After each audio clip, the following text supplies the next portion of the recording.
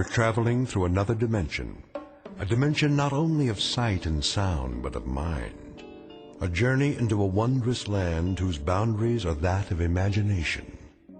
Your next stop, the Twilight Zone.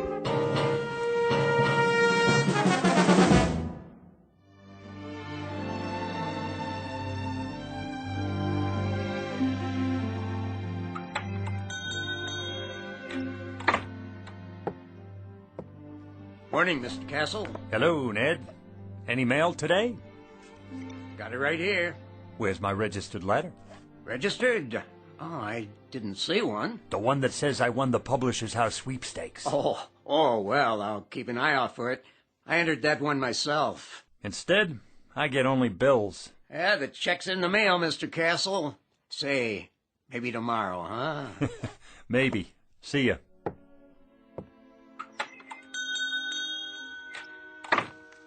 Another bill, and another, and another. Edna, what about the gas and electric?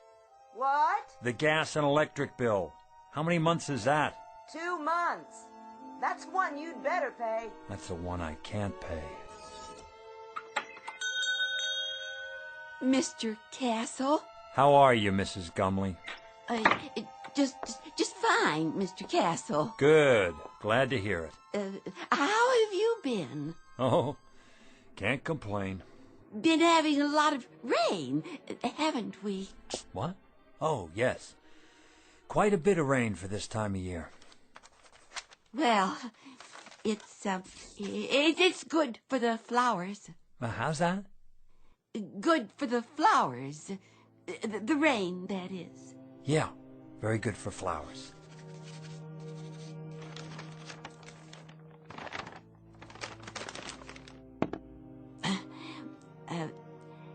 An heirloom today, Mr. Castle.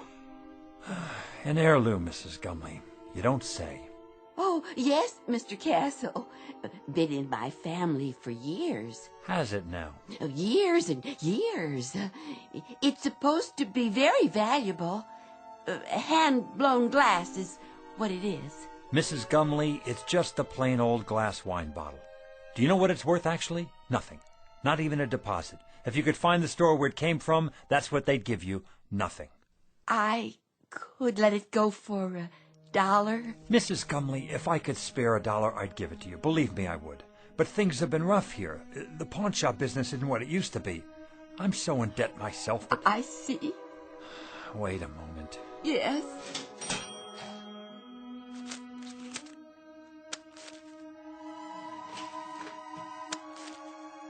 $1 it is, then. I wish it could be more, Mrs. Gumley. I really do. God bless you, Mr. Castle. I could kiss you. Stop that now. It's nothing. You're a wonderful man. Good luck to you. And to you. Better days for all of us.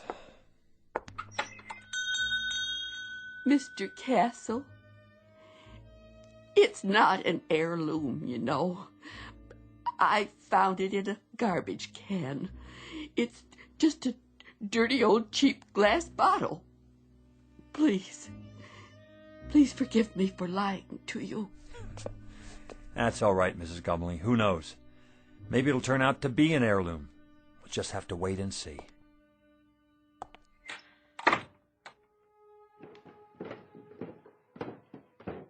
Who was that? No one.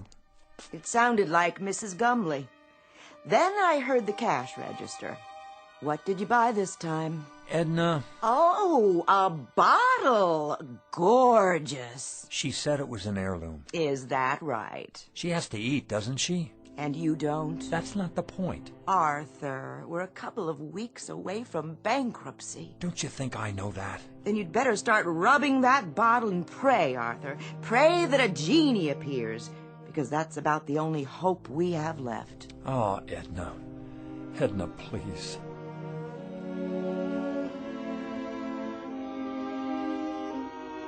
Mr. and Mrs. Arthur Castle, suspended in that brief fragment of time before fate comes out of a bottle. Mr. and Mrs. Arthur Castle, gentle and infinitely patient people whose lives have been a hope chest with a rusty lock and a lost set of keys. But in just a moment, that hope chest will be opened, and an improbable phantom will try to bedeck the drabness of these two people's failure-laden lives with the gold and precious stones of fulfillment. Mr. and Mrs. Arthur Castle, standing on the outskirts and about to enter the Twilight Zone.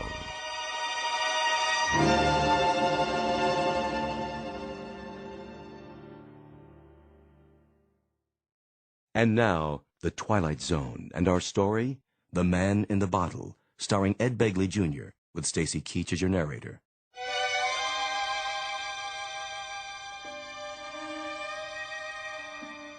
Here, give me the bottle straight into the trash with it. If you won't do it, I will. Wait, it's worth a couple of cents. A couple of cents, Arthur. A couple of cents. We've got more creditors than we've got cheap watches. You promised me no more handouts. Look, Edna, maybe all that's left for me is to try and find someone who I can feel sorry for. Can you understand that? I need to feel that I'm doing something of value. Maybe a man can be a failure for only so long, and then it catches up with him. Arthur, you're not a failure. Of course I am. Look around you, Edna. In this clutter you see the legacy of 100 years. My grandfather owned this shop, and it finally broke his heart. Then my father, and it killed him too. The meanness of it, Edna. The shabbiness of it. The hand-to-mouth of it. This isn't just a hock shop where you buy the pitiful little residue of other people's failures. It's a shrine to failure. That's what it is. It's a mausoleum, a burial ground for people's hopes. Arthur, please don't talk like that. Edna, what happens to us anyway? What happens to us? Have you ever thought of that? We're not old people, and yet this place is making us old. There should be years ahead of us. Years without having to make do, scrimping and counting and picking over checkbooks and budgets and final notices and old bills and... Careful, Arthur, you're knocking things over. I don't care about the bottle. I'm trying to explain... Arthur, what's all that smoke? I don't know, but it seems to be coming from inside Mrs. Gumley's bottle.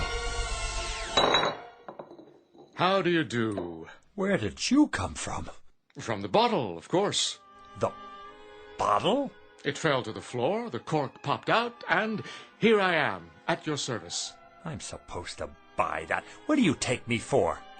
Rather than go into any lengthy generic explanation of my existence, suffice it to say that I am here, and I am, in fact, a genie. In a business suit, with a derby hat and a walking stick. And you expect me to believe that you're a genie? That's quite correct. There's no such thing, except in fairy tales. On the contrary, I am living proof, in a manner of speaking. Arthur, who is this man? You'll have to do better than that, mister. I don't know what you're trying to pull here. Very well, I'll get right to the point. I can offer you 4 wishes with a guaranteed performance. 4 wishes? Aha! You got that wrong. It's supposed to be 3. In every book I ever read, it was 3 wishes. Better get your story straight. That's a myth, I'm afraid. Oh, they may have offered only 3 in the beginning. But for some time now, 4 has been the operant number. Some considerable time. It's proven to be the most effective option. Think about it. Too few, and a person may waste the opportunity of a lifetime, so to speak. Too many, and, well, the possibilities can get out of hand. Frivolous, in other words. The opportunities tend to cancel each other out, if you see my point. You've got your answers down, I'll give you that. I think I better sit. Well, Mr. Castle, Mrs. Castle, what do you have in mind? Arthur, I don't understand. What's happening here? Don't worry, Edna. The bottom line is he's a con man. He has to be. But I see him. Don't you? I don't know what I see. Could be some kind of hypnotist or something. Remember that guy on television? He made an elephant disappear. Child's play. Smoke and mirrors. You're telling me you're not a magician? Nothing of the sort. I grant 4 wishes to the owner and then go back inside the bottle for a century and a day. 100 years. Inside a bottle. Plus 1 day. A nice touch, don't you agree? Until a summons comes from the next owner. What if there isn't another owner? But, my dear fellow, there must be. Consider the span of a man's life. 70. Isn't that the tradition? So let's say nobody calls you, or it's the wrong day. Ah, you've hit the nail on the head. I've learned to cultivate patience beyond anything you can possibly imagine. All of which means you're extraordinarily lucky today, as am I, in a manner of speaking. Maybe he's from the lottery. We didn't play the lottery this week, Edna. Just as well. The odds are quite unrealistic. What I'm offering you transcends any lottery the world has ever known. They're strictly nickel and dime operations in comparison. I have to think this over. Take your time. Interesting shop you have here.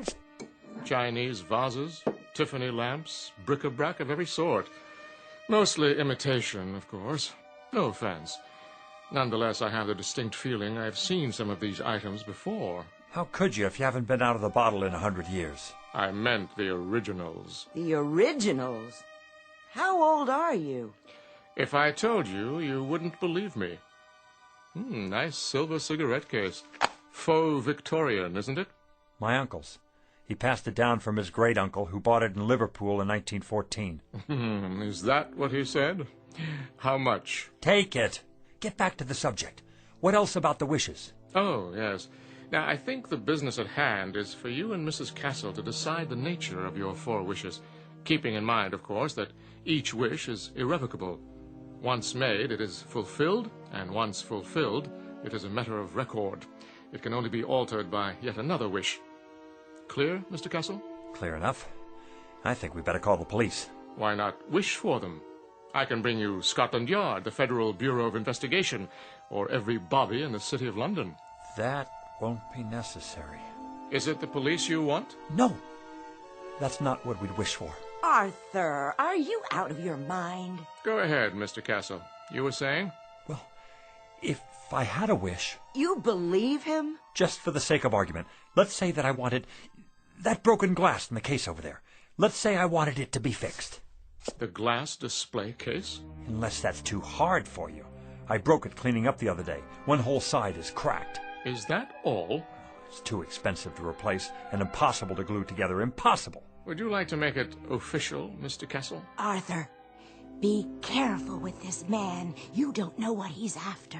Well, Mr. Castle, is that your wish? Yes, that is my wish. I want the glass in the case to be repaired. Very well, then.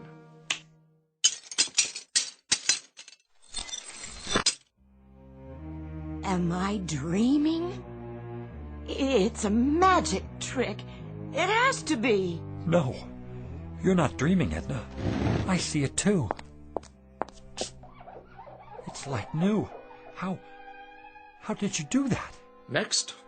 What? Well, Mr. Castle, you have 3 wishes left. 3 wishes. 3. Edna, 3 wishes. Anything we want. Think, Edna, think. What do we want? Why, I don't know. I asked you to think. I'm frightened. A new shop, Edna. An expensive shop on 5th Avenue. We could have that just for the asking. But Arthur... Or travel. Take trips. We could see the places we could never afford to visit, like Paris or Rome or even the South Seas. We could take a cruise around the world, first class. Surely there's a catch. Oh, money. $100,000. $200,000. $1 million. We wouldn't have to grub anymore. We wouldn't have to sit here and waste our lives away. Arthur, it isn't right. There's something unholy about it. Clothes, Edna. Expensive clothes, jewels, a beautiful house. No more worries for the rest of our lives. Are you sure? Edna, we don't have to rot away here. We can have anything we want. Anything, Edna. Money. Money? The simplest of all requests, Mr. Castle. Simple. For you, maybe. How much would you like?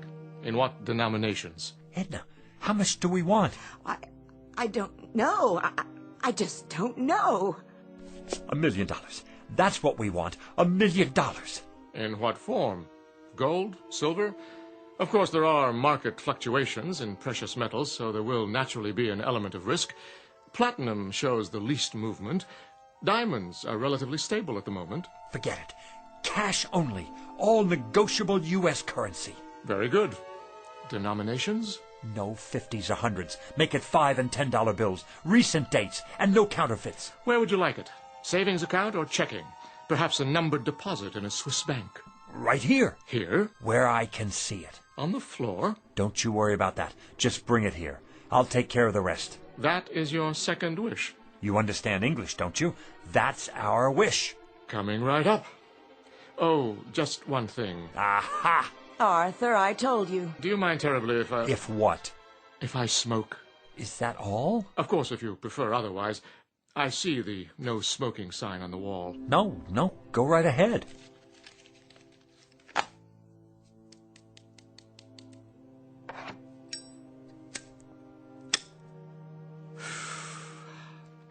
Very well.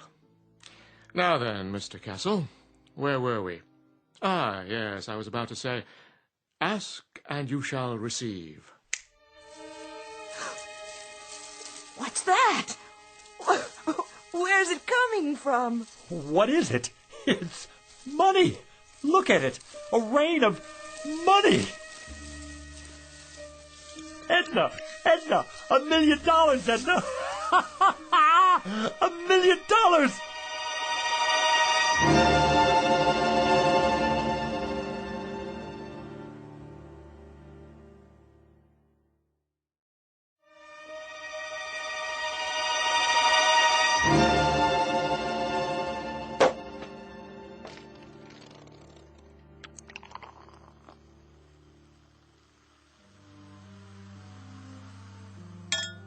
There you are, Edna. Champagne. I think I've had more than enough. I suppose you're right. How can I work if I have a hangover? Well, you could take the day off. Edna, you're a genius. Why didn't I think of that? We both could. Close up the store and... And what? I wouldn't know what to do, would you? Well, let's see now. It's a beautiful day. We could take a walk together in the park. Oh, Arthur, I'd have to get dressed up, and I don't have any comfortable shoes. Or we could go to a restaurant. Any restaurant at all. But we've already had lunch. Then we could take in a film downtown, or a play, a musical. Do you know how many years it's been since we did that? And leave all this money out like this? I don't think that would be a good idea. So, we're prisoners here. We can't go anywhere, do anything, for fear that someone might steal it from under our noses. What good is it? Oh, Arthur, we can put it in the bank. That's tomorrow. The bank's closed now. Unless... What are you thinking? Call your brother on the telephone. Tell him to come over here. He needs money for his operation, remember? Oh, I like that idea. And while you're at it, call Avritton, the butcher, and Mrs. Tiola, and the checker at the market. And that nice girl at the bank. And the dry cleaner. And here, look in the book. All our old customers. The ones who can't afford to get their valuables out of hock. Call them all. Every one. What will I say? Tell them we need their help.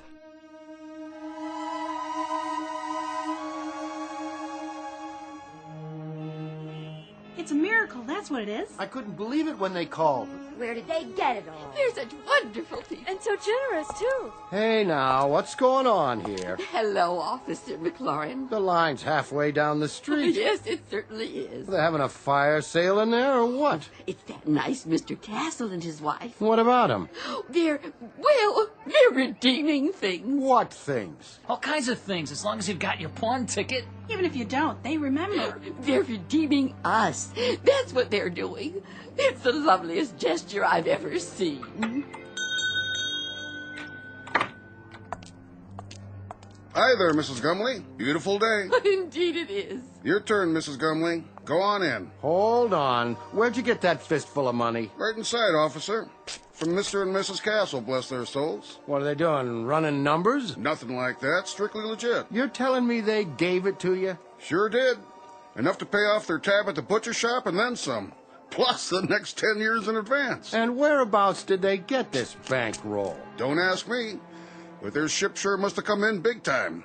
The horses, was it? Or the lottery? I heard it was the sweepstakes that came in the mail. No, it was their cousin. He died and left them a fortune. Well, we'll just have to see about that. They're not breaking any laws. I haven't had my turn yet. You're not going to arrest them, are you? Maybe not, but I'll keep a close eye on the situation. In the meantime, I know someone who might be real interested in all this.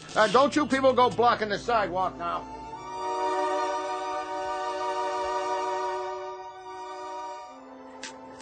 Here you go, young man. Pay off that mortgage now. I will. And then go have yourself a ball, you and your lovely wife. I don't get it. Why are you doing this? Do I need a reason? Every time I come in your gas station, you look under the hood. Oh, that's nothing. Check the air and the tires, all of it, without my asking. I say that's worth something. It's worth a lot these days. Oh, thanks, Mr. Castle. Bye now. Who's next? Mrs. Gumley, how are you? Very well, thank you. Here, you take this now. I want you to have it. So much. Don't you worry about it, Mrs. Gumley. Anything you need, anything at all, you come to us. There's more where that came from. For you, plenty more. God bless you both. Here you are, Reverend. It's honest money. You can get the church painted. Oh, that would be so nice for the parishioners. I know how long you've been taking up collections. Yes, but I'm afraid it's never enough. Well, it is now. Consider it done. Well, thank you. I'll consider it a donation. But why are you giving me this money, Mrs. Castle? Why? Because you're so bright and cheery every time I'm in the market. Oh, Mrs. Castle, thank you. You put this in the bank now for when you get married. And for you, Mr. Jacks? And you too, Mrs. Tiola. You have a nice day now.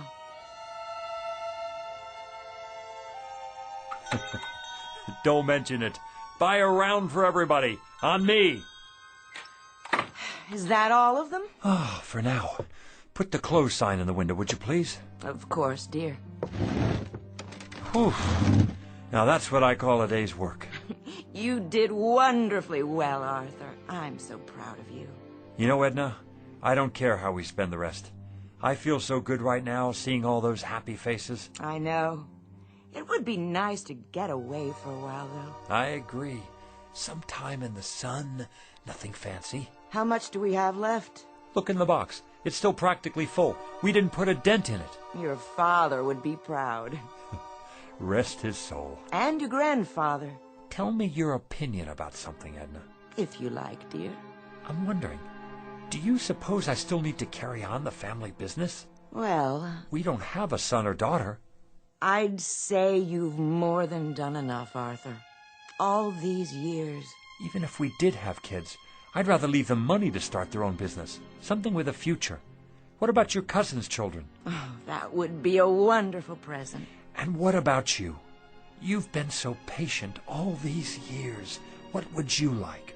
Well, first, of course, you're going to retire. No ifs, ands, or buts. And then, wherever you'd like to live, Arthur, as long as we're together.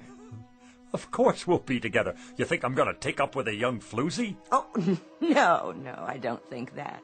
You wouldn't. It's not in your nature. But you're tired. You need to rest. We both do. Rest and live.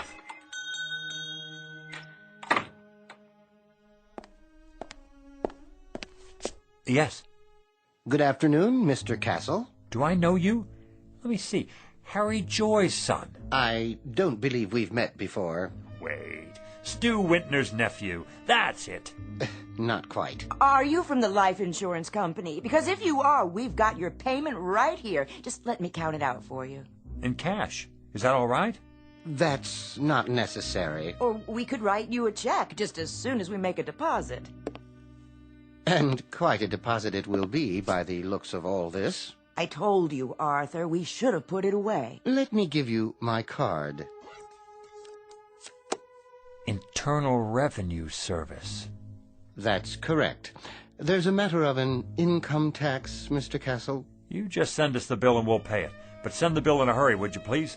My wife and I will be taking off for Europe very shortly. Oh, could we? Consider it done. Where would you like to go first? The Eiffel Tower, an African safari, waltzing in Vienna, perhaps? Dancing. We haven't been dancing since I don't remember. All that's about to change. Madame, may I have this dance? You may, sir. My, you're looking handsome. And you're beautiful, my dear.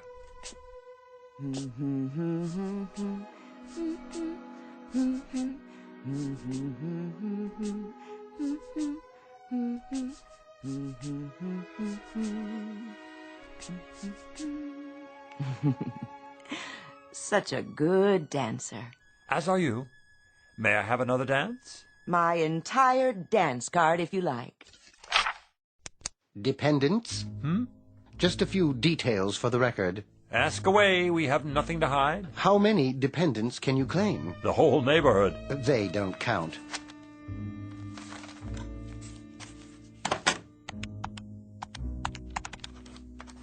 Wait. What's that figure? The one you just wrote down? Beginning with a sum of $1 million, taxed on the basis of a husband and wife, using the standard deductions and taking into account unpaid back taxes, approximately $907,000. That's how much I have left? Good! Fabulous! That's how much you owe the government. I beg your pardon? In addition, there's a state income tax involved, which, using thumb rule, would come to a rough figure of $35,000. You mean hundreds, don't you? Then there will be a matter of a 5% penalty. For what? If you fail to file a declaration within 30 days of today's date, but I'm sure you won't let that happen. The whole thing will amount to about, roughly, mind you, let's see here, $942,640. Arthur, we've given away a lot of money already. I'll figure out how much.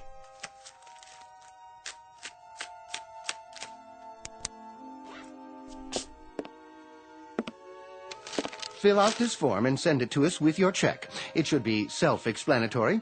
If you want to use the installment plan, we'll send you a statement after your records have been analyzed. Mr. Castle? Yeah. Send us the bill. We'll be seeing you. Good evening to you, Mrs. Castle.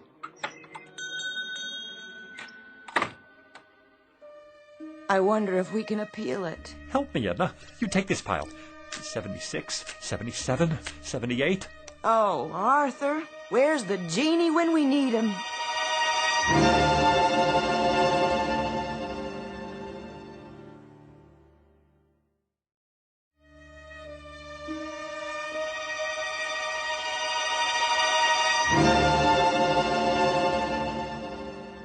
Well, how much is there?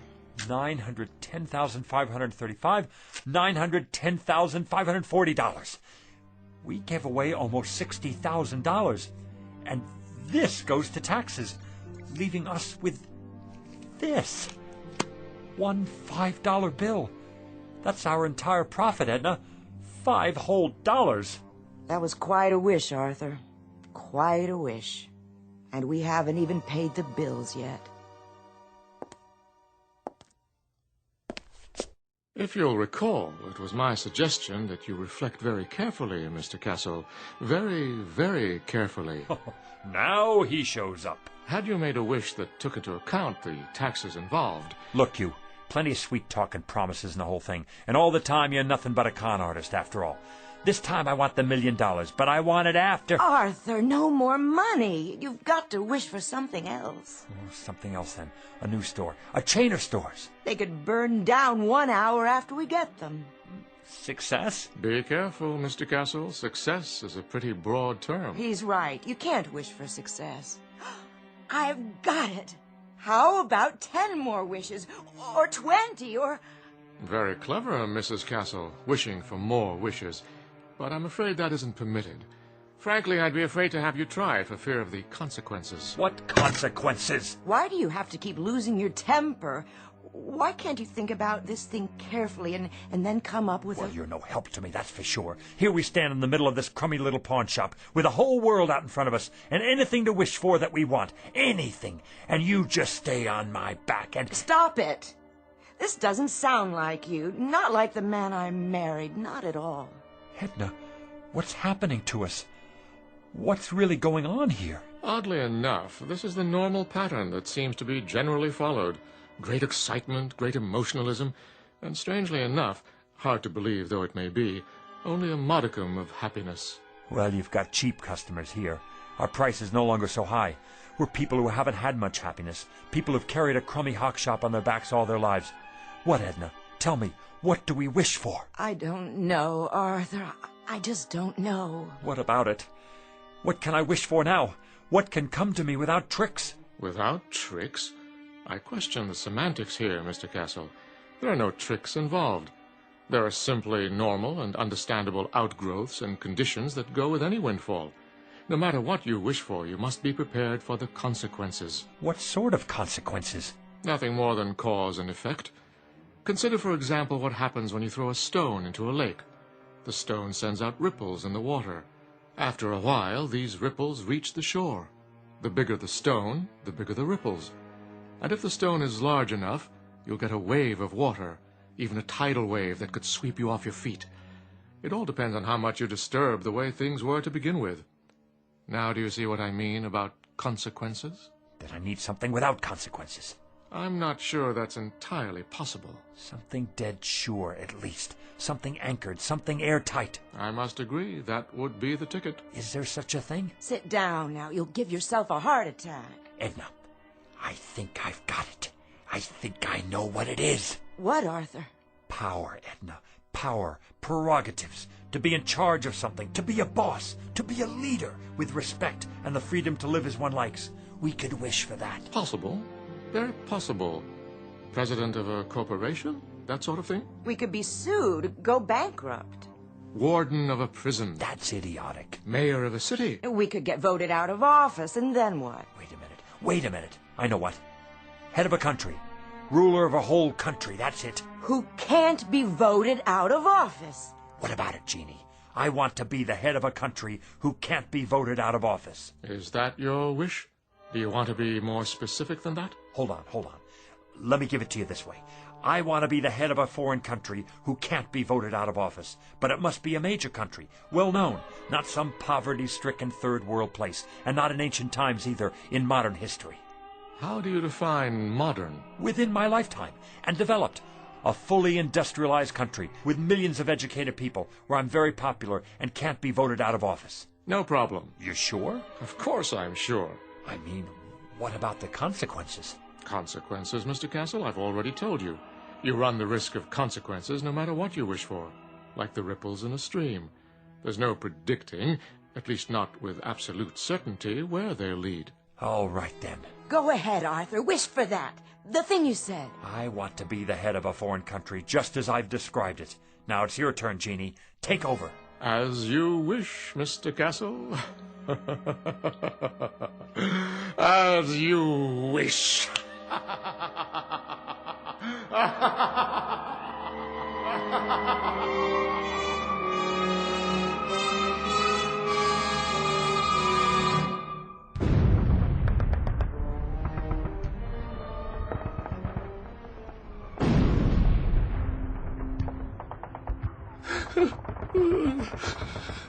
You'll forgive me, sir. Yes? I have not slept in 3 nights now, but the situation is as I described. The first Ukrainian army has cut us off from the south. There's no sign of Wenk's reserve army. There is no reserve army. We are simply doomed. There is no hope for us. From now on, it is just a mass suicide. Did you hear what I said? They are already in Berlin. What about it, Führer? Führer? What do you want to do? Why do you call me that name?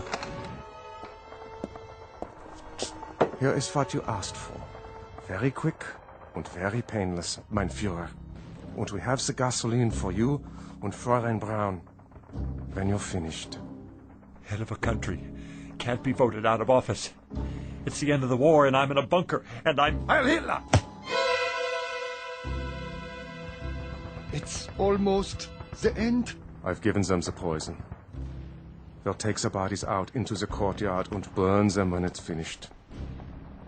Have the gasoline ready. I won't take the poison. I wish I were back where it all started. I wish I were Arthur Castle again. Oh, Arthur, you've broken it. What? Broken what? The bottle Mrs. Gumley brought in. Why, I have, haven't I? Not poison, an old wine bottle. Let me sweep it up for you. I can do it. It had no value anyway. No value at all. I'm here. My final wish. I'm really here now. Where is he? Where's who? You know who I mean. The... And why would he be here? You've had your 4 wishes, remember? No, yeah. Well, I guess I'm a 4-time loser. What do you expect? I just wish he doesn't come back. I wish... There you go, wishing again. Right. Why should I? Why did I? Look at what we have here, Edna. We have a business that's been in my family for 3 generations. And each other. We have each other. I'm going to stop wishing for a while. You know, Edna, I can't afford a brand new life. Neither can I. I think I'll just give the old one a new paint job. You know something, Arthur? I think that's a very good idea. What is it? Look, your first wish, the glass case, it's not broken. It's still repaired. So we came out ahead after all. Nothing's ever a complete loss, is it? Careful, Arthur, with the broom handle. Well, we were ahead. Now you have more glass to clean up. You know something? I don't mind cleaning up any of it. Not at all. In fact, not at all.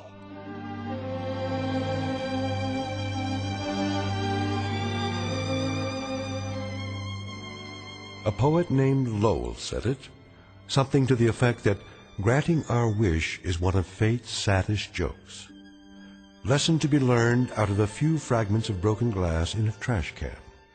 And a word to the wise, to the garbage collectors of the world, to the curio seekers, to the antique buffs, to everyone who would try to coax a miracle from unlikely places. Check the bottle you're taking back for that deposit, because the genie you save might be your own. Case in point, Mr. and Mrs. Arthur Castle, fresh from the briefest of trips into the Twilight Zone.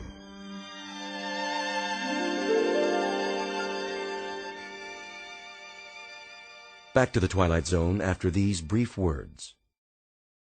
You are about to enter another dimension, a dimension not only of sight and sound, but of mind, a journey into a wondrous land of imagination.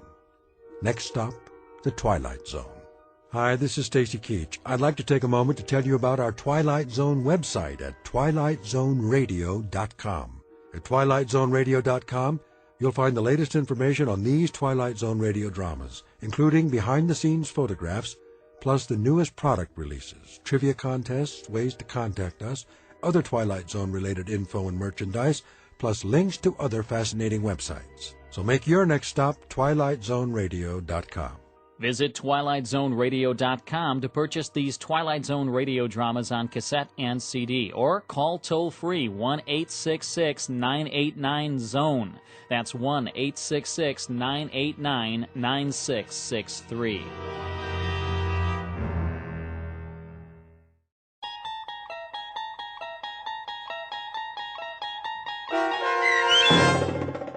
The Man in the Bottle, starring Ed Begley Jr., with Stacy Keach as your narrator, was adapted for radio by Dennis Atchison and based on a script by Rod Serling. Heard in the cast were Linda Ryder, David Darlow, Guy Burrill, Rosalind Alexander, Richard Hensel, Rich Komanek, Carl Amari, Diane Trice, Irene Olson, and Richard Shavzin. To learn more about the Twilight Zone radio dramas and to obtain audio cassettes and CDs of these programs, visit our website at twilightzoneradio.com. The producers of The Twilight Zone wish to thank CBS Enterprises, Carol Serling, Dennis Etchison, Dick Brescia Associates, Claire Simon Casting, Terry Jennings, XM Satellite Radio, the American Forces Radio and Television Service, Sirius Satellite Radio, our sponsors, and our radio affiliates for helping make this series possible. This copyrighted radio series is produced and directed by Carl Amari and Roger Wolski for Falcon Picture Group. Doug James speaking.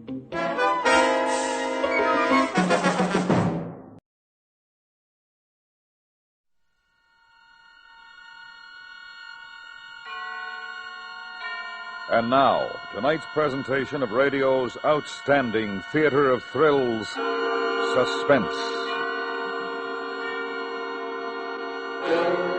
Tonight, Suspense brings you a repeat performance of one of the most controversial plays ever presented over your radio. It is called 0 Hour by Ray Bradbury. After the initial performance, a great number of letters were received. Some comments were highly complimentary, and an almost equal number were not. However, because so many of you did write asking to hear this provocative work of fiction again, we present it, and hope that those of you who have not heard it before will write us your opinion. So now, starring Miss Isa Ashdown, here is tonight's suspense play, 0 Hour.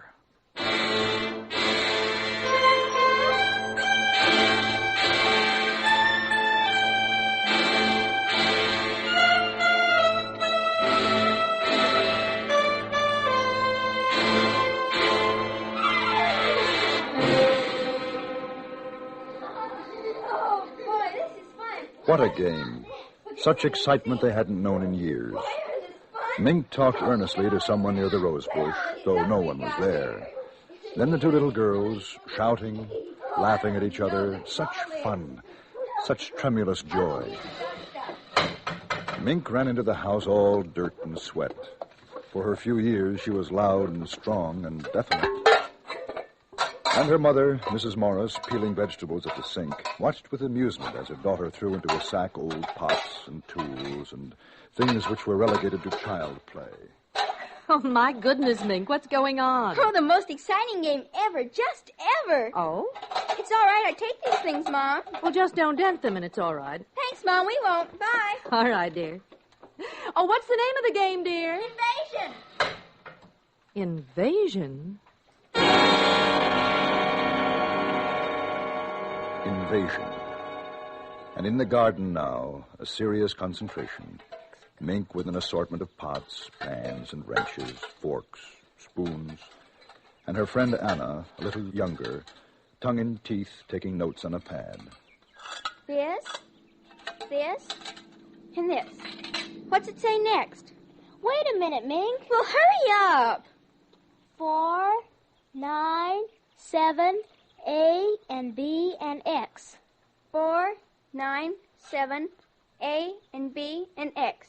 A fork and a string and a hexagonal. A fork and a string and a hexagonal. What do we do next, Mr. Drill? And then Mink talking to the rosebush again. And to her own satisfaction, at least, receiving some kind of answer which she relayed to Anna.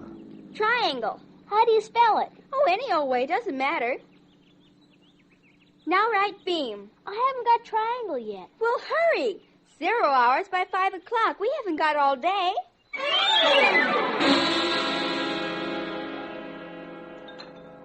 Then time out from invasion for lunch.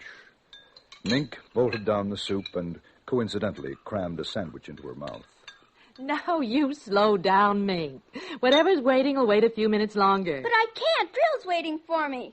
Drill? Well, that's a peculiar name. Is he a new boy in the neighborhood, dear? He's new, all right. Well, I don't think I've ever seen him. Which one is Drill? Oh, he's just around. You'll make fun. Everybody makes fun. All the kids do. Well, I don't think that's very nice. Is Drill shy? Well, yes, in a way. I don't know.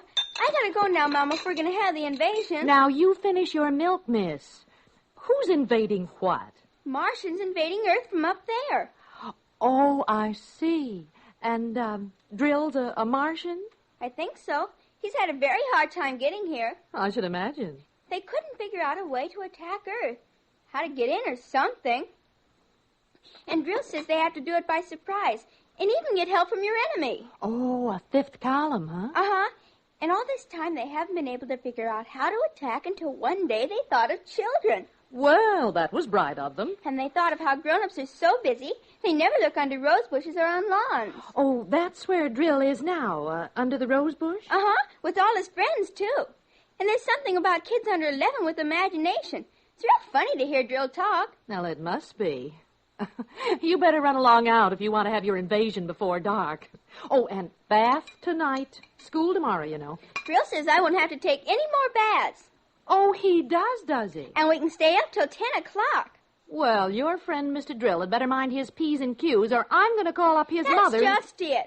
Drill says you're dangerous because you don't believe in Martians. Just like you think Drill's a kid. Well, he's not. And they're going to let us run the world when they get in. All of us kids. And I might even be queen. Well, that's nice, dear. Now run along. Mom? What is it, dear? Mom, when the invasion comes, we'll have to get rid of you and Daddy. But I'll be sure it won't hurt very much. Well, thanks. Thanks a lot.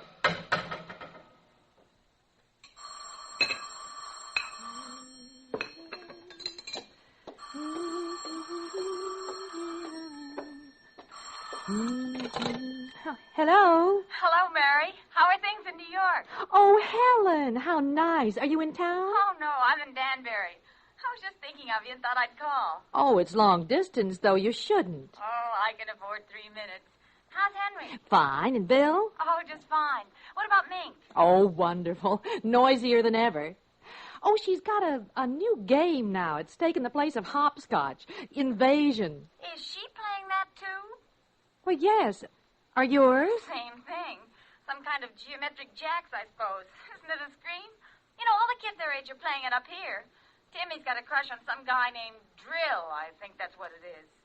Oh, it must be a new password. Mink likes him, too. Oh, I didn't know it got to New York. Word of mouth, I suppose. You know, kids. Funniest thing, I got a letter from my sister in Boston. She says her kids are playing it, too. It's just sweeping the country. Well, I wonder where they learned it. Don't ask me. All I know is what Timmy told me at lunch. 0 hours at 5 o'clock. When? Today. That's when the invasion's going to be. Oh, these kids and their imagination.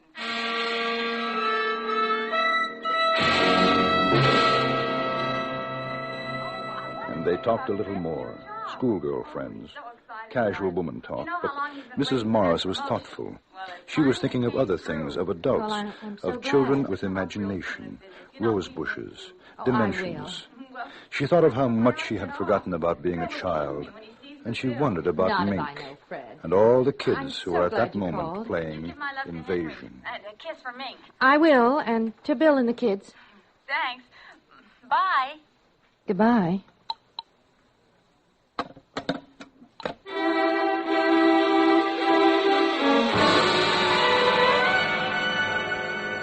An hour drowsed by.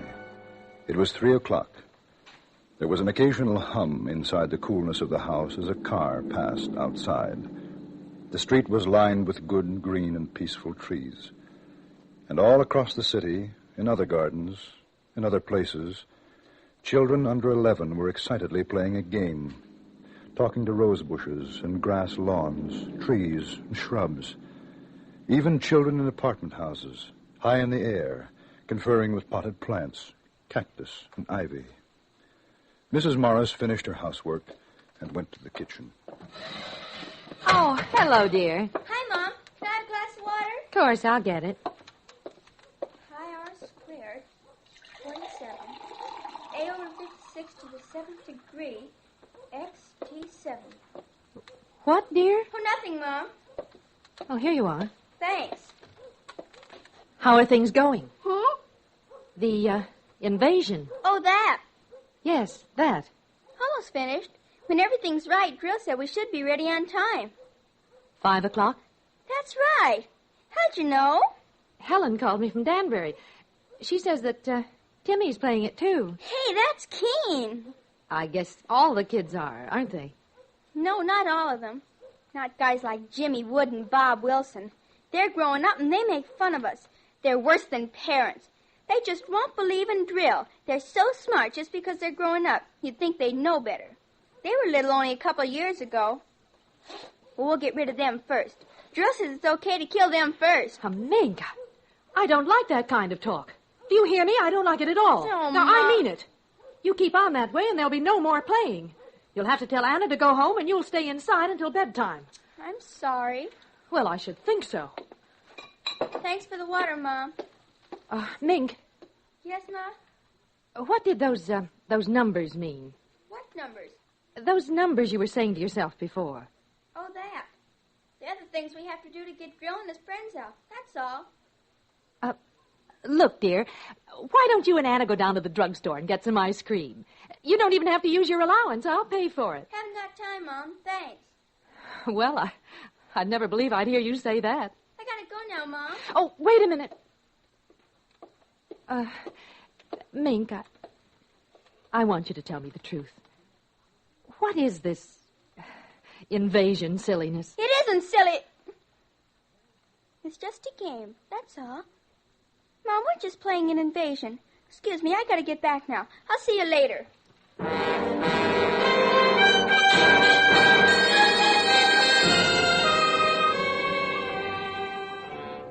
It was a game called Invasion.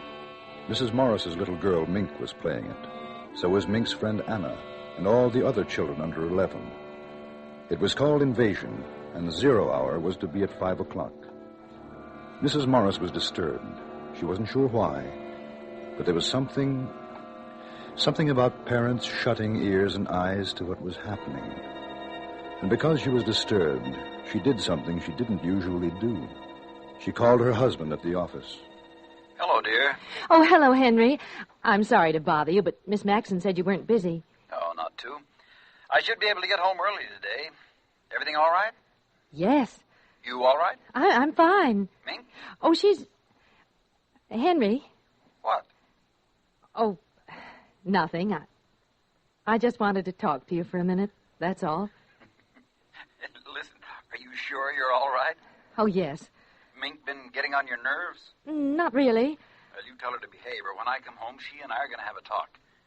As a matter of fact, she's been a little fresh lately, and I don't think it's good. Well, she's playing outside. She's fine.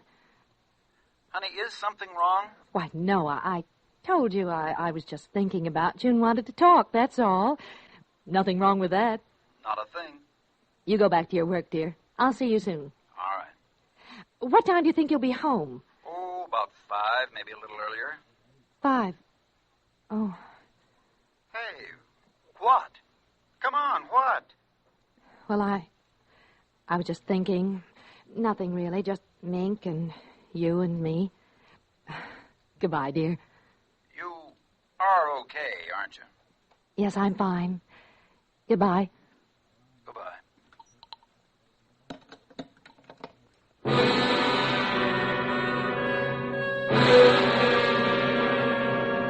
Another hour passed, and it was 4:30.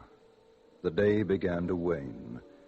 The sun lowered in the peaceful blue sky. Shadows lengthened on the green lawn. Outside it was quiet. The two little girls more intent than ever upon their endless movement of design and pattern with the implements before them. Mrs. Morris watched from the window, and she had never known Mink to have such powers of concentration. She had turned on the radio and sat drinking a cup of coffee and turned over her thoughts. Children. Children love and hate side by side. Sometimes children love you and hate you all in half a second. Strange children. Do they ever forget or forgive the whippings and the harsh, strict words of command? I wonder. How can you forget or forgive those over and above you? Those tall, silly dictators. Those parents. Mom! Oh, what is it, dear? Have we got a piece of lead pipe and a hammer? Well, I don't know. There might be in the garage. What do you want them for? We just need them. Well, if you tell me what for, dear, maybe I can... Thanks, Mom. Is something wrong? Real stuck halfway. If we get him all the way through, it'd be easier. Then all the others could come through after him. Well, can I help? Thanks, Mom. I can fix it. You better get through, Mink. I want you to take your bath before your father comes home. All right. Now, he's coming home early. And Mink... Mink had disappeared behind the shrubs, and Mrs. Morris knew it was ridiculous to make an issue of it. Besides, what was the issue? Invasion? Drill? 0 hour? Unaccountably, a cool breeze came up, and although normally for that time of year it would have been a relief, Mrs. Morris felt a chill. She closed the window.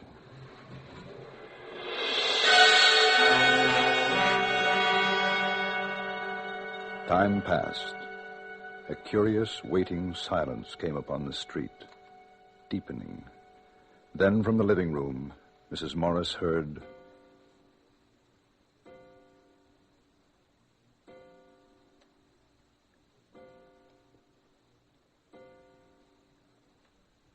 5 o'clock. 0 hour. 0 hour. It had come, and now it had gone. But was the clock right?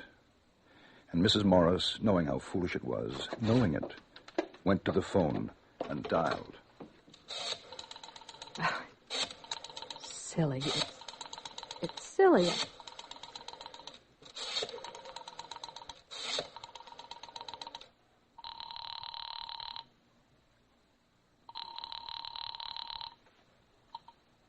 When you hear the tone, the time will be exactly 4:54 and 20 seconds.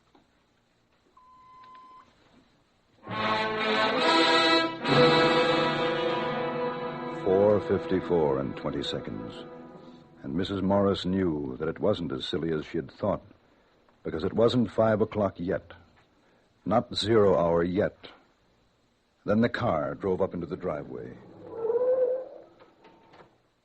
Hi, mate. How's it going? Hi, Anna. Hi, Daddy. Bye, Mr. Morris. Got a kiss for your old man? Haven't got time now, Daddy. Well, that's a nice thing. What are you doing? We're playing Invasion. Oh, swell. Your mother in the house? Uh-huh. Okay, be good. I will. There are in a few minutes, Daddy. All right, I'll be ready.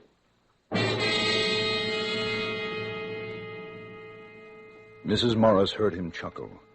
Then his steps up the walk to the front door.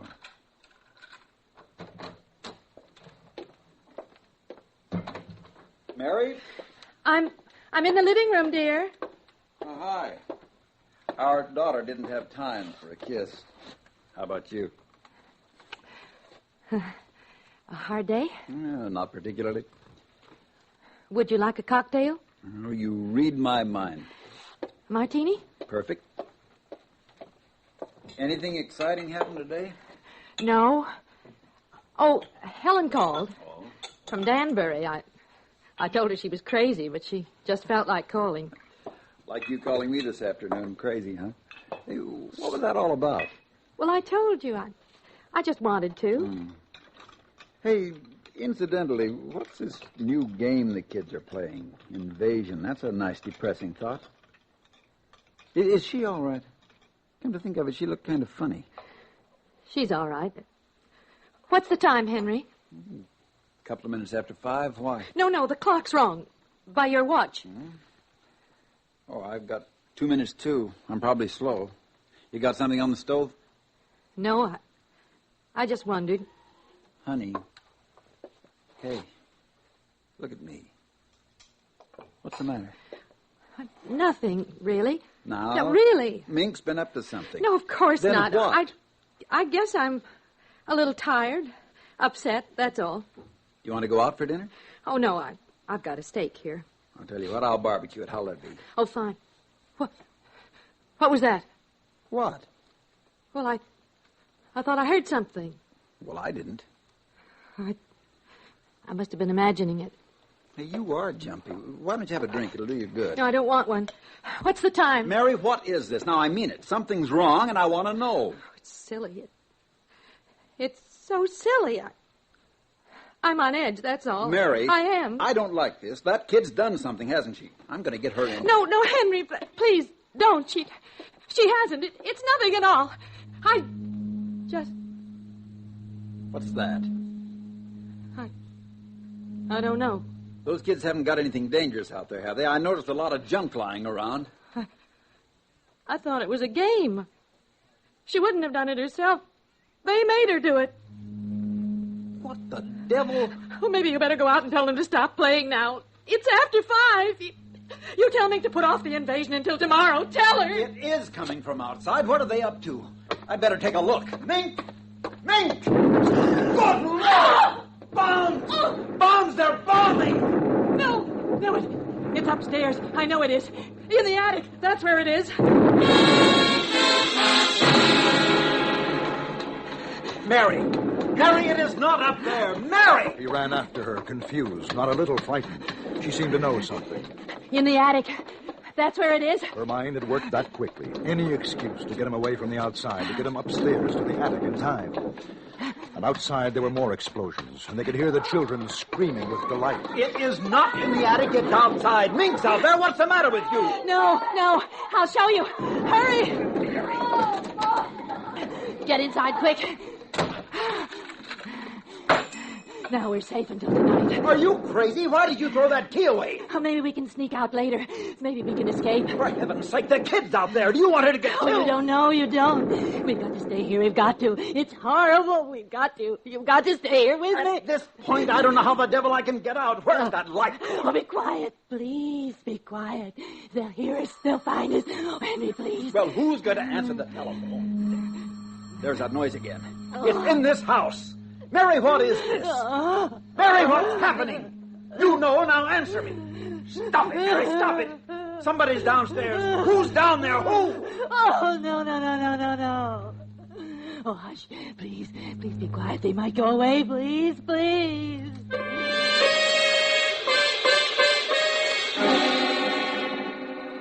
And between his wife's terror and the electric humming from below, Mr. Morris felt a great fear. They trembled together in silence in the attic, Mr. and Mrs. Morris, parents of a little girl. Then they heard steps coming up the stairs, and a voice. Mommy, Daddy, where are you? And a queer, cold light became visible under the door crack. A strange odor and the alien sound of eagerness in Mink's voice was almost more than they could bear. Each wanted to scream. Mommy, Daddy. And another sound. And the attic lock melted. Mink, with bright little eyes and tousled hair, peered inside. And behind her, tall, wavering blue shadows. Frightful shadows.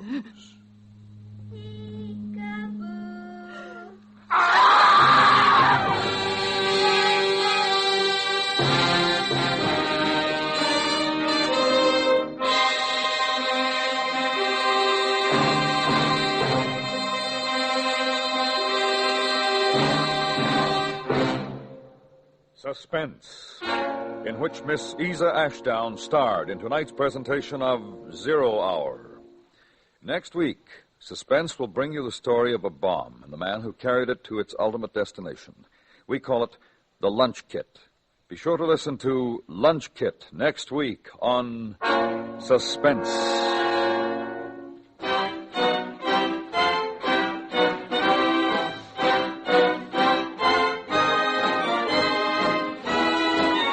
Suspense is produced and directed by Anthony Ellis. Tonight's script was written by Ray Bradbury and adapted by Mr. Ellis.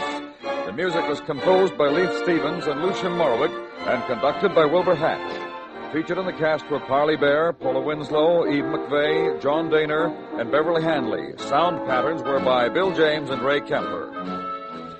This is the CBS Radio Network.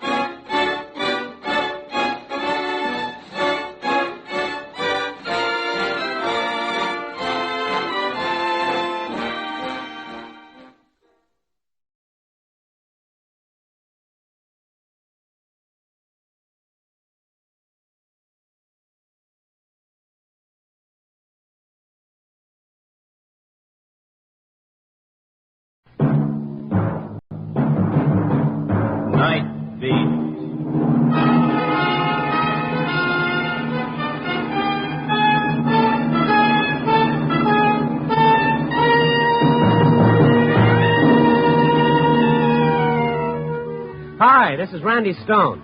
I cover the night beat for the Chicago Star. My stories start in many different ways.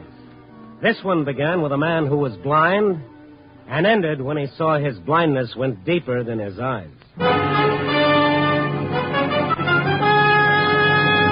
Night Beat, starring Frank Lovejoy as Randy Stone.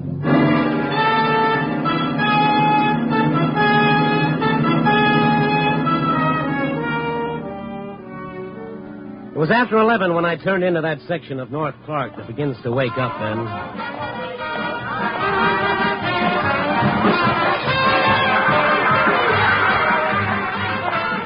Tonight it was jumping no more than usual. It just seemed that way.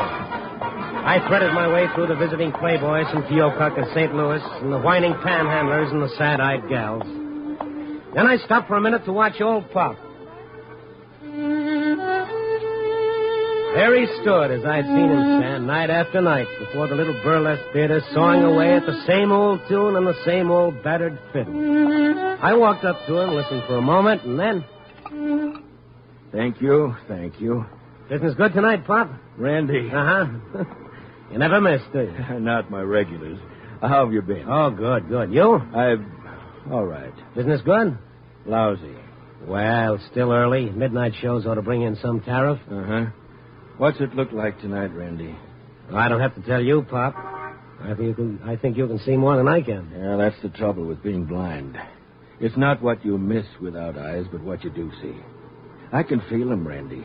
The cheap sports. The ones who drop a penny in my cup. Drop it in from way up because it sounds heavier when it hits. Big shots. The ones who drop $50 when they're with a girl and pass me up when they're alone. Where do I fit in, Pop? You never change. Always a quarter. Night you drop in something else, I'll know something's wrong. Oh, show's breaking. Here come the girls. Dancers, they call themselves. Dancers, cheap, shoddy. Oh, careful, Pop. Well, if it ain't Horace Greasy. Greeley. It's Horace Greeley. How are you, Pearl? Feet are killing me. From what? Standing in one spot and... So I should move around? Here. Thank you. For nothing. Ain't seen you in a month of Sundays, Randy. Hey, you have to wait your turn. See the show? No, should I have? Nah, new one's moving in tomorrow. Bigger and better. And bearer. When I'm paid to wear more, I'll know I'm washed up. How's it going? Same old grind. Ha, get it? Every night the same lousy joke. So what? Every night you play the same lousy tune. Oh, who asked for hyper? A long time ago, I played better. Yeah, I played fiddle for the Tsar, so comes the revolution. Honest, Pop, you know anything else? Who'd recognize it around here if I did? So where's your hi-hat? Oh, shut up. Now, listen. Cheap burlesque dancer. Hey, wait a minute. Who you calling a... You, all of you. Hey, Pop, take it easy. What's the matter with you? Now, let me alone. Just let me alone, that's all. Hey, wait a sec. Well, what's eating on him? He blew up like a boiler. Yeah. He ain't never done that before. And calling me a cheap dancer. Who does he think he is? Plays for nickels and sops himself in cheap wine when he's got the price. Hey, Randy. What? No wonder. He was sober. Yeah, I saw that, too. First time I ever seen him come out from under that cloud. He's sick. Well, maybe there's something else, Pooh. Nah, he'll take his nickels and dimes, buy a bottle, and soak in it. Believe me, there's nothing wrong with Pop that a wet cork won't cure. I don't know. There was something else.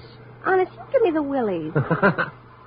Okay, Pearl, I'll throw in a cup of coffee. Come on.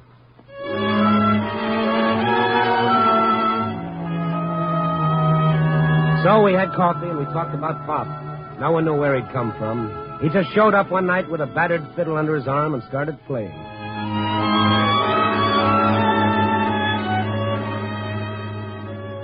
It was a half hour or so after I left Pearl. I moseyed through the street, found myself back at the same place I started, but Pop wasn't there.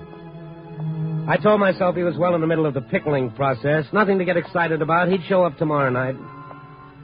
But that ever-loving curiosity rang up a tilt inside me. I went hunting. I didn't find Pop. And when I passed an all-night hock shop, something in the window sent me inside. Yes, sir. You see something you like? Yeah, that violin in the window. The violin? Oh, sure. You want to see it? Yes, I'd like to. Sure. It ain't often I get a piece like this. No, sir. It ain't often I get a chance to offer something like this. Horowitz himself couldn't want one any better. Yeah, I'll tell him when he gives up the piano. Huh? Yeah. Oh. Where'd you get this?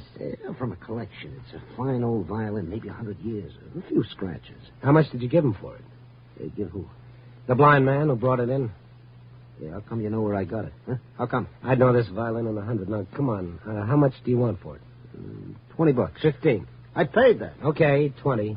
Give me the receipt. Just take it. Give me the money and take it. The receipt, Buster. I need it for my expense account. You a copper? Why ask that? If you ain't, why are you asking all the questions? Why? What's bothering you? If you got this violin legitimately, you'll sell it without all this ping-pong. I got it legitimately. Okay, then. The receipt. Neither of us is getting any younger. Well, yeah, I ain't got a receipt. Oh? Why not? Look, the guy comes in. He wants to hock this fiddle. I can't give him no dough on it, not like he wants anyway. So? We make a deal of swap. For what? I'm only telling you this because I don't want no trouble. But he wants a rod, a heater. You let him have a gun? Yeah, but... Was it loaded? Maybe a couple of shells in it, but... Got anything on paper? His address, maybe? No. But you let him have a gun? He was blind. I ain't gonna give anybody a rod if they look like they're going out for a heist. I got a legitimate business. What could a blind guy do with a gun? Figure it out. I'm trying to tell you that I'm clean. I tell you I'm clean.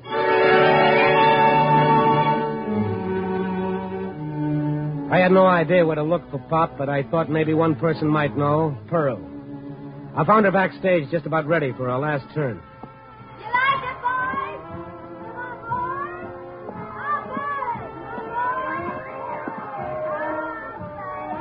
Hey, Randy, grab yourself a fan and cut in any place. Pearl, this has got to be quick. You know where Pop lives? Huh? Yeah.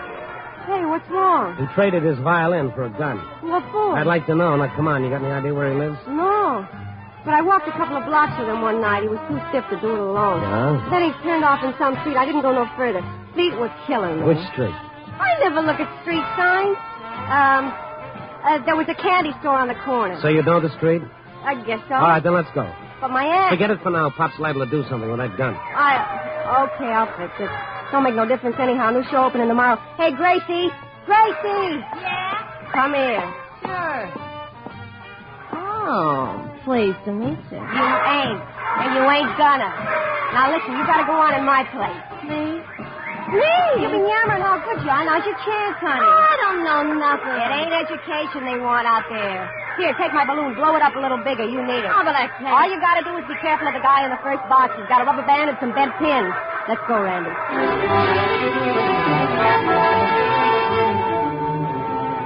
We tore out of the theater before she had much more than just time to throw on a coat. I'll say this for Pearl. She didn't catch cold easily, but if there was a wind blowing, she'd have been a sensation. Anyway, she found the street and a few questions and answers sent us to what is politely known as a theatrical boarding house. And then outside Pop's door... Bust it in, Randy. Pop! Hey, Pop, it's Randy. Open up. Bust it in. Okay, look out. Wait. Pop. Are you all right? Yes, I'm all right. What do you want? Oh, we're coming in, Pop. No. We're coming in. Yo, Sponge, what's the idea of throwing a scare in Wait a there? minute, take it easy, Pearl. All right, let's have the gun, Pop. There it is, Randy. Give it to me. You look better in a fiddle. Crying Jack, that's what it is, a crying Jack. No, he's sober. And for this, I let Gracie do my act. I'm ruined. Get out of here, both of you. Leave me alone. Just a minute. Randy, don't point that. You couldn't fire this in a million years. The firing pin's filed off. He cheated me. No wonder he let you have it. Okay, Pop, what's the idea? I thought I could kill myself. Okay, you thought you could kill yourself. Why? I wanted to stop living this way. I wanted to stop lying to myself. So all of a sudden you don't like the way you've been living? Shut up. Okay. I'm sorry. Pop, you want to talk about it? Well, he already did. He already said No. That's not the whole story.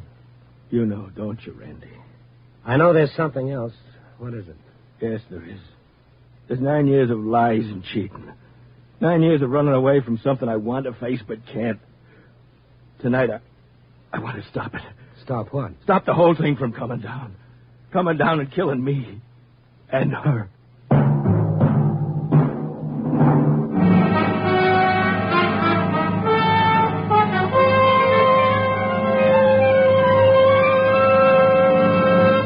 NBC is bringing you Night Beat, starring Frank Lovejoy as Randy Stone. Little-known episodes from the exciting annals of American history are presented in colorful, dramatic, factual manner on The Cavalcade of America, which returns over most of these NBC stations on Tuesday, August 29th. The stories presented on Cavalcade of America feature Hollywood and Broadway stars who portray the many men and women responsible for the building of our country. That's Cavalcade of America, returning Tuesday, August 29th.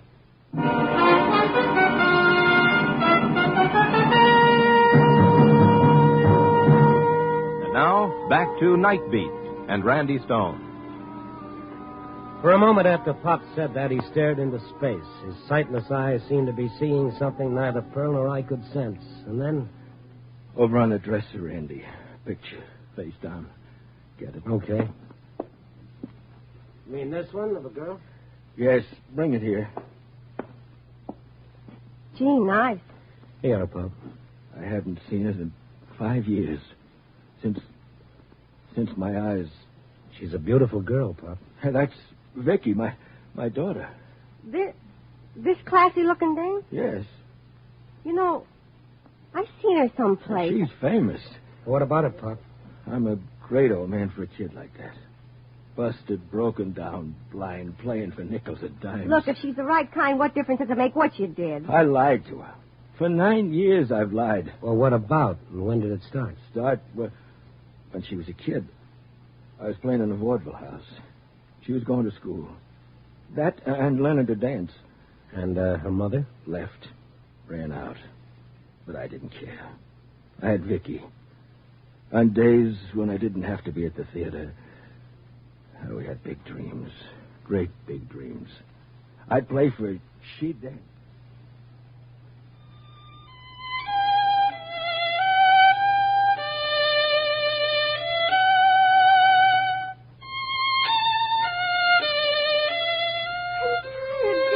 You're not allowed to get tired. Now, come on. Once more.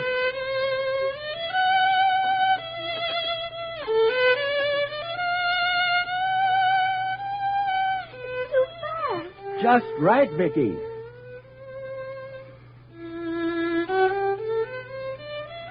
That's enough, Dad. Okay, lazy.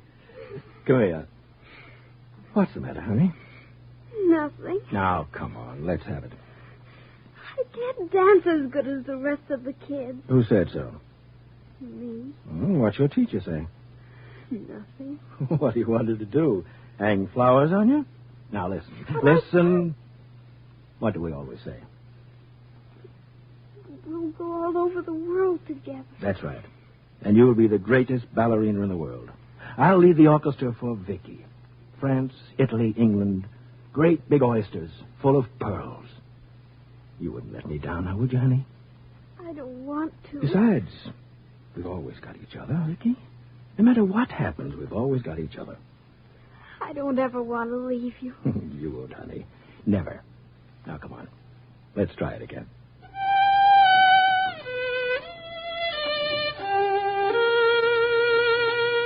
Better. Better.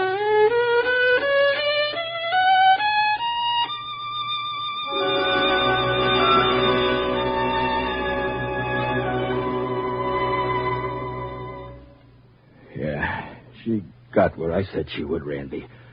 Famous.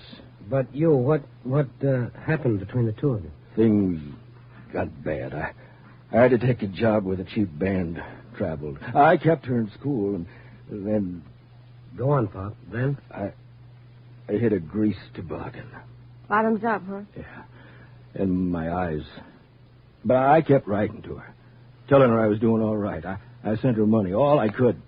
I lied to her. Told her I was playing with a big orchestra. 1,000 times I tried to pull myself together. I didn't. Where is she now? Coming here. To Chicago. How do you know that? Randy, on the table there, a copy of the billboard. Get it? Turn to the personals. Mm-hmm. I get it every week. No matter where we were, we'd keep in touch that way. I pretended to keep moving around. I mailed in fake addresses so she wouldn't know. What's in this one, Pop? I always had somebody read the column to me, and this morning, you'll see it, Randy. Oh? Dad from Vicky. That it, Pop? Yes. Dad from Vicky. We'll be in Chicago the 8th. Please meet me Washington Boulevard and State under the clock at 10 in the morning. Please be there. But I can't. How did she know you were here? It was my last address. She just put it in, hoping. Well, look, what's so tough? Just meet her. Like I said, if she's any good at all, she won't care what No, I won't. Pop, you've been running away for 9 years. You can't keep on doing it. Let her see me? No, don't you see, Randy? She's famous. She's Mivanya. Wow, she is famous. And it's still 10 to 1. She's got legs like a piano. Oh, come on, hold it, Prue.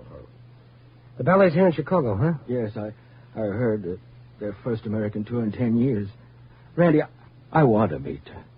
Talk with her. Touch her face again, but I can't. Not now. Pop, you're going to meet her tomorrow. No. She'll be here for only 3 days. During that time, you'll be what she thinks you are. She doesn't have to find out anything else. I never told her I was blind. Well, is that a crime? Oh, Randy. Pop, you're going to be under the clock tomorrow morning at 10.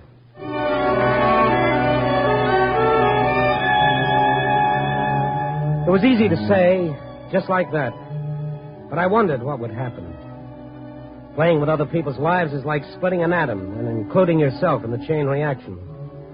But I wanted Pop to meet Vicky. I stayed with him that night, got him into a clean press suit, made him shave and stay out of striking distance of anything that looked like a bottle. And then it was 10 in the morning.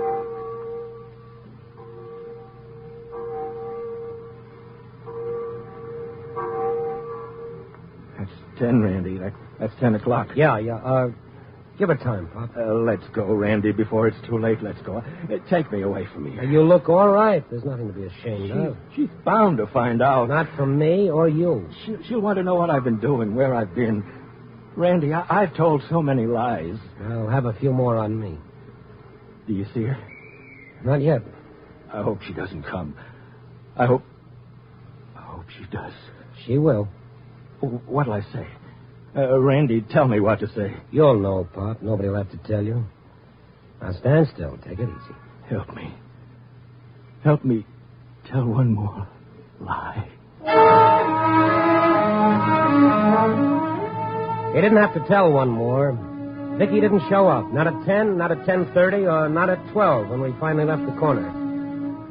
I didn't want to leave Pop alone, so I took him to my apartment. I left him there in the lobby with the clerk keeping an eye on him while I went calling. Calling on a lady named Vanya. My press card works magic, especially backstage. I got in to see him, Vanya, all right. It is so charming, Monsieur Stone. Yes, of course, charming. I expected to meet you earlier. Oh, so? I'm glad you did not. I'm afraid I do not look my best before noon or later. Maybe that's why you didn't show up. Pardon? Show up? Hello, Vicky. You called me what? Just Vicky, for the present. I may think of something else later. I do not understand. Look, baby, I got a hunch you were there this morning. You saw him and decided not to stop. Is that it? Well, if this is a joke, Monsieur Stone, I do not appreciate it. Oh, please, let's stop the polite tennis. But you're insane. How it is tennis? He was blind. You saw that. He wasn't what you expected after all these years. Or maybe, and I'm giving you the benefit of the doubt, maybe you didn't recognize him. You will please to excuse me one moment. Igor, please come here. You would like maybe a drink? No, thank you. Look, Vicky, you can drop the Iron Curtain disguise. You see, Oh, Igor, please come in. A pleasure. Igor, this man is crazy. He says he's from a newspaper. Oh, that is very nice. Who are you? I am the ballet master. What else? We'll leave that unanswered for the time. To get back to you, Vicky. He calls me Vicky. Huh? Why? Well, that's her name. Now, look, don't give me any more of this now. Yes? Well, you're a brunette. A little gray, perhaps, but understand. Wait a minute. Let me get a closer look. Igor, keep him away. I will go for help. No, never mind. You're not Vicky, are you? Please, Monsieur, I am Mivanya. Ludmila Mivanya Krochenko. One of those is enough. Okay, I'm sorry. It's all a mistake. I thought you were someone else. But that is impossible. I know. I apologize again. I made a very bad mistake. Please forgive me. Oh, it is nothing. Please do come again. Sure. Invite some fawns over. We'll spend another afternoon. She wasn't Vicky, but she was Mivanya. I felt a little like the guy who opened the wrong door in a Turkish bath. I hurried back to Pop, took him up to my apartment, sat him down, and told him what had happened. I'm not lying, Randy. I'm not. I saw Vicky's picture. I saw Mivanya. At first, a guy could make a mistake, but not with a good second look. Randy, I swear to you. Come on, Pop. Give it to me straight. What's the deal? Why should I make up such a story? That's what I'd like to know. Brother, I bit. Hook, line, and sinker. I took the bait. Why'd you throw it? For the last time, Randy, I didn't lie to you. A gun with no firing pin, a fine, long story about a daughter. Great build-up. I'm going, Randy. Okay, Pop, go ahead. You still think I... Excuse me, won't you? Yeah. Oh, Pearl. Oh, sure, we were there. We had a... What's that? Oh, now, look, honey, if you... Give me that again. Now, hold on a minute. Pop! What? Pop! What? Sit down, wait a minute. I'm going. You're going to sit down and you're going to wait. Now, come on. Oh, what's the matter, Randy? Is that... No. Okay, Pearl, give me the rest. Yeah? What's the address? I got it. Now, look. I'm going to bring Pop to you. Hold on to him like a mink coat. Don't let him out of your sight, and then I'm going to go to that address.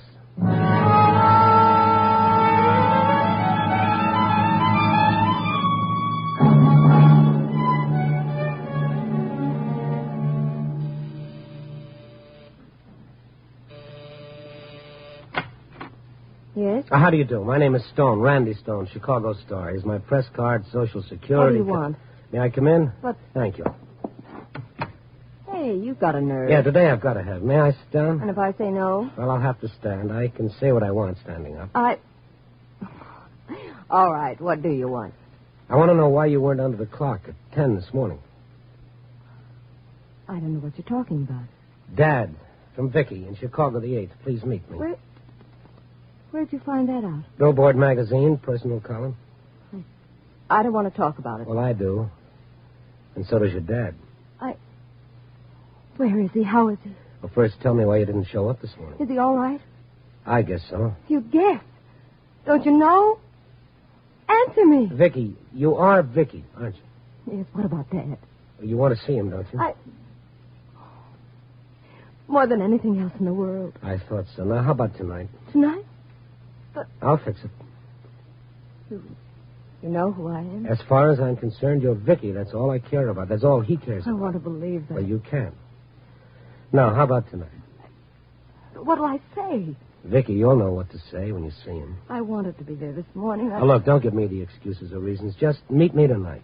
Where? I'll pick you up. A date? Why are you doing this? Human interest stuff. Let it go at that, huh? But... Tonight, and Vicky. What? Maybe you'll be a little shocked. I will? Yes, maybe you will.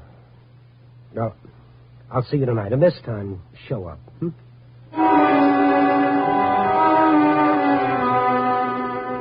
I stayed with Pop all the rest of the day. I had a story now, right up to the final paragraph. What the tag would be, I didn't know. I wouldn't know until that night. All depended on how things turned out, and I wasn't at all sure. When you play Mr. Fix-It with people's lives and emotions, you're cooking up a surprise party. Anyway, I had to try it. And so that night... Randy, what are you doing? Now, take it easy, Pop. Everything will be all right. I hope. Well, why did you bring me back here? Well, this is where you always stand, isn't it? Right in front of the burlesque theater? Yes, but I can't... Pop, you've got to trust me. Do you? I guess I have to, Randy. Okay. Here, take this. What is it? You'll know what it is. What? My violin? Yeah, it was lonesome in that hock shop. It needs a chin to cuddle up to. Try yours on for size. No, I don't want it.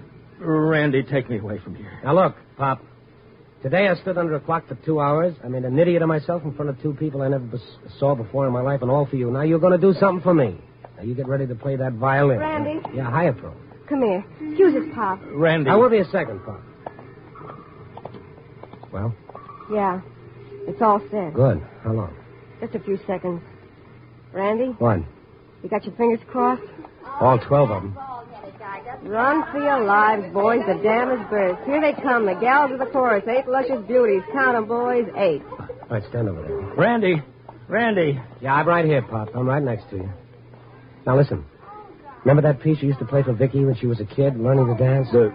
This one? That's it. Play it, Pop, huh? Now? Why? Oh, Pop, play it. Now, go on. But... Play it. Play it for me, huh, Pop?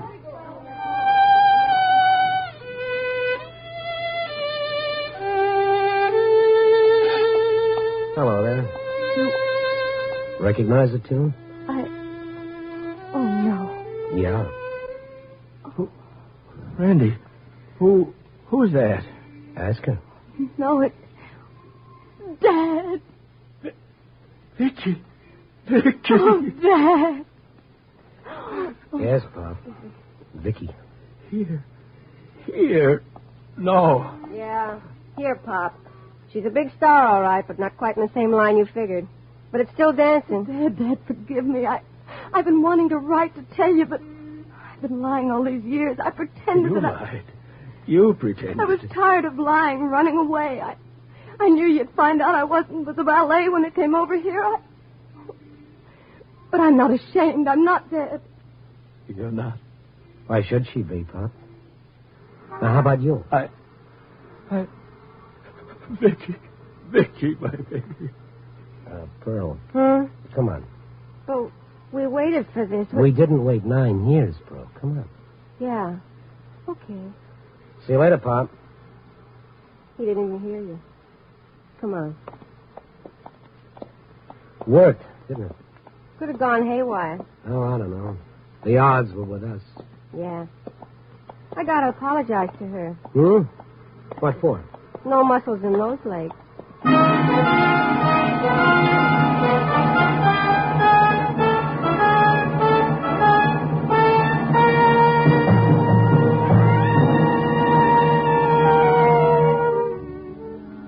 So there's the finish. It's funny. 2 people lying to each other, dodging, pretending, and all it took was a couple of words to end years of fear and doubt. Well, it just goes to show you. Blood's thicker than water, and pride is a lot thinner than love. Copy, boy.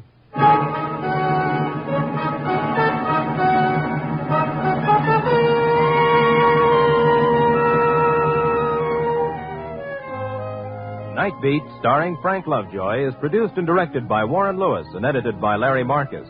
Tonight's story was written by Russell Hughes with music by Frank Worth. The part of Pop was played by Charles Seal. Others in tonight's cast were Lou Krugman, Charlotte Lawrence, Betty Moran, Veronica Pataki, and Ann Whitfield. Frank Lovejoy will next be seen in Milton Sperling's production, 3 Secrets, released by Warner Brothers. Listen next week at this time and every week as Randy Stone searches through the city for the strange stories waiting for him in the darkness.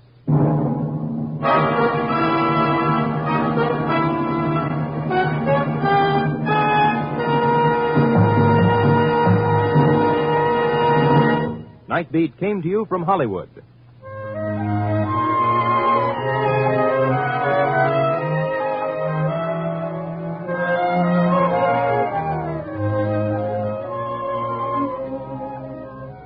Programs, get your programs here. More action-packed adventure mystery programs are yours for the listening Wednesday night on NBC. Hear The Falcon, Mr. District Attorney, The Big Story, Dick Powell as Richard Diamond, and Brian Donlevy in Dangerous Assignment. For stellar suspense-filled radio drama, tune here Wednesday for great adventure mystery shows.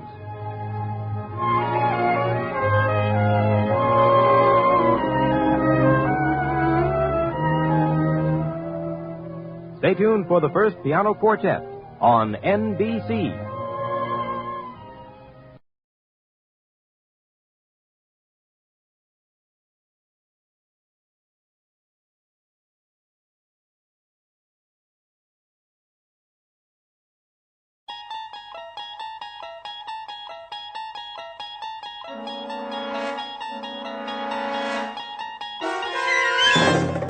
You unlock this door with the key of imagination.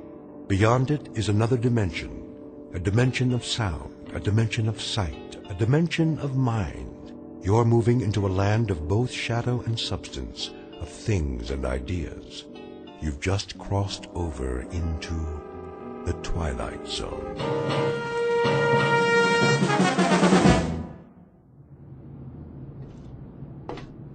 All right, men, we've got clear skies and a calm sea. Now let's get this ship back on course. Yes, sir. Mr. Smith, what is your present course and speed? Steaming on course 26 degrees true. Speed 10 knots, sir. Very well. Come right to new course 270 and indicate turns for 15 knots. Aye, aye, sir. Helmsman, come right to new course 270. Aye, sir. Coming right to new course 270. All engines ahead standard. Indicate 126 turns for 15 knots. Aye, sir. Engine room. All engines ahead standard 126 turns for 15 knots. Engine room answers. All engines ahead standard 126 turns for 15 knots, sir. All secure, Captain. Glad to hear it, Ensign. Any damage? No, sir. We took in a lot of water in the storm, though. That was one heck of a swell back there. I'm aware of the storm, Mr. Marmer. I'm also aware of the swell. And what I'm also aware of is that that boat was not properly hoisted. A 13-year-old Sea Scout would have rigged it in a stored position. Right, sir. You can tell the chief boatswain's mate that I want to see him in my quarters, on the double. Aye, aye, sir. Chief Boatswain's Mate Bell reporting his orders, sir. At ease, Chief. That shouldn't be too difficult for you, should it? Sir? That state of being at ease. You're the champion of the fleet when it comes to being at ease, Bell. I don't understand, sir. The devil you don't. This couldn't be clearer to you if it came in diagrams.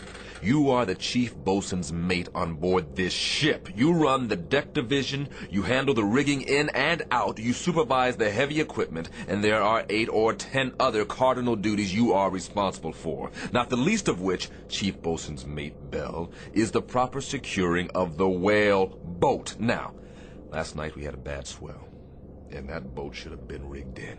Instead, it was left swung out, and as a result, she's 80% damaged and filled up like a swimming pool.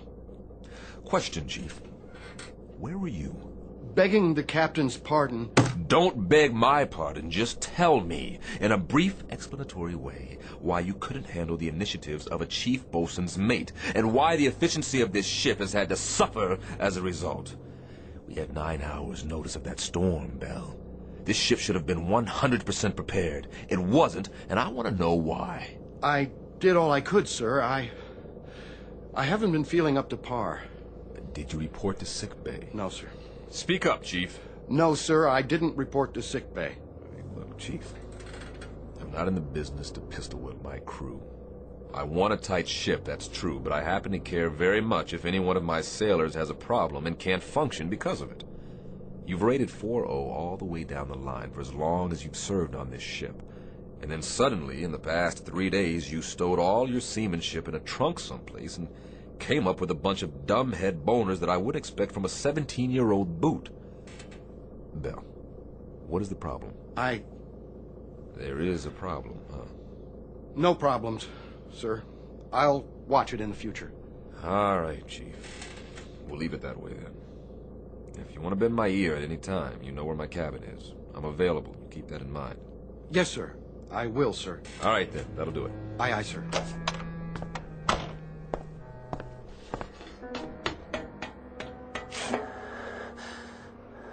Chief? Hey, Chief, are you all right? What? You okay, Chief? You looked a little woozy there. Yeah, I'm okay. What am I listening to? Sir, contact bearing 280, 1100 yards, echo quality sharp. Evaluate as possible submarine. Submarine? But not moving, sir. Dead in the water. Shift the control to listen. Sounds like hammering or something, sir. Bridge sonar. Bridge eye. We have contact, bearing 030 degrees true, range 1100 yards. Appears to be a metal object. What kind of object, sonar? We can't tell, sir. From the sound of it, it's some kind of small ship, perhaps a sub-hull. Bridge eye. Sonar reports a contact, Captain. Evaluation is a possible submarine. A possible what? Stay on course. I'm going down to the sonar shack.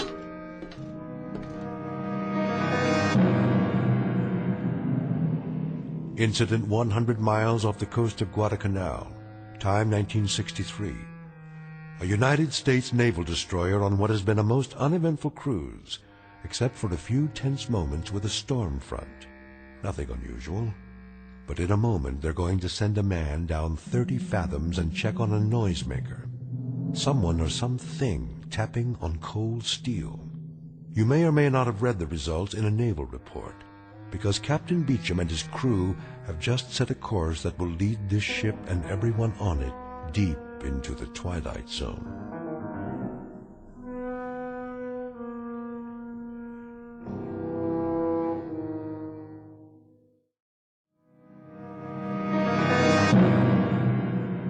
And now, The Twilight Zone, and our story, The 30-Fathom Grave, starring Blair Underwood, with Stacy Keach as your narrator.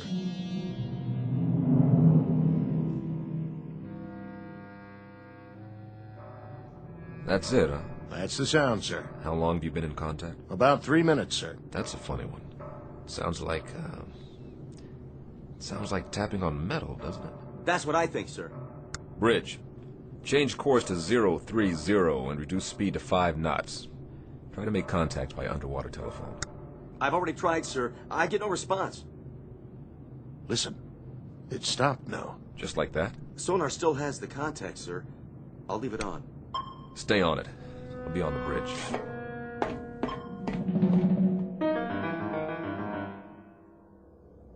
Steady on course 030. All engines ahead, 1/3. 50 RPMs for 5 knots, sir. Maintain course and speed. Anything in sight? Nothing, sir. We're directly over the object. All right, all engines stop. All engines stop. Aye, sir. All engines stop. Engine room answers, sir. All engines stopped.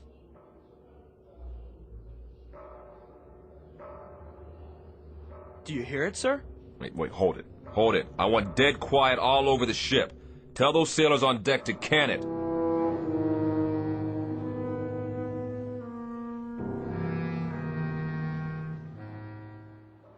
Ain't that a kick in the head? What do you suppose it is? Ghost, man. Ghosts. What do you think it is, Chief? I'm not sure. I've never heard nothing like that before. Stow it! Let's keep it quiet down there. They want us to be quiet so they can listen to it. What I want to know is, listen to what? Where you going, Belle? I don't feel so good. You don't look so good either. Make it stop. My head. Easy, Belle. You fall overboard.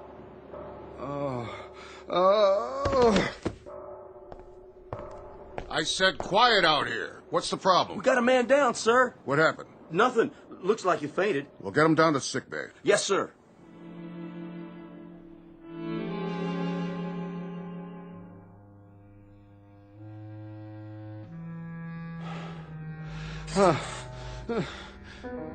Where am I? In the sick bay. You all right now, Belle? Yes. I'm okay, Doc. What? You blacked out up there. I said I'm okay. You better stay horizontal for a little while longer. I'm serious.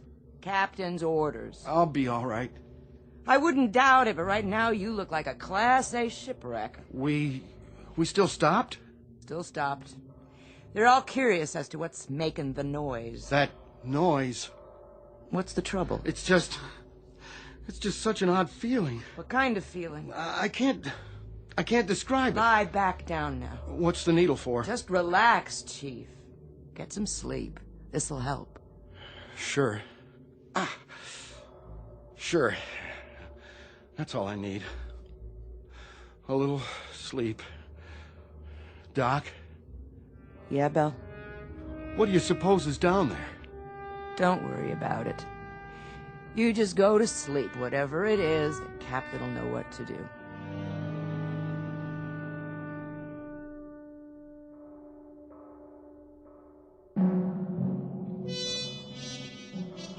I want you to stay grafted to me, Lieutenant. Sir?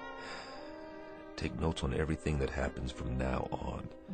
I may turn in a report that'll stick me on a garbage tanker or even a naval hospital.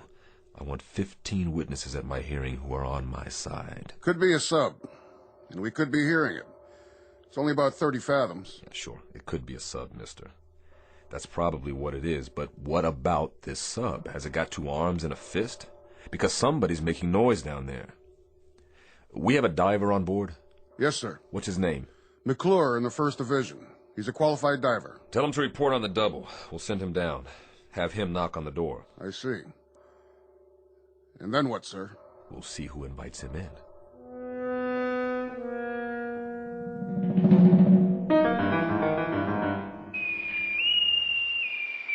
Bosun's mate McClure, report to the bridge on the double. Hey, that's me. Yep, that's who it is. What do you think they want? Maybe they want to make you an admiral.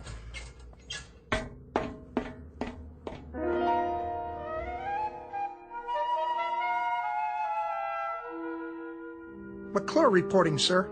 You're the diver? Right, sir. All right, I'm going to give it to you straight, McClure. Now, here's the picture. There's something down there, directly below us. Something, sir? We don't know what it is yet, just that it's a metal object about the size of a sub-hull. That's where you come in. I want you to get your equipment and go down there. Stay in contact from the moment you hit water to the moment you reach it, understood? I understand. Whatever that object is, there may be somebody inside, or at least something that's making the noise. When you get down there, I want you to listen closely and tell me what you hear. We may be getting it distorted. Yes, sir. All right, then, hop to it. Aye, sir. What we're hearing doesn't make any sense. It's crazy. It is that, Lieutenant. But if it isn't a sub, sir, what is it? Maybe it's a Spanish galleon, Lieutenant, with a treasure chest and a loose lid that's off its hinges. Or maybe it's just our imagination. Well, we'll sure find out. As soon as he suits up, they'll lower him down. And then we'll know. I sure hope so, Lieutenant. One way or another. I hope you're right.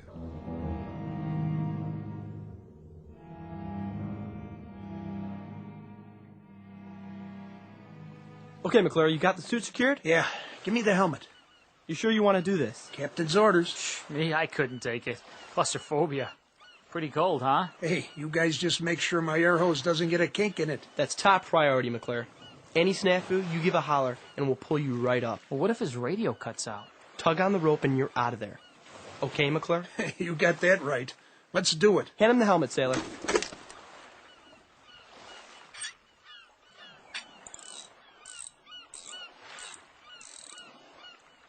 Lower away!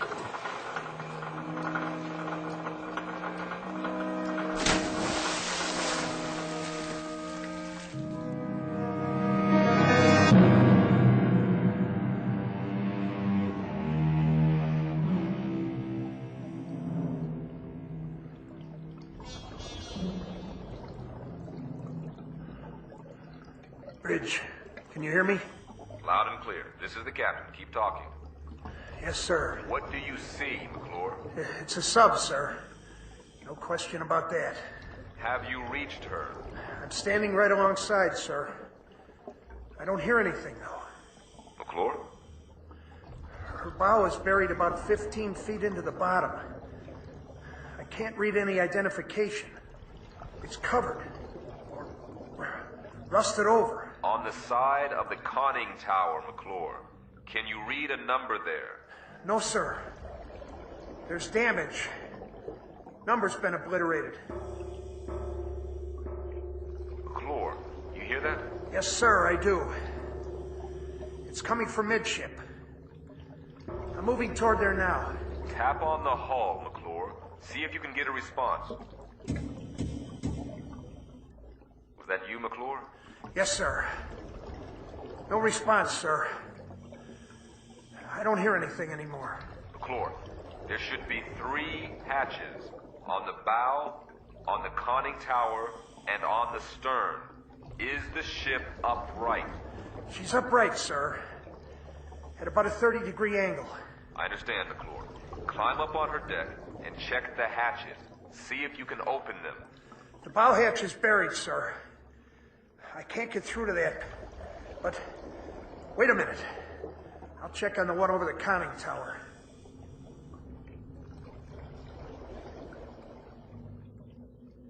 McClure, what's the condition? The conning tower hatch is all bent, sir. I can't move the wheel. The whole deck appears to have been strafed. Wait a minute.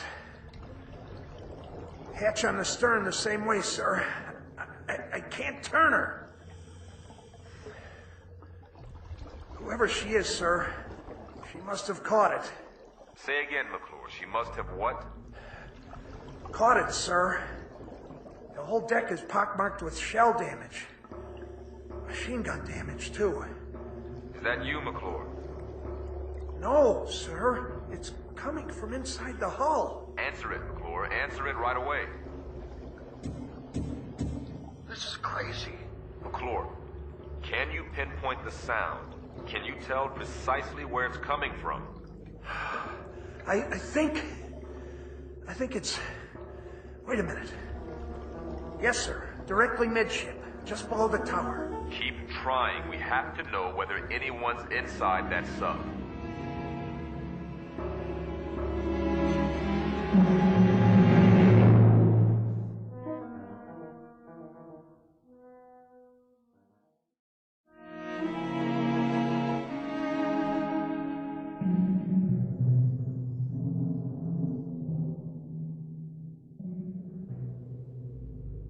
No more contact, sir.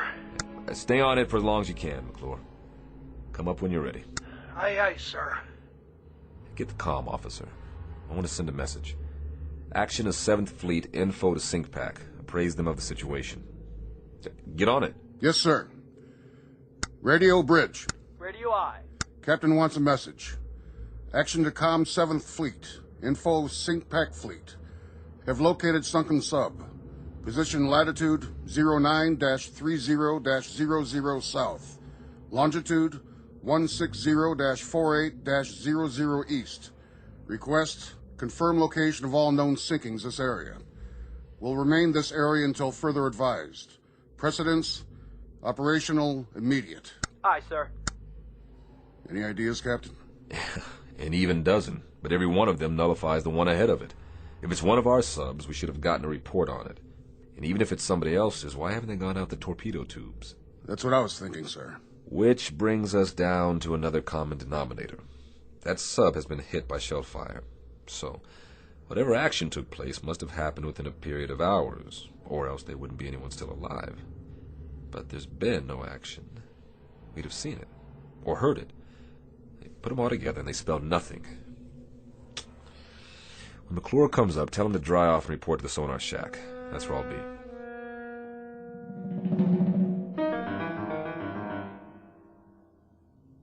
Oh, no. No. What? How do you feel, Chief? Feel? You had a good sleep? For how long? A few hours. What's new down below? Nothing much. Scuttlebutt is we'll try to take her in tow. Hey, Doc. I was just wondering about something. Go ahead. It's this feeling of mine. What kind of feeling? It's hard to describe. I get this feeling that I can't stay in one place. It's like I gotta get up and go out. It's this crazy feeling that That you're what, Chief? That somebody is pushing me, making me go someplace. I know, that sounds nuts, but that's the only way I can describe it. Just as though somebody was about to give me an order and I was just sitting around and waiting for it. And when it comes, I gotta throttle myself to sit tight and not move. And if I didn't give it every effort, I'd go up on deck and I'd never come back. That sounds nuts, doesn't it? Don't worry about what it sounds like. That's a pretty complicated piece of machinery you got on your shoulders. Does a lot of things we don't understand. And a lot of things we do understand. I think you'd better stay down here for a while. You'll be okay, sailor. Just rest and take it easy. And will you unclench those fists? I'll try, Doc.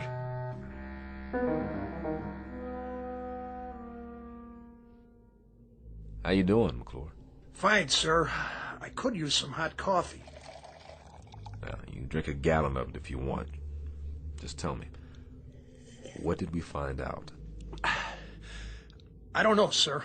I don't know either, Bosun. Just tell me what you do know. There's somebody inside her. I'd lay odds on that. 3 or 4 times when I pounded on the hull, that's when somebody answered me. Well, what about the sub itself? Could you judge her length? Well, I guess her to be about 300 feet, sir. Maybe 25 feet midship. Sounds like one of ours. She looks like one of ours. There were ballast tanks and flooding ports on the underside. She's moving, sir. Now, that was the other thing, Captain. She wasn't stuck in tight. Deep, yes, but not tight. She seemed to be swaying. You still cold, McClure? I've been warmer, sir. And you will be again, but right now you're going to get colder. I want you to check her bow. Maybe she's pulled herself loose and you can finally read that number. Sonar, Bridge. Go ahead, Bridge. Com 7th Fleet reports no sinkings of any kind. Authorizes us to remain on scene and operate at own discretion for salvage and rescue. Roger. Can do, McClure? I'll do my best, sir. Look at it this way. What a dandy story you can tell your grandchildren on some dark, rainy night. Are they going to believe me, sir? I'm not sure I will, but if you can get me a number or a name off that hull, we may be able to sleep tonight after all. Yes, sir. I've got a question for you, Mr. Smith. What's that, sir? If they're in there and alive and can't use the torpedo tubes, how do we get them out?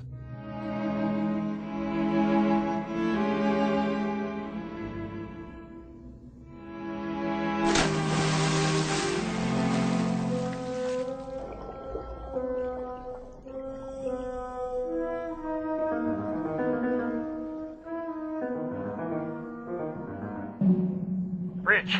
Go ahead, McClure. This is the captain. She's pulled herself out, sir.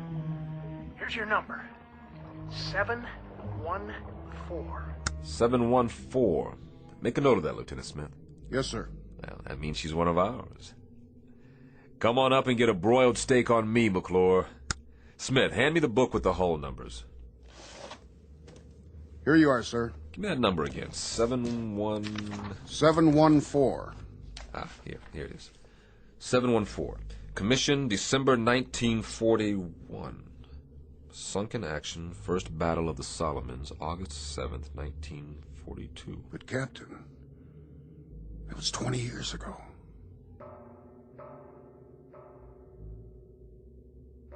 Then, Lieutenant, tell me something. Who is inside that sub?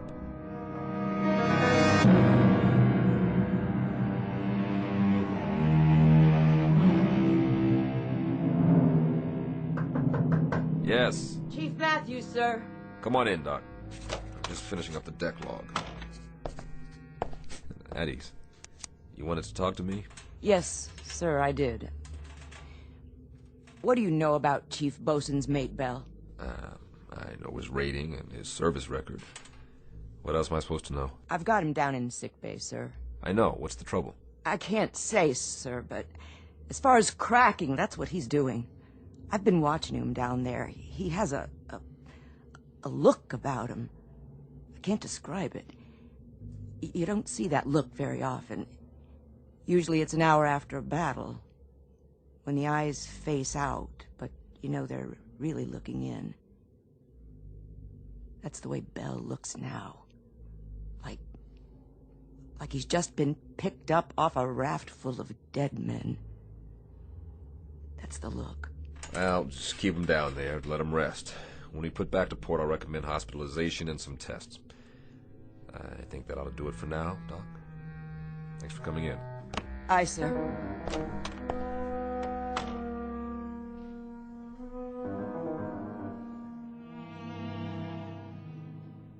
Coffee, sir? Thanks, Marmer. Quiet night. It's too quiet. How long's it been now? About 3 hours. Is he sending McClure down again? Beats me. All I know is there's a boiler tender second who's making book in the crew's quarters that the thing below us is a sea monster with 3 heads and we're all living on borrowed time. I don't know what scares me more, when they pound or when they shut up. I don't know what scares me more, a 20-year-old sub with somebody alive inside, or what the commander of the Pacific Fleet will say to me when I tell him that. And to compound the problem, I've got a chief bosun's mate with something eating at him. Bell? Bell. What made him black out? That's part of the problem. Could be he's dredging up a couple of memories. What do you mean, memories? This is World War II revisited for him. He got picked up here after a sinking. That's the way I hear it. He was on a ship that got hit, only survivor or something like that. Got picked up from the water. Maybe it is dredging up some memories, then. Here we go again. What's the matter? They can't make up their minds down there? There's one more question, an important one.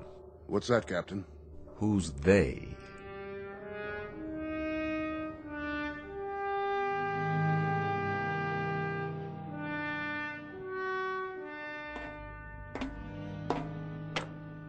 Hello, sir. Doc? How's it coming down there? Yeah, it's coming. How's your patient? Asleep, sir. I was just going to get some chow. Keep me posted. I'll be in my quarters. Aye, sir. No. No. What's the matter? Belle! What happened? I was looking in a mirror, and I saw faces. They were staring right at me. They were pointing at me. I know it sounds crazy, but they were there. It was as if I'd been pushed out of the mirror. Ordered out. That's why I had to break it, to make them stop.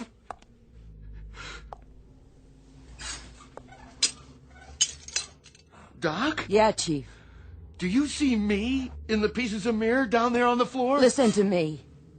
I see you right here in front of me. I see you just fine. Remember that. Nobody is ordering you anywhere. You're not going anyplace. We're gonna lick this, Belle. I mean it. We're gonna lick this. Oh.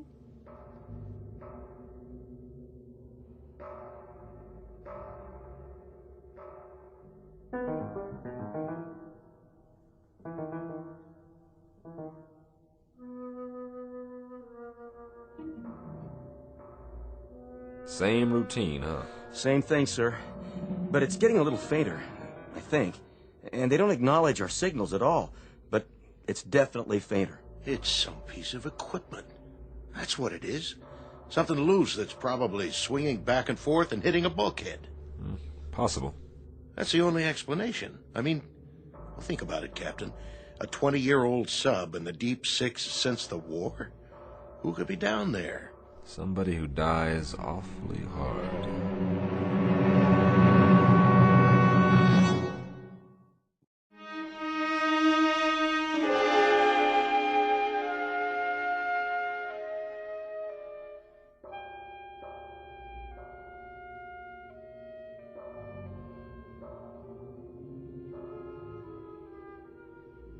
Whoever it is, whatever it is, it's running out of steam. I wouldn't make book on this, but I've got a hunch that if we don't get inside there, and I mean quick, we're going to miss the boat. So we go down, and like you said, we knock on the door, but we've done that before. No, we don't knock on the door this time. Now we kick the door open. Begging the captain's pardon. You break in that way, and it's a sure bet the pressure will kill whatever's alive down there. Right, so we do it the one other way we've got. I want you to send a message to ComSub PAC. Tell them we're going to need a submarine rescue ship out here. Give them position and depth and tell them to report to the scene for rescue attempt. Emergency precedence. The airlock chamber? Well, that's all we've got left, and it's precious little. Get on it right away. I'll be on the bridge. Radio, sonar. Radio I. The ComSub PAC. Emergency precedence. Request nearest ASR report to position. Latitude 09er-30.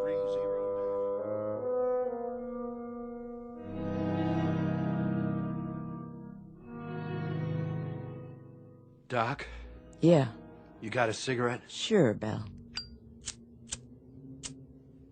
I'll do it. Your hands are shaking. Thanks.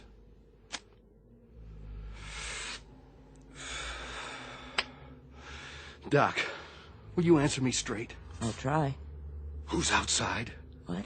Who's out in the passageway? Nobody's out there. Why?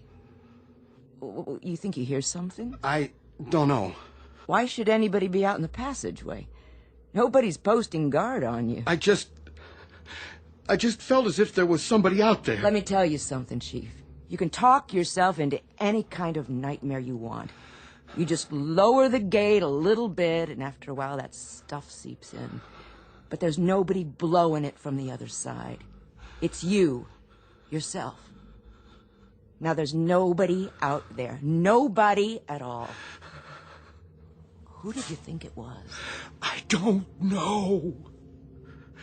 The only thing out there is a long stretch of steel and deck. Nothing else. Come on, you want to take a look? What's happening to me? Doc, what in God's name is happening? Chief, you gotta get a grip. Or I swear you're gonna talk yourself into a straitjacket. I mean it. I got the feeling again. Just as if somebody was watching me, pushing at me. Doc? What, Bill? I'm scared to open the door. Then don't. I told you, there is nothing out there. I'm scared to open it, but I have to.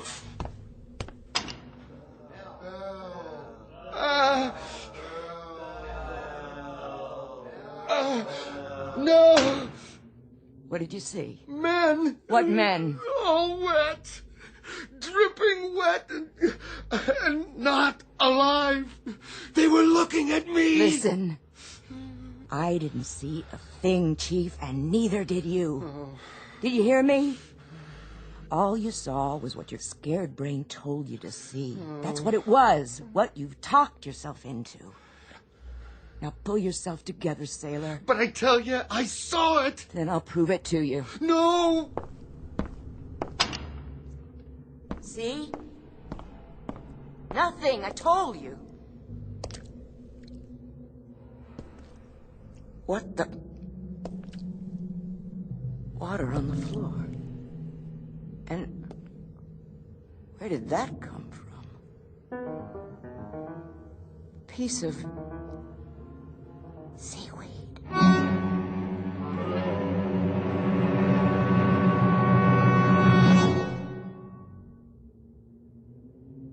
That about does it, McClure. Go down and try to get a response. It'll help that sub-rescue outfit if they can get a specific location. How will they get in, sir? Through the forward torpedo compartment or the stern. Then they'll have to blow each of the 6 other compartments before they can enter. What if I don't get any answers, sir? We haven't heard from them in almost a half an hour. If you don't get any answer, come back up. The rescue team will take it from there. No survivors then, sir. Is that what it'll mean? That's what it'll mean. They'll bring up bodies, not survivors. Okay, McClure, up to it. Aye, sir.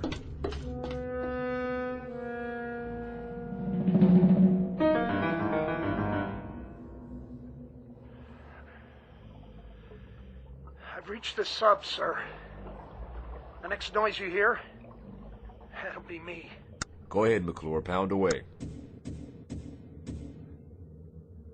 Any response? None, sir. No response anywhere. Keep trying. Yes, sir. McClure? Captain, I found something here. Wait a minute. I can't make it out. What about the response? Did you hear anything? No, sir. Nothing. Give it a few more minutes. Yes, sir. No soap? No soap. It really frosts me. To get so close to those poor devils and then... The sub-rescue ship is due here at 0300. Keep an eye peeled. I'm going aft to meet McClure. Aye, sir.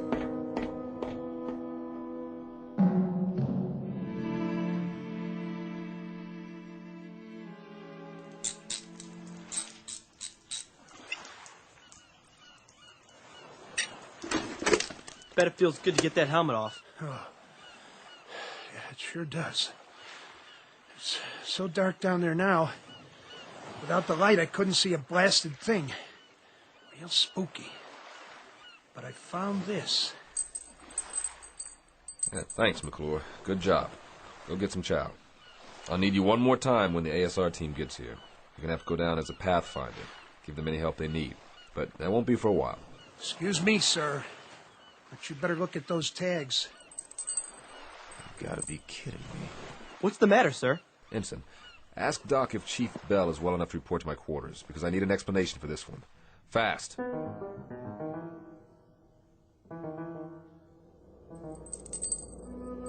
Go ahead, Bell. Read what it says on these dog tags. I don't have to, sir. I know what it says. It says Bell, William J. That's yours. Yes, sir. McClure found it on the deck of that sub down there. When did you lose him, Bell? I lost him A long time ago, sir. 20 years ago. How? I don't remember, sir. Try, Bell. Try to remember. I was on a ship. What ship, Bell? A submarine. The one below us, sir. That was my boat.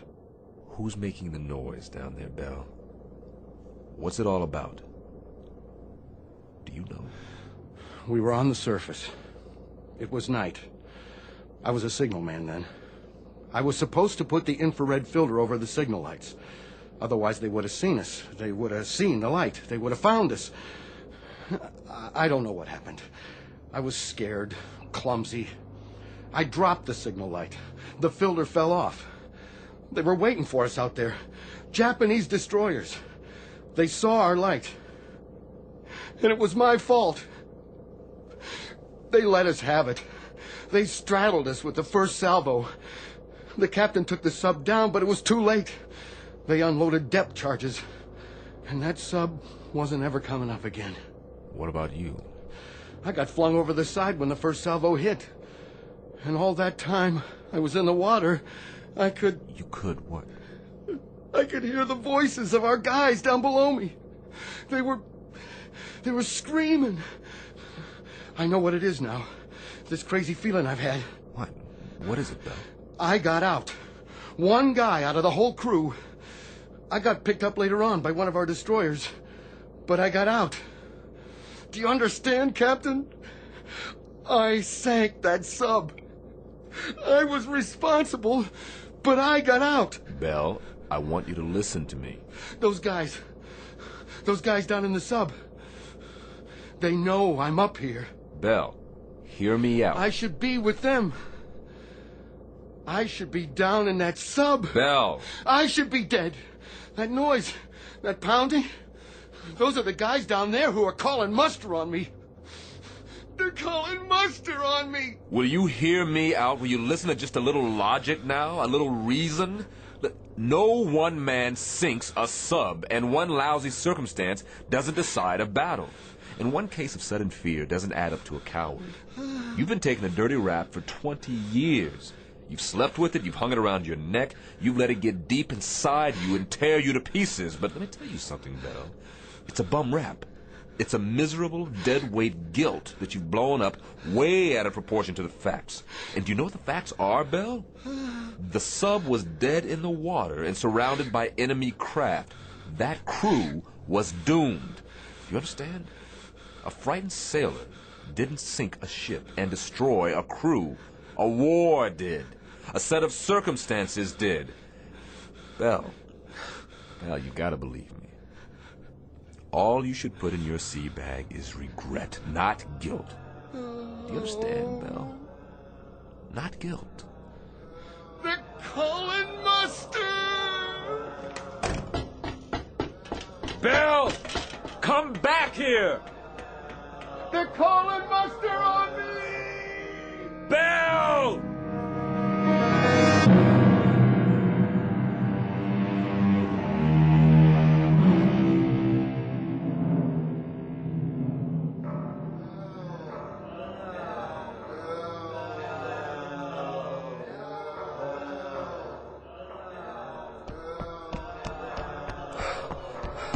Bell, get away from the rail. Now, that's an order. They're calling me! Man overboard! Starboard side!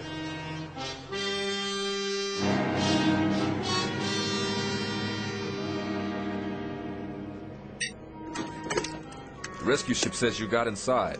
Yes, sir. It was a wreck. Nobody had a chance. Nobody? Nobody, sir. The periscope shears had been cut in half. One section was just hanging there, swinging back and forth. Then that was the noise. That was the noise, wasn't it? I guess so, sir, but... But? There were 8 men down in that control room. 8 men.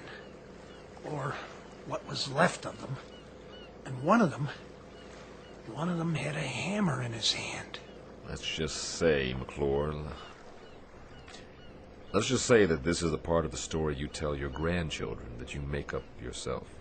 Say anything you like, any explanation that comes to mind. Aye, sir. It's funny how long it takes some men to die, or to find any peace at all. Sometimes I think that's the worst thing about a war. Not just what it does to the bodies, but it does to the minds. So, rest in peace, Mr. Bell. I think it's your due now. At long last, rest in peace.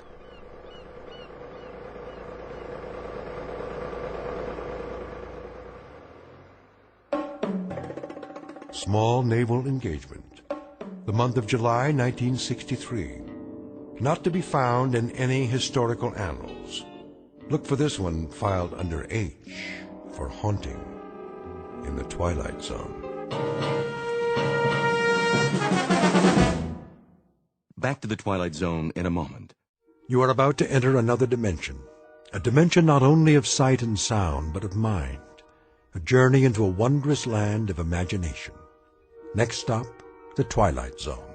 Hi, this is Stacy Keach. I'd like to take a moment to tell you about our Twilight Zone website at twilightzoneradio.com.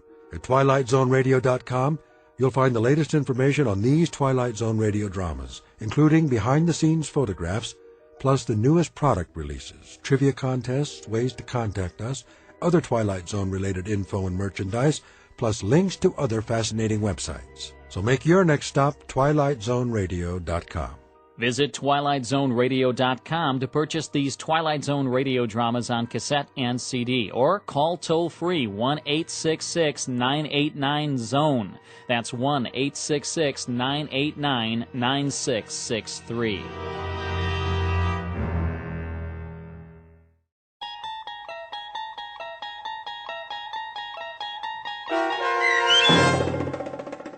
"30 Fathom Grave" starring Blair Underwood, with Stacy Keach as your narrator, was adapted for radio by Dennis Atchison and based on a script by Rod Serling. Heard in the cast were Richard Hensel, Rich Kominick, Linda Ryder, Turk Muller, Peter DeVito, Doug James, Rick Peoples, Roger Wolski, and Carl Amari. To learn more about the Twilight Zone radio dramas and to obtain audio cassettes and CDs of these programs, visit our website at twilightzoneradio.com. The producers of The Twilight Zone wish to thank CBS Enterprises, Carol Serling, Dennis Etchison, Dick Brescia Associates, Claire Simon Casting, Terry Jennings, XM Satellite Radio, the American Forces Radio and Television Service, Sirius Satellite Radio, our sponsors, and our radio affiliates for helping make this series possible. This copyrighted radio series is produced and directed by Carl Amari and Roger Wolski for Falcon Picture Group. Doug James speaking.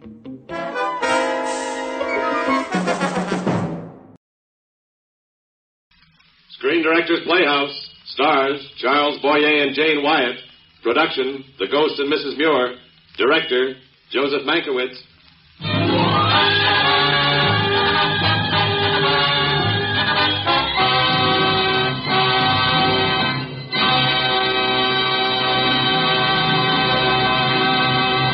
This is the Screen Directors Playhouse, one of the weekly features on NBC's All-Star Festival of comedy, music, mystery, and drama. Brought to you by Chesterfield. Always milder, better tasting, cooler smoking, plus no unpleasant aftertaste. And that's the biggest plus in cigarette history. By the makers of Anacin for the fast relief from the pain of headache, neuritis, and neuralgia. And by RCA Victor, world leader in radio, first in recorded music, first in television.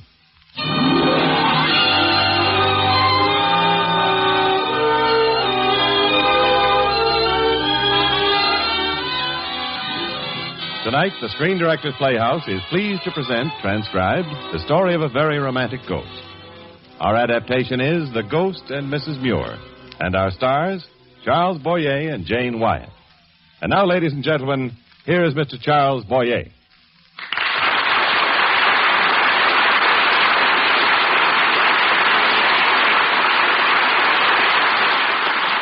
Good evening, ladies and gentlemen.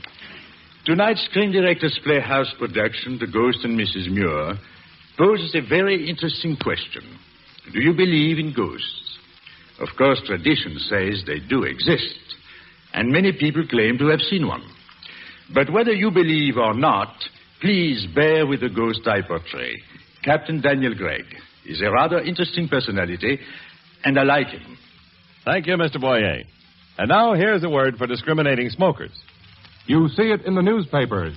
No unpleasant aftertaste. You hear it on the radio. No unpleasant aftertaste. You see it on television. No unpleasant aftertaste when you smoke Chesterfields. It's the biggest plus in cigarette history. Science discovered it. You can prove it. Science discovered that of all brands tested, Chesterfield, and only Chesterfield, leaves no unpleasant aftertaste. Prove it yourself. Smoke a pack of Chesterfields. They're always milder, better tasting, cooler smoking. And Chesterfield is the cigarette that leaves no unpleasant aftertaste. That's the biggest plus in cigarette history. No unpleasant aftertaste. Science discovered it. Prove it yourself. Buy Chesterfields today. Now the first act of the Screen Directors Playhouse presentation of The Ghost and Mrs. Muir, starring Charles Boyer as Captain Daniel Gregg and Jane Wyatt as Mrs. Muir. Active tenant, you won't be here long. Mrs. Muir, I assure you Gull Cottage won't suit you. Let me be the judge, please. Why won't you listen to reason? There are other cottages. That portrait on the wall. Who is it? The former owner, Captain Gregg. A sea captain. Oh, I guess that explains the scheme of the decoration in this room, doesn't it? Which is in frightful taste. Oh, so you don't like it? Mrs. Muir, there is absolutely no reason for you to slap me. I beg your pardon? Oh. What's wrong? Let's leave. No, I like this room. Well, now, there is a lady with taste. Mrs. Muir, I assure you this house won't suit you at all. I think I shall redo the walls in sea blue, with organdy curtains. Organdy curtains? Really, that, you son of a sea cook. And that horrible tree outside. What kind of a tree is it, Mr. Coombe? It's called a monkey puzzle tree. Why? Because the bark is so smooth, it defies the efforts of monkeys to climb it. Oh, how sad for the monkeys. I think we'd better see the rest of the house. Oh, my. Everything's so terribly dusty. The house has been empty for nearly 4 years. Oh, this is a lovely kitchen. Perfect. Oh, but on that table, food. I thought you said there'd been no one here. The charwoman was here last week. Well, she must have left in a frightful hurry. Well, as heard of, she was on a boat bound for America. That laugh. Mr. Coombe. Goodbye, Mrs. Muir. It's the ghost of Captain Gregg. Oh, wait for me. Wait for me. Au revoir. And that takes care of that. I've had such a curious dream. Did I close the window before I took a nap? No. It's shut now, ain't it? Did you close it? No, Mum. I wonder. Oh, well. Let's look in on Anna and tuck her into bed. Now I lay me down to sleep. I pray the Lord my soul to keep. If I should die before I wake, I pray the Lord my soul to take. God bless Mummy and Martha and poor Captain Gregg in heaven. Captain Gregg in heaven? I wonder. Your water bottle's on the kitchen table, and the kettle's on the stove already boiling. Thank you, Martha. Good night. Good night, Mum. And be careful of the lighted candle in your hand. Oh, my candle's blown out. It must have been the wind. Wind? Yes, my breath. I'll light it again. It couldn't have been the wind. The window's closed. Yes, and I shall blow the light out again. Oh, now, what? I'll light it again. There. It's no use, madam. You cannot win. You're in the dark again. Well, ready to move out? I know you're there. I say, I know you're there. Oh, now, what's wrong? Are you afraid to speak up? Is that all you're good for, to frighten women? Well, I'm not afraid of you. Now, speak up. I've never met such a cowardly ghost. Now, The demonstration is over. I'll thank you not to interfere while I boil me some water from my hot water bottle. Light the candle. Go ahead. Light it. How can I when you keep blowing out the match? Light it, I say. Go on. The candle. Well, you see? It's lit. You'll forgive me if I take a moment to get accustomed to you. You're, Captain Gregg? Yes? I'm sorry I called you names, coward and so forth. It must have been very embarrassing to you. Why? Why? Well, I mean, because of the way you died. The way I died, madam? I mean, because you committed suicide. I went to sleep in front of that confounded gas heater in my bedroom, and I must have kicked the gas on with my foot in my sleep. It was a stormy night, like this, with a half gale from the southwest blowing into my windows, so I shut them, as any sensible man would, wouldn't you? I suppose so. Well, the coroner's jury brought it in as suicide because my confounded charwoman testified I always slept with my window open. And how the devil should she know how I slept? Oh, I'm so glad. Oh, you have a strange sense of humor, madam. Oh, no. I mean because you didn't commit suicide. Oh, but if you didn't, why do you haunt? Because I have plans for my house, which do not include a pack of strangers barging in and making themselves at home. I think it's very mean of you, frightening people. Childish, too. Well, in your case, I'm prepared to admit I charted the course with regret. You're not a bad-looking woman, you know. And, well, women are so foolish. They don't know how to take care of themselves. You're a fine one to say that.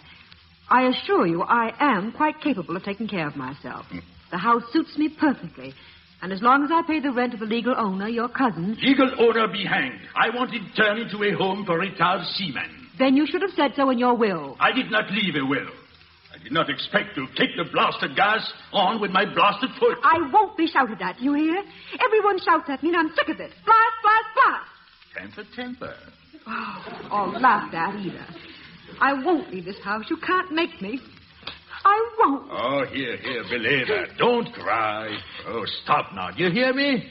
Anything I can't stand is a woman crying. Oh, stop it, blast it all, madam. Oh, I love this house. I felt I must stay here as soon as I saw it. Oh, you can't understand that, can you? Well, might be some truth in it at that. Felt that way about a ship once. My first command.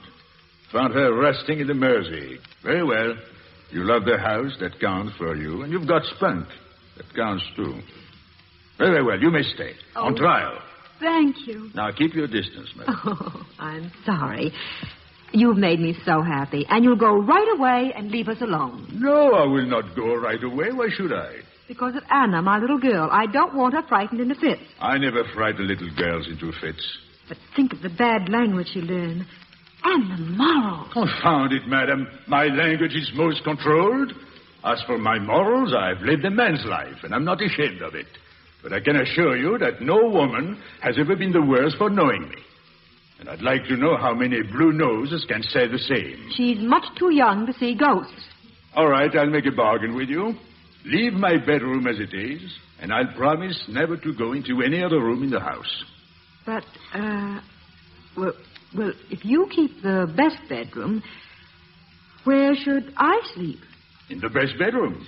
But, Oh, in heaven's name, why not? Bless my soul, madam, I'm not a man. I'm a spirit. I have no body. Is that clear? But I can see you. All you see is an illusion, like a blasted lantern slide. Well, it's not very convincing, but, well, I suppose it's all right. Well, then it's settled. I'm probably making a mistake, but I always was a fool for a helpless woman. I'm not helpless. Well, if you're so confoundedly competent, you'll notice that your kettle is about to boil over. Oh, so it is. Oh, one more thing. I want my painting hung in the bedroom. You know, the one that's in the living room. Must I, sir? It's a very poor painting. Well, it's my painting, and I did not invite your criticism. I make it part of the bargain. Oh, well, I mean, it doesn't do you justice, and... Well, what do you know? He's gone.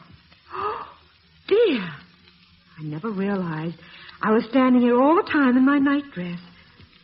Oh, that's hardly the way to receive a gentleman, but... Oh, well, a ghost. Well... My dear, never let anyone tell you to be ashamed of your figure. Oh!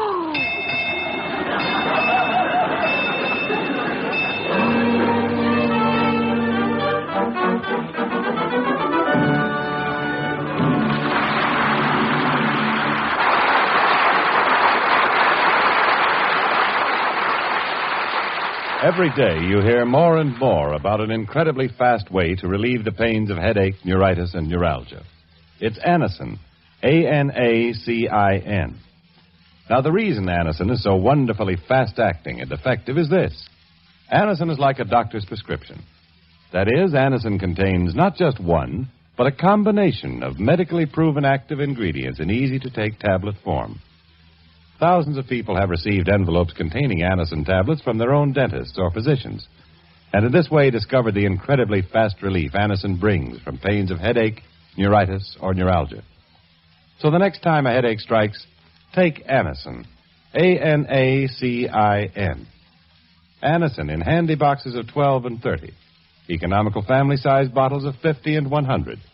Ask for Anacin at any drug counter. Now, here's the second act of the Screen Directors Playhouse presentation of The Ghost and Mrs. Muir, starring Charles Boyer and Jane Levin. What has she done? I must see her at once. Blast her. Oh, good afternoon. What have you done with my monkey puzzle tree? I expect it's chopped up for firewood by now. Hang it all, madam. I planted that tree with my own 2 hands. Why? Well, because I wanted a monkey puzzle tree in my garden. Oh, think how much prettier a bed of roses will look there. Roses. I hate roses. I hope the whole blasted bed dies of the blight. Oh, Captain Gregg, if you insist on haunting me, you might at least be agreeable about it. Why should I be agreeable?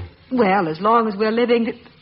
Huh? I mean, if we're going to be thrown together so much, life's too short to be forever barking at each other. Well, your life may be short, madam, but I have unlimited time at my disposal. There you go, arguing again. Try to say something pleasant for a change. Well, that's a pretty dress you have on.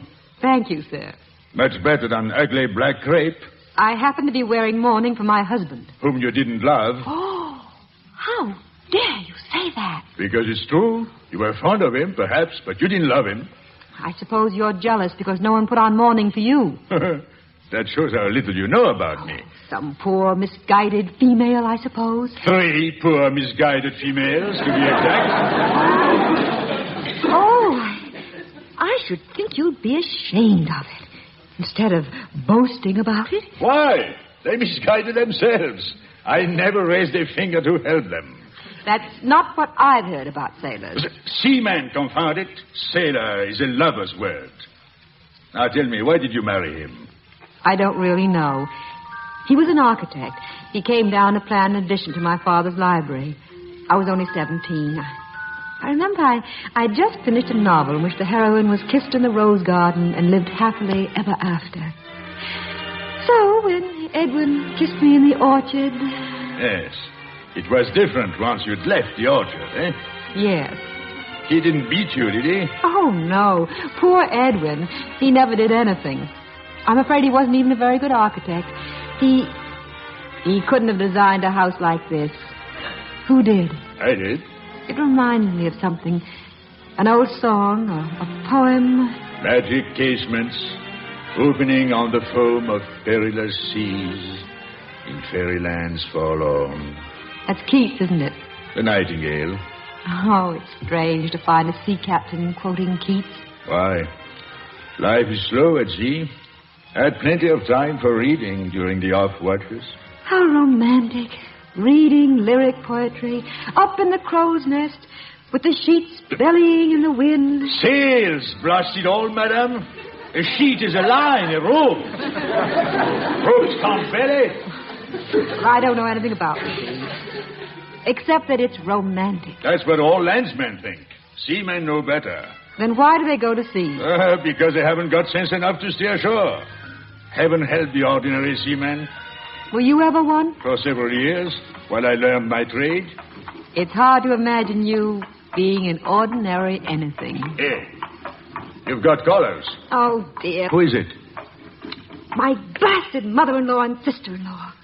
Oh, quick, hide or go away or decompose or whatever it is you do. Oh, you mean dematerialize? Yes, quickly. Oh, no fear. They can't see me or hear me unless I choose that they should. Then please don't choose. I'll get rid of them. Why don't you let me? I've had plenty of practice. No, you leave them alone. Well, say the word and I'll killhole them. No, you're not to do anything. Well, Lucy? Talking to herself. Oh, my poor Lucy, you look so pale. And what a hideous painting. Why on earth don't you take it down? Because I like it, Eva. I'm very fond of it. Really, I am. Liar. Poor Lucy, we have such bad news for you. What news is this? Your gold mine, Lucy. It's petered out. Or whatever gold mines do. They've stopped paying dividends. It was in the Times this morning. Oh. Fast now. Don't make a scene in front of these swabs. I don't intend to make a scene. Of course you don't. Oh, you're a brave little girl, my little Lucy. Please. It should be perfectly obvious that with your income gone, there's only one course for you to follow, and that's to come home now with us. Tell them to shut up. We'll think of something. Eva, Mother, I'm sorry. It's very kind of you want me to come back, but I'm going to stay. I'll manage somehow. So please be good enough to shove off. Well, you're obviously insane, talking to yourself and everything, and I, for one, want nothing more to do with you. Come, Mother. Yes, come, Mother, while I kick you in the shins.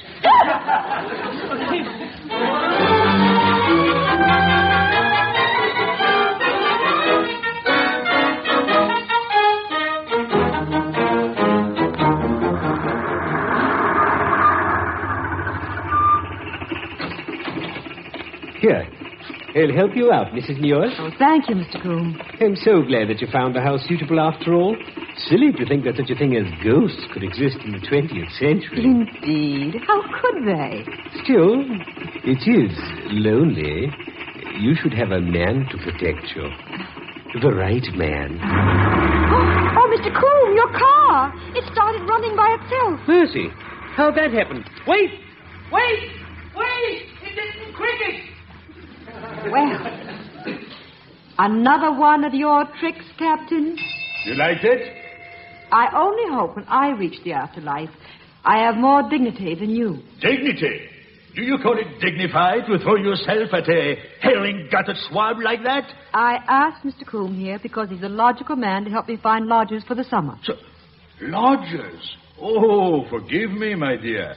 I've been seriously misled. I thought you wanted to sign him on for a husband. No, there is no harm done. I will not allow you to take in lodgers. They're worse than passengers at sea. It's them or starve. No, not at all, my dear. You're going to write a book. A book? But I can't. No, but I can.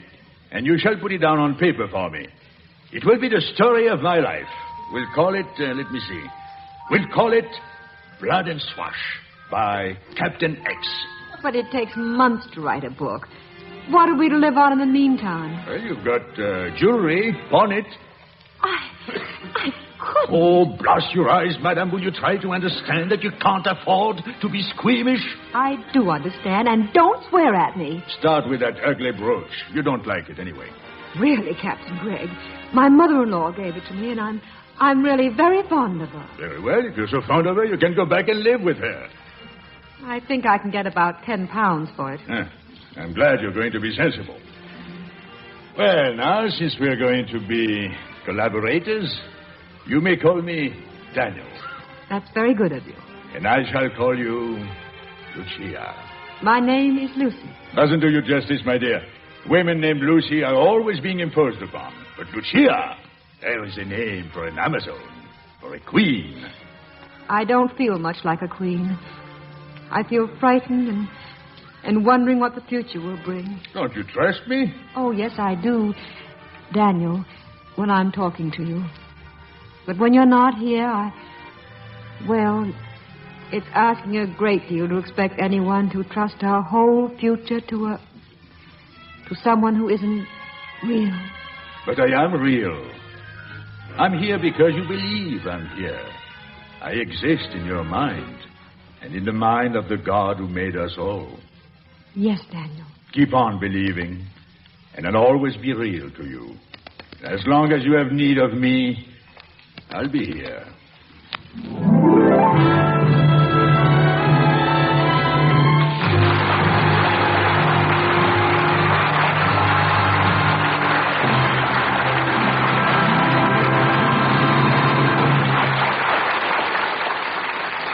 Now, ladies and gentlemen, here's Perry Como for RCA Victor.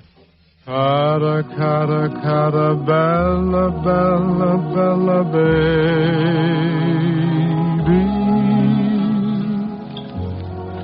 How can I express my happiness? Cara, cara, cara, bella, bella, bella baby. It's available now at record dealers everywhere. Perry Como's sensational new RCA Victor release, Cara Cara Bella Bella. You'll want to own it, to hear it again and again, and listen to the smooth baritone voice of Perry Como as he sings the soft Italian lyrics of Cara Cara Bella Bella. It's a hit, and so is the flip side. Surprising. One record, two terrific new numbers back to back, sung by Perry Como, recorded by RCA Victor.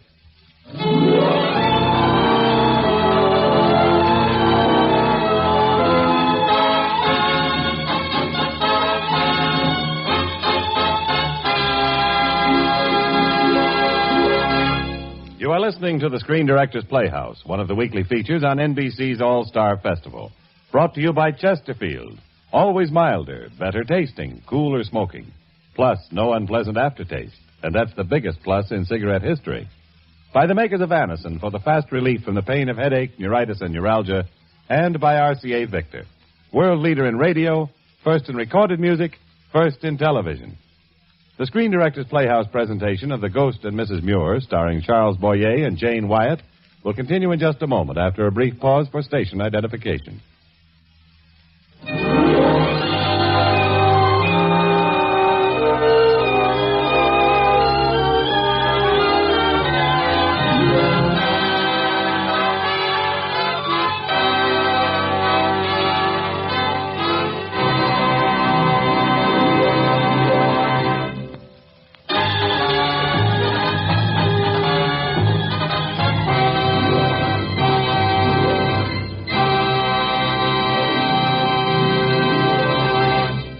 This is the Screen Directors Playhouse.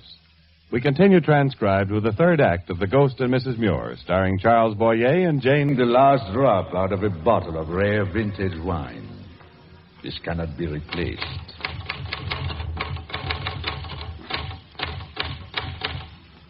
Well, Lucia, why have you stopped typing? You haven't finished a sentence. I know. It's that last word. I've never written such a word. Well, it's a perfectly good word. I think it's a horrid word. Well, means what it says, doesn't it? All too clearly. Well, what word do you use when you want to convey that meaning? I don't use any. Oh, blast it, Lucia. If you're going to be prudish, we'll never get this book written. Now, put it down the way I give it to you. I'll do it, but I won't look. Good. At this point, having had a good drink, I went upstairs. Why? Why what? Why did you go upstairs? But because I saw no harm in it. Oh, you must have been very young and foolish. I was young, but I was never foolish. Inexperienced, perhaps, curious as young men are, eager for adventure, but at the same time level-headed. I matured early. I wish I'd known you then. I was an orphan. I was brought up by a maiden aunt in a country village. Now, for heaven's sake, let's get on with it. Where was I? Upstairs. Oh, yes. The customs of Marseille are different to any... Different from? Oh, to or from, who cares? This is not a blessed literary epic. It is the unvarnished story of a seaman's life. It's certainly unvarnished. Well, all right. Smear on your own varnish. Change the grammar all you please, but leave the guts in it. I believe it would have been nice if we'd included a chapter about your early life, your school days. Never went to school. I was educated by the vicar. Oh, poor man. He must have had a dreadful time. Oh, he enjoyed every minute of it. Except when I put a snake in his bed. Oh. What did he say? What would you expect a vicar to say when he finds a snake in his bed? You must have been a horrid little boy. Daniel, what did your aunt do when you ran away to sea? Probably, thank heaven, there was no one around to fill the house with mongrel puppies or tracked mud on her carpets. Did she write to you? Every Sunday for 7 years. I was at sea when she died, the year I got my mate's ticket. What are you thinking about, Lucia? I'm thinking how lonely she must have felt with her clean carpets. And what else are you thinking? About Coombe, the renting agent. He's threatening to put us out unless the rent is paid. Oh, it's unimportant. Don't worry about it. Oh, I'm so tired, Daniel. I can't see straight or think straight. Now, just these last few pages, and then tomorrow you take it to the publishers. I hope they like it. They must like it. Oh, they will. It's strange. I didn't think so at first, but somehow it's a very wise book. It has elements of wisdom in it, my dear. Oh, I did not lead a very wise life myself, but it was a full one and a grown-up one. You know, you come of age very quickly through shipwreck and disaster. I never understood the sea before, or the men who go to sea. Why did you write the book, Daniel? It wasn't really to save the house for me. Partly that. For you and the retired seaman you will leave it to in your will. Very brave man who always risk their lives for people who never appreciate them. Ship out there. Too close by the sound. It's the loneliest sound. Like a child lost and crying in the dark. Yes, he's lost right enough. With the captain cursing a blue streak and wondering why he went to sea instead of opening a grocery shop like a sensible man. Treacherous. Fog in the channel. I'd rather face a nor'easter. Still, it's honest, the sea. It makes you face things honestly, doesn't it? There's something in your mind. Yes. What's to become of us, Daniel? You and me. Nothing can become of me. Everything's happened that can happen. But not to me. What do you mean, Lucia? When we were writing the book, I was happy. We were accomplishing something together. But now, when I try to think about the future, it's all dark and confused. Like trying to see into the fog. Yes, you've been working too hard and cooped up too long in this house. You need a change of scene. But I love it here. Well, you ought to be out in the world more. Meeting people, seeing men. I have no desire to see men. But you should, Lucia. You are a very attractive woman. Or hadn't you noticed? Really, my dear. You owe it to yourself. Yes, Daniel. Good night. Good night, my dear.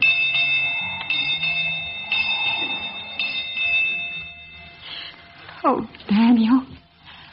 I'm afraid we've gotten ourselves in an awful fix.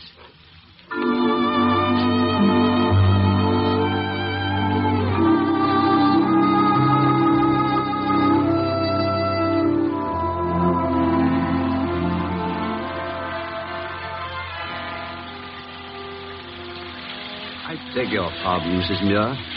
How did you know my name, sir? I was in Mr. Sproul's anteroom when you left. The publisher, you know. If you'll forgive me, my name is Miles Fairley. Good day, sir. It's raining, and I've got an umbrella. And your hat, if I may say so, is singularly inadequate under the circumstances. I didn't bargain for the blasted rain. That is, I'm afraid I shall miss the last train for home. There's a cab now. Cab! Where to, Mrs. Muir? Victoria Station. Thank you so much. Victoria? What a coincidence. That's exactly where I'm going. We'll go together. I know you won't mind sharing my cab with me, will you? Not at all. The word you're looking for is brass. Brass? To describe my behavior and me, I'm sure you don't approve of either. Not very much. But do you write? Yes, I write a little. Children's books. Children's books? You? Oh, I should like to see one. I'm afraid you have. You see, I write under the name of Uncle Neddy. Uncle Neddy? You're Uncle Neddy? Ridiculous, isn't it? Why, you're adored by half the children in the world. Yes, but deep in my innermost heart, I loathe the little monsters. My daughter is not a little monster. And she'll be very excited to know I've been talking with our favorite author. I'll make an exception of your daughter and look forward to meeting her.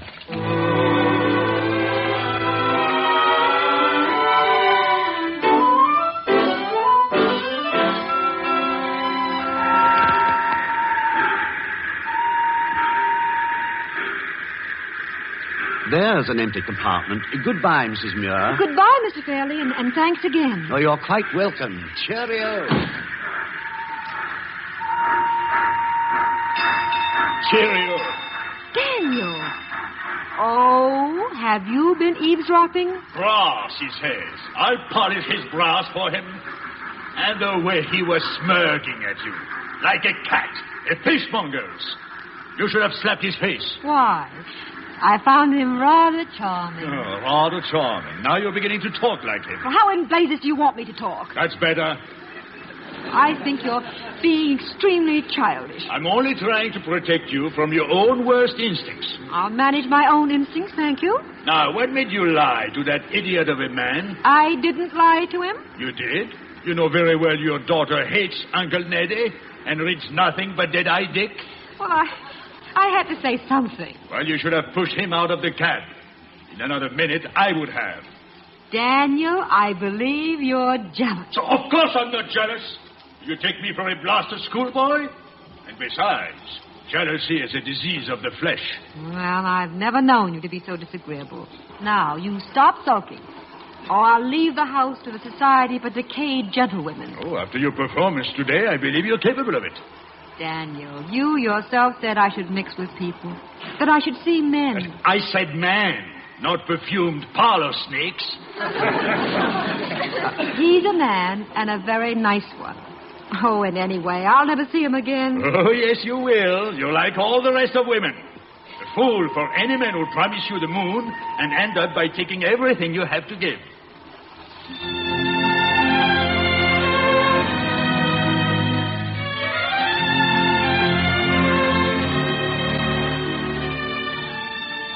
Hello, Mrs. Muir. You're quite a sleuth, aren't you, Mr. Fairley? I should think being Uncle Neddy would satisfy anyone. No, I also paint under the name of Renoir. You're such a fool.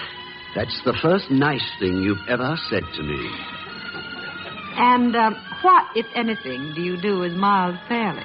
Make a fool of myself, generally. Specifically, I believe, most idiotically, about a lady I fell in love with the moment I laid eyes on her.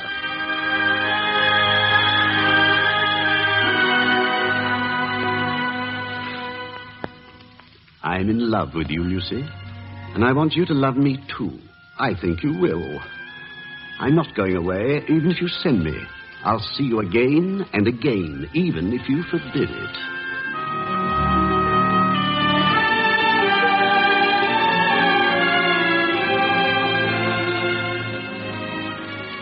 Happy, dear? I've never felt like this before, Miles. How? I don't know. Tell me. Like falling down from high up, all dizzy, unsure. You won't fall, my darling. I'll hold you. It isn't right. It can't be to feel like this, like... Oh, I don't know. Oh, darling.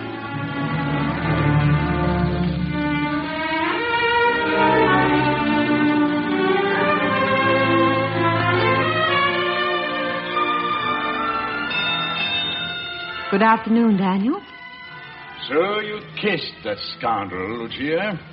You've been spying on me? Oh, I merely happened to be cruising in the vicinity. I don't believe you. Did you enjoy it? It's none of your business. Oh, so you did. It's none of your business. Why did you let him? I didn't. He took me unaware. Oh, look, my dear. Since Eve picked the apple, no woman has ever been taken entirely unawares. What do you mean to insinuate by that? When a woman is kissed, it's because deep down she wants to be kissed. That is nothing but masculine conceit. Nevertheless, it's true. Now, what happens? Oh, you stay or you go away. It doesn't matter to me one way or the other. I think it matters to you more than you'll admit. Isn't that so, Lucia? Why bother to ask me, Daniel? You seem to know my mind better than I do.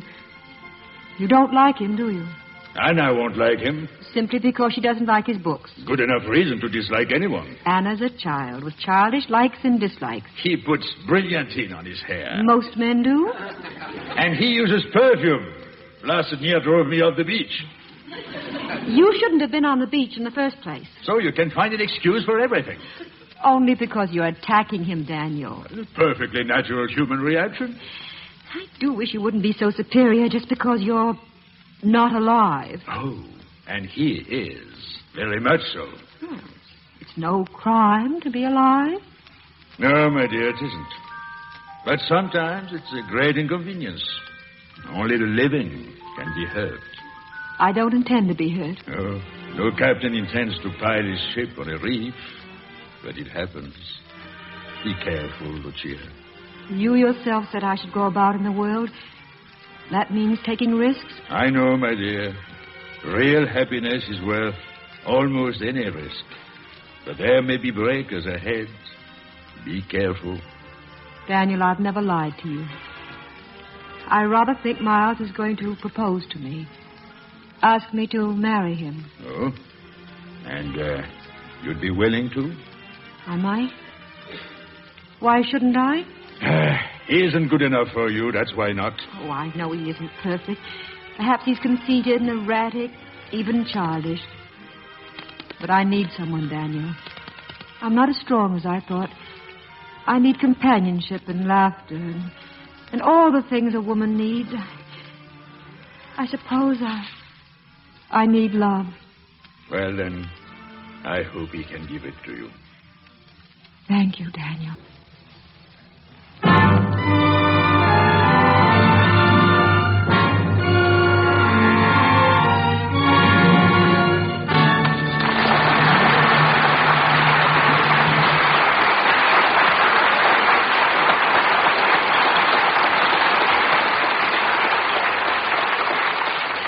In 1 week, NBC and its affiliated stations broadcast thousands of different programs. News, music, drama, comedy.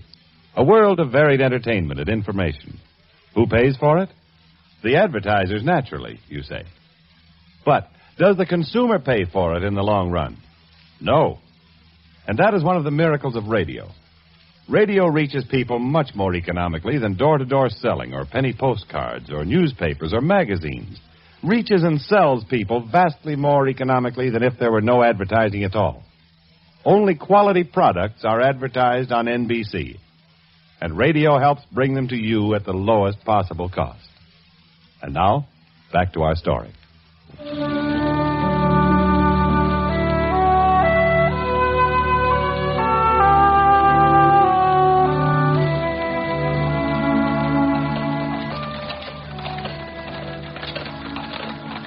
Where are we going, Mum?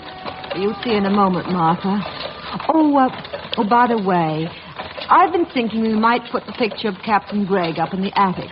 Don't you like it anymore? Well, it was a silly idea to hang it in my bedroom. I don't know what possessed me. Atmosphere, I suppose. I fell in love with a ghost. A very wonderful ghost. Dreams are silly. So very silly.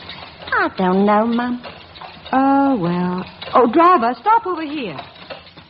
Martha, wait out here for me. Where are you going, Mum? To surprise Miles. Visit his bachelor quarters for the first time. Won't he be shocked?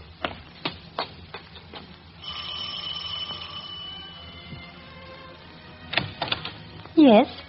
I'd like to see Mr. Fairley, please. Won't you come in? What is your name? Mrs. Muir. Oh, but please don't tell him. I want to surprise him. Oh, my husband is out. Perhaps I can help you. Husband? He'll be home soon. He's taken the children to the park. The children? You are a friend of his. I'm afraid I've made a mistake. A mistake, Mrs. Muir? Yes, I'm sorry. I think I understand, my dear. And I'm sorry, too. Truly I am. It isn't the first time that something like this has happened.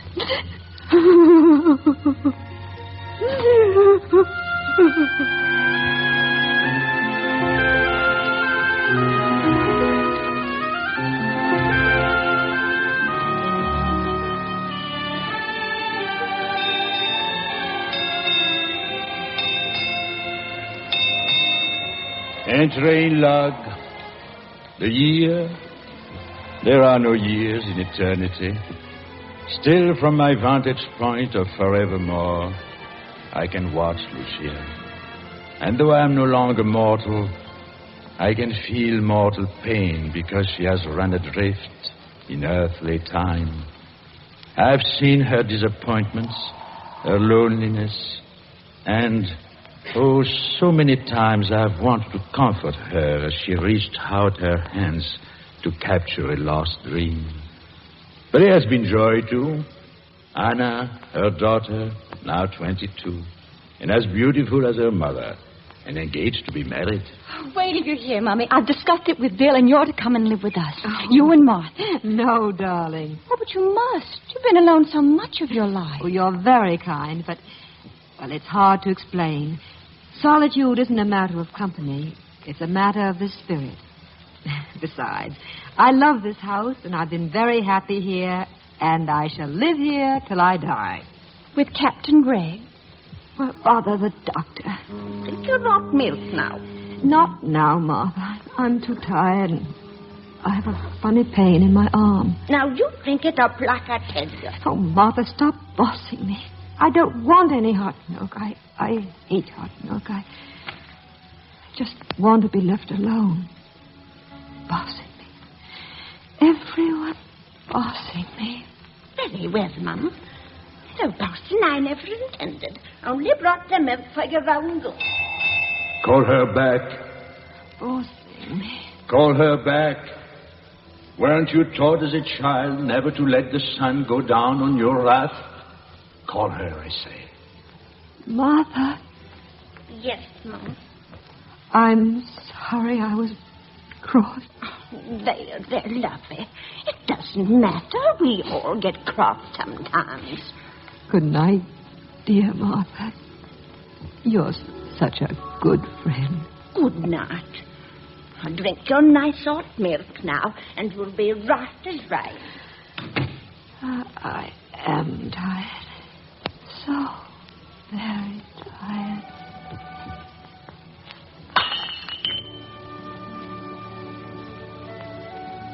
And now you'll never be tired again.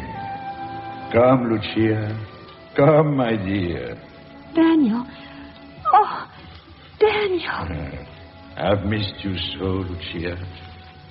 The little old lady in the chair. Who is she? Look again, Lucia. That isn't me. It was you. But the real you is here with me, as it was meant to be. Come, my dear.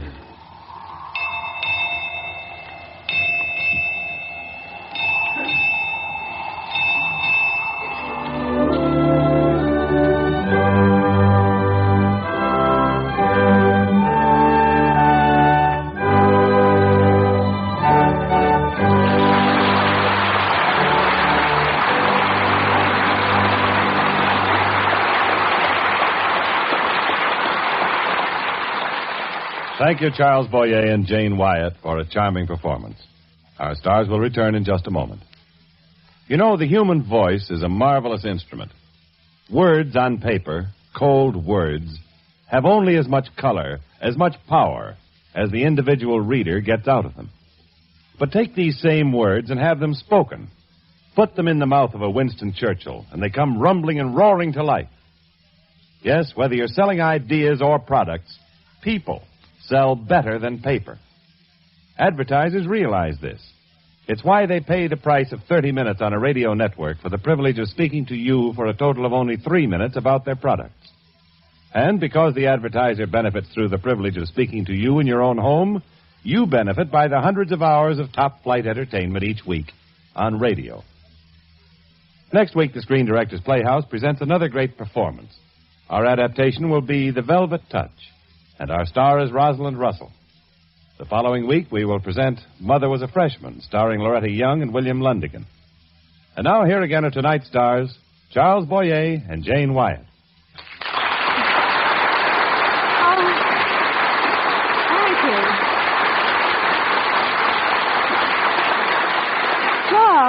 Charles, would you do the honors, please? Gladly, Jane. An excellent definition of a genius is one who does easily and well what others cannot do at all. In this category, by public acclaim, we must place Joseph Mankiewicz, the gentleman who directed The Ghost and Mrs. Muir. How right you are, Charles.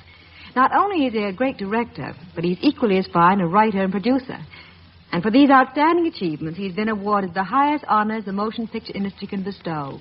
5 Academy Awards. Although Mr. Mankiewicz cannot be with us tonight, I should like to ask that all of you join Jane and myself in applauding him.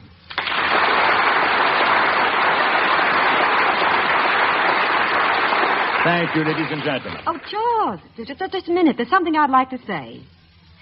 Now, wouldn't it be wonderful if we girls could look forward to romantic ghosts just like Charles Boyer?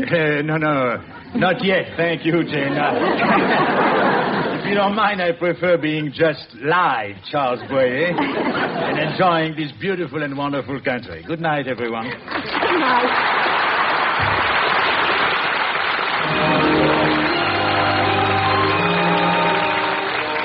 The Ghost and Mrs. Muir, directed by Joseph Mankiewicz, was presented through the courtesy of 20th Century Fox, producers of the Darrell F. Zanuck Technicolor production, David and Bathsheba, starring Gregory Peck and Susan Hayward.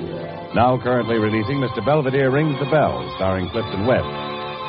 Included in tonight's cast were Ruth Parrott, Sarah Selby, Alma Lawton, Norma Jean Nilsson, Barbara Eiler, Alec Harford, and Don Morrison. The Ghost and Mrs. Muir was adapted for radio by Jack Rubin. Screen Directors Playhouse is under the production supervision of Howard Wiley and was directed by Bill Carnes. Portions of tonight's broadcast were transcribed. This is Jimmy Wallington speaking and inviting you to listen again next week when the Screen Directors Playhouse presents The Velvet Touch, starring Rosalind Russell.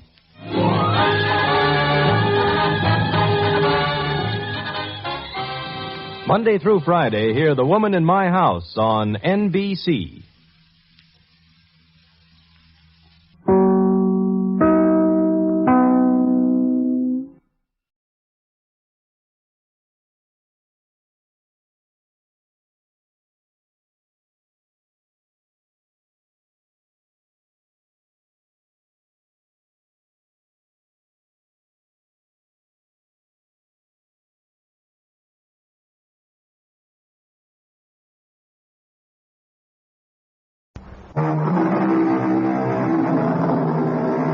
Come in.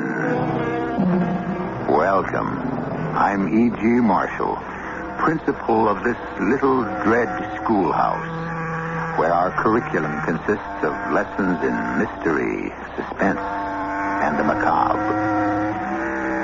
We say they were giants, those founding fathers of ours, and indeed they were. Giants of intellect, morality, and ability. But they were also human giants, bedeviled by human problems, tormented by heedless children, persecuted by jealous enemies, embarrassed by foolish friends, and even haunted by ghosts. It's a ghost, John. It must be a ghost. There is no such thing as a ghost. I heard him. You're talking like a woman, Abigail. And what does that mean? Well, it shows that no matter how intelligent a woman may be, in the end she has certain weaknesses that well, there is no such thing as a ghost. What's that? Oh, tell me there's no such thing as a ghost. Well, Well, what, John? Are you about to start talking like a woman, too?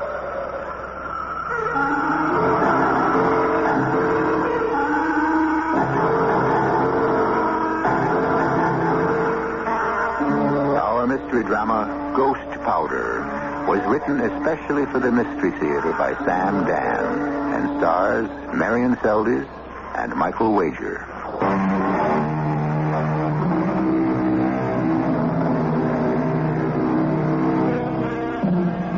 If you were to say to John Adams, "You can't tell the players without a scorecard," naturally this great American wouldn't know what you mean.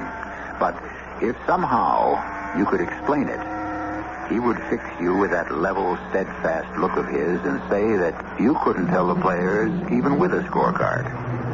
Here was John Adams in 1784, getting more flack from our recent French ally than from our former English enemy. Here he was, ambassador to Paris from the United States, and nobody really quite knew just what the United States was, or were. His colleagues, Franklin and Jefferson, were great men, as we all know, but very difficult to live with. His wife, Abigail, insisted that she couldn't run the embassy properly on his meager salary, and when he asked the Congress for more money, their answer was to cut his wages. In addition, their rented chateau, a place called Auteuil, was haunted by a ghost. But Henri swears he heard him. Which one is Henri, Abigail? Henri is the one who cleans the floors. When did anyone ever clean the floors in this place? Well, Henri does the best he can. It isn't good enough. Now, dear, about the ghost. There is no such thing as a ghost. Let us discuss this rationally. How can you possibly discuss a thing like a ghost? Rationally, it's a contradiction in terms. John, you simply cannot close your mind. Are you telling me you actually believe I am that... telling you what Henri said. I see. An illiterate French peasant has suddenly become a respected authority on the supernatural. Well, why don't you talk to him? How can I speak to him? I don't speak his language. Ah, but he speaks yours. I noticed that. You noticed what? Aha, he speaks yours. The ah of reproach. See how this humble, uneducated man takes the trouble to learn your language while you will not bother to learn his. That isn't what I meant to say. But now that I hear it stated, I must say I agree with it. I am far too busy to study this exercise in nasality. But, darling, you are the ambassador. Not exactly. I am the minister plenipotentiary. And Mr. Benjamin Franklin is the ambassador. Well, actually, Mr. Franklin is the ambassador emeritus. I wish Mr. Franklin would go home to Philadelphia, where I understand he is worshipped. Mr. Franklin is coming to dinner. Oh, no. Why are you so stuffy this afternoon, John? It's so unlike you. I've been away from Boston too long. Now, about Henri and his ghost. I don't wish to talk about Henri and his ghost. What is there that I can say to this superstitious servant who... Why don't you listen to him first?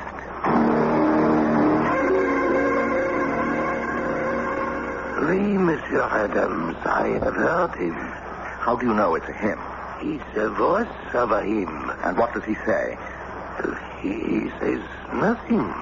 Well, this is a fuss over nothing. John. Well, how can he hear him if he says nothing?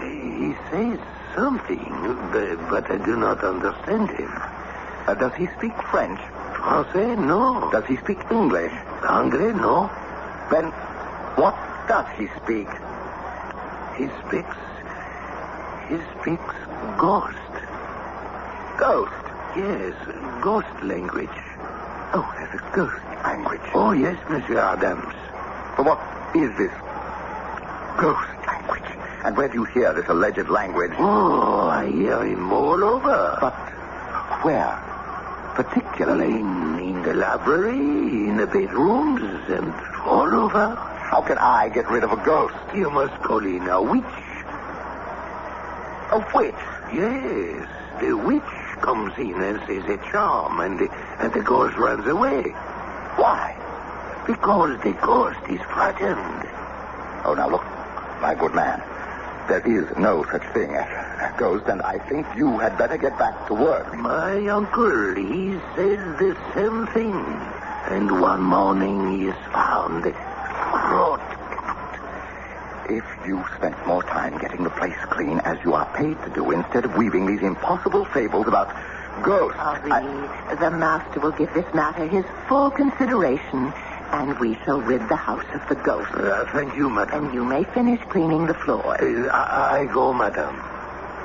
Now, Abigail, I do not relish being called the master as if I were some feudal aristocrat. Ah, but your dear friend Tom Jefferson is a feudal aristocrat back home, and he is called master by hundreds of slaves. We are not discussing Tom Jefferson. We are discussing a matter of gross superstition. Why must I indulge him in this superstitious nonsense? To make my life easier. What does this have to do with you? One day, my dear, there will be another revolution. A revolution of the women. What on earth do women have to revolt about? It will come in a faraway future. I shall not live to see it. My dear, I do wish you would stay to the subject. Although you change it so many times, I confess I am at a loss to know where exactly we are. Call in a witch and have this demon, this ghost... This figment of Henri's imagination. Well, whatever it is, properly exorcised from the premises. My dear, it does the lower elements no good to reinforce their superstitions. Perhaps not, but it will do me good. Henri's story has infected the entire staff. I want you to go along with this mumbo-jumbo before they all run away. Oh, let them. We can hire others. No one will want to work here. Oh, please, John. Hire a witch. Do you realize what would happen if a word of this reached home? I'd be the laughing stock of the country. Thing could be done for a single silver franc. Jefferson. What will Jefferson say? I will tell Henri to find a witch and have her here tomorrow. I forbid it. John, I cannot maintain this house without servants. I can't entertain at official dinners, and I insist... I will not reinforce the dark ignorance of the human race. John, please. I have nothing more to say. This is a matter of housekeeping. It doesn't concern you. Whatever lessens the dignity and the sanity of the human race concerns me. You're not making a speech before the Congress. Oh, I'm sorry, John. I just realized how I sound. Well, I realize how I must have sounded. Good. Let's compromise. And call in a witch. No, I cannot permit it. Do you understand? I can no longer be mistress of this embassy. Yes, I realize that, and therefore I shall resign the post. John, this is an impasse, my dear. Each of us is standing on a principle. But you can choose to resign. But I cannot choose to be party to the dark barbarism of the Middle Ages. I cannot sanction witchcraft.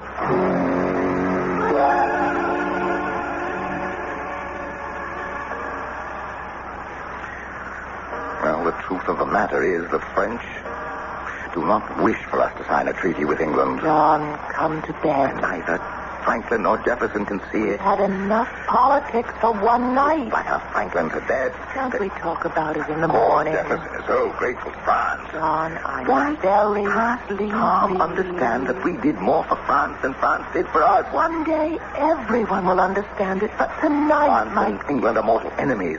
Our independence is a body blow to England. Why do you and Franklin and Jefferson argue so ceaselessly? Each of you has already stated his position. I intend to go back to Boston. Yes, dear. Retire from political life. Of course. And to the farm. That would be nice. Practice a little law. Certainly.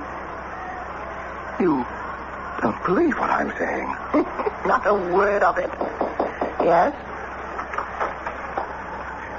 Madame? What is it, Pauline? Madame, I am frightened. Of what? The ghost. Which ghost? Oh, I would assume it's the same one. Oh, now somebody has to put his foot down. John. Young woman. Monsieur? There is no such thing as a ghost. Oh, monsieur, one does not make the joke about the ghost. It is silly, nonsensical superstition, and I have had quite enough. Now, as master of this house, I order you to get to your bed and have yourself a full night's sleep in order that you may be fit for your duties in the morning. Is that understood? But, monsieur... That will be all. Good night. Not another word. You may leave. You have just transformed a problem into a disaster. master. You told me these people were peasants. And so I thought I would speak like a master. They can't accept you as a master. They can't? Why not? Well, it has to do with the customs of the country. I am becoming rather satiated with the customs of this country. You do not behave like the master of a chateau. Well, how does a master... Well, a true gentleman of the blood would have, in addition to his wife, a mistress. I'm not old enough. Perhaps when I reach Mr. Franklin's age. Oh, John, tomorrow morning, please, hire a witch.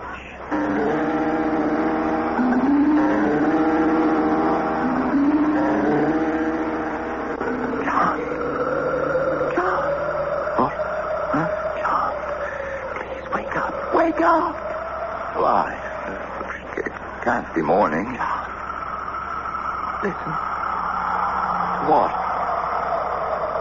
What is that? That?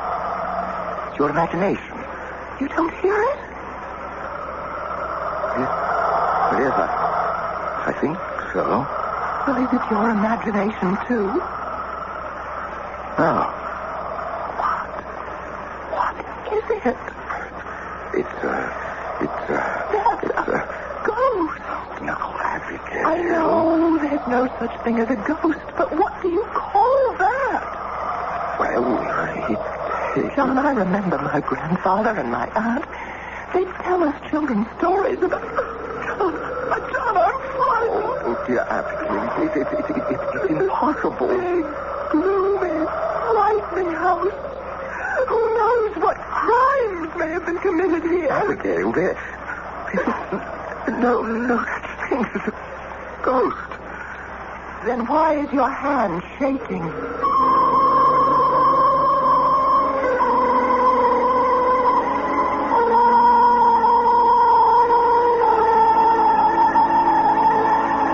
In broad daylight, in safe, secure, and familiar surroundings, there is never such a thing as a ghost.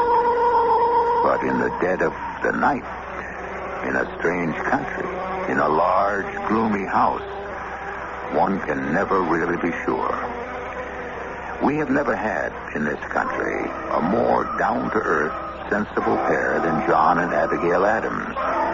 But they've never had occasion to spend a night like this one, either.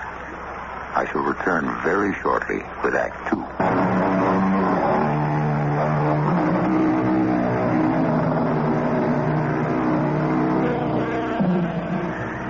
It isn't easy to be a man of intelligence and integrity, to speak one's mind and stand on principle at a time when men are valued for their flexibility. Nor is it easy to be a woman of wisdom and candor at a time when women were valued purely for decorative and pleasurable purposes. And so we have described John and Abigail Adams. And these two intelligent and rational people are now having what can be described as a crisis of confidence. Each would insist there is no such thing as a ghost. And yet...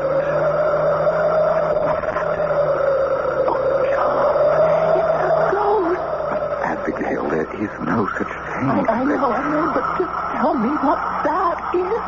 I am going to find out.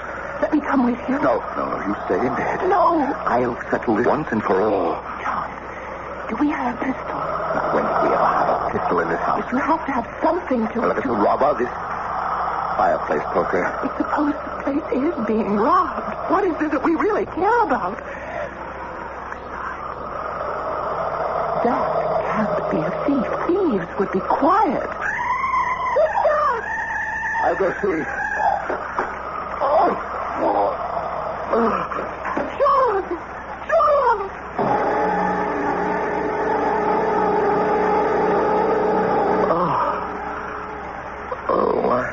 My head. Just lie quietly, my dear. You have a rather large bump on your head. What happened? I don't know. I found you lying on the floor in the hallway. The servants helped me to put you to bed. The servants? Especially Henri. Everyone's anxious to know what Monsieur Adams thinks of ghosts now. I remember I heard that noise and then somebody screamed. That was Pauline. She heard the ghost, and she was frightened. I ran into the hallway.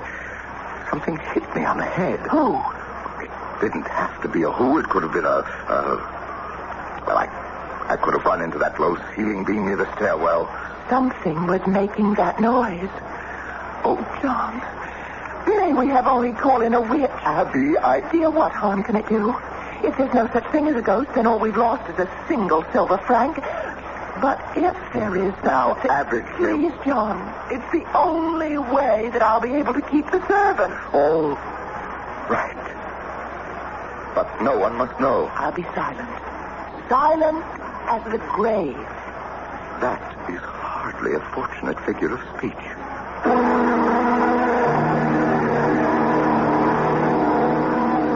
John, this is Madame Pinapesta. Monsieur.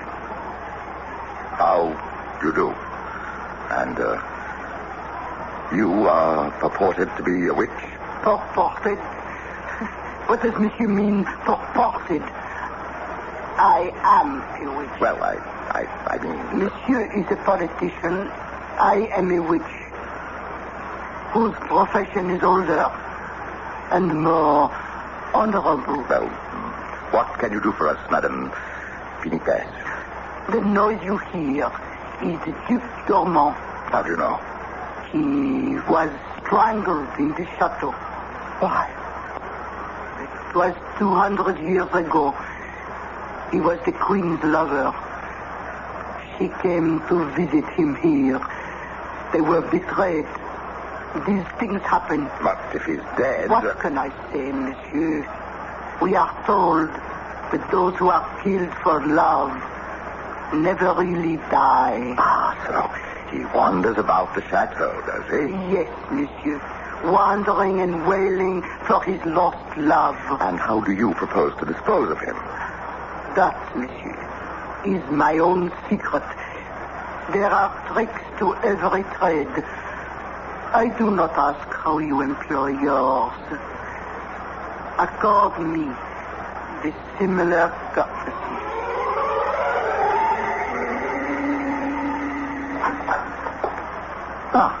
Count of Versailles. Madame said to wait for you here, Monsieur Adams. Welcome, Your Excellency. To what? Do I owe the honor of this visit? Monsieur, I think we might discuss your rental of several French frigates of war. Your Excellency, we have no need of... But you have no navy to speak of at present. And the Algerine pirates?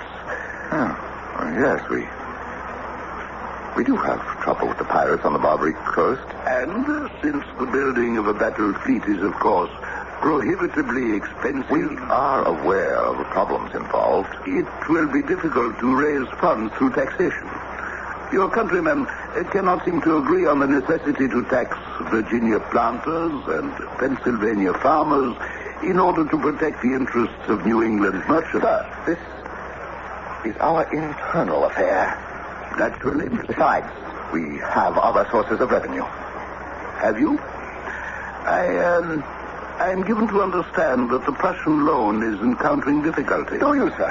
It is common knowledge. Well, I must be going. Good day, monsieur. Such lovely weather. Yes. Thank you.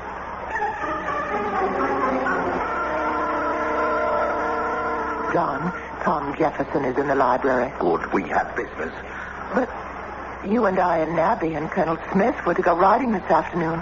And John, he wants to marry her. I, Mr. Tom Jefferson, and I reached a meeting of the minds. John, I said Colonel Smith wants to marry your daughter. Later. No, they don't want to wait. Do you know what Tom Jefferson is doing? He is selling us out to France. John, it's impossible. Defending.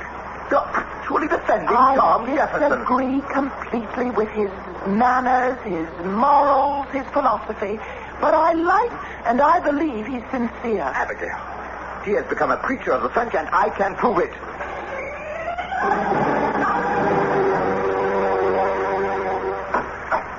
Well, John, why did you want to see me? Tom, we must have this out. What? Well, George Washington won't live forever. Hamilton, too unpopular, personally. Hancock, they thinking nobody really thinks they have enough. Enough of what? Buzz, slippery. What is all this, John? This is the talk that's going on at home. This is how people are thinking and speculating. It's going to come down to a fight between you and me. What kind of a fight? Power. Who is going finally to rule our country? I never thought much about it one way or the other. You want the truth, John. I think you're more qualified. You do a better job of it. Maybe you think that, but your friends, your Federalist friends, won't let you think that way forever. They'll egg you on for their own purposes. Don't you have the same kind of friends that I do, John? Yes, and all with axes to grind. And I shall be the victim of my friends, too. And it has to be this way, Tom. Why? You and I, we are on opposite sides of every question. One of us has to prevail. Maybe not. Maybe the people will split the differences between us. Maybe they will. But still, we have to fight it out. We can fight as friends, John? No. You have already betrayed me and the country. Be careful what you're saying, John. Oh, stop talking like a Southern aristocrat. What do you propose to do? Challenge me? How dare you accuse me of betrayal? You and I were sitting in this room night before last. We spoke to the progress of the Prussian negotiations. Yes? I had confidential information that things were going badly. You and I were the only ones in the city of Paris who knew it, or so I thought.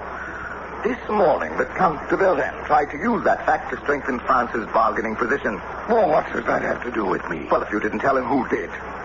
Ben Franklin was also in the room. When I read the dispatches from Prussia, Ben Franklin had fallen asleep. Oh, what makes you think I told Vergennes? Your friendship for France is notorious. I am grateful to France for helping us overthrow the British yoke. Would you have us exchange the British yoke for one made in Paris? I am here to represent the interests of my country. You were the only one who could have told Vergennes. But I didn't do it. On my word of honor.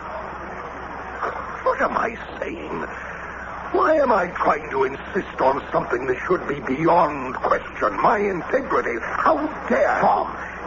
We worked on the Declaration of Independence together. How could you even accuse me? Tom, I'm sorry. I don't know what to think. Someone is betraying our secrets. Does anyone else know? No one. Are you sure? Can you swear that not one other single solitary soul? Yes, I can swear. Well, what? Abigail knows. Abigail? Well, I have no secrets from Abigail. But these are matters of government secrets. I know, but Abby is my counselor. Abby is only a woman. Only a woman. Yes, but I share everything with her. Is it possible?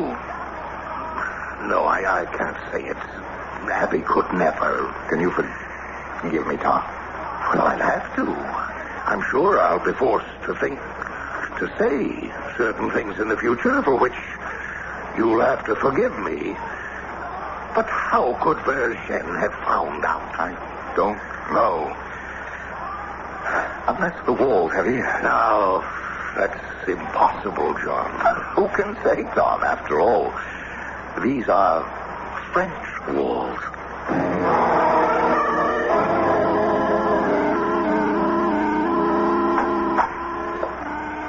John. Oh, did I wake you, my dear? You know I always wait up for you. How was your day? Well, Tom Jefferson and I will somehow manage to live as friendly rivals. The British are impossible. French are unreasonable. They are unmovable. The Prussians are inscrutable. How was your day? Well, we got through it somehow. Has our sorceress managed to exorcise the ghost? So far, the staff seems quiet. Could have told Vergennes. Perhaps the courier. No. I would stake my life on his loyalty.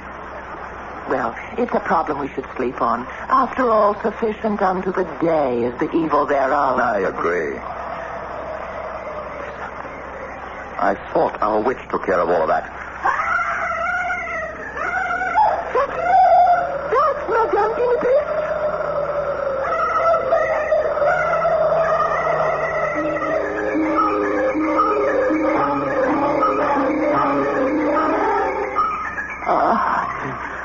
Madam, Pinifex. Something, someone struck her down. Have the servants fetch water and bandages. You won't get any servant to come into this room. I'll go myself. Help me. Help me. Now, just try to be quiet, madam. It's true. It's true. What is true? There is... I never believed, but there is such a thing as a ghost. I saw him. I saw him. You saw whom? The ghost. The ghost. Madam Pinifex, speak to me. Speak. Say something, madam.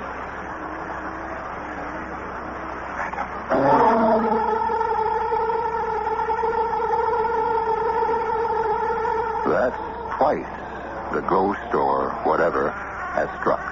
But this blow appears to be fatal. Is it a ghost? Well, we have the word of perhaps a foremost authority, a witch. Who would know more about the subject? You'll get to know a great deal more when I return in just a few moments with Act 3.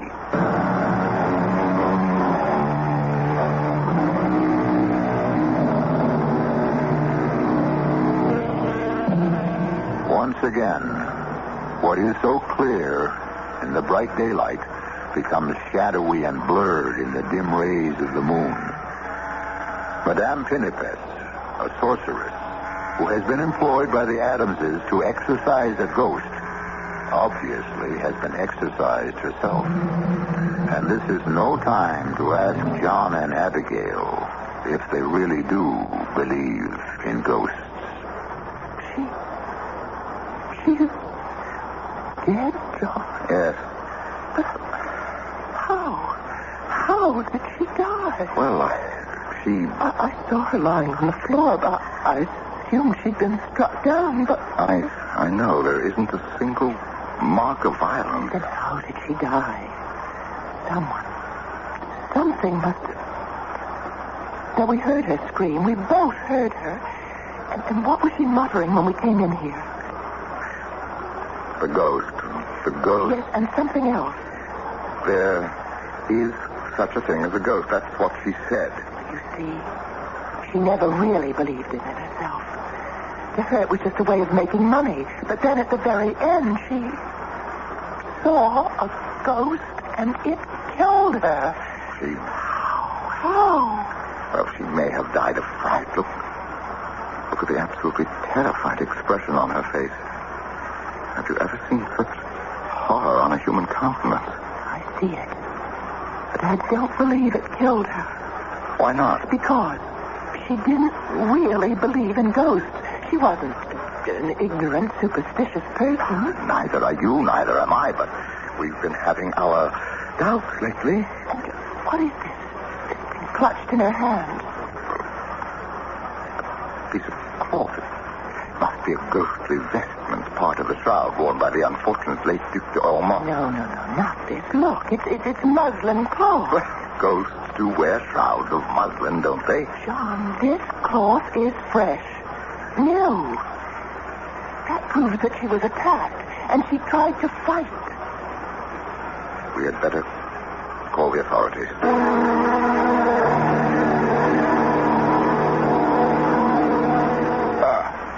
And for what purpose had you employed this woman? We were having trouble with a ghost, Monsieur Commissioner. So, make a note of that, Sergeant. The house is haunted, then? It would appear to be. If the ghost killed her... If the ghost killed her... Oh, surely, Monsieur, you cannot believe in ghosts. Monsieur Adams, I have an open mind on the subject. But such a thing, it's not... It's not what? Possible? Yes. You and Madame say you heard the thing yourself. Well, we may have heard the wind whistling through the chimney. Surely, Monsieur Commissioner, you, a man like yourself, you cannot believe in ghosts. Monsieur, as a police officer, I must adhere to the facts. And these are the only facts we have. Well, then, at present. What do you propose to do? Nothing. A woman has been murdered. The physician who examined her could find no mark or sign of violence. But something must be done. I ask you, monsieur, what?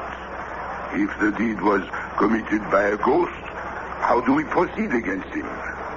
But, monsieur, there is a more convenient explanation. Convenient?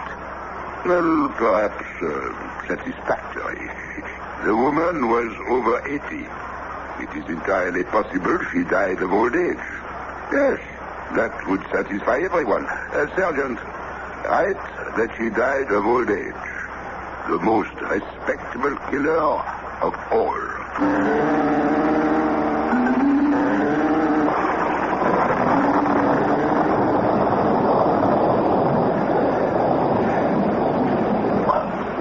Why do you insist on walking outdoors in this dreadful weather? Because, my dear, we must have a talk.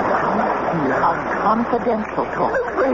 There is a ghost. Oh, no, Abigail, not you. And I can prove it. Oh, please explain it before we catch our death. John, I want you to make up the most far-fetched story you can think of. Why? About politics. And tell it to me in the library. I don't understand. The more impossible, the better. But why? John, I'm afraid if I tell you, you won't do it. But you'll have to tell me eventually. I won't have to tell you. Then how will I ever know? Oh, you'll find out. Now, please, let's go back to the library, and you must tell me the story with a straight face, in the utmost confidence. It must be a very serious matter. You must play your part to perfection. My dear, I'm not an actor. No, but you're something even better. You are a lawyer.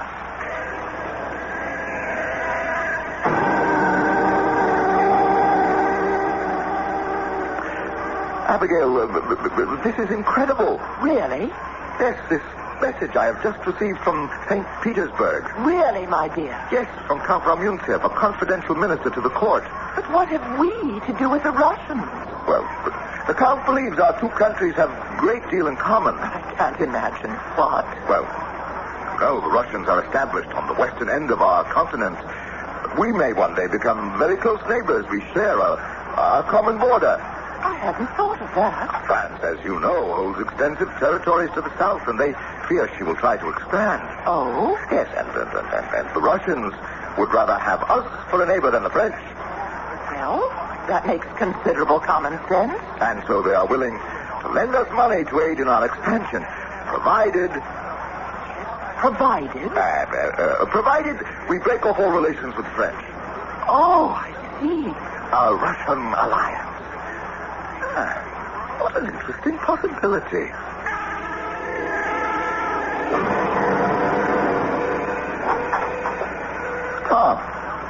You're early. Dinner isn't front hour yet. You needn't expect me to dine in this house. Tom, now, what is it? You accused me of selling out to France. And all the time you were scheming to betray us to Russia. Me? You needn't look so innocent. I've been told that you're in correspondence with the court at St. Petersburg. For what purpose? How can you ally us to the most tyrannical ruler in Europe? Who told you I was in correspondence with the Russians? A confidential source, the Count de Vergennes. How did you know? I shall explain it at dinner.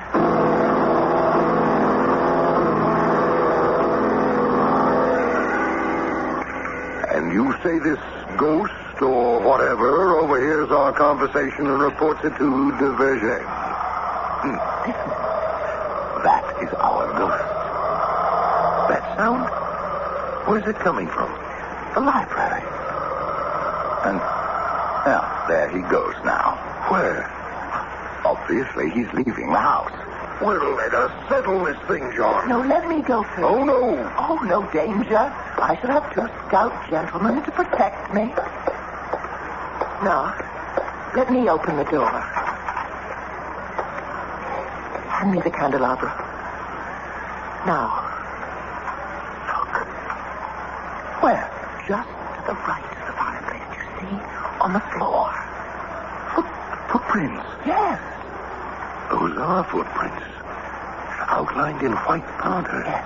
A lady's face powder. cornstarch powder. I sprinkled some on the floor. Someone seems to have walked out of the wall. That wall, it must have a false entrance, a hidden panel. We should be in no trouble finding it. Now that we know what to look for, there must be a hidden release. Here, tap against every part of the wall. That's it. Keep tapping all over. Listen. We found it. Oh, look. Look, the center panel is opening. Listen. The ghost noise. Can't be a ghost inside. Or can there? It's a long passageway. Feel the breeze. That's what it is, John. The breeze. The breeze whistling through the passageway when the panel is open. That's what makes the noise. Are you sure, Tom? The Polish panel's closed. See? The air is no longer rushing along in the passage. Then the noise is created when the ghost or whoever enters and leaves. And that's why Madame Pinetese was frightened to death. She encountered him. It is the Duc d'Ormond wandering about his ancestral home. Or is it a spy who reports all our conversations to the Duc de Vergennes? Tom, shall you help me find out? Gladly. But how? The ghost is on his way, obviously, to report to the Count that you and I have had a serious difference of opinion. Let us retire to the dining room and finish our dinner. Give him an opportunity to return tomorrow for his regular evening spy work.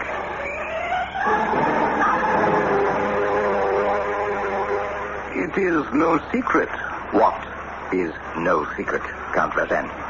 That your country's existence is threatened by factional strife. Factional strife may be a sign of vigorous national health. Oh, my dear Adams.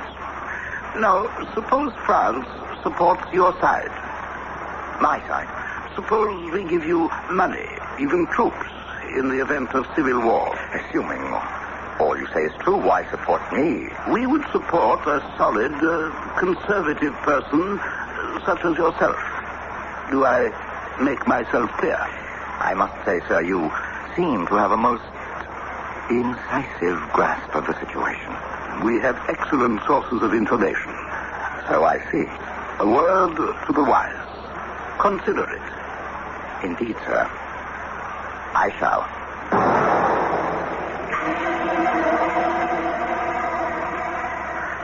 I fear, Mr. Jefferson, that further discussion between us is pointless. I shall write to the Congress. They must choose between you and me. I shall write in the same manner. I have no intention of listening to further lies and slander on your part. And I have no intention of remaining a moment longer under this roof. Allow me to show you the door, sir.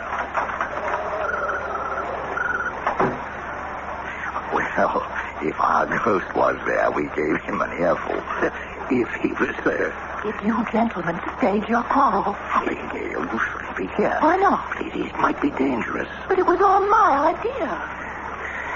You know, Abigail, sometimes it's difficult for me to believe you're a woman. I accept that as the sincerest compliment you're capable of, Tom. It was so intended.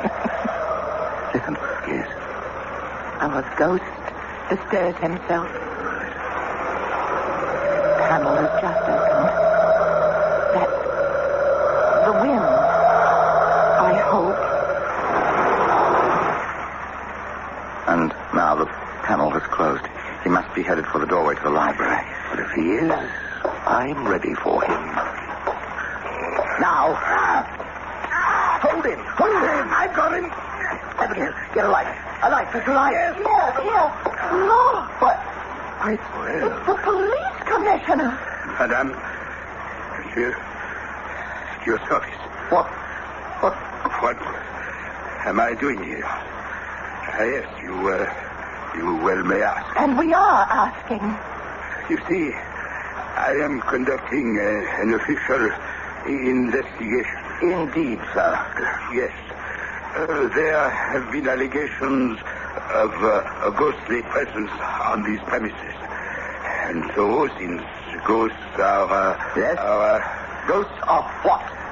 Ghosts are illegal. You could have told us you were on the premises. No, sir, but it was a confidential investigation. I understand. Have you found the ghost? No, Abigail, nor do I think the Commissioner ever will. Will you agree with me, Commissioner, that the ghost would seem to have left these premises for good? Yes, monsieur. It would seem that way. And we'll mention it to no one. Not even to Monsieur le Comte de Vergennes. Oh, that would be appreciated, madame. Besides, the library appears to be too drafty a place in which to discuss various matters in the future. I understand, monsieur. So I don't think that the ghost will be entertained by the conversation of Mr. Adams and his friends anymore. I understand. Monsieur, madame, good night. Good night. Well, that's the end of our ghost. I think. That noise. Panel must still be open. Let's close it. It's the wind roaring through the passageway. John, look. The panel. It's closed. It's not the wind. It's... Now, Abigail, I am sure there must be a reasonable explanation.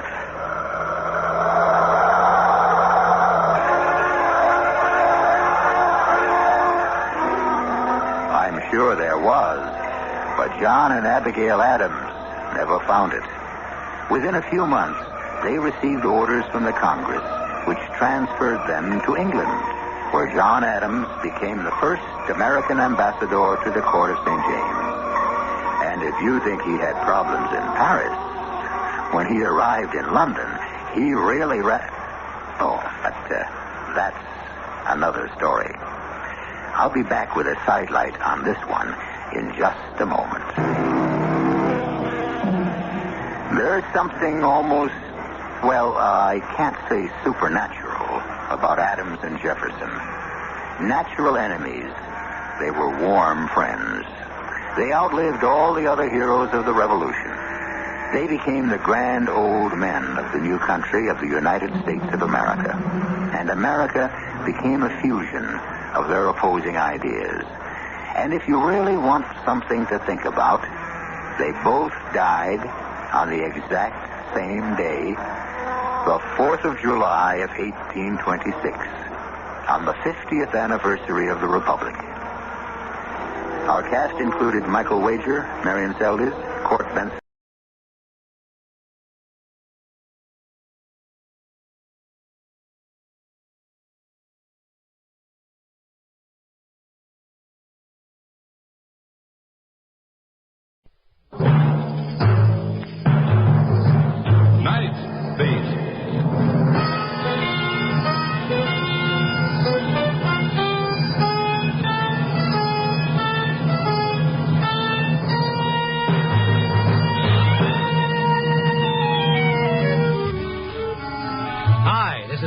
I cover the night beat for the Chicago Star.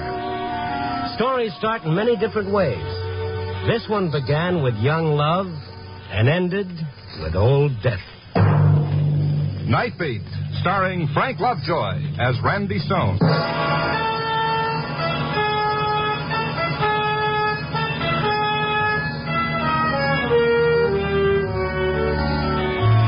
This working at night and trying to sleep in the daytime is all wrong.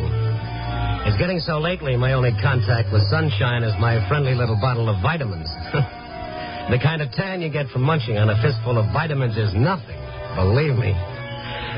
Tonight, leaving that ever-loving bed was really a chore. I scraped a razor across my face, and I bathed my fevered brow with cold water to scatter the cobwebs. And I headed uptown for police headquarters and a couple of one-syllable words with my old friend, Sergeant Kalski.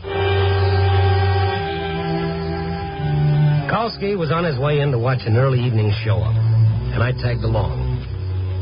If you've never been in a police show-up room, it's kind of like a little theater.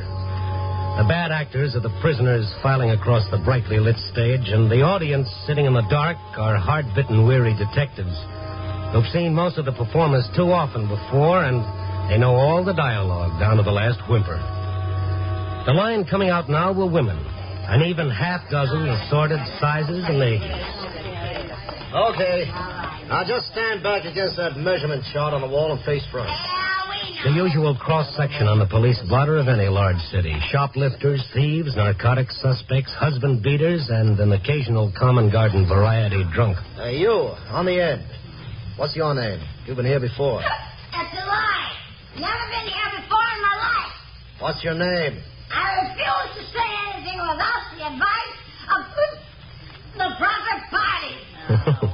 Kind of hurt the old girl's feelings there, Kosky. Not her, Randy. Her feelings were pickled in alcohol years ago. Well, how about the young one there? Good-looking kid, huh? Oh, yeah. It doesn't seem to belong somehow. They all belong, Randy. You can't tell by how they look. Why, that innocent-looking doll with her baby blue eyes. Yeah, I know. Don't tell me. Probably killed her grandmother. Only 2 will get you 5. Whatever she did, it's a first offense. That kid looks half scared to death. Hey, you on the far end. What's your name? You mean me? That's right. I'm sorry I can't see you. These lights are so bright. You're not supposed to see me. Step out a little. Just answer the question. What's your name? Linda Johnson. But I'm here by mistake. Aren't we all? Quiet. It's the truth. I want to explain. I don't belong here. You'll have a chance to explain in court, miss. This is just a show-up. Why are you in here? I don't know. I just arrived in Chicago this morning, and they arrested me. Well, what did they say you did when they booked you? What was the charge? All right, girls, that's all. That's all, matron. Well, as I was saying, Kosky, this kid undoubtedly polished off a grandmother with an axe. All right, Randy. So maybe it's the first offense. Maybe even a mistake, like the girl says, but you haven't looked at the book yet to see what the charge says. Well, anyway, can I talk to her? It might be something for me. Sure. Go ahead to the women's division. Tell the matron I okayed it. Maybe it's got something to do with the stars, the zodiac sign I was born under. But I've always been a sucker for 3 things that spell trouble. That last little drink for the road, a right cross to the jaw, and a girl who still looks pretty with a jug full of tears streaming down her face. You'd think a fella'd know better. Oh, well. I went around to the woman's division for a close-up of the kid with the misty eyes. There was a lady cop at the desk. When I asked her about Linda Johnson, she gave me a funny smile. You're a little late, Randy. She's being released. I just saw her over at the show-up. That's right, but she's made bail since. They'll be bringing her out in a minute. What was she in on? Grand theft, I think. Now, let me see. Yeah, that's right. Any details? Swiped a fellow's wallet in a bar. Arresting officer found it in her purse. Ooh, nice kid. Oh, here she comes now. Would you mind holding my watch while I talk to her? Better wait till she's released, Randy. Then we won't be responsible. Okay, wait here. Linda Johnson, Meg. Papers clear? Yeah, all taken care of. Personal property release? All signed. You want to open up? Okay. I guess that's it, Miss Johnson. You can go now. You mean you're letting me go? That's right.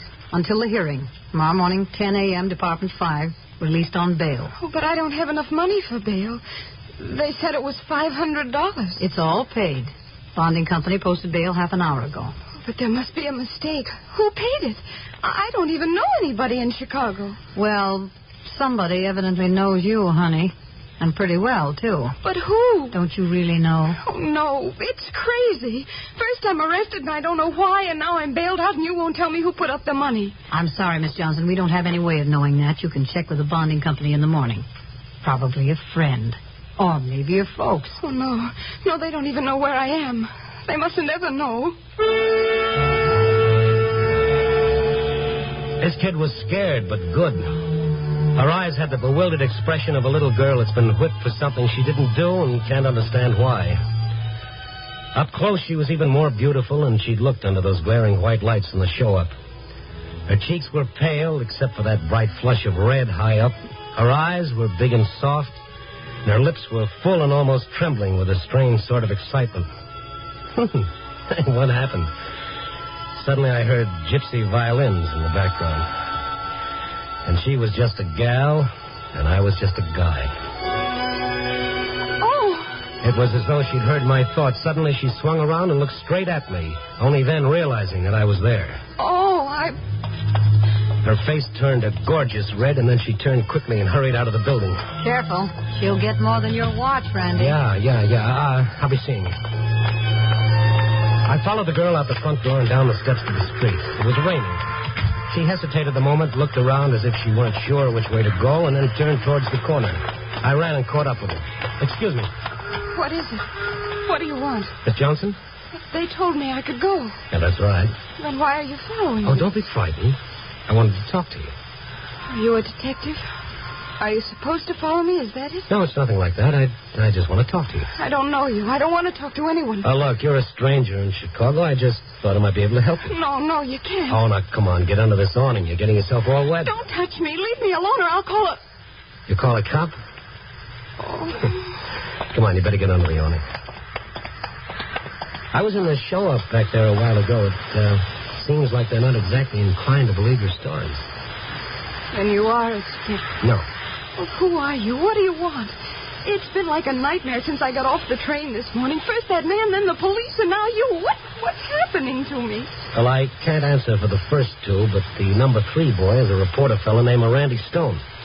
A newspaper reporter. No, don't say it that way. It's better than selling dope. I should have known you wouldn't understand. Where are you going? Let me alone. Come back here, you little fool. Wait a minute. You're going through a red light. She stepped off the curb against the signal. A big green sedan gunned up the street, throttle wide open, and raced through the intersection. Linda, look out! Get back to the curb. You want to get killed? That car. Did it hit you? No, but the man at the wheel.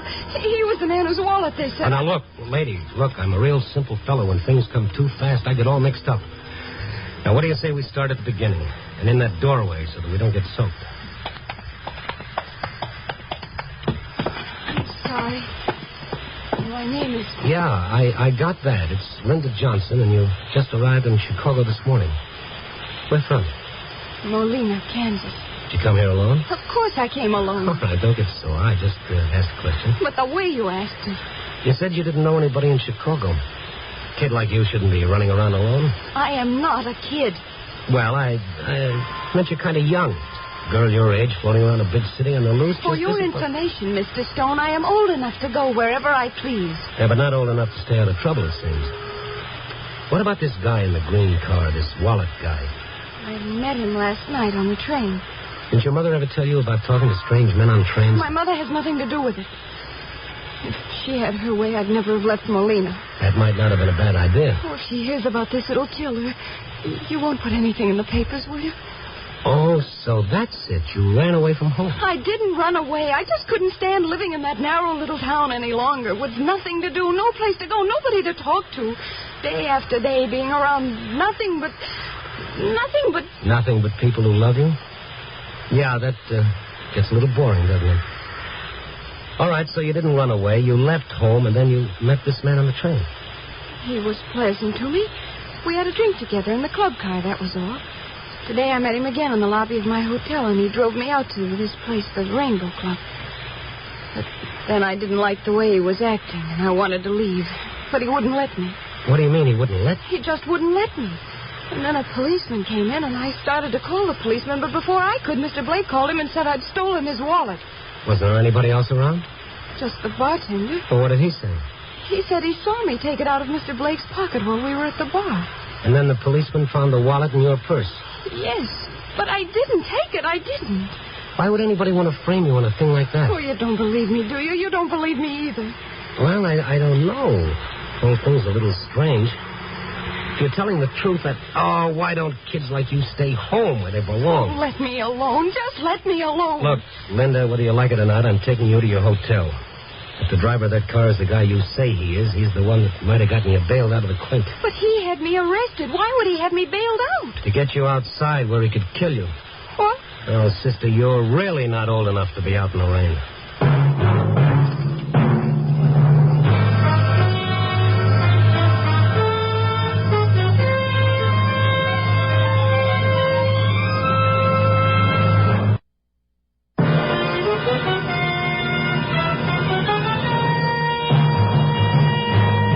And now back to Night Beat and Randy Stone. Yeah, like King Solomon once said, latch onto a pretty girl and you latch onto trouble. And this kid, Linda Johnson, wasn't just pretty. She was beautiful. A genuine 14-carat trouble doll. All in one day, she's arrested, bailed out, and almost killed. So, just like the Chamber of Commerce would want me to, I escorted the fair visitor to our city to the safety of her own hotel room. A middle-class business hotel in the Loop. Now that we were in off the street, she seemed a little more relaxed. She shook the rain out of her hair, she turned on the radio, and we sat down on the couch. Frank Blake you met on the train. You ever seen him before? No. He was a complete stranger. Why would a complete stranger want to kill you? No, maybe I just imagined that was Frank driving the car. And anyway, it was my fault for walking against the signal. Uh-huh. All right, now let's see. You met him in a club car on the train, and you talked with him a while. And then what? Then we went back to our own cars. I said goodnight at his compartment, then went on through to my own car. Didn't he invite you in? Certainly not. He was traveling with someone else. A lady? No, a man. You sure about that? Of course. I saw him when Frank opened the door. But please, let's not talk about it anymore. Okay, let's talk about you. Can I turn this down a bit? Mm-hmm. Why'd you come to Chicago? Oh, usual reason, I guess. Why does any girl come to a big city? So that she can live a little. So that she can be on her own. Maybe you're not old enough to be on your own. That's what you keep saying, isn't it? Well, come here. What? There. Still think I'm not old enough? No, you're old enough. But what? Oh, so you want to play. Now, you're 22, you read a book, you got some ideas about what life in the big city's all about? That's right. So you're not a little girl anymore, No, I'm not. All right, big girl, I'll play. But don't forget you started this little game, and don't say later you weren't playing for keeps. I won't. Well, you see, the way the big fellas play, it's a little different. They put an arm around your waist, like this. Mm-hmm. It's pretty hard to get away, even if a big girl wanted to. Mm-hmm. And they hold you closer and closer until you don't think you'll be able to breathe anymore. And then his face is so close to yours that you can't see his features anymore. It just, Linda, you're beautiful. Don't let me go. See what I mean, big girl? Oh, you just wanted to make a fool of me, didn't you? Oh, did I? The door.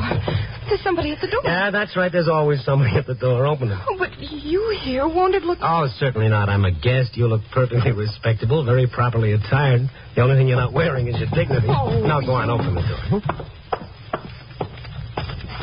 Hello. Frank. That's right, inside.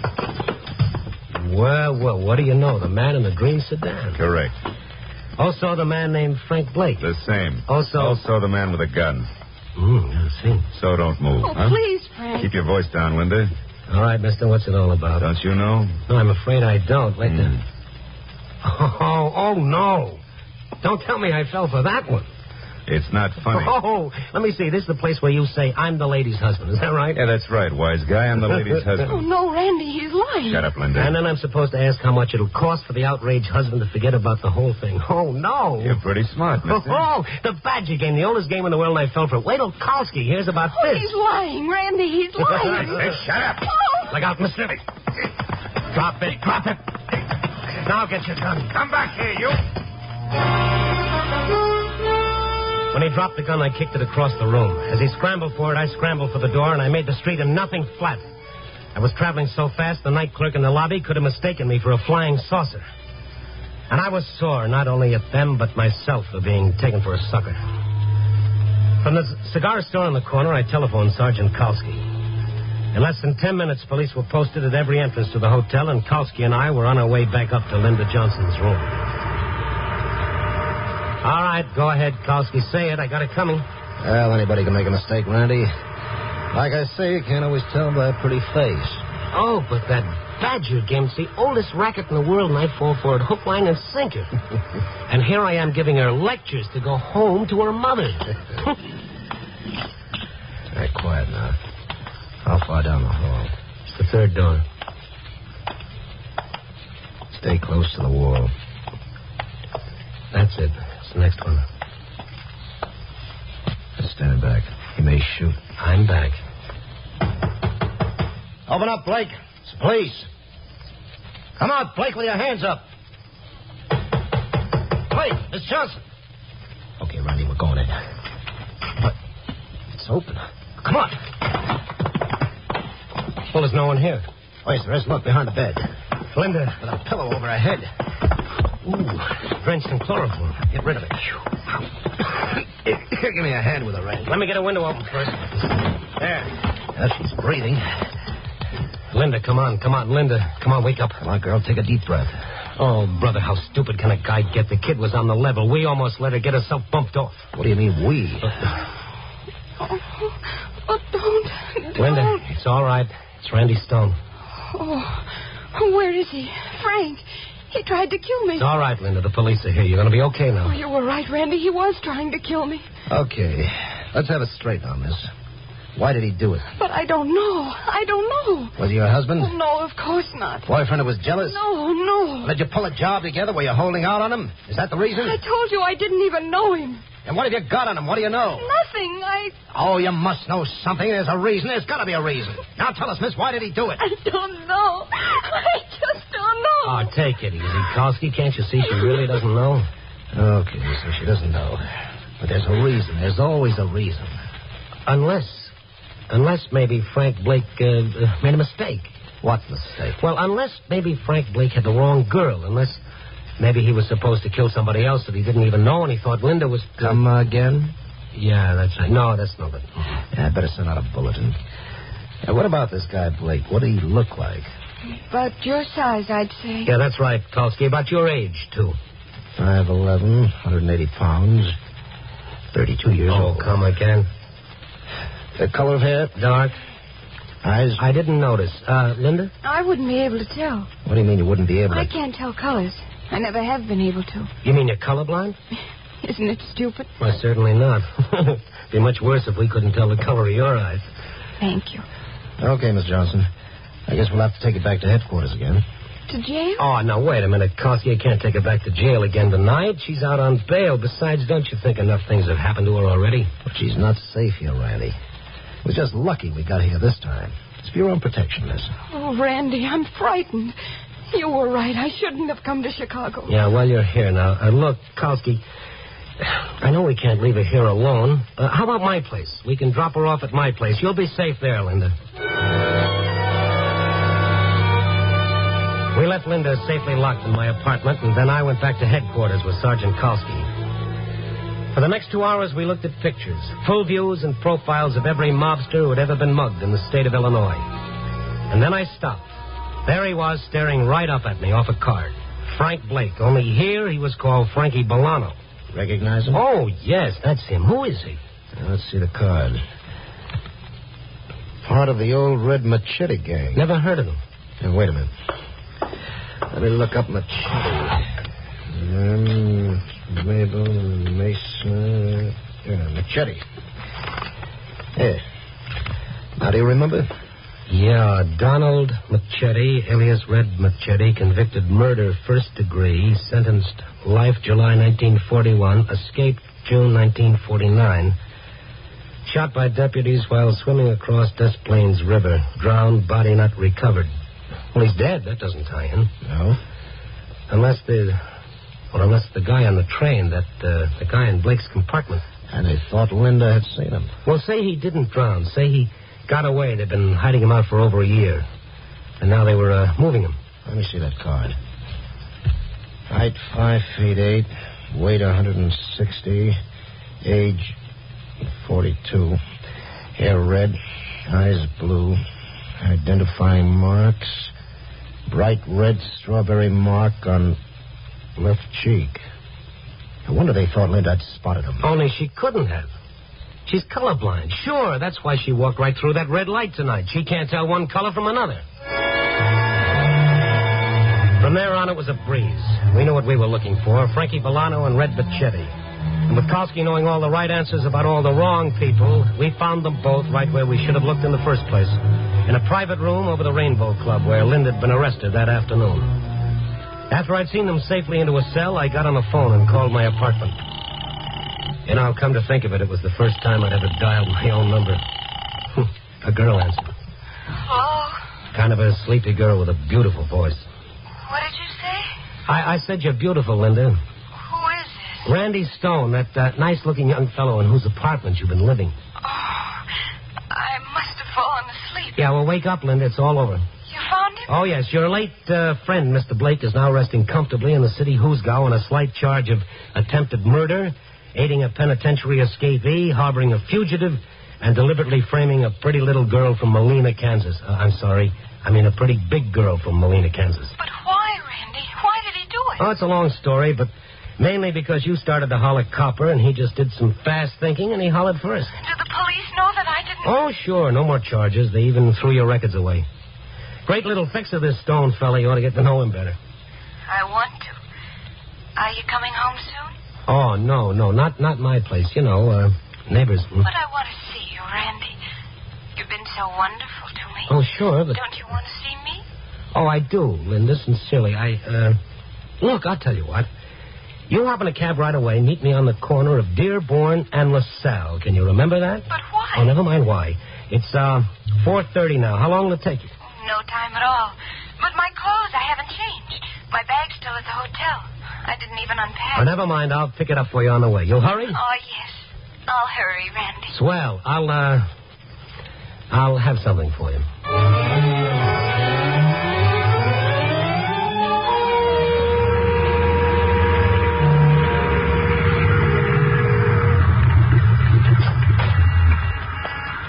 Hi, what kept you? What do you mean, what kept me? Never mind. Here, keep the change. Sure. Thanks, Mike. Oh, Randy, I hurried. Hi. I'm not frightened anymore. Swell. And I'm so happy. Hold me, Randy, close. Here? Don't mind me, folks. Oh, you go away. Where are we going, Randy? This is it. Right here. Oh, this is a train station. Uh-huh. And you said you'd have something for me. Oh, yeah. Here. A ticket? One way. To Molina, Kansas.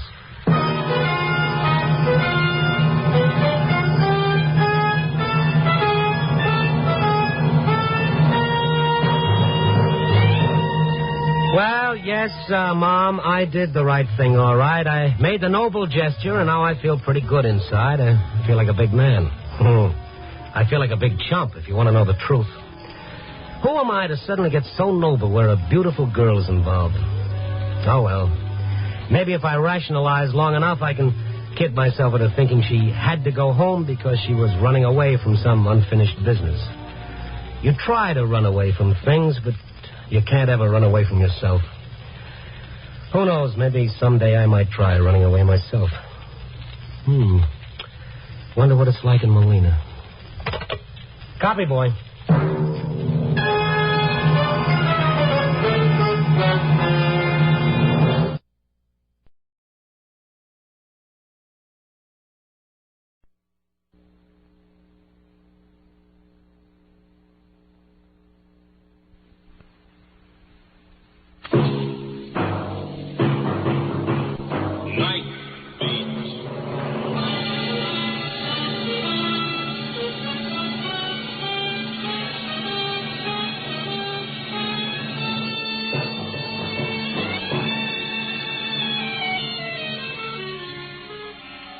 Hi, this is Randy Stone. I cover the night beat for the Chicago Star. Stories start in many different ways. This one began with locked doors and shuttered windows and ended in a coffin.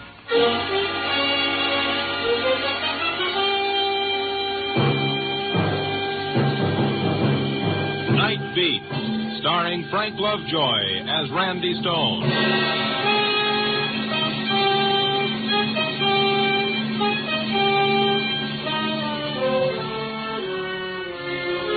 Anyone want a nice, clean job?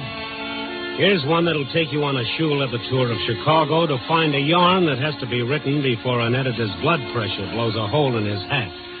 And that job is mine. Find one man or woman or child with a story to make good reading. 1 out of 3 million. Tonight, the score stood Chicago 3 million, Randy Stone 0. And then I went north on Michigan Avenue and turned west on Cermak Road. It was about 11 when I came to Wentworth Avenue and Chinatown. And all of a sudden I was hungry for some of Chinyuk's fried wonton and almond duck. Don't ask me why. So I turned up Wentworth toward Chinyuk's little restaurant. Then I noticed something.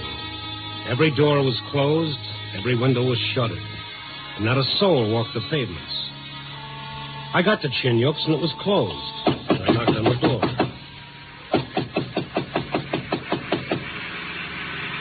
I heard the sound of a car pulling up at the curb. I turned. There was a prowl car. One of the cops got out, walked over to me. His partner stayed in the car, and I got a funny feeling that there was a gun pointed at me. Hey, you. Come away from that door. Sure. That's good enough.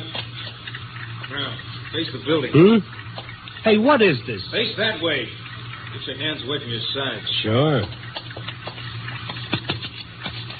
What's the frisk for? His suit was bulging. Well, it's a bad fit. You can't get much for $39.50 these days. Now you're clean. Well, I never carry a gun, officer. What's your name? Look, officer, what is all this? I asked you a question. Can I get my wallet? Yeah. Be careful. Oh, I certainly will. Here, all you need is in there. Yeah? Randy Stone, huh? Yeah, a Chicago store. What are you doing in Chinatown? Well, I got hungry. Huh? I wanted something to eat, preferably Oriental, so I came here. Okay, Stone, but take this advice. Settle for a sandwich, preferably Occidental. What's going on around here? This place is as dead as a morgue. Yeah, that's exactly it. Now, look, Stone, don't stay here. Get out fast as you can and don't come back. What's the reason for that? We don't know. It's like waiting for a bomb to go off. There's not a soul in sight. Every store, every restaurant, every shop is as tight as a drum. I'd give $100 to see one Chinese on the street, just one. Why'd you frisk me? You get the word that a lot of hoods are moving in. To Chinatown? Yeah. Why?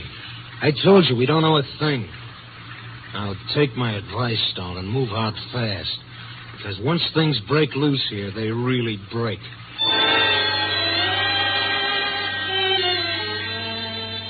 The prowl car moved off slowly and carefully. I stood there for a minute and I looked around. I got that funny feeling that a million eyes were watching me. Sure, I wanted to leave, but that old curiosity referred to in some circles as a news sense kept me from going. I headed toward the rear of Chinyuk's place through an alley. It was pitch dark in there, and I felt my way along until...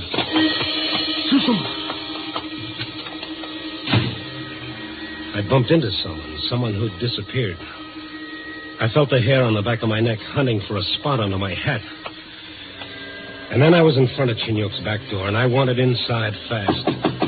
Chinyuk, open up.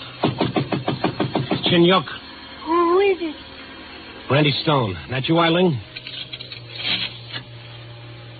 Please go away, Mr. Stone. Let me in, Eileen. I want to see your father. Please go away. Please. Listen, Eileen, I want to see... My father is not here. Well, where is he? Where can I find him? I do not know. Then let me wait for him. I must not. Well... Please go away. Let him in, Eileen. Oh, yes, Father. Thank you. Lock the door, Eileen. I am honored, Mr. Stone. Please to come in. Thank you, Chinyuk. I am sorry. I gave orders to my daughter to admit no one. She was obeying me. Well, obedience is a virtue, Chinyuk. In a world of little virtue, yes. I went to the front door first. The place is locked. You're an observing man, Mr. Stone. Sure, all I had to do was try the door. I figured the rest out all by myself. Just so. Look, we've known each other a long time, Chinyuk. 5 years, perhaps. That's right. I value your friendship. Well, thank you. What's going on, Yuk? The world goes on. There isn't a soul on the street outside, and everything is locked up. Eileen was scared to death to open the door, and I met a policeman outside. Perhaps the officer can enlighten you. No, he didn't know anything. Knowing when to hold one's tongue is another admirable virtue. In other words, you're as scared as Eileen. Man is always afraid. Now leave Chinatown, Randy Stone. And above all, ask no more questions of anyone. Well, I'm not afraid, Chinyuk. I'm not afraid because I know that no Chinese turns to violence. That is true. No Chinese would harm you. But what about your own countrymen, Andy Stone? Well, what about them? I have said enough. Now go, if you wish to live. Go.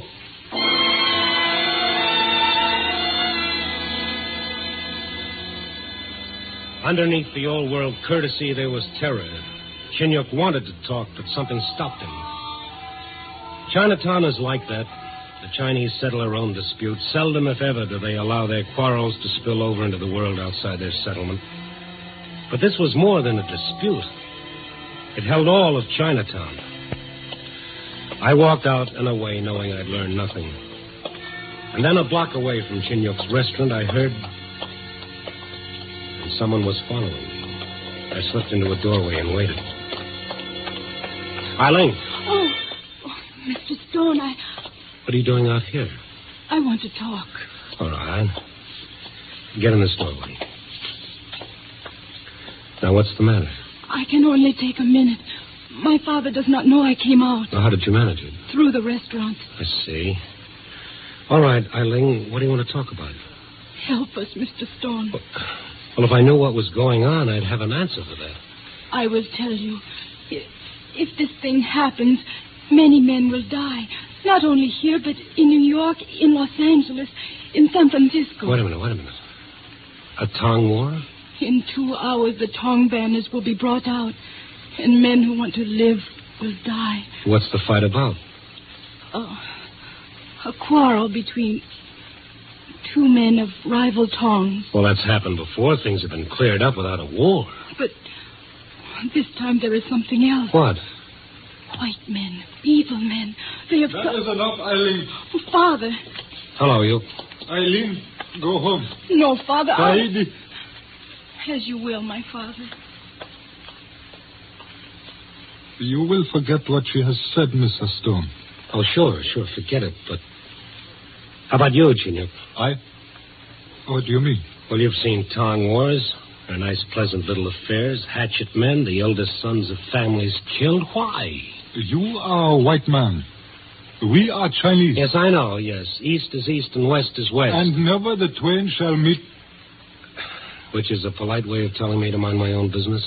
Get out of Chinatown. After one more question. No more. Well, here it is anyway. Do you want a Tong war? Well? Once I had a son to carry on my name. That son is no more, Randy Stone. The hatchet men of the old Tong saw to that. Well, then why don't you... Oh, get out, Randy Stone. Get out, or I shall once again look down upon one whom I love. You, Randy Stone. Chinyuk turned and left. I watched the shadows swallow him. I heard the door to his restaurant close. It was a sound as final as the last name on the phone directory. The silence in the street was eerie. A waiting, watching silence. I walked to the end of the street, and I looked back. The light rain began to fall, and from somewhere in the back of my head, I recalled a poem. This is the time between life and death, the cold, bleak moment of emptiness after life and before eternity. And then I remembered something else. What the officer had said. What Eileen had told me about white men, evil men. Where did they fit in? Why was Chinyuk afraid to talk? Afraid or wouldn't? For the next 15 minutes, I made phone calls, and I got some answers that made more than a little sense. The answers sent me back toward Chinyuk's restaurant. I didn't get there. Hey, you. Huh? You talking to me? Uh-huh. Hold it right there. Randy Stone? Why? No reason, just want to know. Oh. Okay, I'm Stone. Now, who are you? That don't make any difference. Well, it's nice meeting you so long. Let's get better acquainted, huh? Well, sure. Tell me about yourself. Nothing to tell. Now, if we're going to talk about you, that's different. It's not polite to walk away. Okay, Buster, let's stop the chit-chat. I'm Randy Stone. You know who I am. Now let's hear from you. Don't get excited, Stone. Everything's all right. I never get excited. It builds up my blood pressure. Nice to hear you got blood. Want to keep it? Oh, well, now we're getting somewhere. Not here, but we will. Meaning? Let's take a ride. By invitation? So far, invitation. I'll even hold the door open for you while you climb in. Oh, that's nice. If it starts to rain harder, you can put down a cloak for me. Okay, Elizabeth. Let's go. Well, where to, Sir Walter? That's enough, Stone. You just get in the car and we'll take a ride. Come on. What if I don't? I'll withdraw the invitation and make it an order. One I can back up. I see what you mean. Okay, where to? You'll see when you get there. I have to be back by midnight. My head changes into a pumpkin. I like you. You're going to get along fine with the boss. Oh? Yeah. Here you are. Oh, thank you. Welcome. Before we get going. Yeah. It all depends on you whether you get back by midnight or get back at all.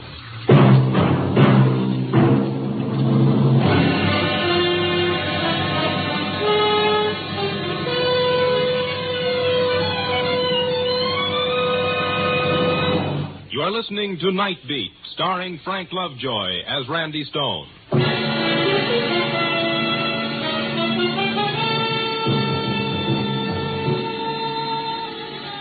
Well, as they say, no two ways about it. My questions had stirred up a little interest outside of Chinatown. I was taken to the north side, to a penthouse, and there I met... Hello. I'm Luke Farwell, Stone. I've heard of you. Good. Read your column in the Star. Good stuff. Oh, thank you. I read your stuff in the papers, too. Mine? Yeah, front page items. You believe all you read, Stone? I always have, ever since my first fairy tale. Here, sit down. I'd rather stand. Oh, come on, Stone. We've got to talk. You look uncomfortable standing there. Well, I will admit I've been more comfortable. Certainly. Sit down. Oh, drink? No, thank you. Cigar? Have I got one coming? Beg pardon? Well, cigars, you get them when you hit the bullseye or ring the bell. Oh, I see. All right, Stone. Maybe you've come close. Maybe too close, huh? Nobody gets too close. Yeah, so I've heard. You don't seem surprised you were brought here. Well, I asked questions. News got around to you. I expected this, Farwell. I see. How much does the Star pay you? Enough? $5,000 a week? Oh, sure. But they make the check out for a smaller amount on account of taxes. Of course. Well, here's a week's salary, according to me. $5,000. Am I worth that? To forget this story, yes. Do I have a story? You do. You ask questions, put two and two together. Yes, so I did. Want me to tell you what it adds up to? I'm interested. Okay, here it is, Farwell. You got your fingers in a lot of rackets. Now you'd like to move in on the Fantan and the Mahjong games in every Chinatown in the country. And so far they've kept you out, right? Go on. Yes, I will. And now two Chinese of rival tongues have quarreled, and the tongues are ready to fight. It's an affair of honor between them, but to you it's a chance.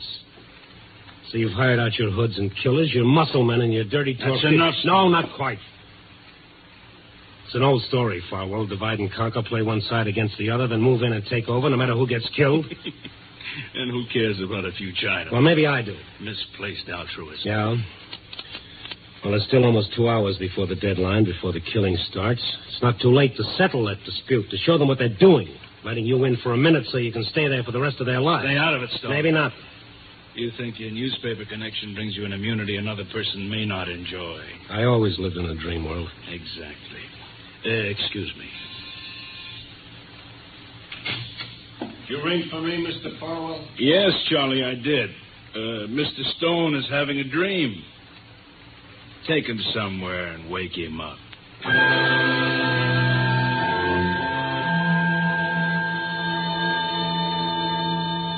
You take a roll of nickels in a fist, a piece of rubber hose, and expert hands. No, you don't break any bones. You don't even bring blood.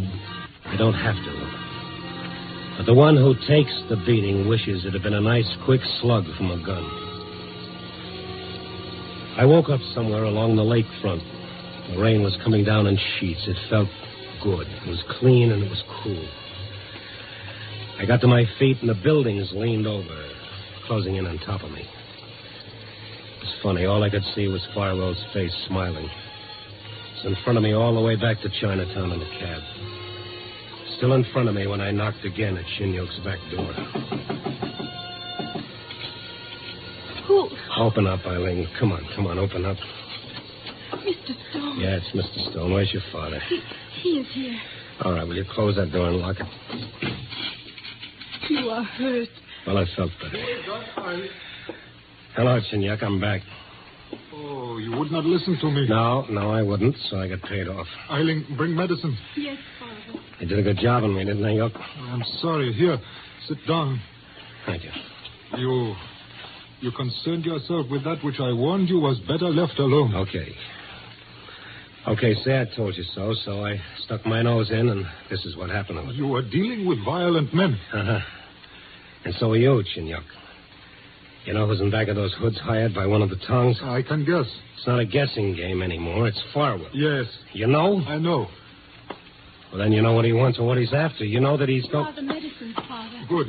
No. Get that stuff away and listen to me. But your wound... I know they hurt. Yes, they hurt. I've been worked over by a couple of thugs. I saw Farwell. You went to him? Well, he sent for me. The police?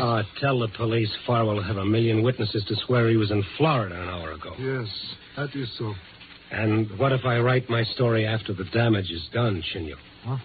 It will be just a story. Yeah, and Farwell will have what he wants. Look, Shinyok, how much time is there before the killing starts? Less than half an hour. Well, you got time then. You got time to stop it. Randy Stone, why do you concern yourself with this? Why? I'm a reporter, remember the story? No, there is more. Because of friendship for me? Well, maybe I just hate men like Farwell. Yes, of course, but... But what, Shinyok? Randy Stone, it will be hard for you to understand. But that which is bringing evil to me and my people is a thing of honor between two men. Honor? Oh, sure, honor. All right, Shinyok, you better save up a lot of it. Put it in jars and bottles so you'll have some of it to look at after Farwell's got his hooks in. Got him in deep enough to tell all of you how to breathe and when.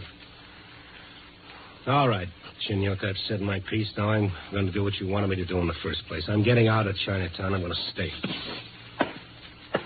Wait. Yeah? When I was a boy, I was told, and I believe, that we Chinese were inventing paper and a compass when your ancestors were savages. Perhaps that is so. But now I find myself learning something from a white man. That all mankind is one. Well, the lesson is free, Shinyok. Goodbye. I'm not finished. Eileen. Father? Attend Mr. Stone's wounds, see that he is helped, and then bring him to the place of meeting. Father, you are... Obey me. Yes, Father. What are you talking about, Shinyok? Honor is not held cheaply, nor is a debt incurred to be forgotten. No, honor is held dear, so dear that before the night is over, one of two men must die.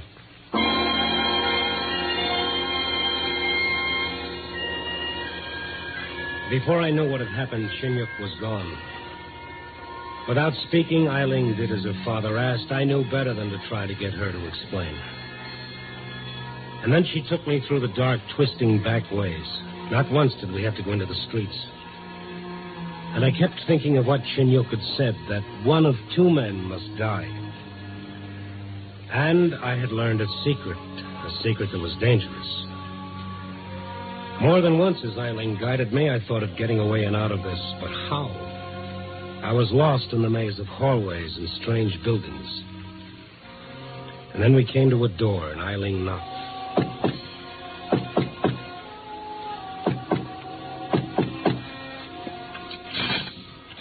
A Chinese I didn't know opened the door and looked at me hard for a moment, and then spoke to Eileen. Yep, Lee.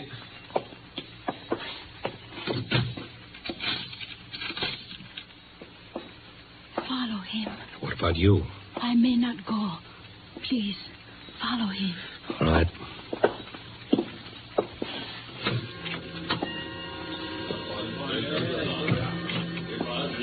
Ching-choa. I know enough Cantonese. He had told me to sit down, and I did.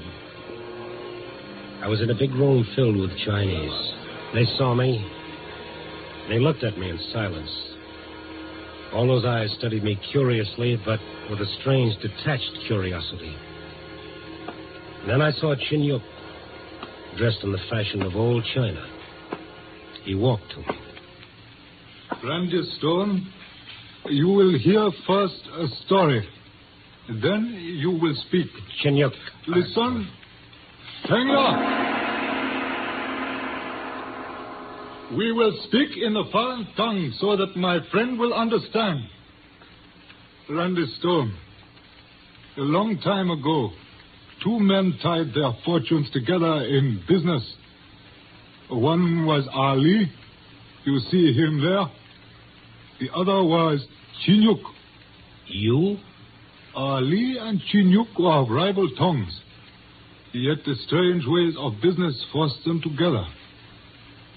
Ali and Chin Yuk had put aside so much money so that each could be buried in China. But now, because of misfortune, there is only enough for one to return to China to be buried among his ancestors. Then that's what the quarrel is about? Bitterness came upon these two men. They spoke words of hatred until... Until they're willing to fight about it and bring on a Tong war? Honor will not be satisfied unless the tongue that wins is that of Ali or Chin Yuk. I've told you, Chin Yuk, neither Tong will win. The only winner will be Farwell. He'll control you through this. First the Fantan and the Mahjong, and then the restaurants. Everything every Chinese does will be dictated by Farwell. I've seen it happen in other places. Why not here? Yes, but there is a debt we Chinese owe you, Randy Stone. You don't owe me anything. You could have given your life. He wouldn't have killed me. That you did not know. Ali, will you honor us by coming forward?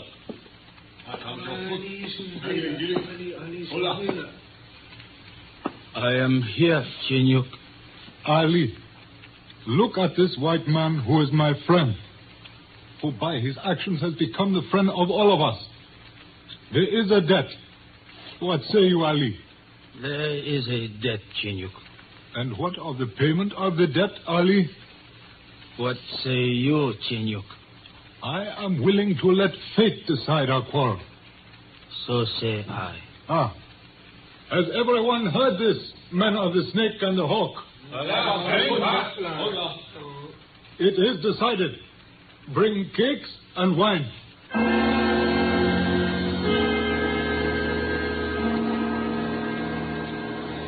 It was like a strange dream. The Chinese of the two tongues waiting. The polite, time-honored ritual. A plate full of rice cakes and a flask of wine.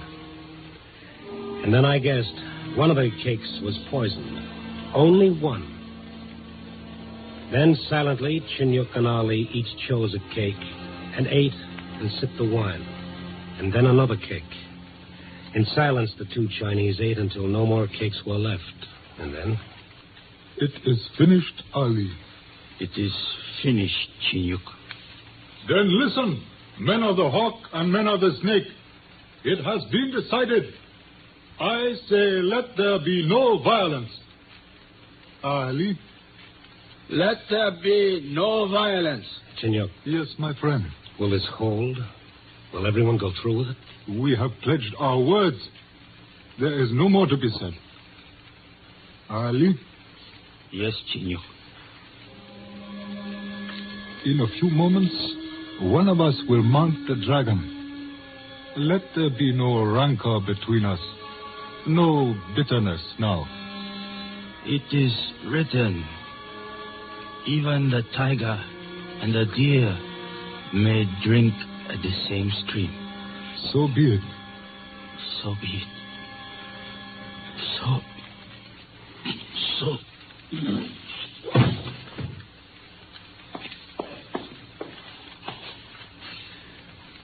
He's dead, Chin Yuk. Yes, Ali is dead. Now go, you men of the hawk and the snake. Go and tell those of evil who have come among us that the thing is finished.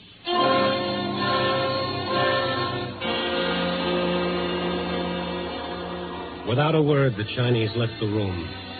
Chin Yuk and I were left alone with Ali. For a moment, Chin Yuk looked down, And then silently he led me away, back through the twisting passages, back to his restaurant. And there... Eileen, Yes, my father. bring tea. Yes, my father. Randy, What, Chinyuk? the debt is paid. Yes, the debt is paid. Total for the night, some bruises and one dead man. Ah, but this is better than many dead men, Randy. Oh, I know it is. But Look, Chinyuk, Yes, my friend. What is it? Well, you know how I mean this. Ali... Well, I'm sorry he had to die, but Well, I'm glad it wasn't you. It is strange what men will do to reach heaven. Yes, 1,000 different religions in the world, and each tries for one thing. The same goal. In my religion, it is easier for a man to attain heaven if he rests among his ancestors. And you... Well, Ali is dead, and you're left. Well, there's nothing funny. No, nothing. Except that you still do not understand. You see, even now Ali's body is on its way to China. Ali won. I lost.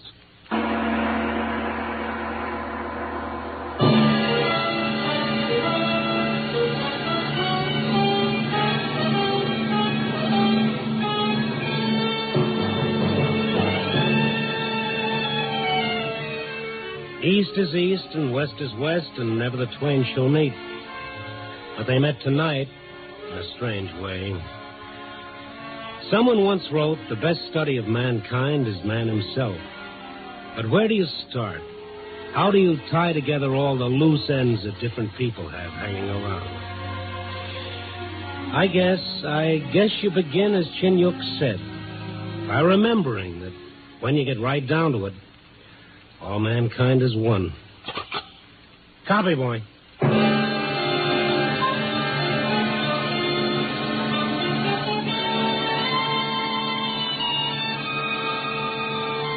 Night Beat, a new dramatic series, stars Frank Lovejoy as Randy Stone. Tonight's script was written by Russell Hughes. Night Beat is edited by Larry Marcus and directed by Warren Lewis. Music is by Frank Worth. The part of Chinyuk was played by Ben Wright. Others in tonight's cast were Jack Crucian, Paul DeBuff, Barbara Jean Wong, and Tom Holland.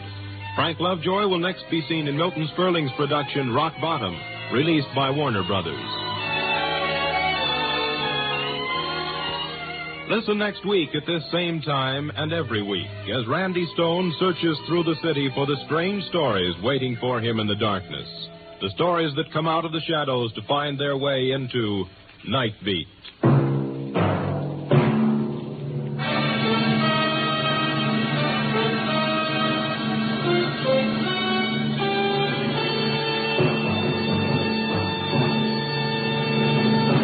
Now on Wednesdays, hear 3 great mystery programs on NBC. Yes, on Wednesdays, hear Mr. District Attorney, The Big Story, and Richard Diamond, Private Detective. You'll hear adventure, intrigue, and action-packed stories on all 3 of these thrilling shows. Richard Diamond each Wednesday fights his way to fame, fortune, and a red-headed girlfriend in 30 minutes of fine entertainment. Mr. District Attorney, the champion of the people, adds to your Wednesday night listening pleasure as he upholds the causes of law and order. And to complete NBC's Wednesday trio of action-packed mystery shows, you'll hear The Big Story, presenting true tales from the front pages of America's newspapers. Be sure to tune for thrill-packed action drama every Wednesday night on NBC. Now it's Brian Donlevy in Dangerous Assignment on NBC.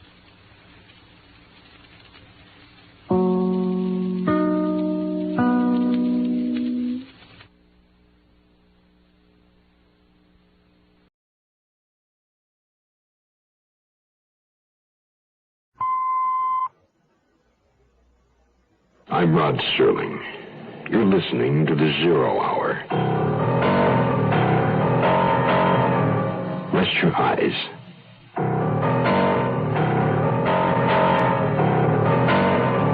Open your mind.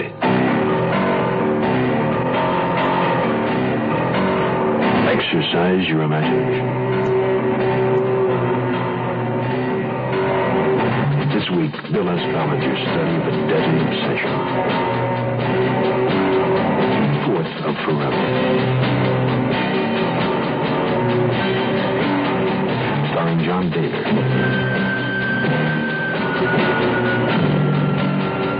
And Susan Oliver.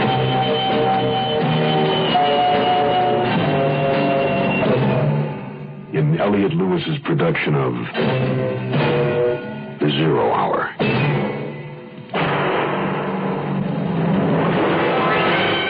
The Mutual Broadcasting System presents The 0 Hour. Sponsored in part by Ford Motor Company, Wrigley Gum, and Sign Off. This is The 0 Hour on Mutual Radio.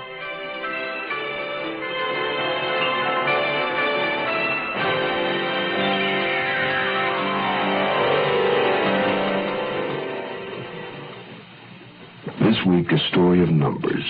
One man, one woman, and the desperation of their individual single desires. James Marius, freewheeler, habitual gambler, chronic loser. Lou Jackson, mysterious, feline, alluring. Two people among millions who meet in the sprawling metropolitan basin that is Los Angeles, California. A chance meeting, with the odds locked in to murder. First, a proposition to follow a man and his money for the purpose of separating the two.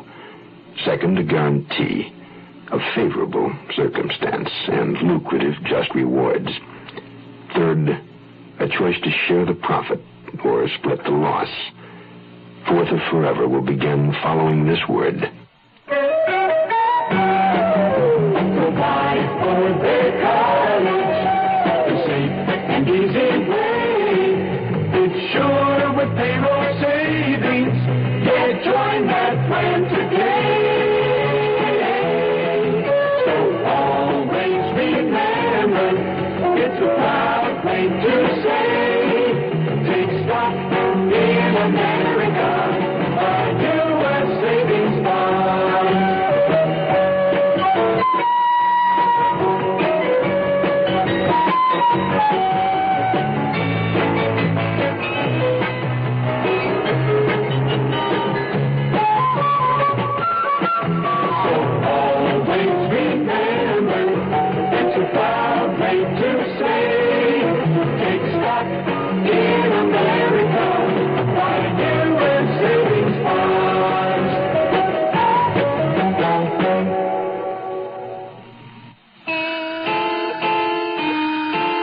Picture this.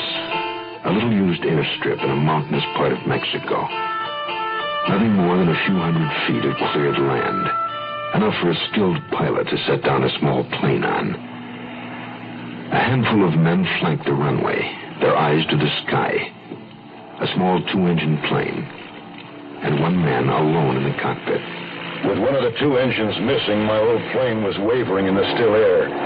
I felt her tremble through the stick in my hands as I circled over the landing strip of that miserable, desolate little field. What really worried me was the cargo. The heavy drilling machines lashed in the plane just behind my neck. I cursed myself for taking the contract to deliver the stuff in the first place. Money can force a man to do a lot of things against his will. The lack of money can make him do even more. The machinery was still lashed tight, and I had to get down fast. It was now or never. I went in. The plane was overloaded. The old undercarriage couldn't take it. It went. And then a wing dug, furrowed into the ground. And over she somersaulted with the cargo tearing free, and all hell broke loose.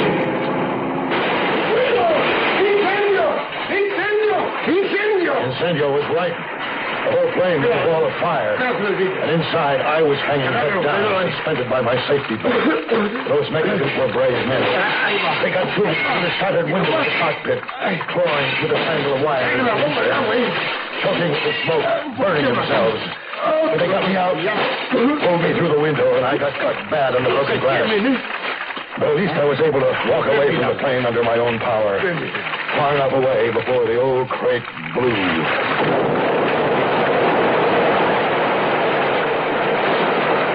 That was that.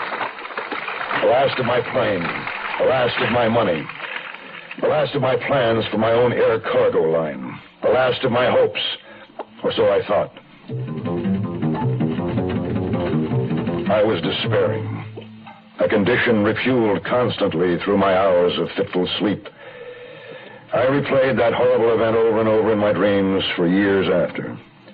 It followed me back to Hollywood, into the cheap apartments where I lived, and right into the bars where I tried to drown the memory, but didn't succeed. Drinking didn't help, regardless of how much I drank or how drunk I got. Like the night I came staggering out of Pernod Place, a joint on Sunset Strip. The car jock gunned my old sports car up to the curb. Evening, Mr. Marius. You feel okay to drive? I feel great. Yeah, something new has been added. Since there was a friend of yours who wanted to wait in your car. I've been waiting a long time. Good evening, James. She smiled at me from where she lounged, down and back in the passenger seat. A slow, easy smile, showing small white teeth, a casual curving of her lips, like a cat's. Her hair was silver gilt and edged with indigo from the neon side outside Pernod Place. I put the car in gear and moved out into the stream of traffic. You're going in the wrong direction. Wrong direction from where? It's not important. The point, exactly. Once I get to wherever I'm going, I haven't been anyplace. I don't know you. I know you. This is a gag. Who put you up to it? My own idea. I'll drive you to the Roosevelt. You can get a cab there. I'm not ready to take a cab. I picked you up. Not for the reason you're probably thinking. Not thinking much of anything right now. Except it's after 2. Hey, I had a date at 10. It's a little late. You don't want to keep it. If you do, you're going to disappoint me. Look what I brought. A bottle of champagne and one of brandy. I hope you help me drink it. Hey, look, I live here. Have for quite a while. I'm no sucker for a setup. You don't have enough money to make setting you up, as you put it, worthwhile. I've been to a lot of trouble finding you, Marius. Come on. Let's be pleasant and celebrate my success. Please? Why'd you try to find me? Because I think you're the kind of a man I'd like to know. That's not a reason. That's a lie. That's the truth. Hey, don't look so suspicious. I am suspicious. A girl who looks like you doesn't usually just appear in a parking lot. It could almost be a compliment. What's your name? Lucille Jackson. My friends call me Lou. Well, now that we've been introduced, where shall we go to have our drinks? My place or yours? Mine. Still suspicious? Yes. All right. We'll go to yours. I swung the car off Sunset Boulevard, La Brea, and cut up Franklin, turned on Highland, and headed north toward the Hollywood Bowl. Just before the Bowl, I pulled into the drive of the old Mediterranean Spanish-style apartment building where I lived. I parked in the back. She brought the paper bag of bottles. And we entered the patio from a rear archway and walked along the side of a pool to my door at the far end. Inside, I turned on the light. And for the first time, I really saw her. Very tall, slender, with a centuries-old, eternally mysterious smile of feminine knowledge, wisdom, amusement on her lips. She wore black pants and a black silk blouse. A black cat. I'll open the brandy while you uncork the champagne. Here are the glasses. Lou Jackson? Sounds like every name I've ever heard. Should I know it? No reason you should. Let's drink a toast. It's your liquor. What'll it be? To your luck, James Marius. It's going to change. I'll drink to that. What do you know about my luck? It hasn't been good. But at least you've been willing to try. Have I? Mm-hmm. That's one reason I like you. To what do I owe this honor? Why should you pick on me? Well, one night I saw you at a party. What party? It isn't important. You didn't see me. You were even more drunk than you are now. I asked who you were and found out. And so you couldn't resist me. You're putting me on. I don't believe it. Here I am. Yeah, maybe. Well, I'm going to bed now. That's an invitation. I accept.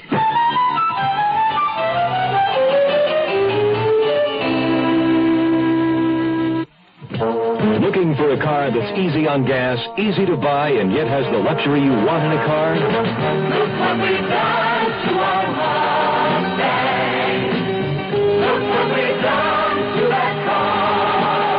Now we changed the size, we changed the style, and you're gonna like it fine. So look what we've done to that car.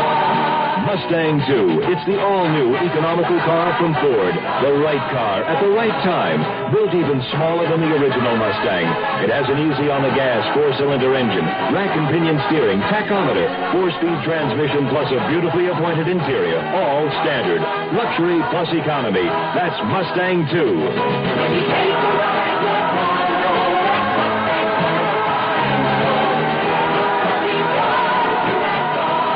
Mustang 2, $28.95 excluding dealer prep, destination charges, title, and taxes. See your local Ford dealer.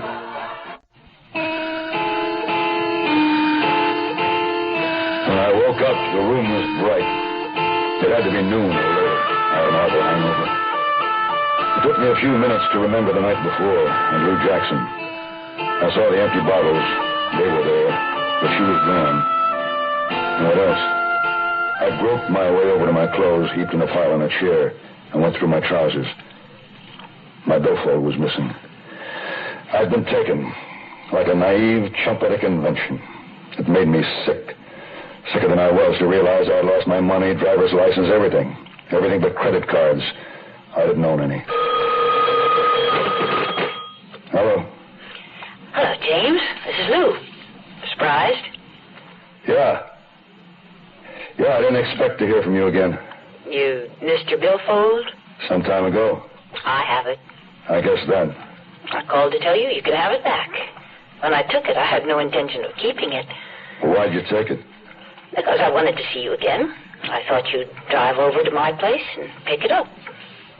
Last night, you were so cautious, so suspicious. I wanted to prove that I could have taken your money if that had been my plan. Now, you see it wasn't, don't you? I can't drive without my license. You think it's too dangerous? I'll be over. Where do you live? Lou gave me her address in a section of Hollywood near Hollywood Boulevard and the Sunset, just east of what used to be the old Columbia Studios. Her apartment was 2C. Come on, Marius. To my sober eyes in the flat light of the afternoon, Lou was not so young as I remembered. She was in her 30s, 35 maybe, but still beautiful. More beautiful probably than when she'd been younger. Her hair seemed to change from silver to gold and back to silver again, to match the transparent gray of her eyes with their great black pupils. I looked around. The apartment was a typical Hollywood furnished deal, matching drapes and carpet, run-of-the-mill semi-modern furniture. Its only escape from mediocrity was a large oil painting, 4 feet wide and nearly 6 feet high, the draped figure of a young woman nude to her waist. Anyone I know? No, I don't know her either. Did it come in the apartment? It belongs to me. Do you like it? Who's it by? A sign D-E-S-T-O. Destel? I think it's Gazzetti. He doesn't write so well as he paints. Anyway, he isn't well known. Like a drink? Margarita? I love them. Yeah, I need something. Be right back. When I sat down in one of the cushioned chairs, I felt something under my hip. It was an envelope, size and shape of business correspondence, addressed to L. Jackson. Return address was Rothman Associates on Western Avenue in Hollywood. I placed the envelope on the coffee table as Lou came back with the margaritas. Here. First for today. The first? Well, it's still pretty early, but I'll go along. That's my trouble. I always go along. But good. Are you warning me that you're a drunk? Some citizens might say I am. I didn't used to be.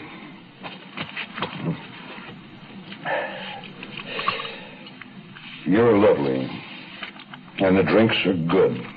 The apartment is cool and quiet. I should be happy, but I'm not. Why? Because last night you picked me up for a reason. And I can't figure it out. We don't know each other. I know quite a bit about you. Once, you were a good flyer. You crashed, went broke. You tried land speculation, and that folded. What was left, you shot in Vegas. More? Is there? Quite a bit. You owned a piece of the Ketch Playgirl, which sank the Transpac race to Hawaii, and finally, strictly for money, you tried a few stunt jobs and pictures. You were nearly killed, but this time you collected some insurance, and that's what you've been living on. Huh. Doesn't sound like much of a success story. Now, if you don't mind, I'll have another drink. Sit. Please. I also know you're 35, married and divorced once. No, only partly right. I've been married, but not divorced. My wife committed suicide right in the middle of the proceedings. Oh? Did you love her? Oh, here. Thanks. Yes, I loved her. Did she love you? Well, there must have been something she loved more. You've researched me, but you haven't answered my question. Why this interest in me? I'll tell you. Because you're a gambler, willing to take a chance. I need a man like that in my life. No, wait. I'm... You think you're unlucky, had all the bad breaks. But the truth is, you are lucky. What's happened to you would have killed the average man a couple of times. And next time, you'll strike it really big. I know. Believe me, I know.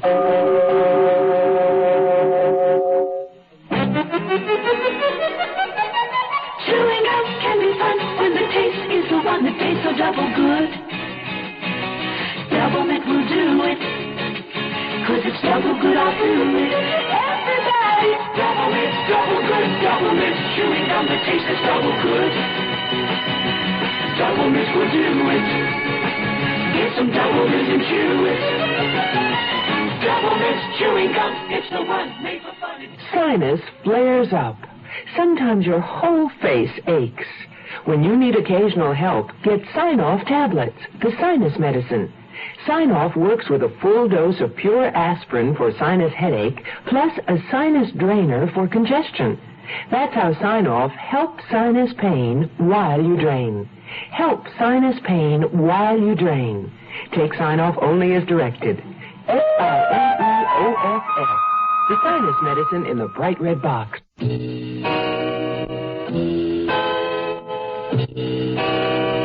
Oh, the times we had.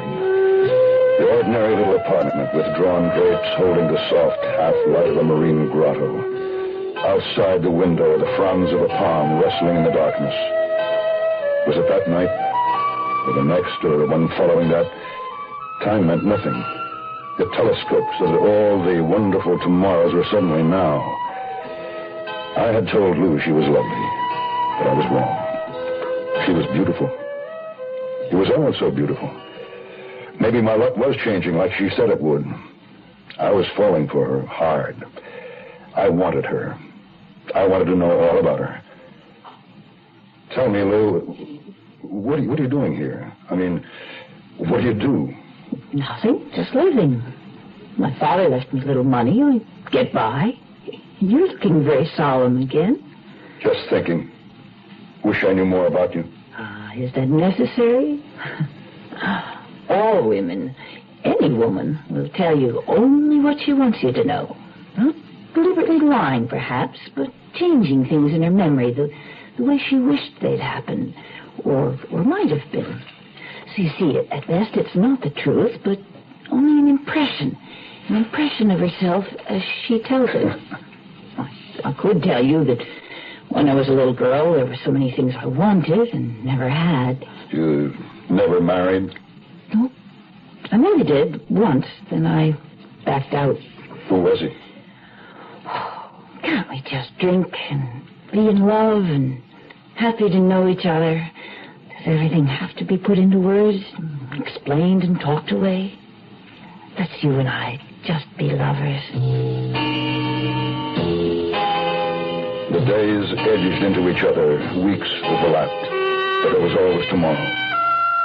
I went back to my own apartment, but Lou and I had built up our lovely routine. She filled my nights as full as, well, sex and liquor can make an addict of any man, and I didn't escape.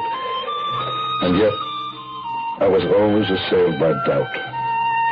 Doubt that tonight she would fail to arrive. I was frightened that she might drop out of my life as suddenly as she had appeared. She was under no obligation to me, owed me nothing. Always, however, she did come. I'd take her in my arms, and our night would begin. Tomorrow was another day. But the day finally came when the last of my money ran out. My checking account was empty. The liquor, my apartment, even my car would have to go. Tomorrow had finally arrived. I couldn't endure the prospect of life without Lou. I couldn't give her up. She had never discussed marriage, never demanded it, but keep her I must, on any terms.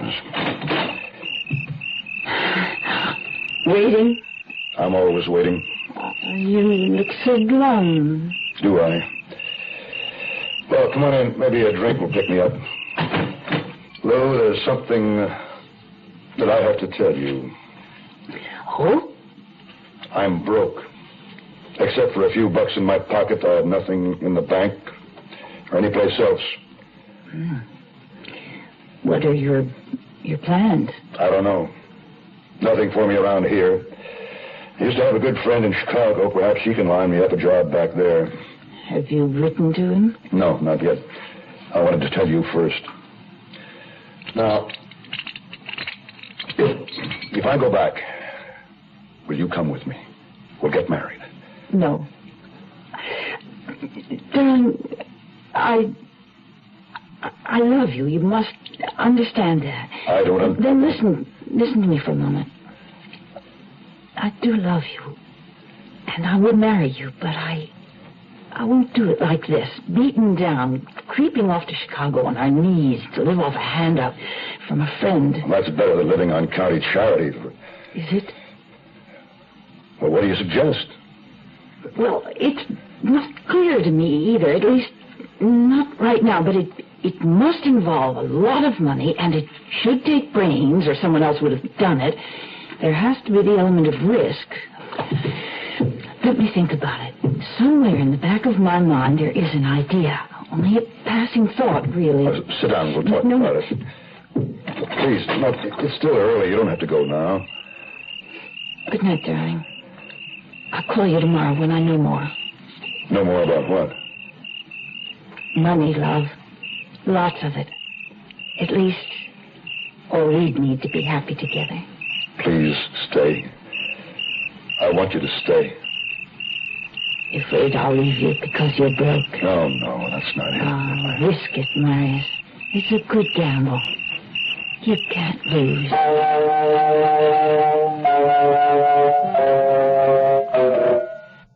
Tomorrow at this time, rest your eyes and listen here to this week's continuing study in suspense, Fourth of Forever. I'm Rod Serling, and this is The Zero Hour. Today's episode brought to you in part by Ford Motor Company, Wrigley Gum, and Sign-Off. This is The Zero Hour on Mutual Radio.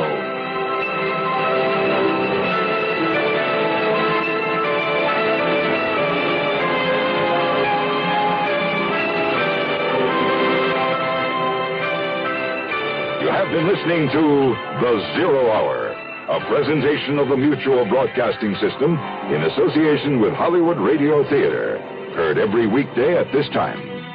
Rod Serling is your host. Zero Hour is produced and directed by Elliott Lewis. The Hollywood Radio Theater theme was played by Ferranti and Teicher. and is now available on United Artists Records and Tapes. Hugh Douglas speaking. Tune in tomorrow, and once again, rest your eyes and listen here to the Zero. This is the Mutual Broadcasting System.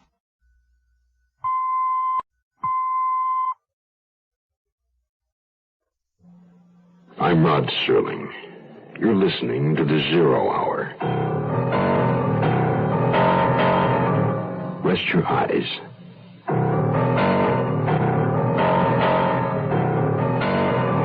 Open your mind.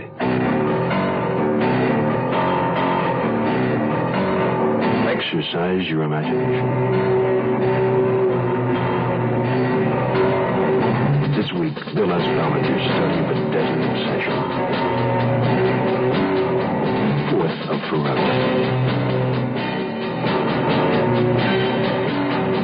Starring John Daner.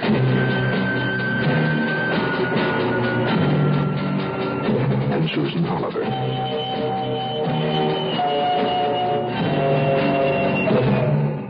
In Elliot Lewis's production of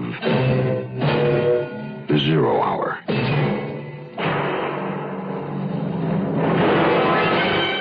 The Mutual Broadcasting System presents The Zero Hour. Sponsored in part by Wrigley Gum, Sign Off, and Ford Motor Company. This is the Zero Hour on Mutual Radio.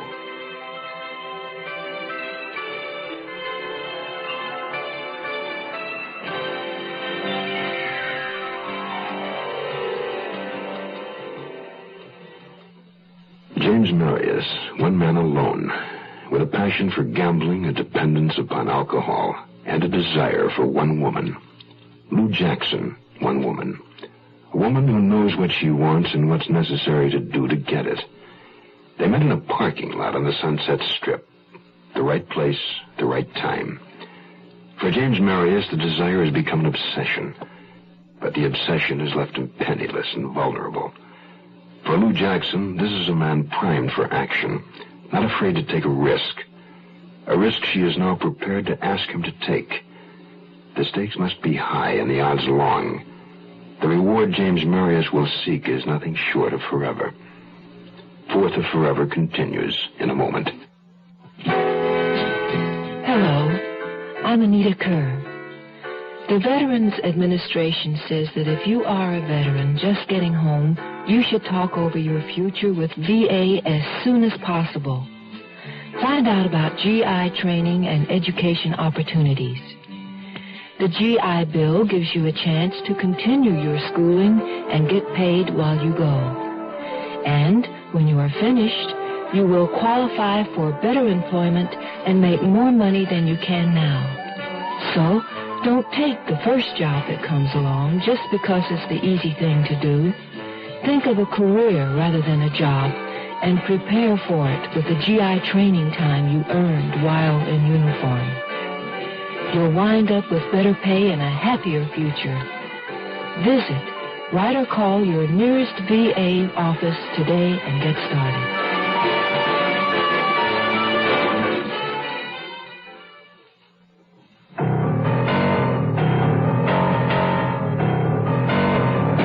I slept very little that night. My nightmare replayed in living color. All the next morning I was tense, anxious, filled with an almost evil foreboding. And yet, I couldn't help thinking about the fortune Lou had half promised. She phoned me in the afternoon. Her voice was warm and easy as always. She suggested we meet for a drink at Pernod Place.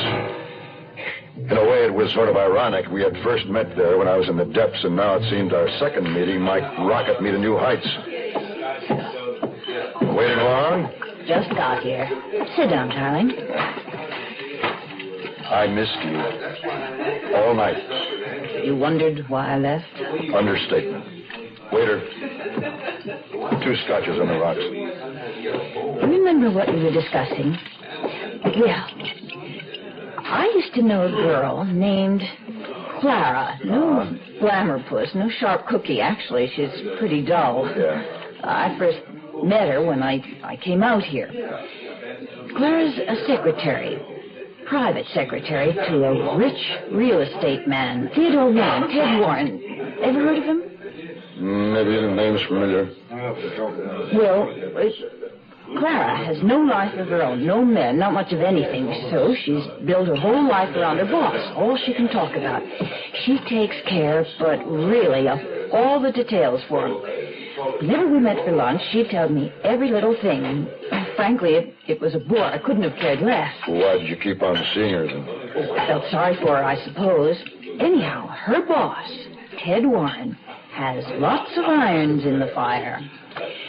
He goes to New York every month or two and takes huge amounts of cash with him. Well, part in cash, part in negotiable stocks and bonds. Don't you think that's rather odd?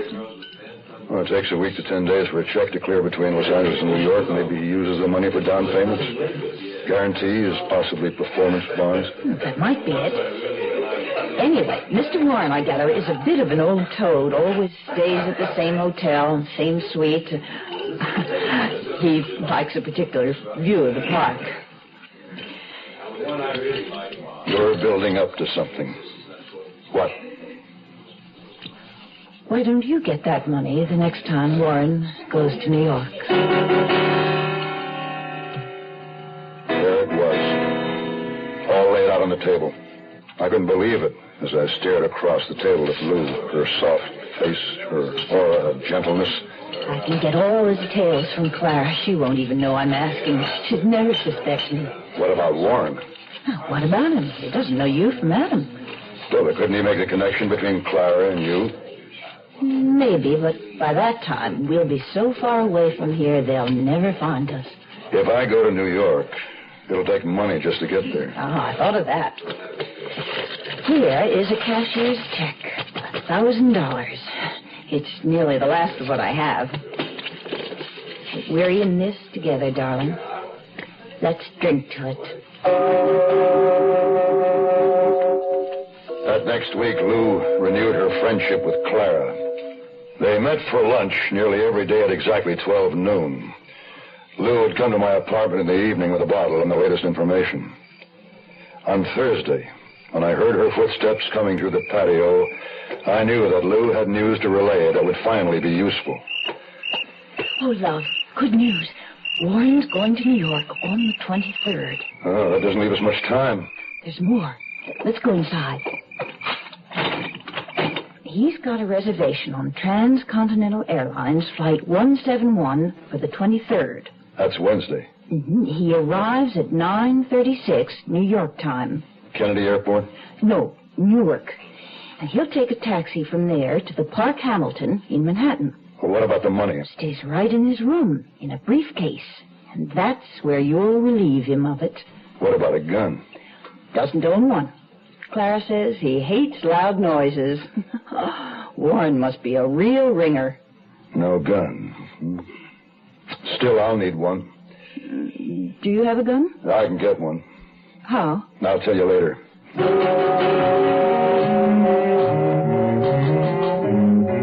The following morning, I went out to a studio where a director friend of mine was shooting a picture. On the sound stage, I managed to lift a revolver from the props. Smith & Wesson 38. It was easy. Next, I needed bullets. I bought them in the black market on Sunset. Then I got Warren's business address from the Yellow Pages. Dressed in a pair of coveralls like maintenance servicemen wear and with an assortment of plastic alphabet letters, I took up a position in the corridor outside the doors of Warren's office. I pretended to make adjustments on the buildings board while I waited for Warren to leave for lunch, promptly at 12. Lou had told me that he usually carried an expensive alligator briefcase. I glanced at my watch. 1 minute of.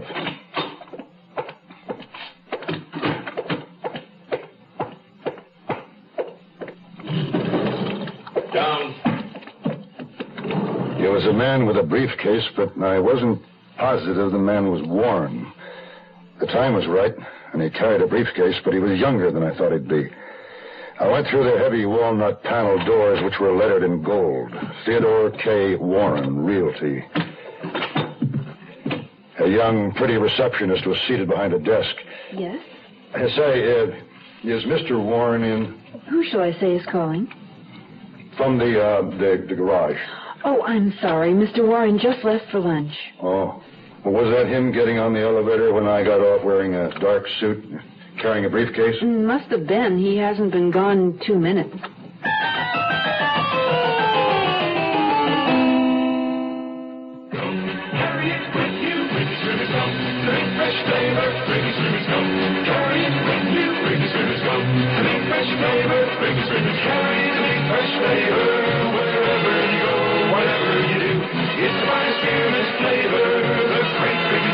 Delicious, sweetest, sweetest gum. Carry it with you. Sweetest gum. The big fresh flavor. Sweetest gum. Carry it with you. Sweetest gum. The big fresh flavor. Sweetest gum. Carry it. Sinus flares up. Sometimes your whole face aches. When you need occasional help, get Sign-Off tablets, the sinus medicine. Sign-Off works with a full dose of pure aspirin for sinus headache, plus a sinus drainer for congestion. That's how Sign-Off helps sinus pain while you drain.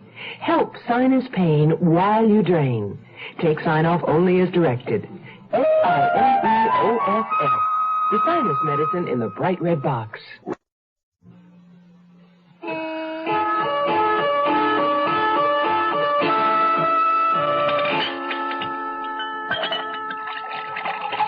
Here you are, darling. You're worried about something. I got to look at Ted Warren. Have you ever seen him? No, all I know about him is what Clara's told me. What Clara's told you isn't quite true. Warren's not the little toad he is supposed to be. But that's not what worries me. What is it, then? If Clara gives you a wrong description about how Warren looks, why can't she be wrong about a lot of other things we're depending on? Oh, I wouldn't worry. Clara may have described Warren as a doddering, puttering little old man that depends on her just to make herself feel more important. But business facts, she couldn't make a mistake about them. I hope not. Stop worrying, darling. Just think about us. I guarantee it'll work. The afternoon of Tuesday the 22nd, Lou came to my apartment. I left my car parked there. She drove me to the airport. On the way, we went over the plan. Warren will check into the Park Hamilton Suite 1220 around 10:45. At 11, he should be getting ready for bed. And that's when I hit him. I'll get the money and be out of the hotel by 10 after 11. I'll have a cab waiting to take me to LaGuardia Airport in time to catch the 12:30 flight to L.A. Right? Now, if something goes wrong and you don't catch it... So I'll wait for the next flight. Where will you stay tonight? I'll find a hotel near the Park Hamilton. And tomorrow during the day, I'll get a look at Warren's suite. Locate the doors, windows, exits, elevators, and so on. Tomorrow night, when he arrives, I'll be ready. On the flight to New York, I still had doubts. I realized I was taking a calculated risk and was banking on my strength and nerves to mesh correctly with time, place, and circumstances to gain a fortune. But I wasn't sure I still had the guts to pull it off. I wasn't a coward, I never had been. But now I was trying to be honest. The cold fact was, I didn't want to rob Warren. It was Lou who had put me on the plane, winging closer each minute to New York. It was this very weakness in submitting to Lou that made me doubt myself. My memory of those desolate years of loneliness and despair before I met Lou was my greatest enemy. I couldn't fight the future she'd brought me, a green oasis of hope. We will be landing in New York City in approximately 20 minutes. We hope you've enjoyed your flight. I registered in a small hotel, the Shropshire, under the name of Howard Morgan. It was only a couple of blocks from the Park Hamilton. The next morning, I slept late, had breakfast, then strolled over to familiarize myself with the layout of Warren's hotel. It had 3 entrances, one on 59th Street and 2 around the corner on 5th Avenue. The streets were narrow and congested and could easily be traffic traps, so I decided against the taxi for my escape. Instead, I'd walk over to 59th and Madison to catch a cab to the airport. The lobby of the Park Hamilton was big, ornate, with acres of green carpeting and vast walls of antique mirrored glass. It was possible to enter the hotel and go to the elevators without passing the registration desk, so I took one to the 10th floor. Most hotel rooms are numbered identically as the floors ascend. In other words, Suite 1020 would probably be the same layout as 1220, where Warren would stay. 1020 had a main door opening on the broad corridor running parallel to Fifth Avenue. There was a secondary entrance and a small corridor around the corner. I decided this second door led to either a service pantry or a back bedroom. Next to it was a stairway encased in a fire well. I climbed it, 2 floors, and found myself standing outside the service door of Suite 1220. The layout of the 2 suites was identical. So I returned by the stairs again to the 10th floor, where I caught the elevator to the lobby. Then I left the hotel. I went to a drugstore and bought copper wire, adhesive tape, and a pair of women's nylons. I'd use one of them for a face mask. I passed the rest of that interminable day waiting for the inevitable night, thinking about Lou, about our future together, with enough money to live in style. I worked out in my mind how it would be when I confronted Warren. He would answer the door. I'd hold him at the point of my revolver, bind his hands with wire, and tape his mouth shut. Then lock him in a closet. It'd take him at least 10 minutes to get free. If he put up a fight, I'd smack him with a gun, knock him unconscious. At 11 o'clock, I left the bar in the Shropshire. I wasn't drunk.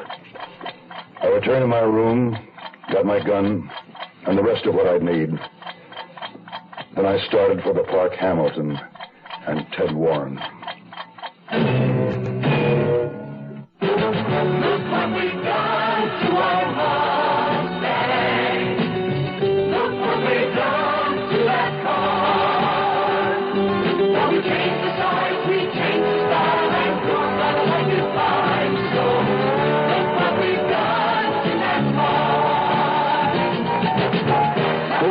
Mustang II, undoubtedly the right car at the right time.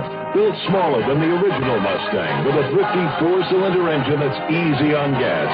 Mustang II is light in weight, richly appointed, has rack and pinion steering, bucket seats, 4-speed transmission, and tachometer, all standard.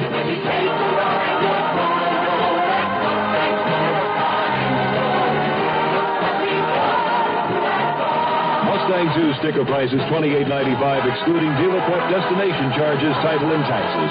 Mustang II, it's luxury plus economy at your local Ford dealer.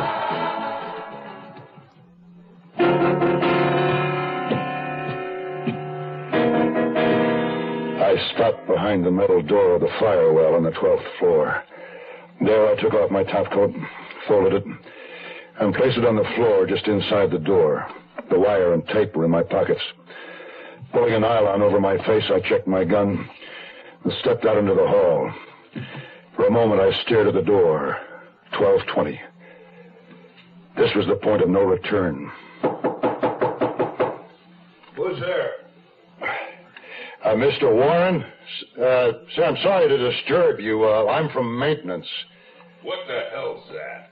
There's a short on this floor. I gotta check the lights. Oh, hurry it up. I'm getting ready for bed. As soon as I saw the door crack open, I slammed it back on him with all my might and knocked him halfway across the room. He was wearing an open dressing gown and pajama pants. Behind him, a hall led to a darkened bedroom. A mirror in the hall reflected the open door. Though I had the revolver pointed at his chest, he appeared more angry than frightened. What do you want? The money, Mr. Warren. My wallet? You're welcome to it. You know what I mean? Where's the briefcase? You won't shoot. You'd never make it out of the hotel. Shut up. And give me the damn briefcase. It's over in the bureau. Get it? All right. And keep your hands where I can see them. Warren went to the bureau, took out the briefcase, and came back, holding it in front of him. Then he shot me from behind his briefcase. I fell back. My right arm jerked up in pain. I saw the reflection of the flame from my revolver in the mirror before the bedroom. Warren pitched forward to the floor. I didn't stop with the briefcase or anything. I just turned and ran. In the fire well by the stairs, I realized I had dropped my revolver in the suite, but I couldn't go back. Warren was wounded, but he still had his gun. He was probably on the phone calling for help at that very moment. Blood was dripping from my arm, running down my wrist and spattering the concrete stairs. I grabbed my top coat and started down, leaving a red trail behind me. At the mezzanine floor, just above the lobby, I stopped again. I yanked off the nylon mask and struggled out of my jacket. Rolling up the sleeve of my shirt, I looked at the wound. The bullet was lodged in the muscle of my right arm, a few inches above the elbow. I knew it had to come out, and soon. I wrapped a piece of the soft copper wire around my arm above the wound, twisting it into a tourniquet to stem the flow of blood. Then I bit into the tape, tore off a strip, and plastered it over the nylon to make a bandage. By now, my arm was stiff and throbbing. I had a tough time getting back into my jacket. I swung the topcoat over my shoulders, leaving it to hang free, and covered my wounded arm, which I stuffed in my jacket pocket for support. Then I descended the firewell to the lobby. I opened the metal door of the firewell and peered out. I could see across the lobby. Everything seemed normal.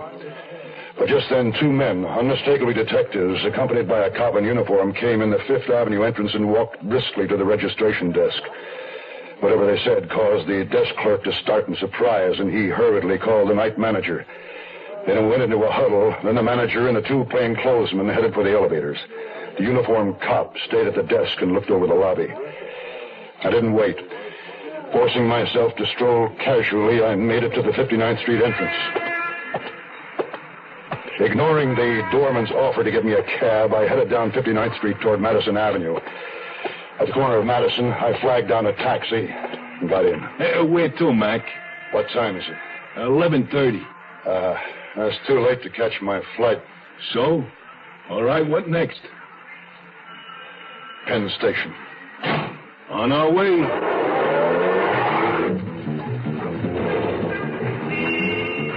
I didn't go to the station. I knew there'd be an APB out for a wounded man at all railroad stations, airports, bus depots, even ship terminals. I got out at 37th Street. Down the block, I saw a cut-rate drugstore and headed for it, self-service. I picked up a cheap canvas suitcase, a bottle of iodine, roll of cotton, a box of cleaning tissue, a razor, and cheesy orange sports shirt, the only one in the store that would fit me. A cashier with hair handed about the color of my new shirt checked me out with a comment about my hand. The whole right side of my body was stiffening up. And I told her I had arthritis in my shoulder. And she told me her husband had arthritis, and that was that. I walked aimlessly down the street, my mind fuzzy with shock and fatigue. But I had to find a place to stay the night. I had to get off the streets before I was picked up. A liquor store was closing for the night, but I had caught it in time to buy a bottle of whiskey, 100 proof. By now, my arm was pulsating in a deadly, heavy rhythm. My sense of balance dipped and whirled. I fought to remain conscious. In desperation, I hailed another cab. You drunk? No. Sick. Won't drive it drunk, but if you're just sick, buddy, I'll take you. Hospital? Not the hospital. Stranger in town. Just got in. Take me to his hotel. I just want to go to bed. Which hotel? Anyone. Just so it isn't Midtown. Some down near the village. Okay. The Archway Hotel is located on East 9th Street. It's small and secluded, with miserable little potted trees on each side of the entrance. The desk clerk watched me full of doubts and suspicion. I registered awkwardly with my left hand, signing under the name of Seaton. I explained to him that I had smashed my right hand on the train. He looked relieved and showed me my room. As soon as he was gone, I threw myself on the bed and opened the suitcase. The world was spinning like a gyroscope. I pulled out the bottle, worked the cap free with my teeth, and I took a pull. The whiskey ran down my chin and dripped to my chest. My worst fears had been realized. Clara's information, like her description, had been wrong. I fell asleep holding the bottle in my belly, thinking about Lou and the future we'd lost. You are listening to Mutual's presentation of The Zero Hour. Tomorrow at this time, rest your eyes and listen here to this week's continuing study in suspense, Fourth of Forever. I'm Rod Serling, and this is The Zero Hour. Today's episode brought to you in part by Wrigley Gum, Sign-Off, and Ford Motor Company. This is The Zero Hour on Mutual Radio.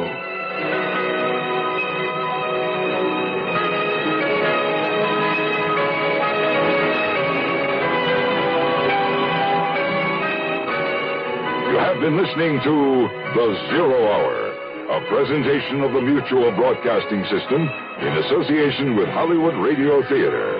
Heard every weekday at this time. Rod Serling is your host. Zero Hour is produced and directed by Elliott Lewis. The Hollywood Radio Theater theme was played by Ferranti and Teicher and is now available on United Artists Records and Tapes. Hugh Douglas speaking. Tune in tomorrow, and once again, rest your eyes and listen here to The Zero Hour. This is the Mutual Radio Network.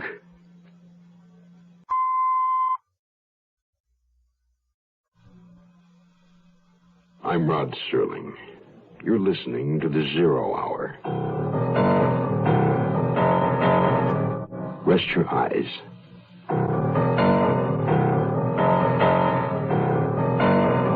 Open your mind.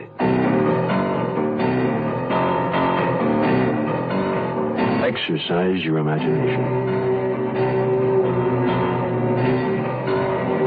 This week, Bill S. Ballinger's study of a deadly obsession. Fourth of Forever. Starring John Daner.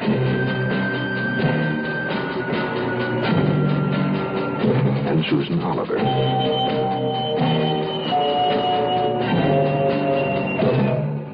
In Elliott Lewis's production of The Zero Hour.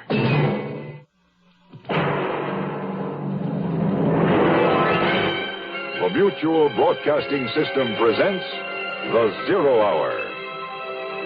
Sponsored in part by Ford Motor Company, Wrigley Gum, and Sign-Off. This is The Zero Hour on Mutual Radio.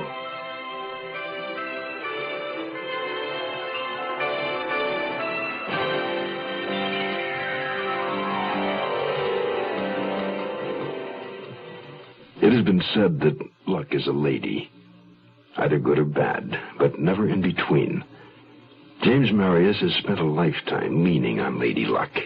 He's been a gambler of magnitude, never one to bother with a penny ante game. Then he met Lou Jackson, his biggest venture to date. It was all or nothing. And a man on a losing streak is liable to shoot the works on a long shot. Such was the case with James Marius. A 3,000-mile coast-to-coast flight, a time and place, and the word of a woman he'd never seen. Lady Luck followed him that night to a New York hotel. He had lots of luck, all of it bad. And for his trouble, James Marius incurred a debt the law requires he pay for with the rest of his life. Fourth of Forever resumes after this word.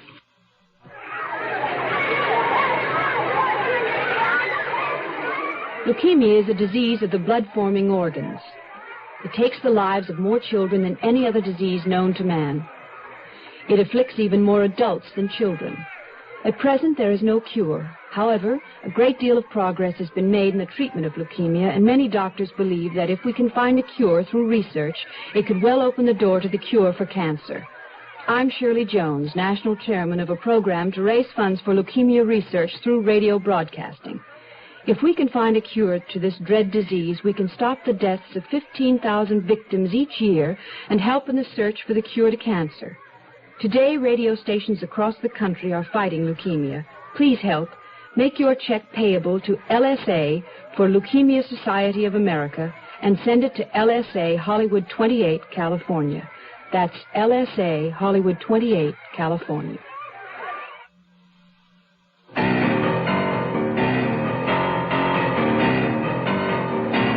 I woke with a start from the old familiar nightmare. But this time, Lou was with me in the battered DC-3. We were trying to find a place to land, but couldn't. Gas was running out. And so was time. Time. That's what woke me up. I looked at my watch. It was 4 a.m. I would make it 1 in Los Angeles. Dangerous as it was, I had to phone Lou from the hotel. Warned her that Warren was shot. I placed the call.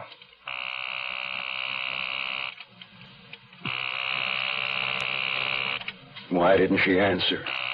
She should have been there, but she wasn't. What had happened? Had the police already taken her? My fear was more terrible than any I'd ever known. Not for me, but for Lou. How could the cops have connected her with me so quickly? They hadn't taken me yet. What was happening? I couldn't go back to sleep. The blazing in my arm kept me up. I knew I had to have it taken care of, the bullet removed. I needed a drink, but instead I emptied the bottle down the drain. I could no longer afford the luxury of getting drunk. I was facing a 20-year jolt for attempted robbery and the accidental shooting of Warren. I destroyed my return plane ticket. All out-of-town flights would be screened thoroughly. Of Lou's $1,000, I had about $500 left, enough to get me back some way. I waited until about 8 before leaving the hotel. I draped my topcoat over my right arm to conceal the bloodstains on the sleeve. Walking to University Place, I bought a paper and went into a small cafe. It was practically empty.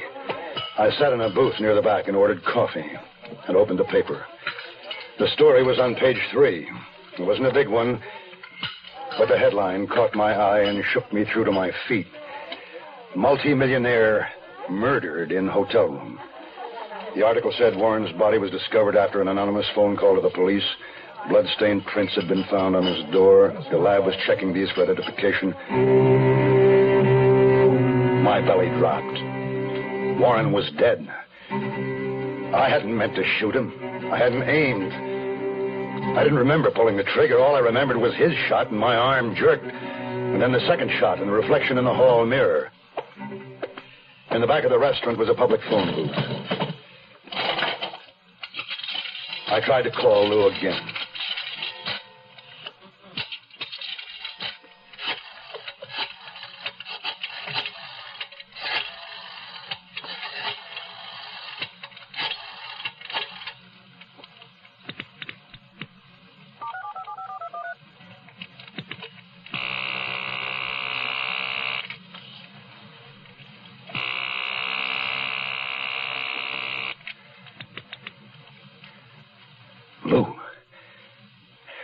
Lou. You know who this is. Is it all right to talk?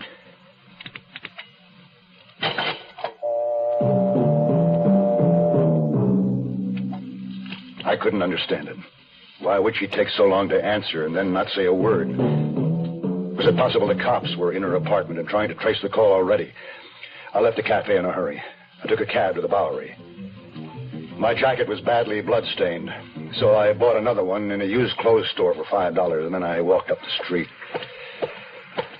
I knew I had to get out of New York, but I had to do something about my arm first, get that bullet out before the infection took over. I stopped in front of a fly-specked window and tried to light a cigarette. Give you a beauty, mister. Huh? Oh. Bojo Jack's tattoo parlor. Take your pick. Anything you want. Butterflies, mermaids, hearts and doves, battleships, the works, man. $25. Bojo Jack had an old leathery face split into a wide smile. One front tooth was missing. The other was rotten with a gold star right in the center. His features were squashed together as if he supported a heavy weight on his head. But his hands were what caught my attention. They were sensitive and delicate. I'll make you a deal. Cut it to 15. Let's talk inside. The tattoo shop was long and narrow and partitioned by a heavy green curtain. I assumed Jack lived behind it. In front was a white kitchen table, a couple of metal stools, and on a shelf by the table were his instruments and inks. Hanging above the table from a cord was a large light bulb inside a metal reflector. I've been messing around this business 40 years, mister. You ain't gonna get hurt none. Don't hurt at all. How would you like to make $50? Tattooing? No. I thought not. I'll do a lot of things for $50, but not everything. What you got in mind? If you turn down my proposition, will you keep quiet about it? Well, I don't ever do much talking unless someone's whipping me real good. That happens, maybe I'll talk. Won't happen. I got a slug in my arm. Can you take it out? The man after you? No, not yet. You've plenty of time. Ain't got much of anything to work with. It figures to hurt real bad. It hurts now. Wait, let me take a look. Don't want nobody watching me.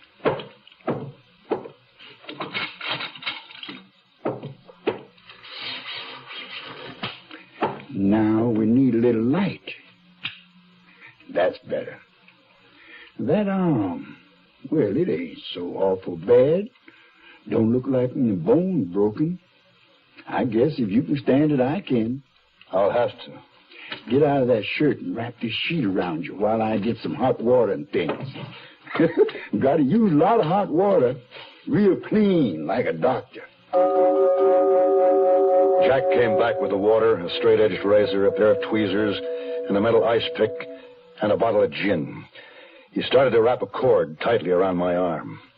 You hold this ice on that proud flesh, sort of deaden it down a little bit. Now, I can do it two ways.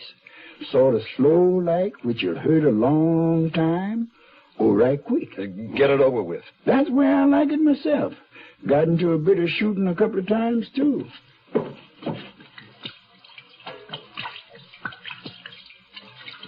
Hate to waste this good gin washing my hands. Just like old Dr. Kildare. Nothing better than gin to keep the bugs out, though. Well, here she goes.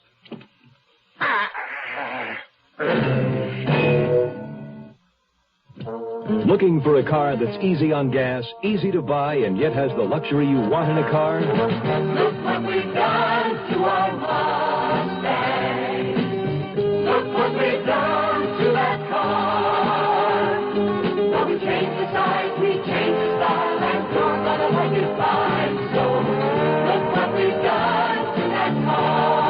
Mustang 2. It's the all-new economical car from Ford. The right car at the right time. Built even smaller than the original Mustang.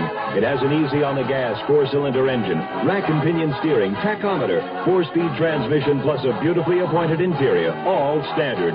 Luxury plus economy. That's Mustang 2. When you take a ride, you're gonna know that Mustang's one of a kind. So look what we've done to that car. Mustang 2, $28.95 excluding dealer prep, destination charges, title, and taxes. See your local Ford dealer.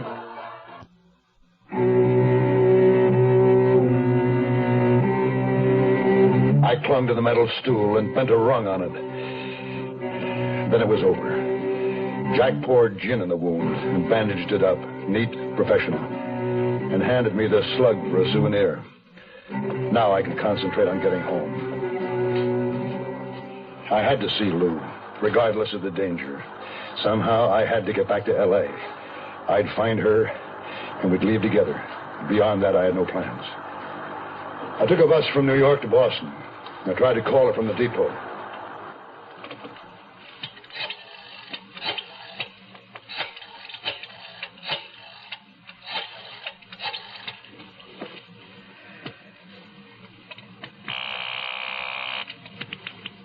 I'm sorry, you have reached a disconnected number. Please check your number and dial again or ask your operator for assistance.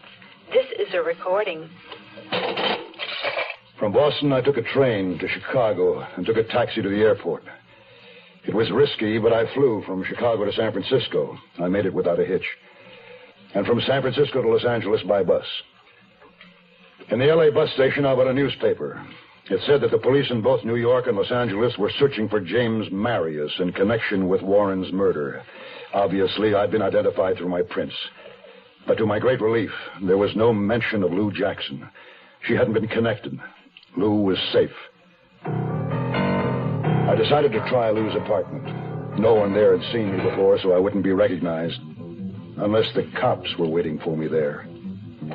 I found her name had been removed from the mailbox, so I tried to manage her.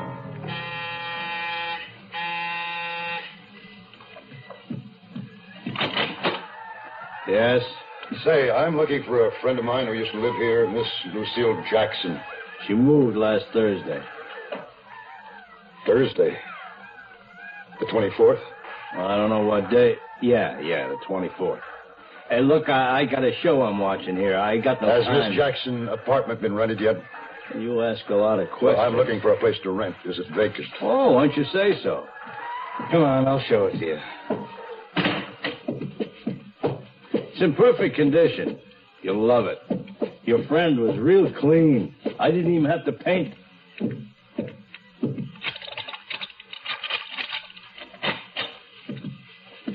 Go ahead. Take a look around. Yeah. Lou, Miss Jackson used to have a painting of mine. A big one, a nude woman. I don't know nothing about no nude painting. I leave my tenants be. How long did she live here? 4, 5 months, maybe. And did she leave a forwarding address? No. Hey, do you want the place or don't you? Well, I'll get back to you. Thanks. Common sense warned me not to go to my old apartment. The cops would have my place staked out. It was an awful risk. But I knew I'd try because of the faint possibility she might have left me some clue. So at 3:30 in the morning, the darkest hour of the night, I crept into the parking lot behind the apartment building. As I expected, my car was gone, impounded by the police. I didn't see anyone around the patio or pool. My apartment was dark. I listened outside a window. Nothing. Finally...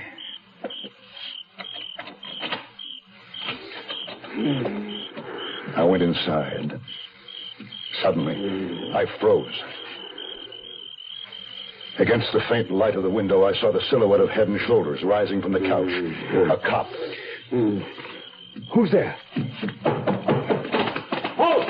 I'll shoot! It's no use, Marius! We know who you are! I ran up a hill behind the Hollywood Bowl. A short, winding street. I saw a parked car in an open garage. It was concealed in the shadows. I climbed in. I stretched out in the back seat, cursing myself. Now the cops knew I was back in Los Angeles. I just had one lead left. Clara in Warren's office.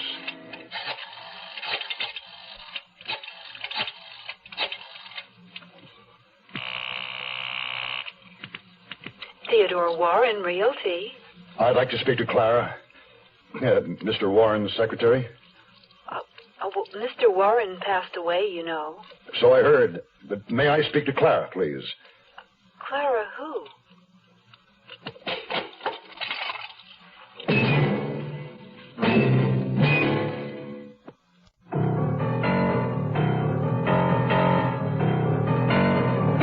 How could that be?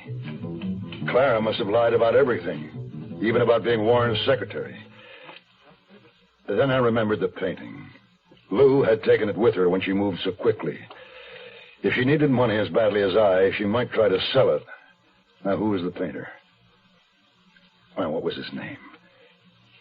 Gazzetti. I looked up an art dealer, went to his gallery, and he said... Gazzetti? No, we don't have anything he's done. Well, I saw a seated, draped figure of a nude he did. I'd like to buy it. If it were for sale, what would it cost?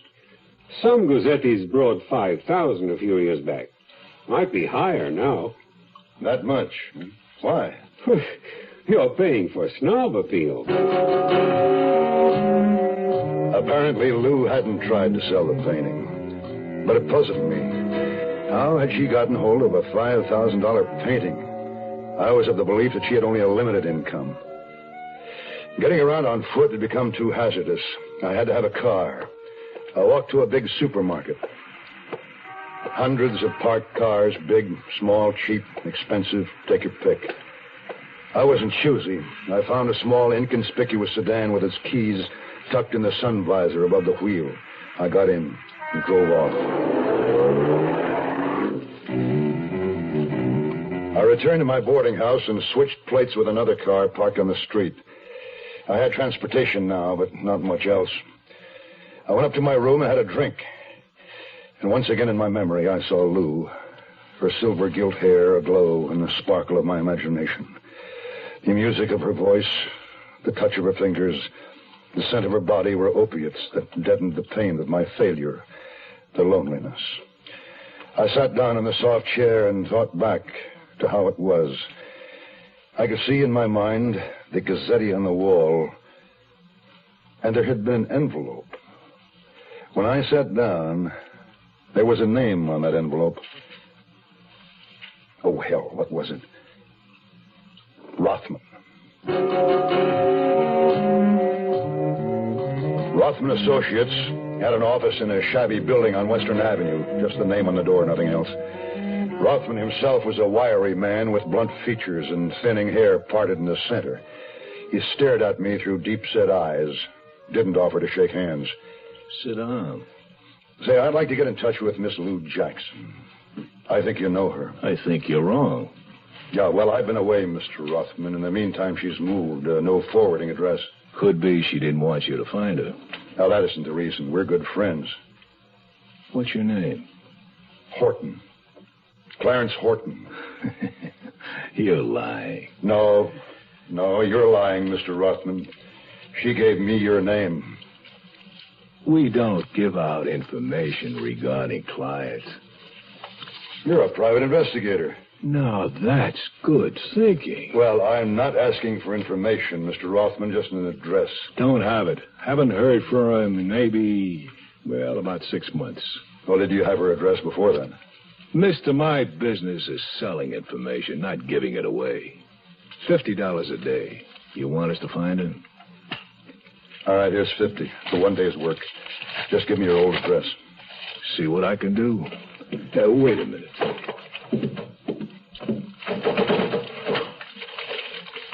Here's her folder.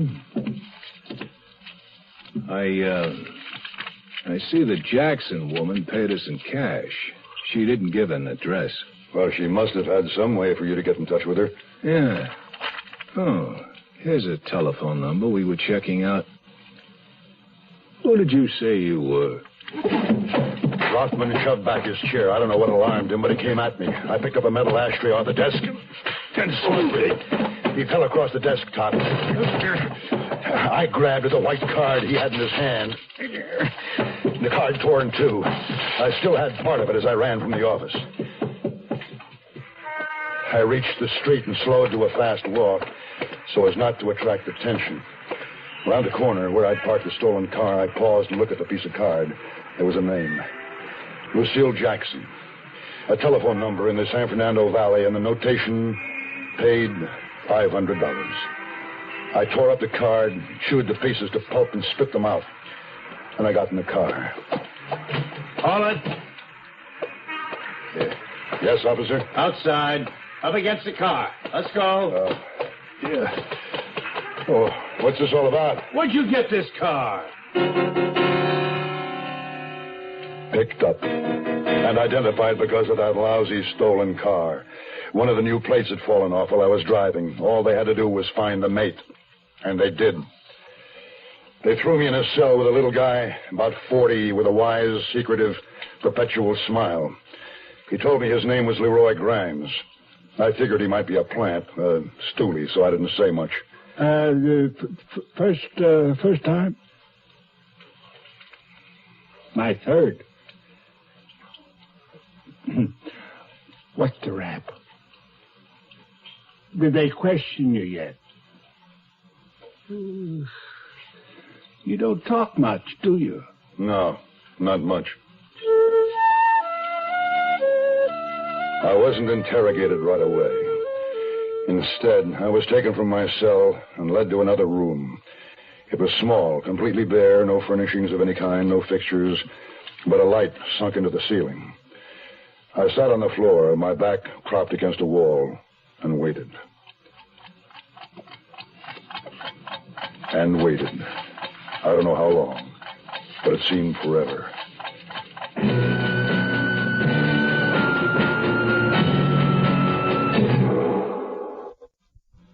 Tomorrow at this time, rest your eyes and listen here to this week's continuing study in suspense, Fourth of Forever. I'm Rod Serling, and this is the Zero Hour. Today's episode brought to you in part by Ford Motor Company, Wrigley Gum, and Sign Off. This is the Zero Hour on Mutual Radio.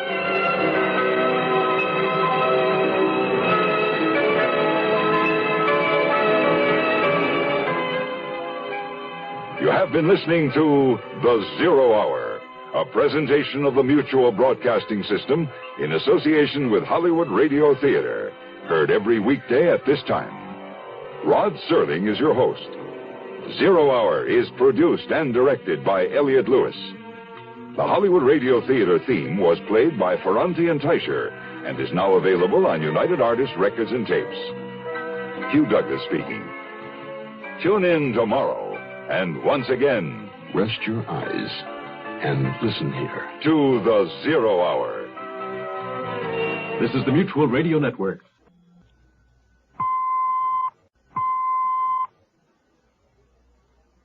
I'm Rod Serling. You're listening to the Zero Hour. Rest your eyes.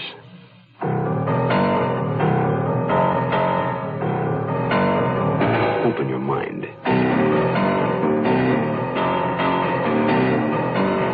Exercise your imagination. This week, Bill Ballinger's study of a deadly obsession. Fourth of Forever. Starring John Dehner.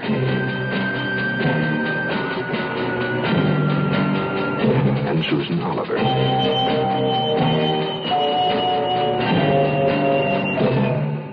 In Elliott Lewis's production of The Zero Hour.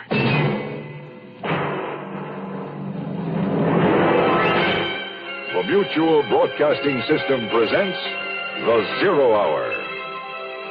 Sponsored in part by Wrigley Gum, Sign Off, and Ford Motor Company. This is the Zero Hour on Mutual Radio.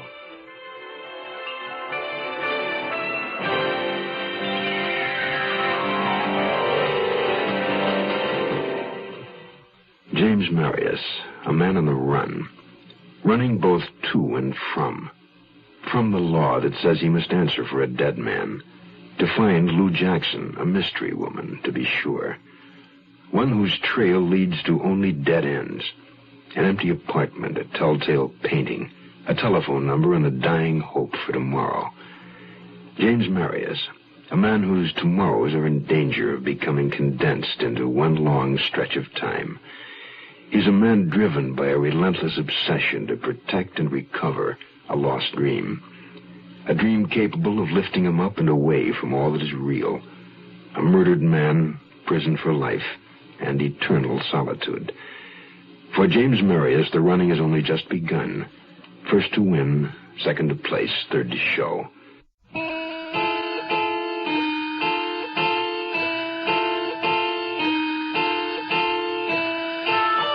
I don't know how long I was out.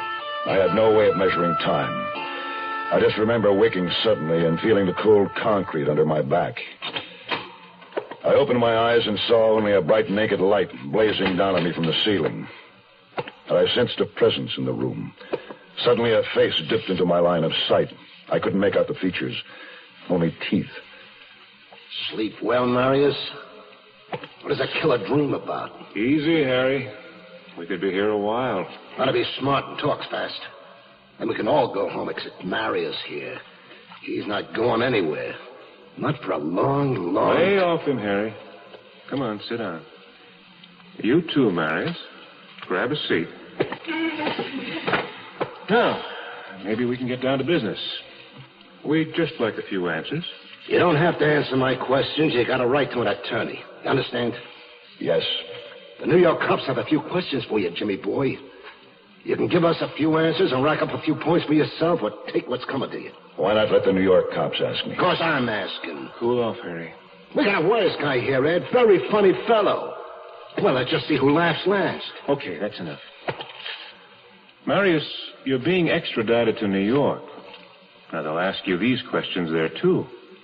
You're in pretty deep trouble as it is. You might think about cooperating. We're waiving the stolen car charge, you know. But you know why you're here. Where'd you dump the gun? What gun? What gun? That 32 you shot Warren on the back of the head with your punk. That gun. I don't know what you're talking about. Huh? Well, maybe I can help you remember. Okay, Harry, that's enough. Now, let's not blow it. Just give me 5 minutes with him, Ed. Wait outside if you can't watch. Forget it, Harry. I only have 2 questions for him.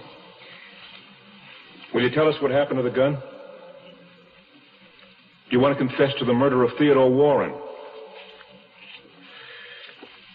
Okay. Take him back to his cell.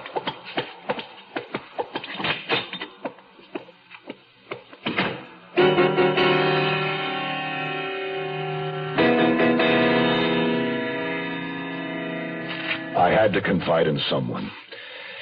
I took a chance on Leroy Grimes and told him I was up on a murder charge, but I thought I might be innocent. I didn't say why. Warren had been killed with a 32. It was a 38 I'd dropped in his room. There was no mention of a 38. And they said Warren was shot in the back of the head. It didn't make sense. The next day I had a visitor. The jailer took me to a conference room. A sheet of heavy plate glass partitioned the table where I sat. And across from me, through the glass, sat a tall, middle-aged man. His curling dark hair was laced with gray. He was well-dressed. I'd never seen him before. The jailer stepped outside and stationed himself just out of earshot. I just sat and waited until... Mr. Marius, I'm Ethan Lloyd. I've been retained as your attorney. If you agree. I don't have any money. Well, my fee has already been paid. Who paid you? I don't know. Perhaps you do. This morning, a messenger delivered this letter to my office. It's typed and unsigned. Dear Mr. Lloyd, herewith is a cashier's check for $3,500 to retain your services in behalf of James Marius, who is now held in Los Angeles County Jail. He's charged with the murder of Theodore Warren in New York City. I'm a friend of Mr. Marius and have always admired a gambling man. Please show him this letter, as it may help him feel more at ease in accepting your services. Does this mean anything to you? I think so. I accept your offer to defend me. Well, I'll do what I can. You must understand, however, that I won't actually represent you at your trial in New York. Why not? Well, I'm not a member of the New York State Bar. Your defense can be handled more ably by a qualified attorney familiar with the New York State Code. I know of several excellent men there, and I'll arrange for one of them to represent you. But we might as well start thinking about your defense now. Tell me what happened.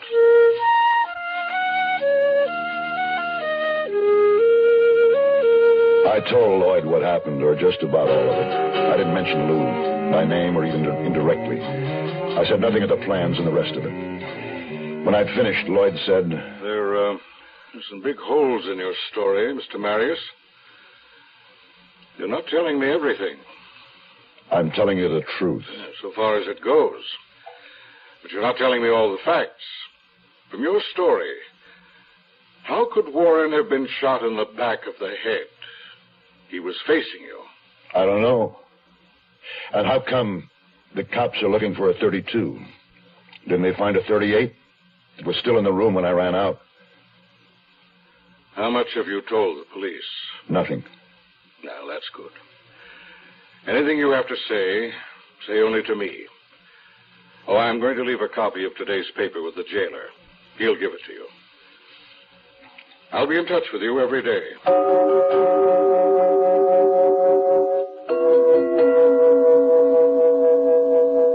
Back in my cell, I read the story about my arrest. There was also a short interview with Warren's widow. She'd never heard of me, or couldn't identify me from a photograph.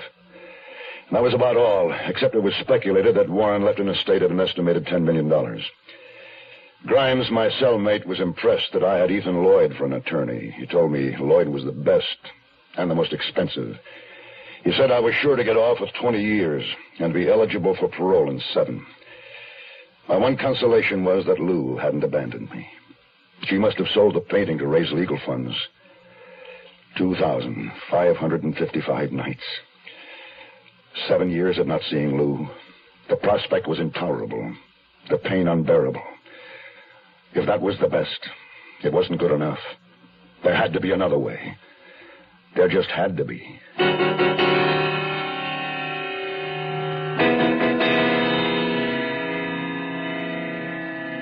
Wrigley Spearmint gum, gum, gum. Wrigley Spearmint gum. Carry the big fresh flavor. Wherever you go, whatever you do, it's the finest pack of flavor.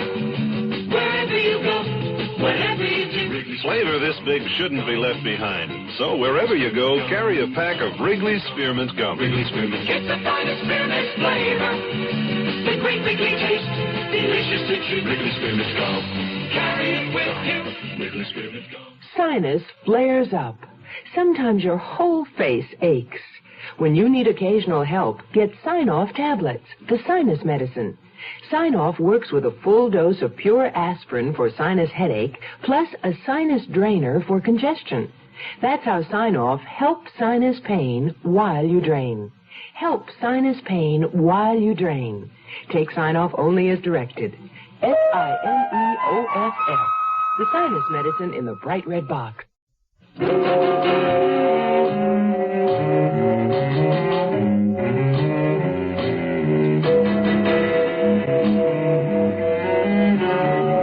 Men, when closely confined with each other, either become good friends or dire enemies.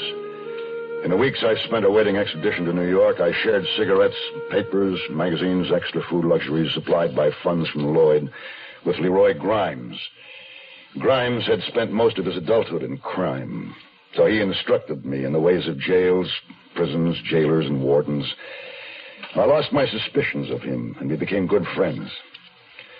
Then one morning I was brought a new suit of clothes and informed that 2 New York detectives were waiting to take me back. While I changed, Grimes watched me glumly. Look, just remember, don't let them grind you down. If I'm not around, they won't be able to. You're going to try to bust out? Yeah, I thought about it. Haven't you? Every con does. Look, don't get sore if I say so, but I didn't think of you that way. Why not? Well, you just ain't the type. I ain't the type to be here either. I don't mean that you are, Leroy. Oh, but I am, Jim. I am. Well, I'd have to have the chance and a little luck. Leroy, is my tie straight? Yeah. Well, what's that? Where did you get that? Been keeping it in my mattress for the right occasion. Right sharp, ain't it? Well, what is it, a knitting needle? Well, you won't get in any sewing where you're headed, but it works pretty good on locks, though. I don't know how to pick locks. You know how to kill a man, don't you? Yes, I guess I do. Come here closer. See? Work it in the sleeve of your jacket, just above the cuff. Nobody'll find it. Oh, hey, forgot something. This overcoat button, made out of bone about the size of a quarter. Here, take it. Yeah, well, what's this little hole drilled in it? Put the big end of the needle in it. Fits good. With the button on the end, you can jab the needle way in real hard. In a temple or back of an eye. It's better than a knife. Well, like you say, if you get the chance and a little luck. Thanks, Leroy. Here, keep the rest of this carton of smokes. No, sir, Jim. You keep them. You're going to need them.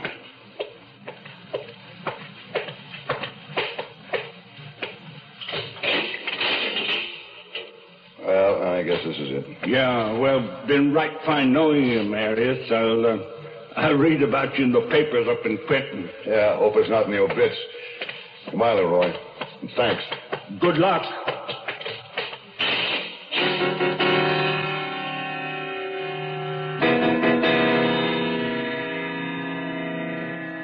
I was turned over to the custody of the 2 New York detectives. One was a young guy, blond, blue-eyed, tall, name of Hodges. The other was Blackie Schwartz, stocky, tough, middle-aged, with 20 years on the force. Schwartz wore a revolver in plain view and walked behind Hodges and me. My right wrist was cupped to Hodges' left.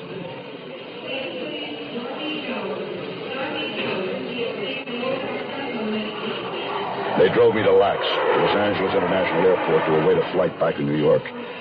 I knew if I were to escape, it would have to be before I got on the plane. Blackie had arranged with the airline for us to board before the other passengers. We had nearly an hour before flight time. Hey, Hodges, would you mind if we stopped at the washroom? You can wait till we get on the plane.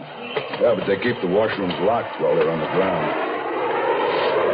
What do you think, Blackie? Okay, we got plenty of time. I was thinking fast. I'd worked a needle from my sleeve during the ride in from jail to the airport. I had it in my left pocket with a button.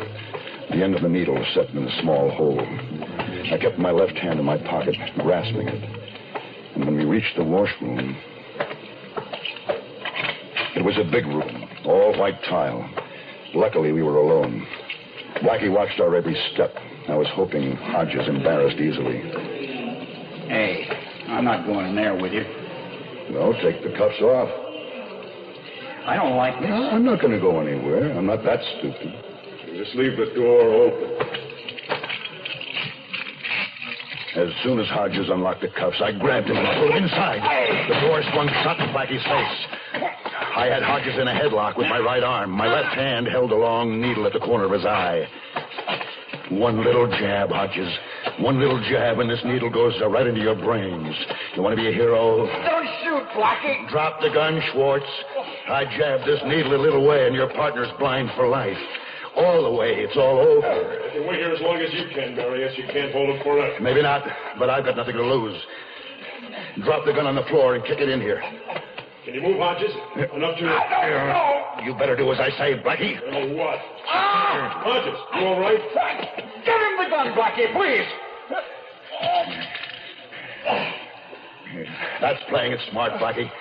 Now open the door. Real slow. That's it. Now, you and Hodges, just put your arms around this post while you try on these irons for size.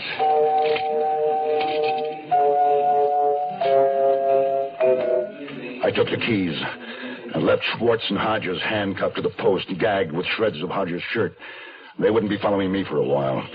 I relieved Blackie of his expense money, and I left. Outside the washroom in the busy terminal, I easily lost myself in the crowd. I got in a cab and told the driver to take me to the San Fernando Valley, North Hollywood. I got out and started walking.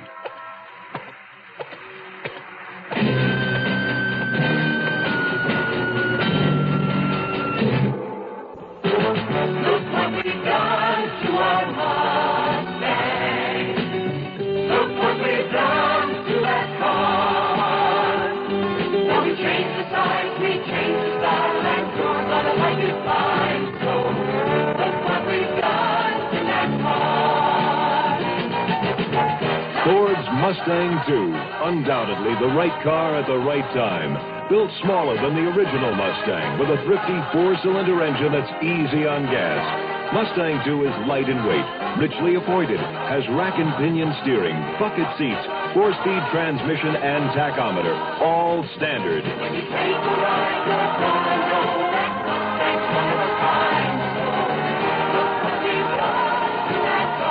Mustang II sticker price is $28.95, excluding dealer prep destination charges, title, and taxes. Mustang II, it's luxury plus economy at your local Ford dealer. The Zero Hour continues after this. Be prepared. Be prepared. 'Cause if you ain't, who'll take care of the futures of our sons? Well, let me ask you now, who's gonna tell them about the butcher man? Who's gonna tell them why they shouldn't drop out? You know you can if you want to. You can if you want to right now. Well, let me lay it on you. Well, let me tell them, you know, if you're 18 or older, you can help a lot of guys be prepared by being a leader in scouting. I mean it, fella, scouting today's a lot more than you think. Be prepared. Are you ready to get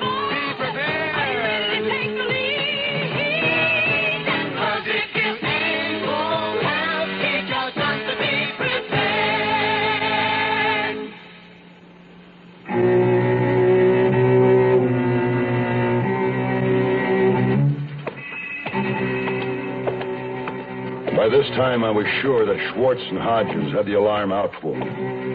Not only the LAPD, but the county sheriffs and the highway patrol would be alerted. I needed somewhere to hide out and quickly ducked down a side street. I had no destination, just kept walking. And then in my aimless path, I spotted a for sale sign planted in the brown, overgrown yard of a small frame house with a shake roof and plastered salt and pepper stucco. It was exactly like 1,000 others in the valley, only unmistakably vacant. I kept on walking, but the idea grew. Not far away, I came upon a supermarket. I bought a big bag of supplies with practically the last of the money I'd taken from Blackie. Canned foods, 6-pack of beer, can opener, and 2 heavy, full-sized beach towels. I had a phone call to make. The number I'd gotten off the cart at Rothman's just before I'd been picked up. There was a payphone at the gas station on the corner.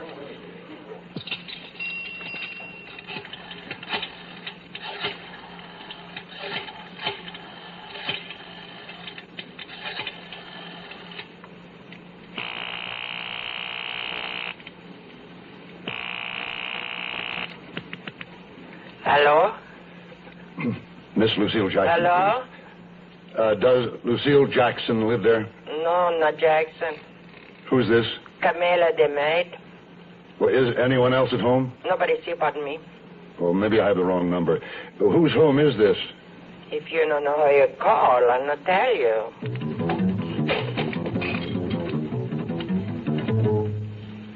Another dead end.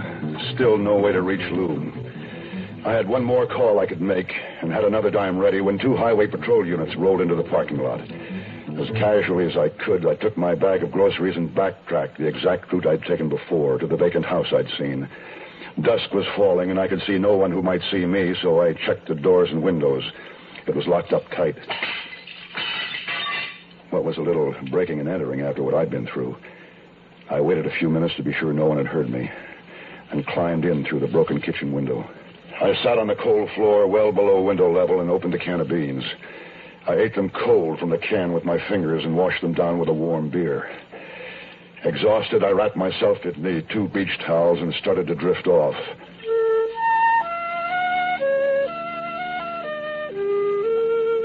I waited until noon the next day before leaving the house. At that hour, the neighborhood was empty and the supermarket crowded. I used the same payphone as before. This is Miss Hendon, business office. May I help you? Yes. I think there's an error in my bill. There's a charge of $7.70. It's for a long distance call to Denver. I don't know anyone there. Oh, what is your number? It's 761-4699. Just a moment, please. I don't see it listed on your account. For the 3rd of last month? No. Ah, that's odd. It's right here. Well, could you have sent this bill to the wrong address? What street number do you have listed for me? 1355 Palomar Drive, North Hollywood. Yeah, that's correct. Send us your remittance less that charge, and I'll make a note of it. Well, will do. Thank you. Now I had the address and one thread of hope. Whoever did live there could offer a clue to Lou's whereabouts. I left the supermarket and walked to a nearby movie theater. I sat through the feature twice, waiting for the night to come. Behind the theater was a parking lot with wooden racks with 7 bicycles. I smashed a cheap padlock on one and rode off. I figured the North Hollywood address to be about 3 miles away. I couldn't risk a taxi.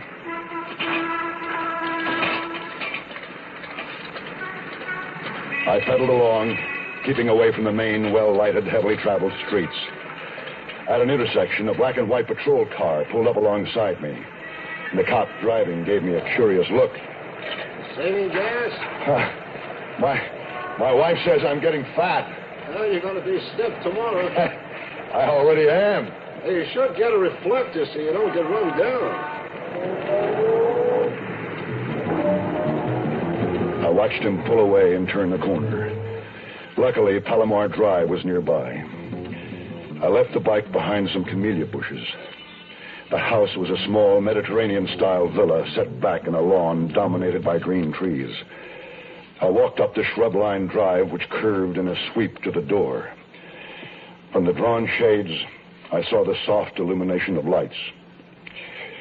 At the door, I adjusted my jacket and then rang the bell.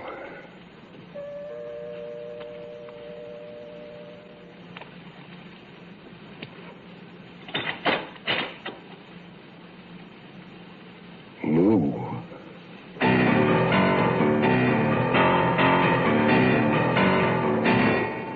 You are listening to Mutual's presentation of The Zero Hour. Tomorrow at this time, rest your eyes and listen here to this week's continuing study in suspense, Fourth of Forever. I'm Rod Serling, and this is The Zero Hour. Today's episode brought to you in part by Wrigley Gum Sign-Off and Ford Motor Company. This is The Zero Hour on Mutual Radio.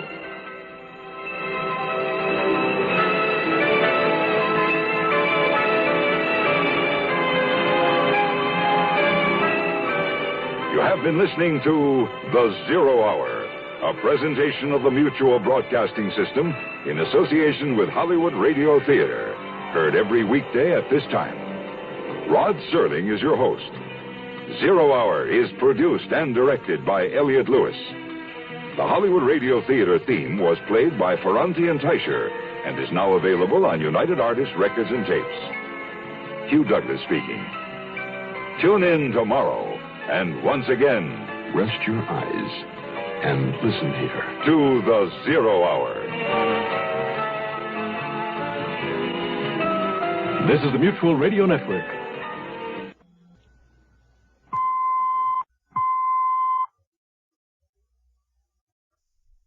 I'm Rod Serling. You're listening to The Zero Hour. Rest your eyes.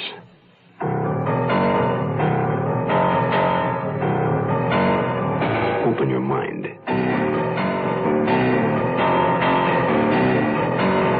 Exercise your imagination. This week, Bill has Ballinger's study of a deadly obsession. Fourth of Forever. Starring John Daner.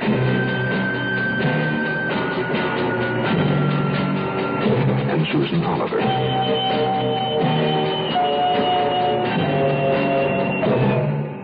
In Elliott Lewis's production of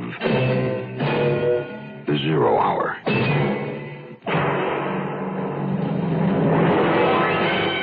The Mutual Broadcasting System presents The Zero Hour. Sponsored in part by Ford Motor Company, Wrigley Gum, and Sign-Off. This is The Zero Hour on Mutual Radio.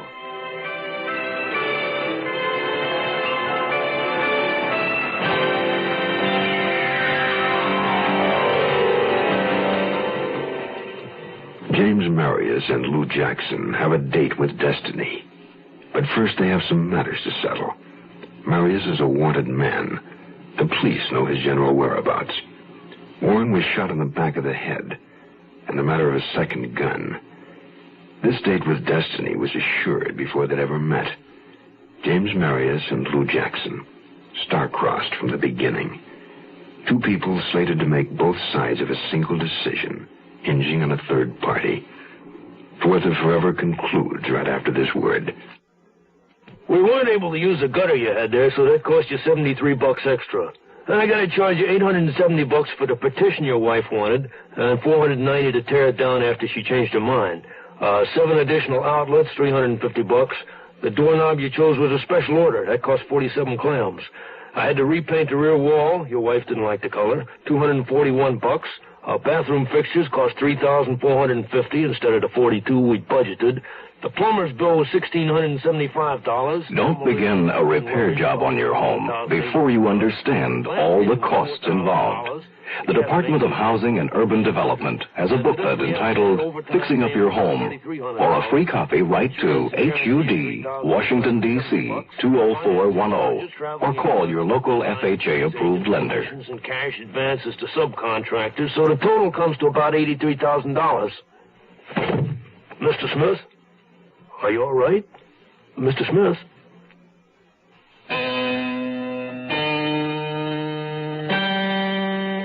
Lou. Darling. Don't stand out there in the light. Come in. Lou. I just can't believe it's you. Is it? You look different. Your hair. Do you like it? Well, sure. I liked how it was. Oh, I had to hide somehow. You understand. I guess it is a rather silly disguise. Oh, don't worry. I'll get used to it. Poor baby. Someday I'll change it back for you. The Gazette. You didn't sell it? No, it's my most prized possession. But the money you sent to Lloyd, the attorney. I sent the money, but I didn't sell the painting. Well, but then how did... Oh, long story, darling. I'll explain later. Let's have a drink to celebrate our reunion. Oh, no, I've stopped. Or nearly. Have a brandy, anyway.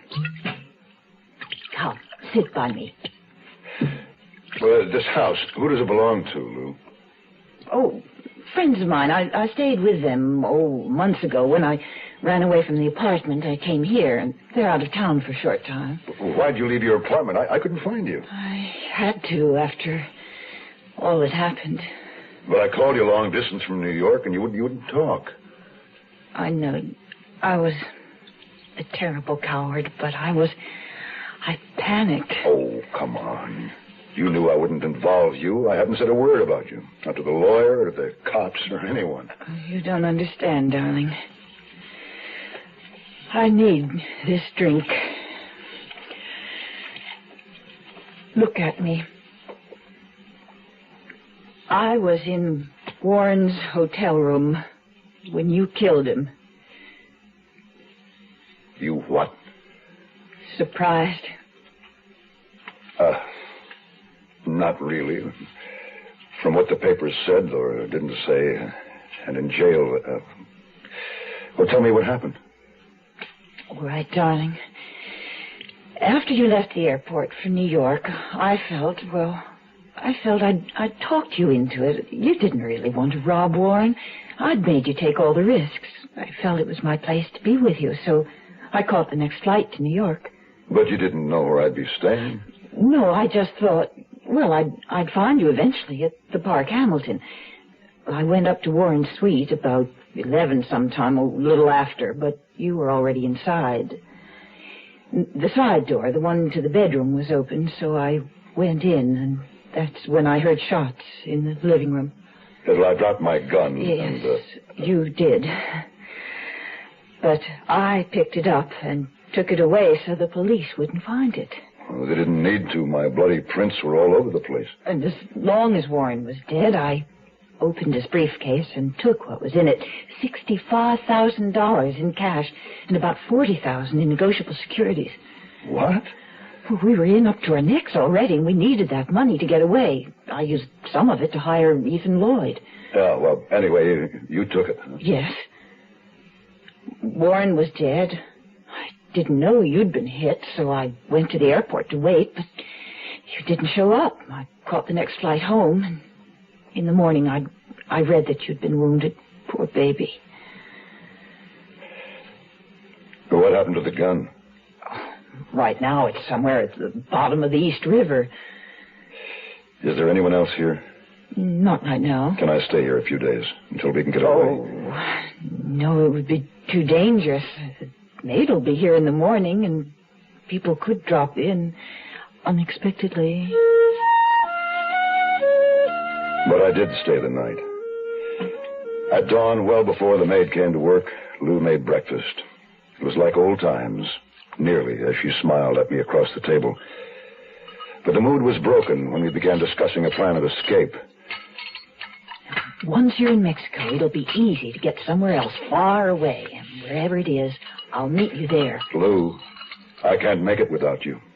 Come with me to Mexico City. Oh, I want to, darling. I want to very badly, but the securities, they're so difficult to exchange abroad. Don't forget, we'll have to live in South America or Europe. Marius, You have to get away today. Darling, it's the only way. I'll meet you later. More coffee? Yeah, thanks. I'll need a passport. I can get a phony one in Mexico, but it'll cost. How much? When I was flying there, I think the going price was a couple of grand. Oh, you're glad I have the money now. That's a lot of cash to carry around. Well, you're right. I'll need a gun. I had one, but left it in the house where I've been hiding out. Too risky going back there now. What'll I do? There's one around the house here. They keep it for prowlers. I'll get it for you. Lou came back to the kitchen and took the gun from her purse. She laid it in my hand. But I wasn't watching. I couldn't help but see, when she opened the purse, several neat packets of $100 bills. The gun fit snugly in my palm. It was a small, snub-nosed .32.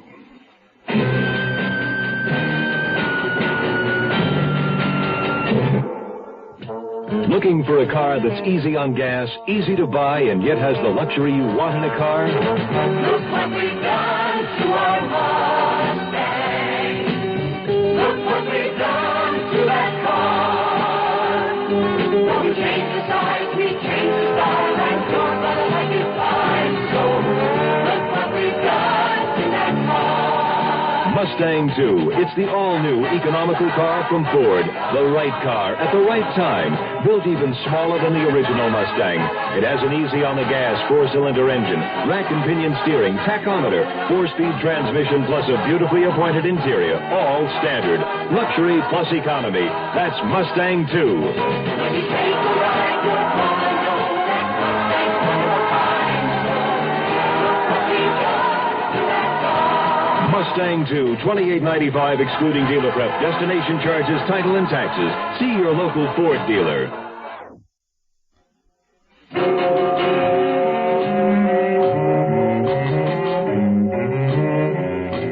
It was barely light outside as we prepared to leave. I stopped by the back patio to admire the garden. Potted plants hanging and standing. The flower bed alive with daisies and petunias in full bloom. Lou tooted the horn lightly for me. I got in and we drove off. By the time we reached San Diego, the sun was high.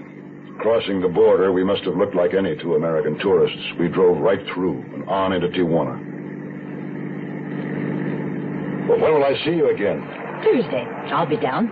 Why so long? You'll be busy, and so will I. Well, that's 4 days from now. Seems like forever. How much money will you need? How much have you got? Enough. Well, I'll need enough for the passport, the hotel, the travel arrangements, not to mention payoffs and whatnot. Darling, just tell me, how much do you want? You better give me 10 grand, just to be safe. $10,000? Were you planning on bribing the whole country? That afternoon, I flew into Mexico City and registered at Hotel Del Prado under my new name, Harold J. Hanna. I spent the next day making final arrangements, checking schedules, buying clothes. Everything I needed I could get in the shops contained within the building, so I never left the hotel. Finally, Thursday night arrived, and with it, Lou. Darling. Oh, it's so good to see you. Hey, what's in the bag? 2 bottles. One champagne, one brandy. Just like we began. Oh, you're wonderful, Lou. You really are. Did you get the passport? Yeah, no problem. You are now in the arms of Harold J. Hanna. Oh, I liked Marius better. Well, maybe we'll change it back when we get to Greece. Greece? It's perfect for us. You won't believe all I've got planned. Come on up to the room, Mrs. Hanna. I'll tell you all about it. There was a while before we talked. We didn't even get the bottle open. I was looking at the moon full in the night sky when she came back into the room wearing the pink nightgown she'd worn all afternoon. Tell me about Greece, Marius. You don't sound thrilled. Lou? Yes, darling, I'm listening. Well, It isn't Greece exactly. It's a tiny island off the coast in the Aegean Sea. Mixos. Sounds lovely. And I'm planning on us buying property there, settling down. I've already put in a bid on our old hotel. We could fix it up and work the tourist trade and have beautiful children. Marius. Now, there's an Air France flight from here to Paris. We connect from Paris to Rome and then on to Athens.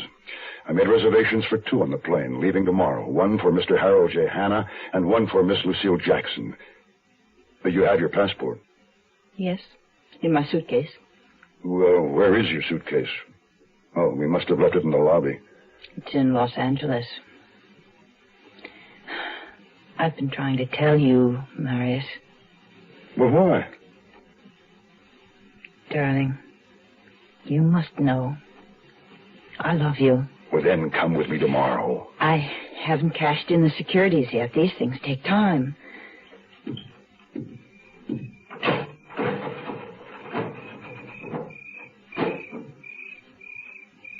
Lou, what are you thinking? I'm sorry, my darling, for the way things worked out. I'm sorry it was you. Will you come? Yes, I'll come. When? 2 months. All right. You'll fly to Athens, then sail from Piraeus to Mixos on the Persian Queen. I will... Wait. No, I'm fixing the date. The ship sails on the 1st and 3rd Monday of every month. So with a 2-day layover in Athens and 2 days on board, you should be in Mixos June 4th. That's 2 months from today. 2 months is a long time. No, my darling. Forever is a long time. I'll be waiting for you.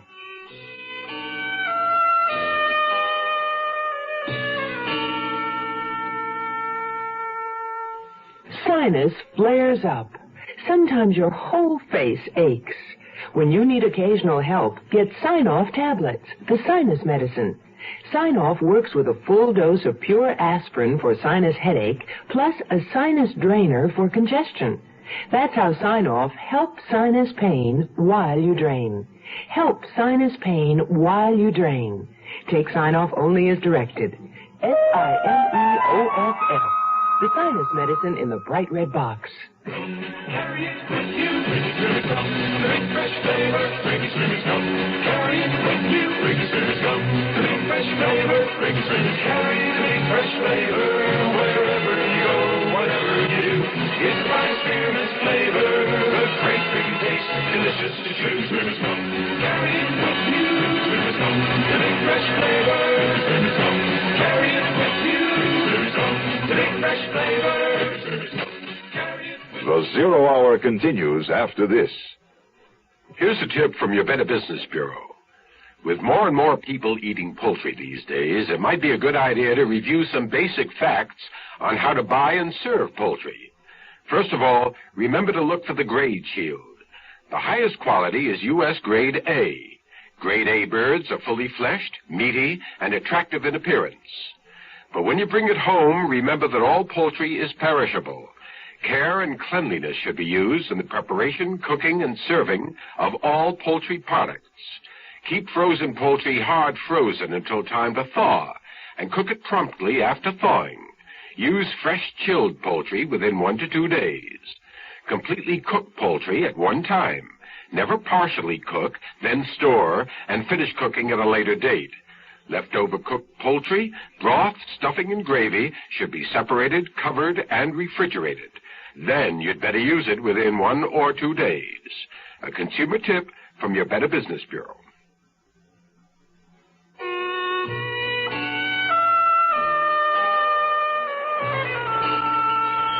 The Persian Queen stood offshore in the small port of Mixos. I stood on the deck, leaned over the railing, looking at my new home. I went ashore in a converted lighter. At the foot of the ancient stone pier was a taverna, an open-air establishment featuring a great gnarled olive tree growing right up through the rock. I stood there, holding my suitcases, until... Would you care to join us? Oh, yes, I would. Thank you. We saw you arrive. You know, there's so little to do here that we all hurry to make friends with a stranger. I am Ivan Lamas, and this is Father Gilbert. Miss Lamont, Yvonne.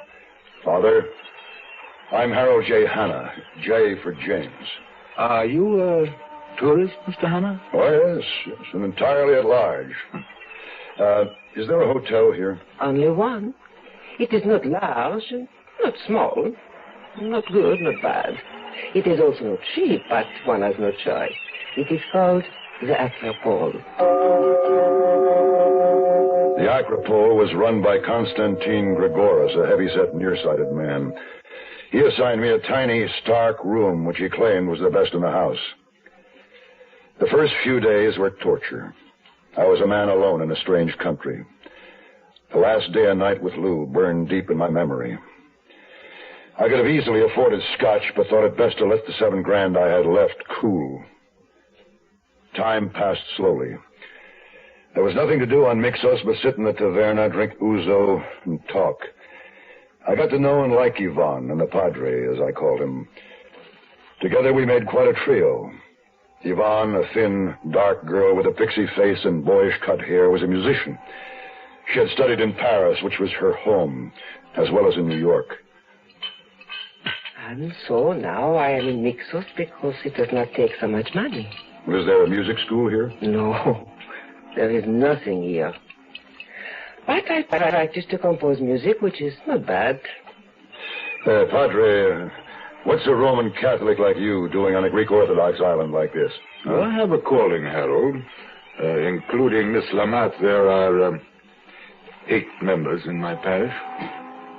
Are you British? Yes, my home is, was England. I miss it. When are you going home?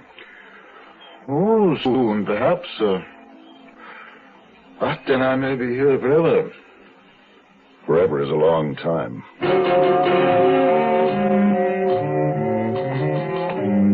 Uzo? Thanks.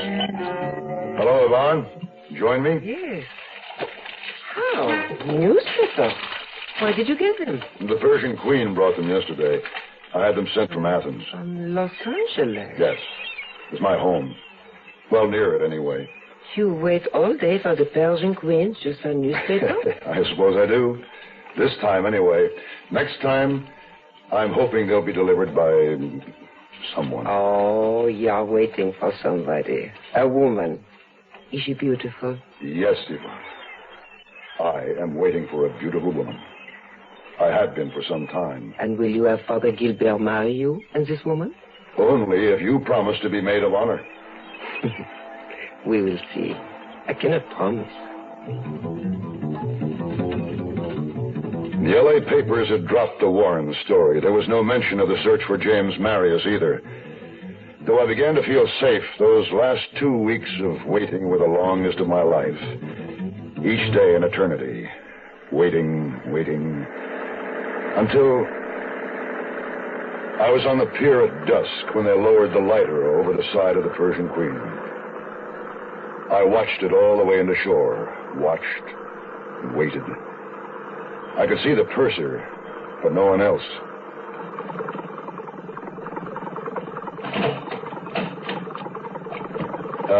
Did an American woman get on at Piraeus? No. And no one getting off at Mixos? No one. Here are your papers.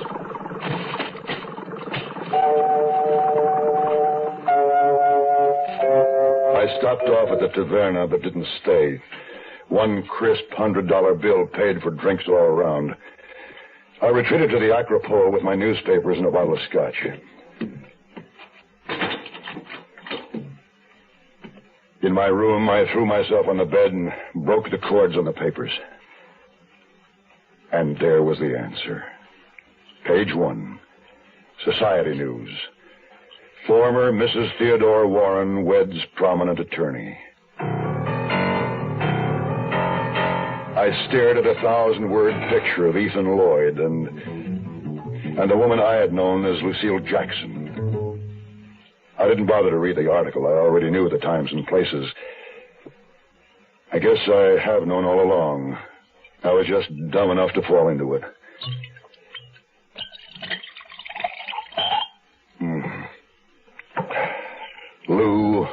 whatever her real name was, Mrs. something or other, Warren Lloyd, was a woman of money, position, and separated from her millionaire husband.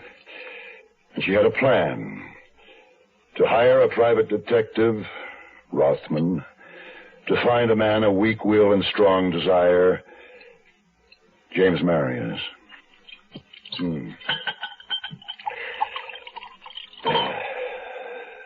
She needed such a man to speed up the proceedings. Divorce takes such a long, long time, especially with a wealthy attorney waiting in the wings. So, make up a Clara, create a temporary Lou Jackson, and it's goodbye Warren, hello, $10 million. Phase out James Marius. That's about it. The way things are. And she's sorry. Well, it could be worse. I could be in prison. I could be dead. I could be a murderer. But I'm not. That flash in the mirror back in Warren's hotel room tells me so. I could be broke, but I'm not. I have lots of money. Not 10 million, but enough for James Marius. Marius. She likes that name better than Hannah. Well, so do I. I think I'll change it back. I like the way it looks on a passport. I'm getting bored here in Mixos anyway, with all this money and nothing to do. Well, I gave her a chance. Too bad she missed the boat.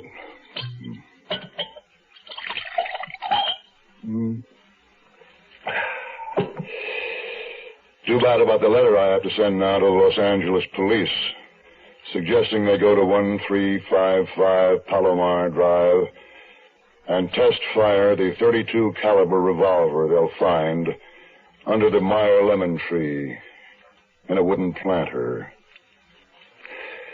I think they'll find it's the missing weapon in the unsolved murder of Theodore Warren. Too bad it's registered to Mrs. Theodore Warren Lloyd. Like the lady says, Marius, you can't lose. The funny thing about murder, you just can't get away with it.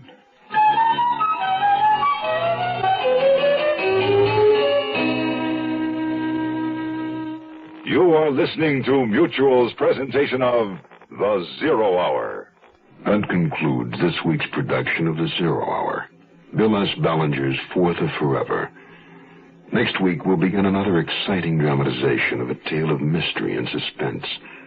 We'll tell our story in 5 days, at the same time, Monday through Friday. So on Monday, rest your eyes and listen here to The Zero Hour. Today's episode brought to you in part by Ford Motor Company, Wrigley Gum, and Sign Off. This is The Zero Hour on Mutual Radio.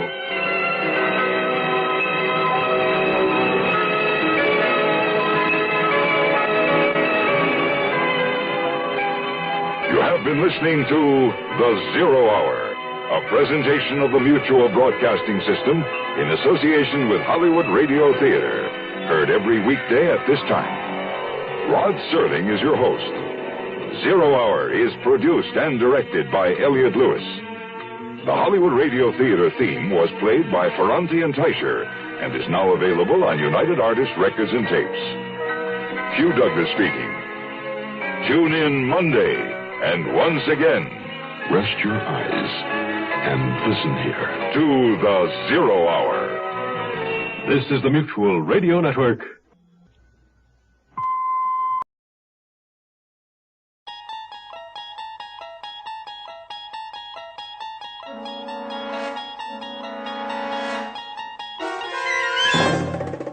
You unlock this door with the key of imagination.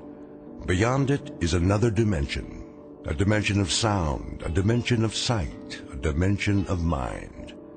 You're moving into a land of both shadow and substance, of things and ideas.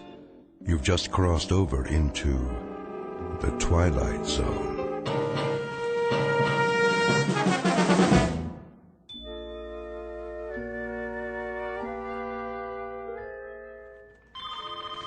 Cooper Corporation, how may I direct your call? Just a moment. Cooper Corporation. Coffee coming through. Who ordered coffee? With sugar and 2 creams. Right here. Thanks, Louie. You got it. Coffee here. Do you have any Danish this morning? I got bran muffins, granola bars, and trail mix. Oh, no. What happened to the Danish? Mr. Cooper's orders. Mr. Cooper, how come? He's on a health kick. Says Danish is bad for you. For the whole office? Everybody on the floor. He wants more work out of you. Oh, well. I suppose I'll have one of those granola bars. Is it chocolate coated? K-Rob. Sounds positively yummy. Guess I'll give it a try. Hey, that's wrong, you know. What is, McNulty? Well, the pastries are bad for the brain. True, they're mostly sugar and starch, but so are muffins, huh? Granola bars? Granola bars have as much fat as 13 strips of bacon. Did you know that? And trail mix? Forget it! Forget it! There's so many calories in saturated fat, you might as well eat a tub of popcorn, huh? With butter!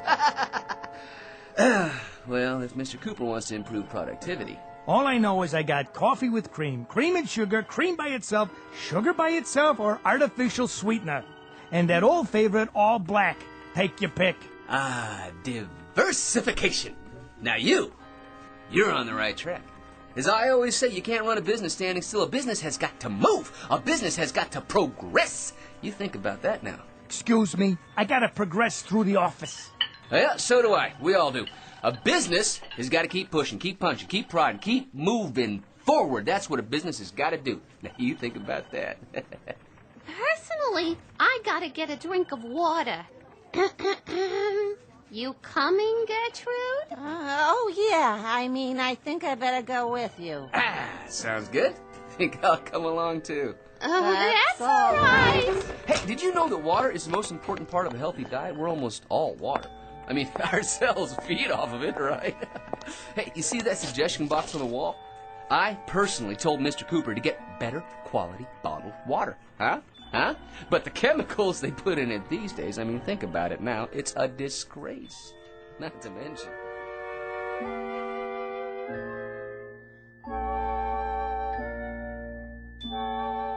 Submitted for your approval, or at least your analysis, one Patrick Thomas McNulty, who at age 41 is the biggest bore on earth. He holds a 10-year record for the most meaningless words spewed out during a typical coffee break. And it's very likely that as of this moment he would have gone on through life in precisely the same manner. A dull, argumentative big mouth who sets back the art of conversation at least 1,000 years. I say he very likely would have, except for something that will soon happen to him. Something totally unexpected that will considerably alter his existence and ours. You think about that now, because this is, after all, the Twilight Zone.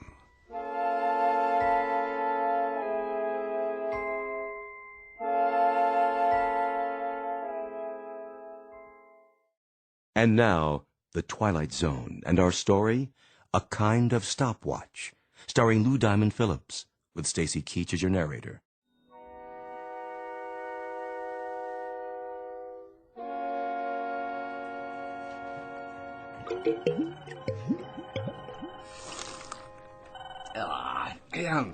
You can taste the impurities. We need clean air, too. HEPA filters, air ionizers, the whole bit, you know?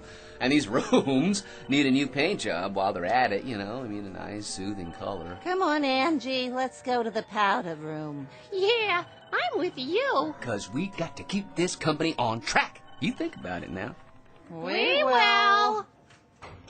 McNulty. Right here. Mr. Cooper would like to see you. Well, you hear that, everybody, huh? Mr. Cooper would like to see McNulty, huh? And all because of that box right there. You know why Mr. Cooper wants to see McNulty? Because McNulty has been feeding him suggestions in that box for 11 months now. Did I say suggestions? Wrong word. Suggestions any clod can give, huh? But dynamic blueprints for the future only McNulty can give, huh? You just think about that. Mr. Cooper's waiting, Mr. McNulty. I don't suppose you'd be free for dinner, would you, huh? I was thinking we could, dine at some cozy little out-of-the-way place, nice and intimate, Then maybe a trip to Light Fantastic. If I were starving to death and you were the last man on Earth and it meant whether I live or die, I might be. But I'm not, you're not, and it doesn't. So buzz off, Buster. In here, McNulty. Hi, Mr. Cooper. Do you know what I've been doing for the last half hour? You've been looking through the suggestion box. I knew it was going to happen one of these days, Mr. Cooper. I've been expecting it. You see, the thing of it is, it takes a very special kind of employer to recognize that one of his men has got it. And obviously, McNulty does. Truer words, McNulty, have probably never been spoken here or anywhere else. I have just gone through the residue of the suggestion box covering the past 3-month period. Here is your suggestion dated March 13th. Make hot dogs flat so they can fit more easily into a hamburger bun. Well, how about that? Now, you think about that now, Mr. Cooper. Make tin cans square so they can be stacked together more easily. Well, huh? Isn't that a guess? You think about that, too. Put small pontoons in field packs of soldiers so that when they cross rivers, they can float. That's worth $1 million as it stands, huh? I mean, that one little suggestion. You see, the soldiers, they go into the water in the cans. Well, the cans, they're full of air, see, so... Mr. McNulty, the Cooper Corporation makes ladies' foundation garments. It has nothing whatsoever to do with hamburgers, hot dogs, tin cans, or national defense. Not a single one of your 340 suggestions, repeat, not one of them, has anything remotely to do with this company's product. Right. See? I wanted to talk to you about that, too. What you ought to do is focus on new inventions for our customers. Our customers? Well, I've been doing some reading about pressure and leverage, the principles of engineering, and one of the greatest engineers of the 20th century was Howard Hughes. Why, did you know that he invented the cantilevered brassiere? Huh? He invented an undergarment that actually defied the laws of gravity, huh? Like a suspension bridge. And if it weren't for his little invention, nobody would have ever heard of Jane Russell. Huh? Did you know that? I believe this company is well aware of the history of our product lines. And they don't have anything to do with 1940s movie stars or eccentric old recluses with mental delusions. Exactly! The key to a successful business is diversification. More products for more kinds of customers. Now you think about that. I have thought about it, McNulty. Now you think about this. Yes, sir. You're fired!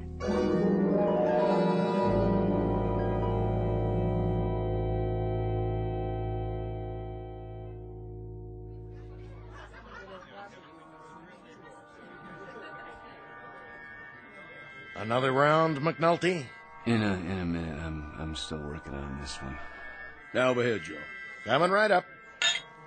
You know something? Oh, here we go again. With the long ball hitter, as opposed to the consistent clutch hitter with a big average, I will take the latter. Well, that's very nice of you to tell us, McNulty. Well, it's a fact that at no time has the home run leader in either league led the league in batting at no time, which should tell you. Ted Williams won the batting championship and led the league in home runs in 1941, 42, and 47. The exception to the rule. Think about that now. The exception to the rule. You know something? My sister's got 5 kids, a 6'4" walk-up, a little bitty TV set, and an air conditioner that don't work. But I'll tell you what else it don't have. It don't have McNulty. Me, I'm out of here. Like I was saying, it's the exception that proves the rule. Let me ask you something, McNulty. How come you're in here so early tonight? You've been sitting here now for 3.5 hours. Well, for the simple reason that I quit my job. No kidding. Yeah, I went into Mr. Cooper's office and I read him off. Just like that, you know, Cooper, I said. Don't tell me, McNulty. You got canned. Well, in a manner of speaking, you might say, well, yeah, we mutually agreed that I wasn't going to work there anymore. Let me ask you something. Wouldn't you think that after 1 year of putting suggestions in the suggestion box, after 1 whole year, I'd get noticed? McNulty, you want to know something? Getting noticed and getting liked are 2 different things. What do you know about it? Nothing, McNulty. Not a thing. All I know is that every week of every month except Election Day, you come in here and drive everybody out of their skull walking on your lower lip. Now you think about that little thing, will you? For my sake. Where's my other beer?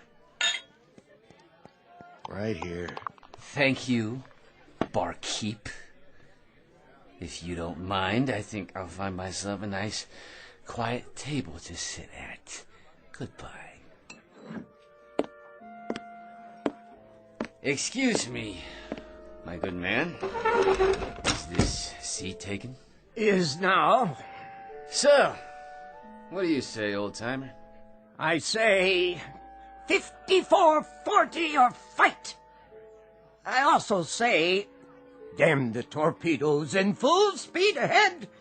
And on occasion, I have been known to say it takes a heap of living to make a house a home.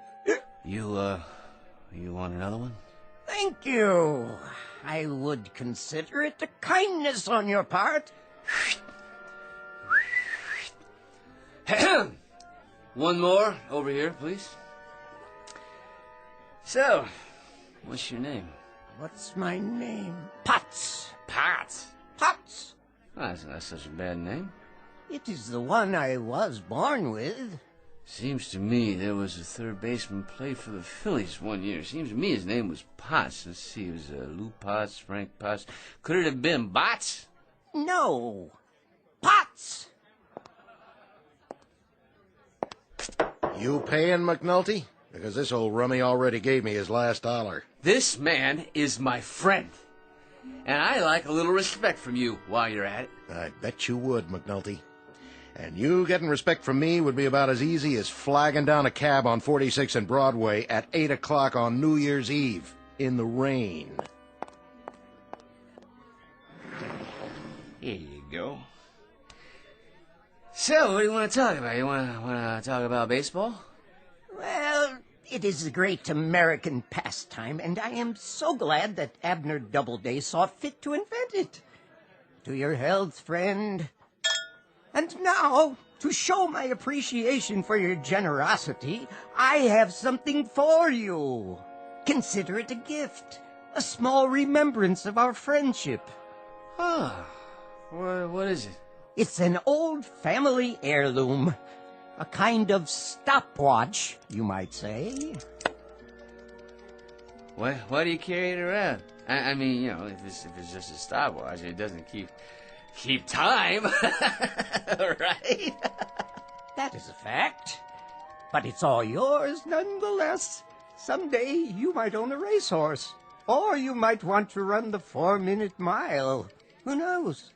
Now you've got a stopwatch to time yourself. I've been looking for someone to give it to. I myself am finally finished with it. Goodbye, old pal. E pluribus unum.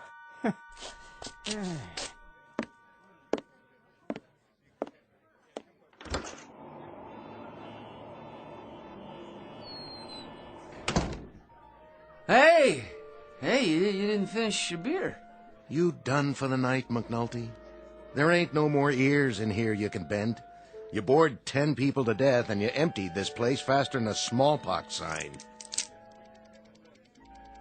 Funny looking watch. Anyway, I hate to go home, Joe. I mean, geez, you know, I already saw the picture on the Late Show. I even saw the one on the Late Show. Hey, McNulty, do me a favor, would you? Whenever you get the thirst, go to some other bar. Sometimes, you know, I wish I was married, because so I wouldn't have to go anywhere, you know. You ever get that feeling, huh? I didn't work this thing. Pushing the button on the top. And another thing about you, McNulty, you make me nervous. First you come in here, and then... What? What's going on, Joe? Hey, Joe. Why ain't you moving, Joe? Joe, why don't you say something? I mean, it's like he was frozen.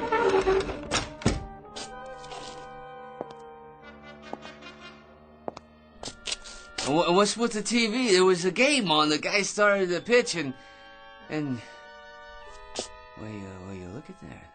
The ball's just hanging there. Did the TV freeze up or something? Say, what is this?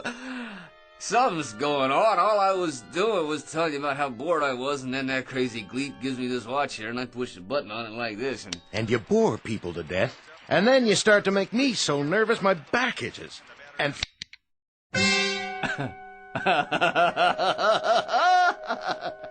Hey, I kinda like this.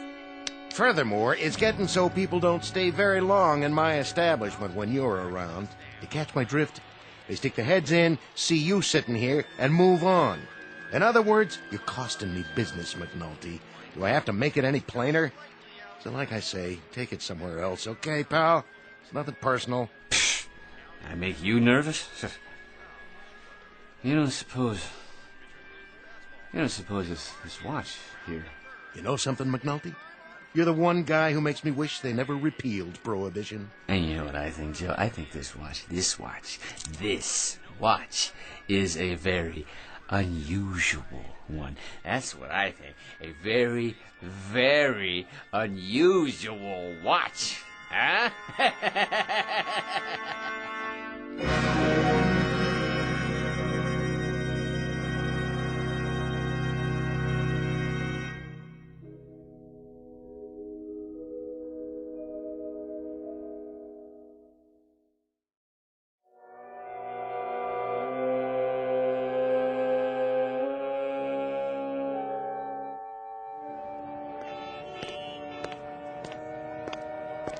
Hey, buddy, watch where you're going. Sorry. Sorry, my good man. Yeah, you should be. Excuse me. Begging your pardon, lady. Officer, officer. Yes, ma'am? That man over there, I think he's drunk. Oh, he is he? He bumped right into me. You can see the way he's staggering. He can hardly stand up. Oh, it's a disgrace. Well, no, we'll just see about that. Hold on there, fella. Yes, officer? Had a little too much to drink, did we? Oh, I wouldn't say that. Not enough is more like it. Why don't you just go home and sleep it off? You'll feel better in the morning. Yes, of course. I'm on my way home now, as a matter of fact. Walking, are you? I'd say you're in no condition. You know, you're right, officer. I was just thinking about that. Well, get along with you now. Why should a man have to walk at all, right? He could fall down and get hurt. Now, here's an idea for you. You make the sidewalks out of rubber, huh? Think about that now, huh? No more injuries. You fall, you bounce right back up again. All the money the city could save, no more broken arms and legs to fix by the hospitals, would save millions. Not to mention the insurance companies. I think I'd better call you a cab. Okay. I'm a cab.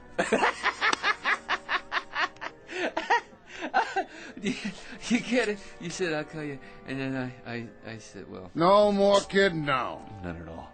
I don't want a cab in the first place. I never stopped for you. And in the second place, it takes too long on account of there's too much traffic in this city in the first place. Am I right or am I wrong? You tell me that. I'm not telling you nothing. Now listen. Hey. You know what they ought to do? Put in moving sidewalks. Huh? That way, all a man has to do is stand in one place. Not even use a single muscle, and before you know it, he's home. You think about that? I'm serious. If you can't afford a cab, the subway's right at the end of the block. Now run along. Either that or I'll haul you in right now. On what charge, may I ask? Public intoxication. Plus you're making a real nuisance of yourself. Now quit flapping your lips and get a move on, you hear? Of course I do, officer. I hear the wisdom of your words, and I have enjoyed this conversation immensely. A good evening to you, sir. Just move along now. Subway, huh? Well, I guess it's an okay way to get around for now. Of course, if anybody would listen to McNulty...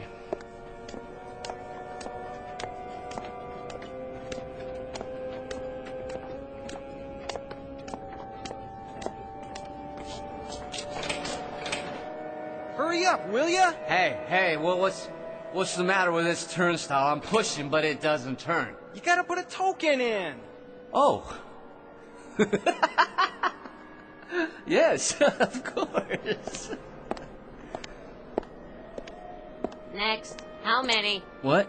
Oh, yes, just one. One token. Where's your money? I don't have any small bills.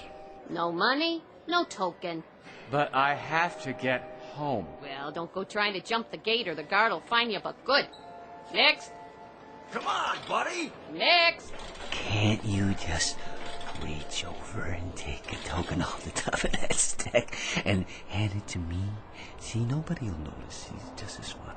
What's with that guy? Of all the nerve. I think there's something wrong with him. Next person in line. Wait, in that case, I may have a solution to this little impasse of ours. Hurry up, will ya?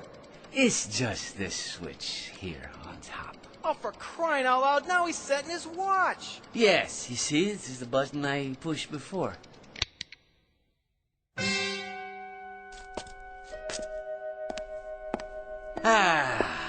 Now then. Well, what do you know? Looks like I don't need a token to get through the gate after all.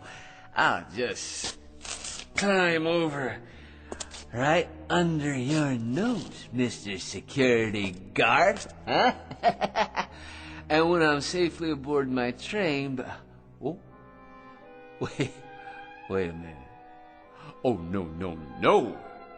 Why take the train at all? Why, when there are other modes of transportation available, other much more comfortable kinds.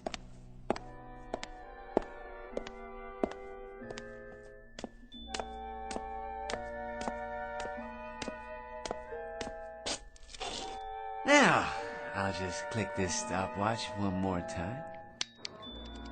And all I have to do is wait till I see what I'm looking for. You again. Thought you was getting on the subway. Oh, I was, officer. I was. But, you know, it's much too crowded. I decided to take a cab after all. Say, what are you trying to pull? Why, nothing, officer. Huh? It's just that I thought of another way to get home. You even got enough money for a cab? Or did you drink it all? Money? What an old-fashioned concept. I don't really think that's necessary now. No, not necessary at all. No? No, not as long as I can stop a cab. Of course, that's hard to do on a corner like this. Let's go. I think I better take you down to the station house. But why bother, huh? I mean, you know, as long as I can hail a cab. Let me show you McNulty's method. You watch, and you think about it now, okay? Taxi!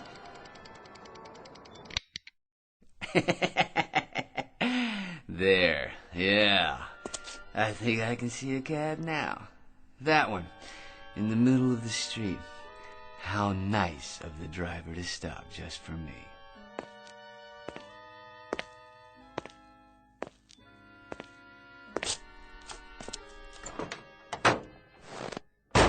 Hello there, driver.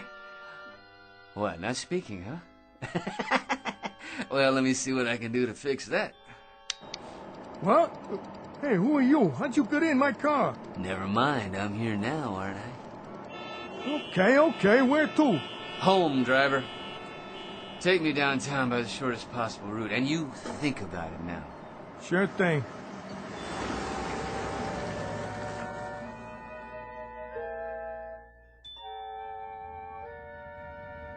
Hey, have you ever thought about this? Ban cars completely, in the city at least, for starters. Helicopters. Now that's the future. Your private copters, okay? Each one big enough to hold one person.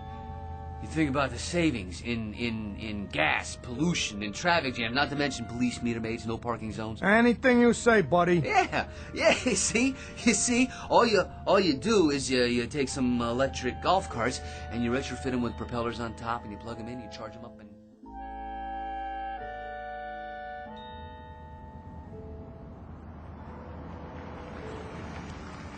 Here you go. Now, you think about what I said now. The only way to make a really comfortable car seat is to build it horizontal. Like those, what do you call them, luge guys in the Olympics. Right? Huh? See? That way you just lie down. And you steer looking into a mirror, the same as a periscope. You think how low to the ground all the cars would be is a better center of gravity. It's much better. Plus, you can see across the street without having to strain your neck. And when it comes to getting out, all you do is you roll like in your bed, right? Now that would be a big improvement. This here is it, mister. Far as I go. Think I'm gonna pack it in for the night. Thank you, my good man. That's $17.80. How's that? The fare. Make it $18 plus something for the wife and kids. Now, you see, that's just my point. All that money, and for what? I say ban the internal combustion engine. Springboard shoes would work just fine. All we need is a company to manufacture a prototype. You gonna pay me or talk me to death? Neither, to tell you the truth. Do you have the time? Huh? The time. Here, let's have a look at my pocket watch, shall we? Have I told you about it yet? This is really a very unusual watch. A kind of, stopwatch. Literally. Allow me to demonstrate. Don't try to con me. All I want is for you to pay up. If you don't, I'm calling this in. It's a violation of the city code to defraud... There. Isn't that better?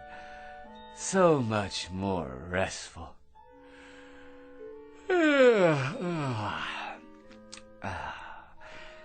I think I'll go inside now and lie down.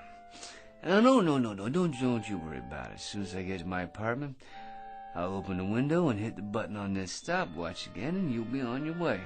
And tomorrow morning, so will I. In fact, from the way things are going so far, I say that your friend and mine, the one and only Patrick T. McNulty, is going to be the life of the party. Yeah? You be sure to think about that now, won't you? Stand back, world. McNulty is walking through the universe.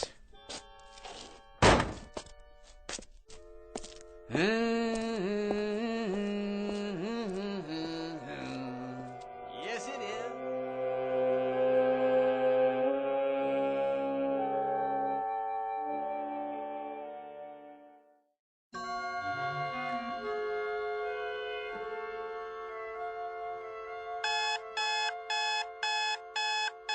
And a good morning to you, listeners. We'll be bringing you the Eye of All News at 7:27. Oh, forgot to turn the blasted alarm off. But for now, here's an update from Weather Central. Some overcast this morning with scattered clouds this afternoon.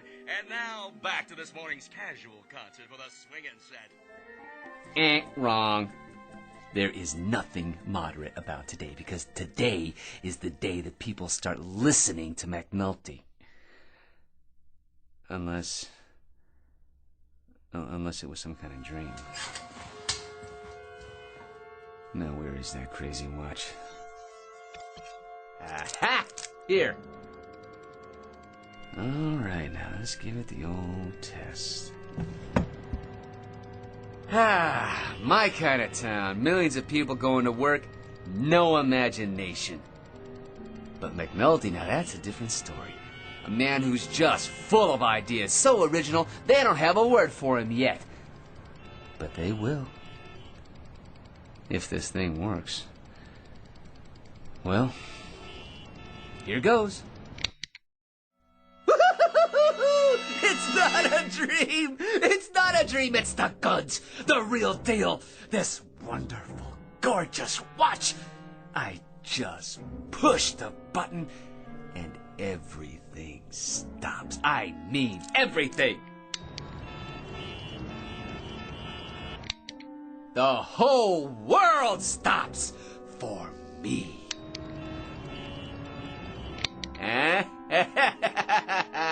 Get ready out there. McNulty steps up to the plate, he swings, and he swats it clean out of the park.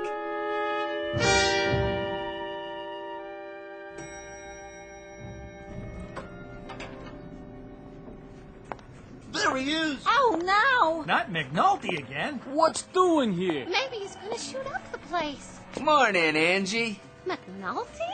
You look lovely this morning, as always. What's the suggestion this time? Because if you haven't got one handy, I've got one for you. Yes? Why don't you jump off a bridge? Honey, baby, you don't mean that. Wait till you see what I got in my pocket. It'll put a dent in your eyeballs. Try the Brooklyn Bridge at midnight. You think about this now. You think about a stopwatch that, if somebody pushes it, everything stops in midair. Everything, huh? Huh? Think about that. Without a life jacket. McNulty, why don't you get lost? What's the point? You see this little gimmick?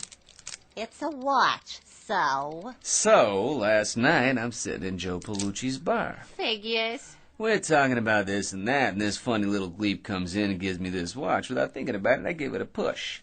This little button right here. And everything stops dead. Pellucci stops, the ball game stops, you know what else? Everything. That's what stops. You think about that. No kidding. Joe Pellucci and the TV, too. Well, thanks for the entertainment. Now get out of here. After I see Cooper, it's time to diversify. Now you wait just a minute, McNulty. Mr. Cooper's in conference. You bet he is. He's in conference with me. I thought I fired you, McNulty. What are you doing back here? Mr. Cooper, he barged right in. I couldn't do anything about it. Well, if he barged right in, he'll barge right out again. Hey, listen, Coop. Coop? You can't afford to fire me. This time, I got more than a suggestion. I got the goods.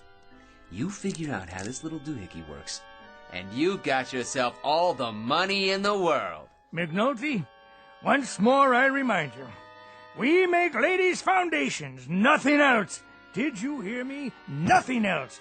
Now I'll give you 15 seconds to leave this room, 25 seconds to reach the elevator, 45 seconds to vacate the building, and you may use that watch to time yourself. Is that a fact? All right, then. I'll go. Just remember, you lost a fortune today.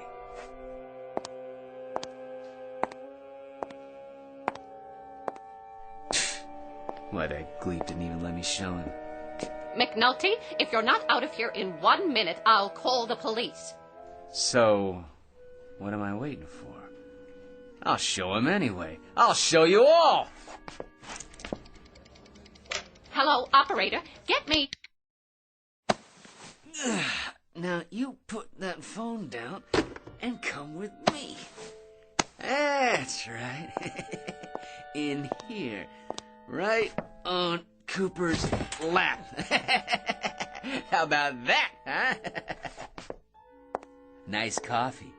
Right in the middle of pouring it, huh? And you, hey, sweetheart. I like your typing. Don't your hands get tired up in the air like that, huh?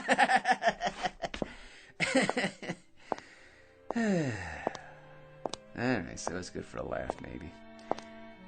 There must be something else I can do with this thing. Miss Hinckley, what do you think you're doing?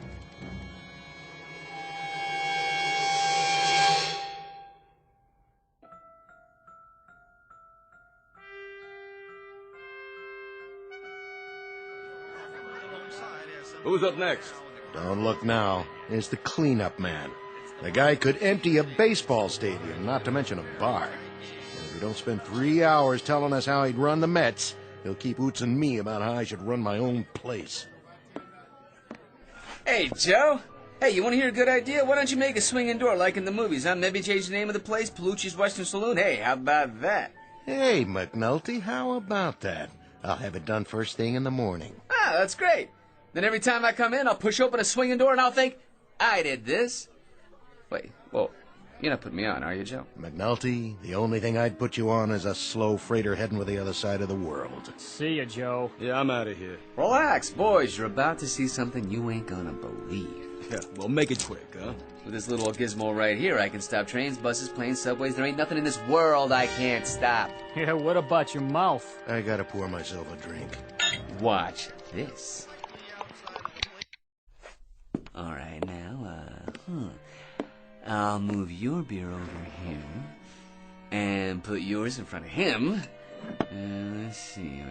How about if I undo your tie like this, huh? Oh, and Joe, over there. Hey, why, look, Joe, where's your glass now, huh? You're going to be pouring beer in your hand, huh? All right, okay.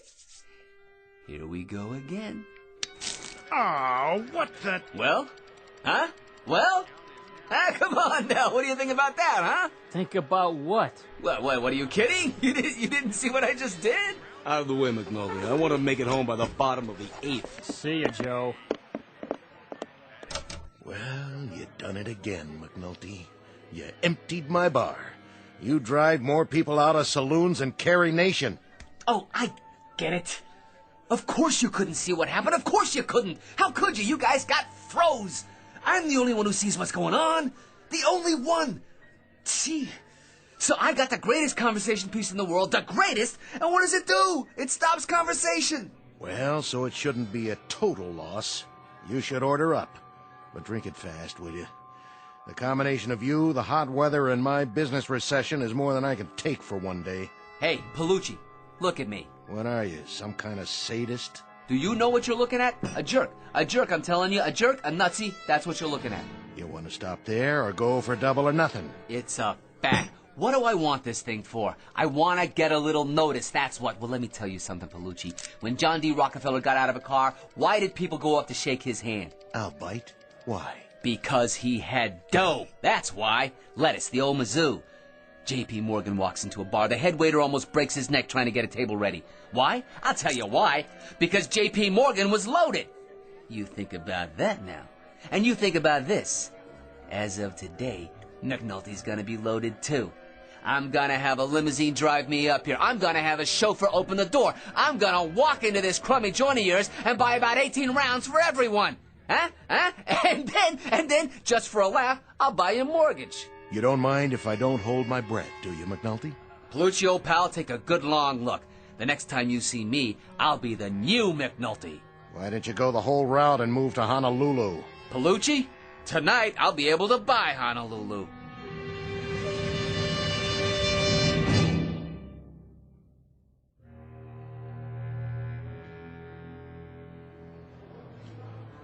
I'd like to make a deposit to my account. You'll have to wait in line. I want to cash this check. All in large bills, ma'am? Next customer in line. Is this where I make a withdrawal? Yes, sir. How much would you like? Oh, I don't know. How much you got? Sir?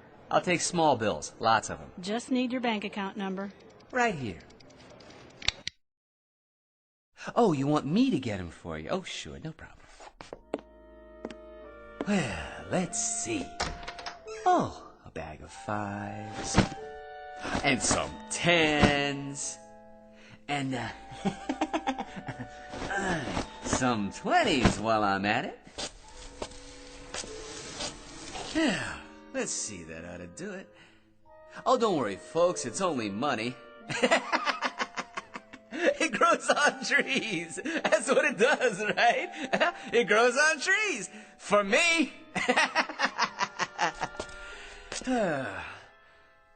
Might have to make a couple of trips, though. Okay, here we go. 1, 2, 3. My watch.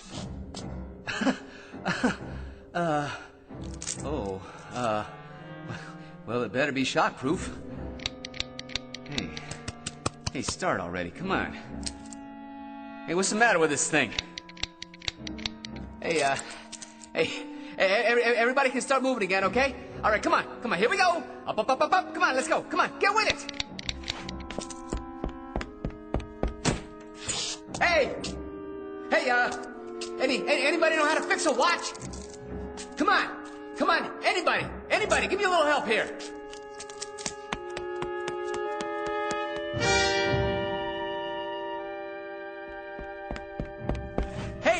Hey, everybody, it's me, McNulty, huh? Hey, Angie, where are you? Come on, you guys, you can wake up now. All right, it's just this little switch here. See, I'll get this thing fixed. It's no sweat, okay? Where's Mr. Cooper? He'll know what to do. Oh, excuse me, Mr. Cooper. Hey, what's she doing still sitting on your lap? I thought that was yesterday.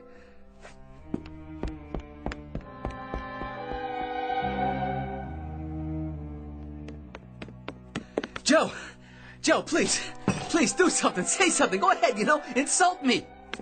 Please, won't somebody do something? Or say something, hey, please. Don't anybody know where I can get a watch fixed? I'm begging you, please. Hey! Anybody! Please do something! Say something! Anything!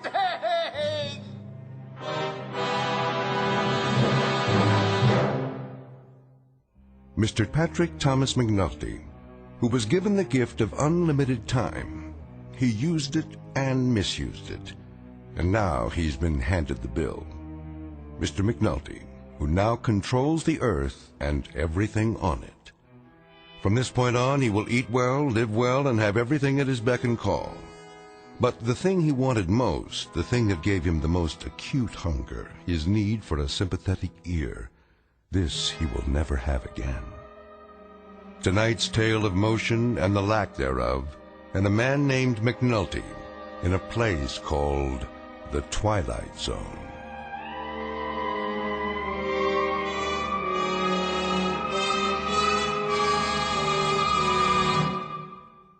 We'll be back to The Twilight Zone in just a moment. You are about to enter another dimension, a dimension not only of sight and sound, but of mind, a journey into a wondrous land of imagination. Next stop, The Twilight Zone. Hi, this is Stacy Keach. I'd like to take a moment to tell you about our Twilight Zone website at twilightzoneradio.com. At twilightzoneradio.com, you'll find the latest information on these Twilight Zone radio dramas, including behind-the-scenes photographs, plus the newest product releases, trivia contests, ways to contact us, other Twilight Zone-related info and merchandise, plus links to other fascinating websites. So make your next stop twilightzoneradio.com. Visit twilightzoneradio.com to purchase these Twilight Zone radio dramas on cassette and CD, or call toll-free 1-866-989-ZONE. That's 1-866-989-9663.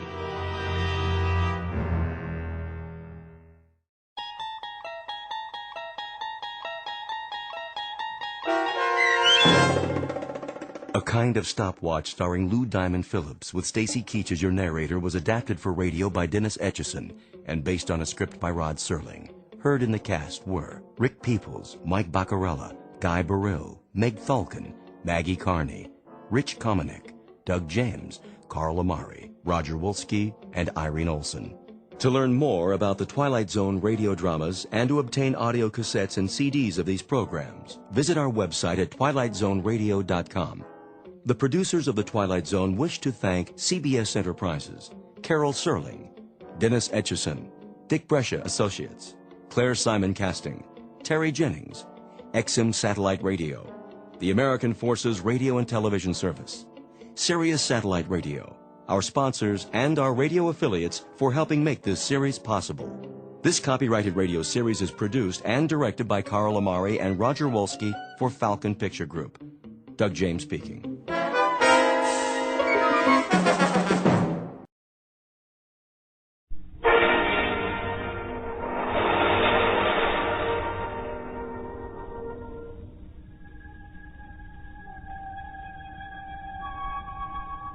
Good evening. This is Peter Lorre. Man kills passionately out of hunger or anger, out of fear or love. But man also destroys life coldly and impersonally, without rancor, unemotionally, and with but one purpose, to gain. It is of greed and murder that you hear tonight in a mystery playhouse.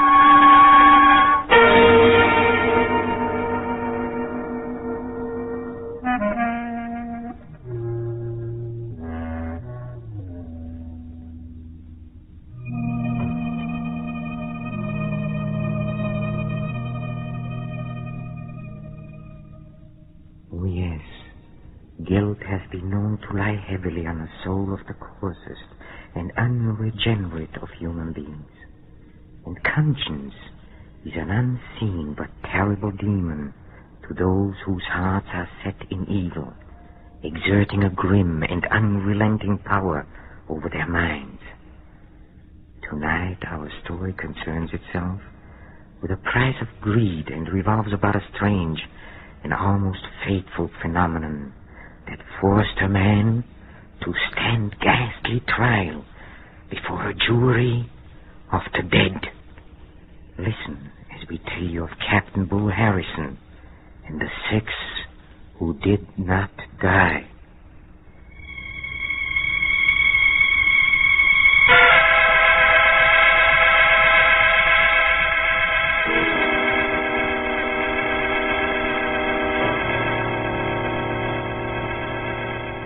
Far below the equator, where the blinding sun beats with fierce hatred on the endless surface of the sea, lie the lonely islands of the Gambier archipelago. There is no movement in the white, hot expanse of sand and ocean, no movement save the brief, fluttering excursions of flying fish and the few palm fronds that wave languidly above precarious footholds in the scanty soil. Barren and lonely are the Gambiers. And lonelier than most is the atoll of Mangareva, a strip of sand and gray coral rising from the sea like something foul and festering. For at high water the tide sweeps over it, and retreating leaves on its sloping beach all manner of snails and shellfish that helpless broil and putrefy under the blazing sun. No trader has ever visited Mangareva, for there is no one with whom to trade. And the gunboats of the Australian Territorial Patrol give it wide berth, for there is no one to watch.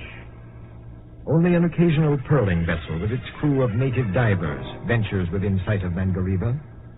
Such a vessel is the sloop Nancy Hale, 4 days out of Sydney. A weather-beaten hulk with caulking oozing from her open seams, she lies at anchor in the lee of the island.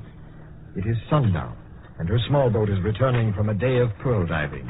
The oars stroked by 6 dark-skinned natives, the Cockney mate standing in the bow. As the boat swings broadside to the sloop, the mate clambers aboard. All right, Cavalli.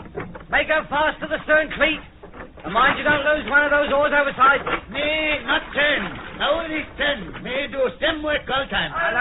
Go, blimey, stop your even babbling. I don't care whose turn it is. Make her fast and ship them oars. If it ain't done by the time I get back from seeing the captain, I'll take the eyes off you. Hang your mind what I say.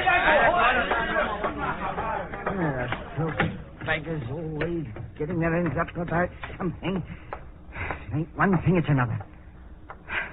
I give £10 right here and now to be lifting a pint down in the Red Dragon. Cold, blimey, I would.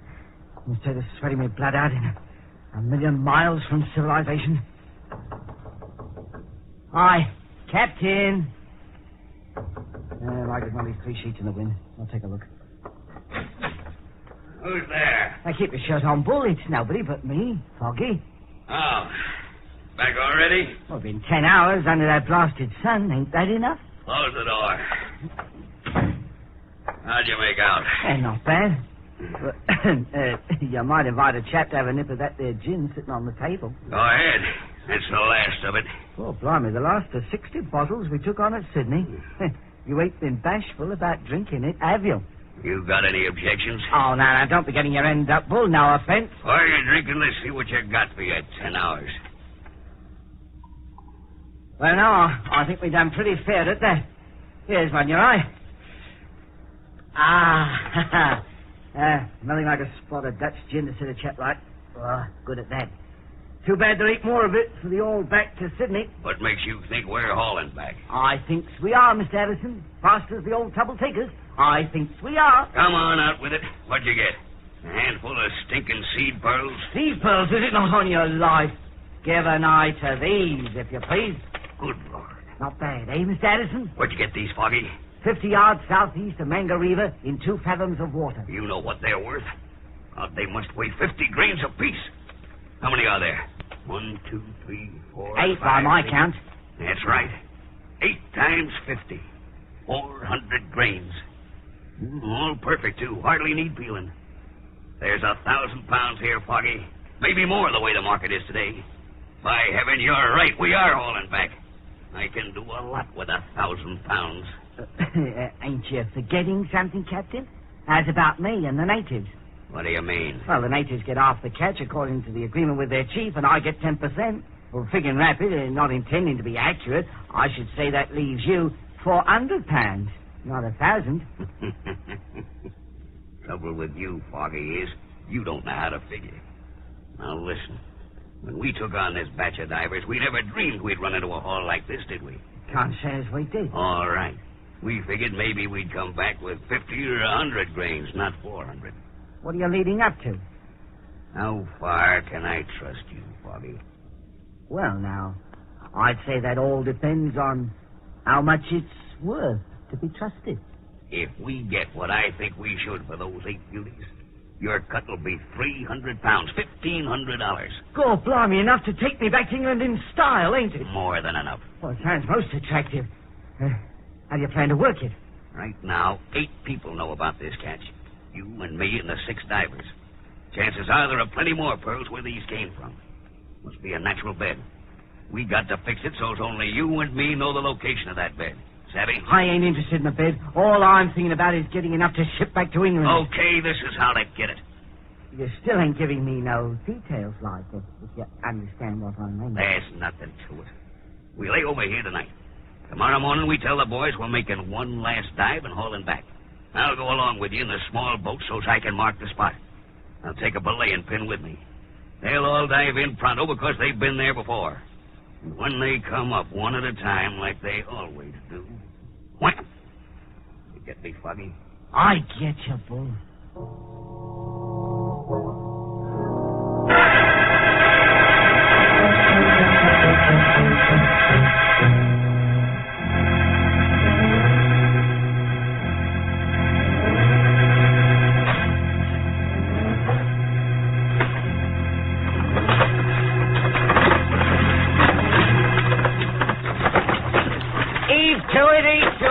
Going to no tea party. You say no more dive. You say we go back. Mind your babbling tongues, you heathens. We got the captain with us today. He wants to see how you dive. Ain't that right, Mr. Addison? That's right, boys. This is the last dive, and then we haul back. Good catch this trip. Plenty gin. For the likes of them, is left to drink it. Shut up, you fool. We make only one dive, then we going back. How about that, Mr. Addison? Yeah, one dive. Then you're through. They like that. They're poor beggars. What in your lip, Foggy? Attend to business. We're southeast of Manga River, about 50 yards off. This the spot? Close enough, I'd say. Shivers! Heave that anchor, Taru. Over with it. Oh, this is the spot, Foggy. As near as I can come to it. She holding, Taru? Yes, yes. All right, let her swing with the tide, what there is of it. Water slack. Okay, get him over, Foggy. Here we go, boys. You first, Kamuli. No dive. Ear He's got to dive. Here, let's have a look at your ear. no can see. Head deep inside. Why'd you say something about it before we left the sloop? Wait a minute, Foggy. I'll handle this. Come on, Lee. Ear hurt bad, Captain. Very bad. One dive won't do it no harm. I come out here special to see you and your boys go down. Tell you what I'll do. Anything you bring up this dive belongs to you. No split. All pearls yours. How's that? Well, what about it, Kamali? No dive. Stand up in the boat. Stand up, I said. Now, for the last time, Kamali, you're going to dive or not? No dive. Ear hurt bad. Maybe this'll cure it. Now,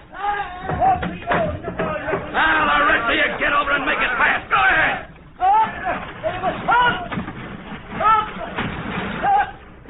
That does it. They're over. Hold the boat steady, Foggy. I'll work the belaying pin as they come up. What about this one, you slug? Leave him be till we get rid of the rest. Hold steady now. They won't be staying down there long, I can promise you. I got a funny feeling no good's going to come of this. Stow your feelings and keep the boat steady. That's all you got to do. I'll take care of the rest. One little tap of this belaying pin as they come up will be enough. Here comes one. Right aside the boat. Steady. Steady. That does for him. Went down like a rock. Two more coming up. I see him.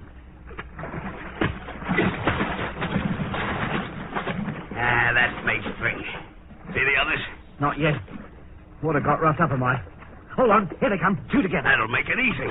Steady now.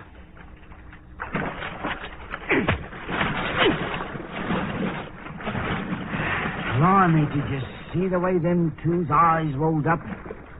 Like to send the shivers through me. Give me a hand with this one and sew the gap. What you gonna do with it? Heave him over. Wait till I tap his skull to make sure he don't come to. There ain't nothing finicky about you, is there, Bull? Grab his feet. Lift him now. You're all right. Here. Now, get that anchor up. The job's done. All neat and clean. It ain't done for me. I'll be seeing them poor beggar's eyes rolling up for a long time to come. You'll forget about it once we hit Sydney. There'll be plenty of gin and rooms in the best hotel in town. All I want is to book passage on the first boat back to England. Don't worry about that, Foggy. You'll go back to England a rich man. I got another idea. The money we get for those pearls is gonna be nothing compared to what we end up with. Now what's on your mind? You'll find out. Get that anchor up.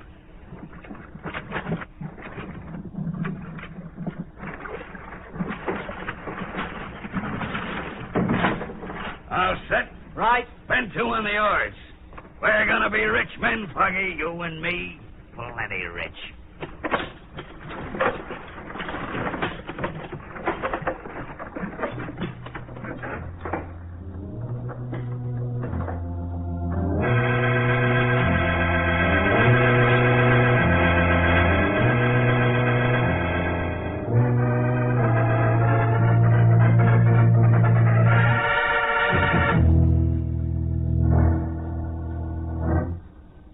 £1,200 you got for them pearls, and me supposed to get my share, and I ain't seen a shilling, and I'm not going to now. Shut up and open the door.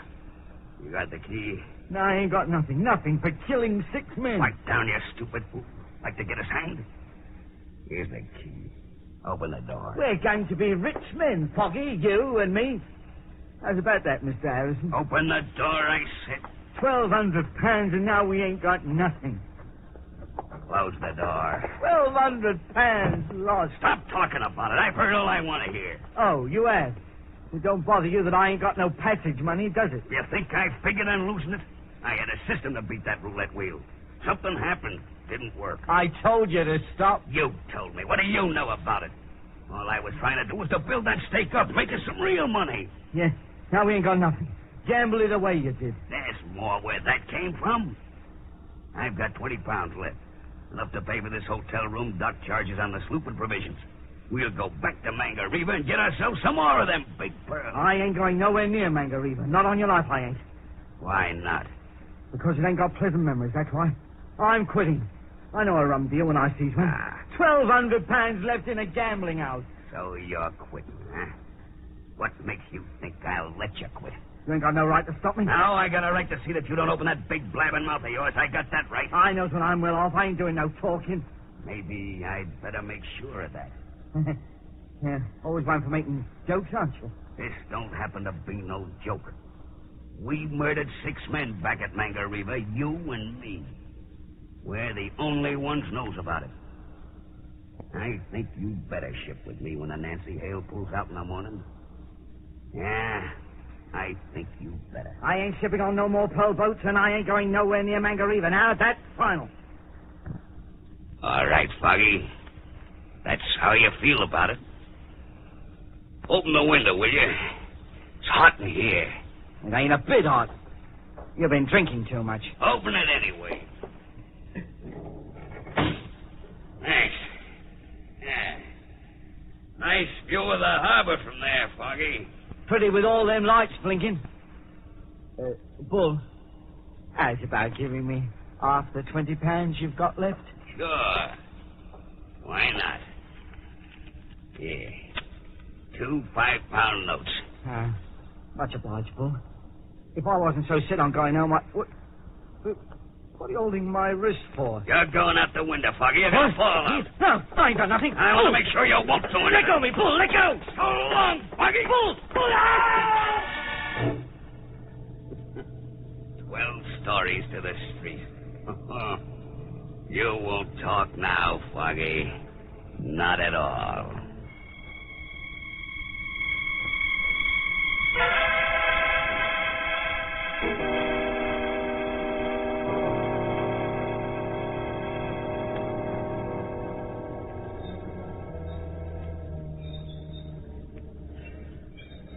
Ease off on that jib halyard, Dave. More! Okay, reefer up. Stand by to heave anchor. All right. You, Manu. Lend a hand with that winch. All right, let her go.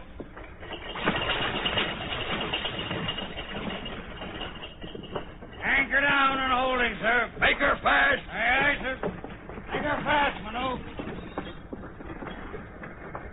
What, sir? Yeah, this is it. We stole the aye and the sir business, Dave. We ain't formal on the Nancy Hale. That suits me all right. So that's Manga River, is it? Ain't much to look at. Best pearl bed in the South Seas right under us.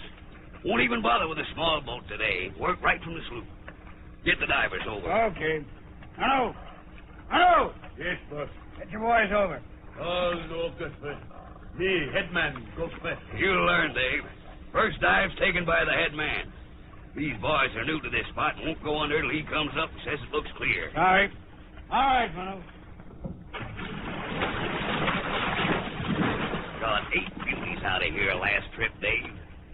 You're gonna be real glad you shipped with me. Manu, come. Give him a hand. Here you are. Take the boat out of here, quick. Bad water. Shut up! What's the matter with you, Manu? Me dive. Go to bottom. 6 men down there. Dead. You're crazy. No, crazy. 6 dead men. They stand up like they live. My boys know that here. Bad water. Hey, wait a minute, Manu. What do you mean there's 6 dead men down there standing up? Like live, they're standing up. But they're dead. That's enough from you. Shut up. Now the rest of you'll listen to me. You'll dive or I'll know the reason why. I came here to get pearls and you're gonna get them. There'll be no acting up on my boat. Dave, there's a diving helmet and lead shoes in one of the starboard lockers. Get them out. Test the air holes in the pump. Know anything about diving equipment? Plenty, but I never went down myself. You won't have to. I'm going down. I'll prove to these beggars there's nothing wrong down there.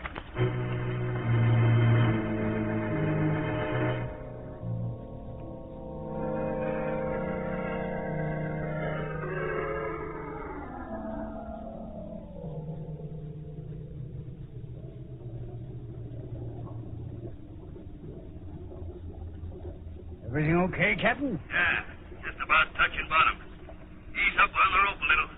Let the rope go, Manu. Easy. Easy. Take a bite in it. That better, Bull? Yeah, much better. Keep that air pump and hand generator going. Don't worry.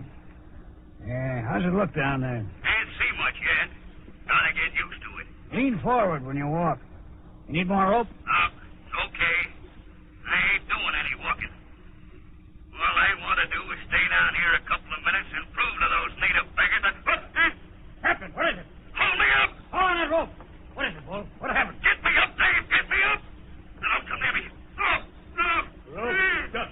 No can pull. It can't be stuck. Lay on it, all of you. Dave! Hold me up! We're doing our best, Bull. What's down there? 6 men. One who's right. They're standing in the water and grinning at me. For the love of heaven, get me up! We're trying to, Bull, but something's holding you. What is it? I don't know. My feet are sinking down. Maybe it's asphalt. Oh, no. Lash that rope to the windows. Move fast. They got me. They can't get away. We're lashing the rope to the windows, Bull. We'll get you up now. Hold on. No, let go. Let go. No can do. Rope stuck. Get back to that air pump. Air. Gotta have air. No, man the pump. No. Cut them bad. Stay in bad water. Aye, you. Bull. They won't man the pump. We can't budge you.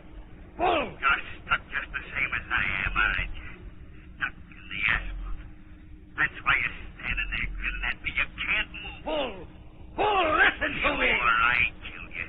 And I killed Foggy, too. I wanted it all for myself, and I'm gonna get it. Pearls, the biggest pearls you ever saw. They're down here all around me. I'm not afraid of you. You're dead. Dead, you hear me? Bull, for the love of heaven, listen to me. Pearls all around. Big ones. Go ahead. Bring your dirty devil's grin. You can't beat me. You can't.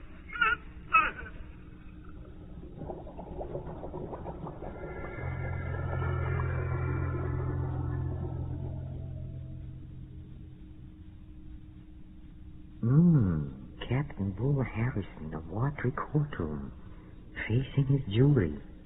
The jury with good reason to pronounce him guilty of murder and greed. Poor Bull.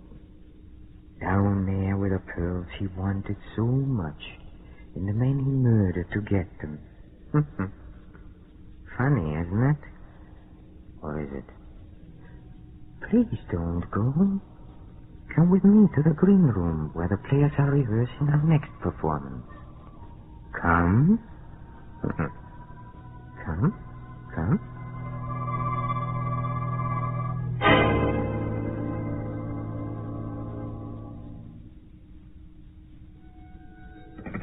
Hello? No, I'm not Pamela North. She hung up, as usual. Maybe I'd better practice up on my falsetto. In a hurry this time. Hello? I am not... Dead. Oh, the door. Maybe he didn't believe me. No, I'm not Pamela North. Well, of course not. I am. Hello, Pam.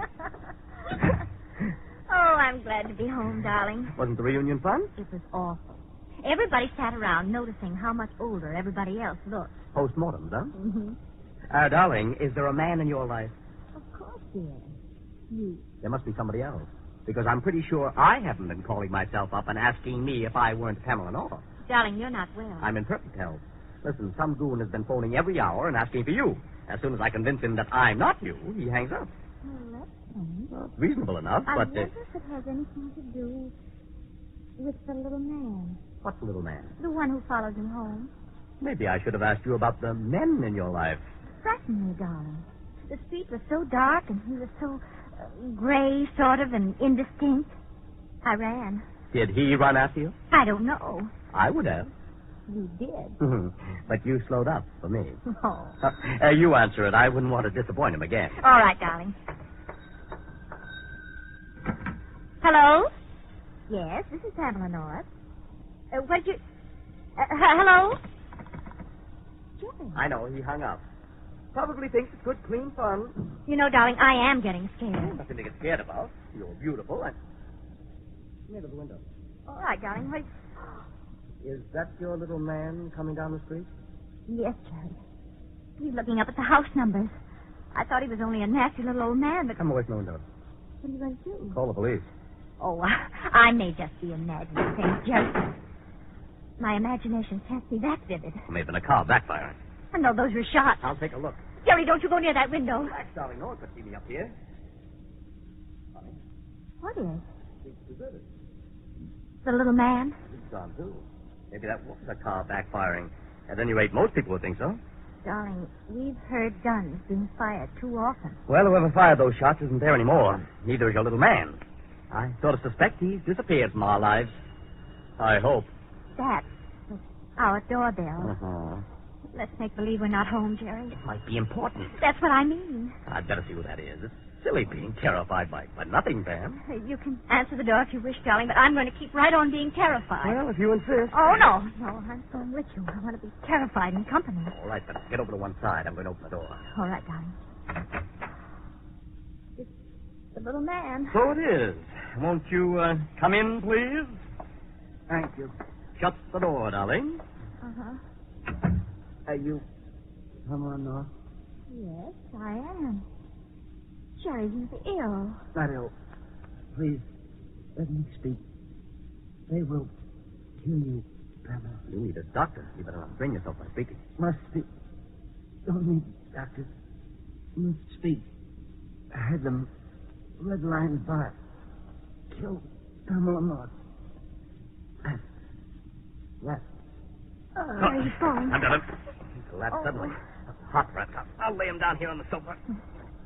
Get his coat open. Shall I phone for a doctor, darling? No.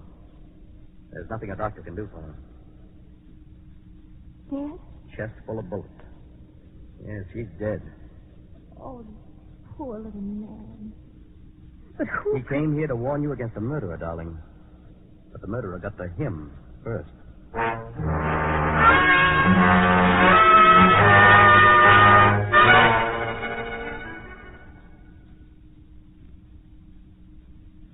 Well, what is all this, do you suppose? Why do you think anyone would want to kill Mrs. Pamela North? She seems to be a perfectly harmless young woman, don't you think? But there must be a reason. Well, I'm afraid we'll have to wait for our next performance. And our guests will be the famous amateur detectives, Mr. and Mrs. North. Oh, incidentally, they are interested in your reaction to our shows. So why don't you write to the Mystery Playhouse, Armed Forces Radio, Los Angeles, USA, telling us what you like or don't like or anything you care to say. Would you do that? We'd appreciate hearing from you very much. This is Peter Lorre, closing the doors of the Mystery Playhouse. Good night. Sleep tight.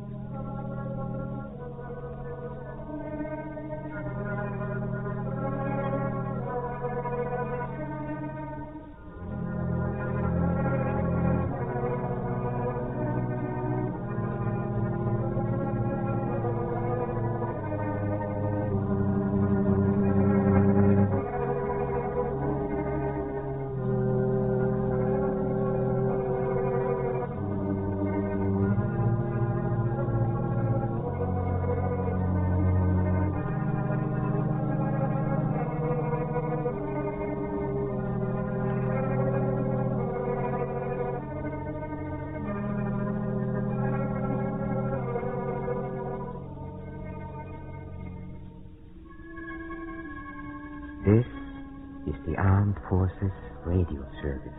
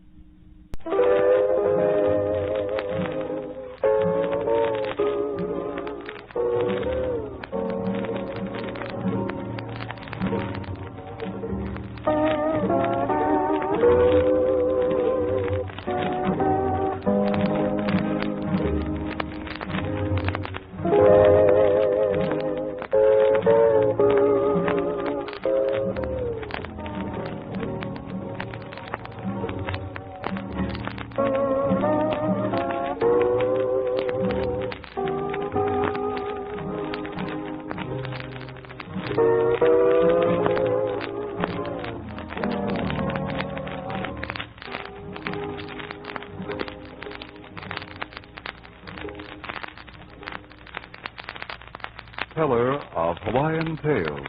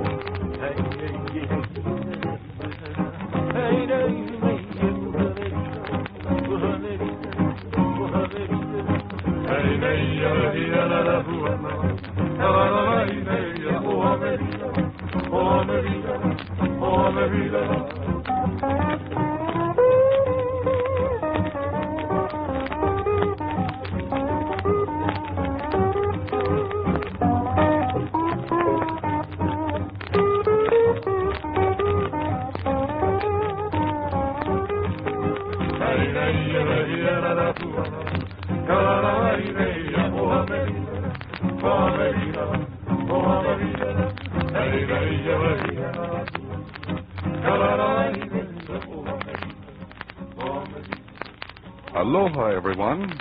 The Teller of Hawaiian Tales brings you an old legend about a familiar landmark in Honolulu. The extinct volcanic crater called Punch Bowl that lies just back of Honolulu. Shaped like an immense punch bowl, many weird and strange tales have been told about this rugged mountain. And in the story the Teller of Hawaiian Tales now tells, you'll hear about the Aumakua, or spirits, the ghost that danced on Punch Bowl. Ready? Gather round for an eerie tale, an old and favorite legend. Who doesn't shiver a bit when waning moonlight casts eerie shadows? I don't suppose you believe in ghosts. Well, who does? And yet, sometimes I wonder. Keoki and I had gone fishing one night many years ago. Always before, we had gotten our nets filled early, but on this particular evening, the fish wouldn't come near us. It was so late when we got back that Keoki suggested we walk over to his house, which was at the foot of Punch Bowl, and that I stay all night there. It had been a beautiful evening. Out on the coral reefs, the breezes cooled the soft air, and a full moon tipped the waves with sparkling silver. But as we approached town, I sensed a difference in the atmosphere. The evening was still beautiful, and the moon patterned lovely silhouettes through the palm trees. But everything was so still, almost a hushed, expectant silence. I turned to my companion. Keoki, I said, for goodness sake, say something. He wasn't talking. He was staring, I followed his gaze to the brow of Punch Bowl. Keoki, what's the matter? It's only a wisp of smoke. Probably someone living up there has just built a little fire. That's nothing. Maybe you're right, but I'm remembering what my father told me about smoke over Punch Bowl. And it wasn't smoke. It was ghosts. You know about Amakuas? Don't you? I nodded my head. They're spirits of the dead people, your ancestors and mine, and they're more powerful than you or me or anybody. If somebody does something to hurt you or any of your family, the Aumakua will come and punish that person. They'll even kill. They'll live in the bodies of those they wish to harm, or they can live inside animals. Did you know that over in Hilo, the grandfather of a friend of mine was saved one day by a spirit living in a shark? His canoe upset, and this shark brought him safely back to shore. That spirit inside him was the Aumakua of his family and protected him from danger. I glanced again at the shadows on Punch Bowl, but there was no trace of smoke now. I felt a little troubled and also a little annoyed because Keoki had succeeded in disturbing me, but I had to know the story about those wisps of smoke, and Keoki was willing to tell me. And this is the strange tale he told me on that night so long ago. Once upon a time, there lived a young ruling chief of Oahu named Kaki. He was strong and daring and active in all kinds of sports, and he could use a spear, a war club, and a slingshot better than anyone else. His rough-and-tumble court was filled with restless young men like himself who would fight at a glance. They gambled heavily, winning one night, losing the next. Yet they took all that came along as a matter of course. One day, Kaki gathered all his young chiefs together and told them to go to their homes and make preparations for a voyage and a battle. The young men were eager for a good fight, so off they went to get ready for it. It was impossible to keep the people from knowing what was going on, and excitement spread all over the island. The best of the old canoes were repaired and repolished, and new and stronger canoes were built. The bravest and sturdiest men were selected to fight. Even the women were set to work making tight, strong mat sails for all the canoes. They gathered together all kinds of food and provisions, enough to last for a long, long journey. Night after night, the people talked of nothing but the coming battle. The men wagered heavily as to which of the chief's enemies they were going to fight and how much booty they would take. They speculated on new lands and the new wealth. Oh, it was going to be a wonderful battle. The days passed swiftly, weeks, months, and finally the chiefs declared they were ready. The day was set, and practically every person on the island came to see the gay and joyous departure. It was a splendid sight. The warriors, brilliant in their bright yellow and red war capes, proudly wore their hideous war masks. Waving goodbye to their friends, they leaped into the canoes and raised their sails. The great moment had come. The people on shore waved and shouted until the great fleet sailed out of sight. As soon as the canoes left, they headed north, the destination, Kauai. The night was clear and the wind strong. It was just at dawn, as the first rays of the sun were breaking over the horizon, that Keiki and his army of warriors landed and raised their war cry. The sleepy village of Waimea was stunned by the unexpected attack. The men, half awake and dazed, tried to stop the invaders, but it was impossible. The battle was short and decisive, and in a very little while, many people were killed. The thatched houses were afire, and soon the village was in ruins. Keiki's warriors seized all the plunder they could lay their hands on and pushed women and children into the canoes. After the captured boats and their own great fleet were filled, they set sail again. When the victorious band returned home, they spread the booty all over the beach for everyone to admire. Keiki ordered a great feast to be prepared on the slopes of Punch Bowl to celebrate the wonderful victory. Everyone on Oahu was rejoicing and excitement was high, but the women and children from Kauai who had been taken captives were not happy. They wept quietly among themselves for their lost husbands, fathers, and homes. That night, all the people assembled, and Keiki and his victorious warriors gathered around the poi bowl while hula girls danced happily before them. Suddenly, without warning, The earth shook beneath the crowd. The poi bowls rocked as if tossed on the waters of the sea. The feast was thrown in all directions, and everything danced as if alive. The earth shook again and again, each time more violently. The great rocks on Punch Bowl were torn apart and came crashing down the hillside in heavy masses. The people fled, screaming in horror. Then came a mighty earthquake and a roaring blast as the whole side of Punch Bowl split wide open. Hot lava poured out and bubbled down the slopes. Masses of steam and foul gases belched through the wide cracks of the mountain. Then a wonderful thing happened.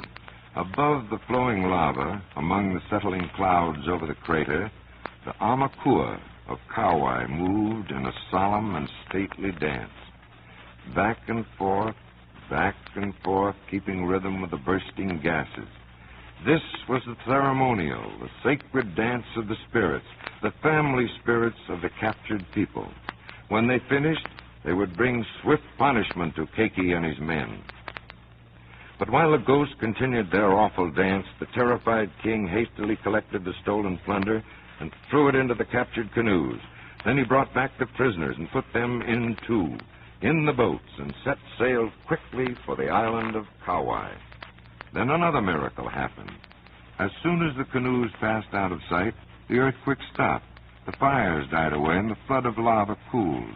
The Aumakua had accepted the peace offering of the king.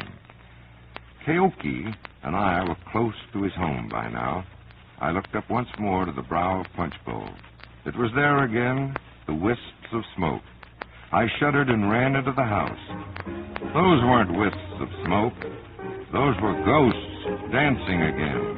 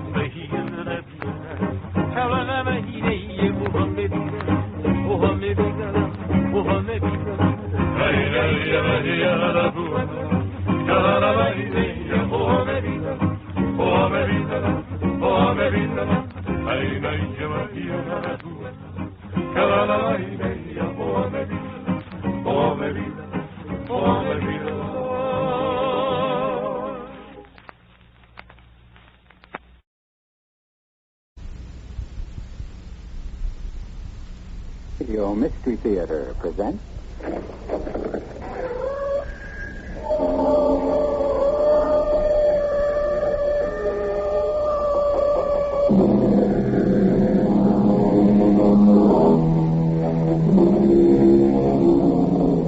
Come in. Welcome. I'm E.G. Marshall. Till death do us part is perhaps the best-known phrase of the marriage service. Today's brides and grooms say them and all the time believe them, despite so many marriages ending in the divorce court. There are, however, many marriages that are indeed lasting unions, and some very few that should have the word "till death do us part" changed to a promise to love to the grave and beyond, to the end of time. Emily, why can't I see you? John, darling, I am dead, and you live. You've crossed a deep and dark boundary to be here to talk to me, and it is best for you to go back now and forget. Forget you, Emily. You know I can never do that. Forget that you ever talked to me, John. Please, for your sake, if not for mine. Learn to leave the dead alone.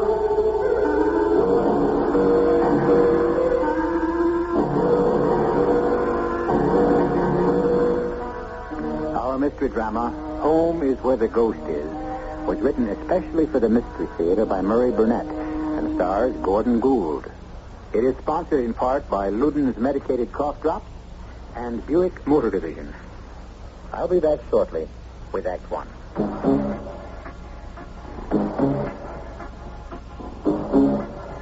When you say that, you said a lot of things nobody else can say. A lot of things, like Beechwood aging for 100% natural carbonation. That's how the Budweiser people age their beer. Nobody else does it that special way. But then, nobody else is brewing the king of beers. I could tell you a lot of other things about Budweiser and why it's the largest selling beer in the world. But it all comes back to the Budweiser taste, and that speaks for itself, loud and clear. Hear it talking? You said it all.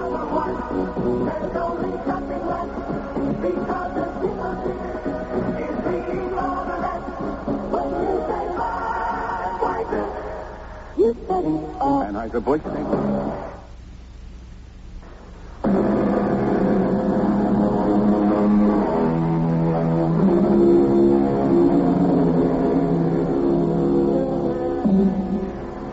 Each of us has a very special place, a favorite retreat.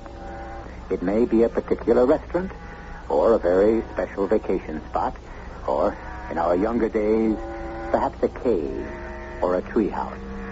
Ghosts are no exceptions to this rule, and for centuries they have favored castles, old creaky houses, and desolate wind-swept moors.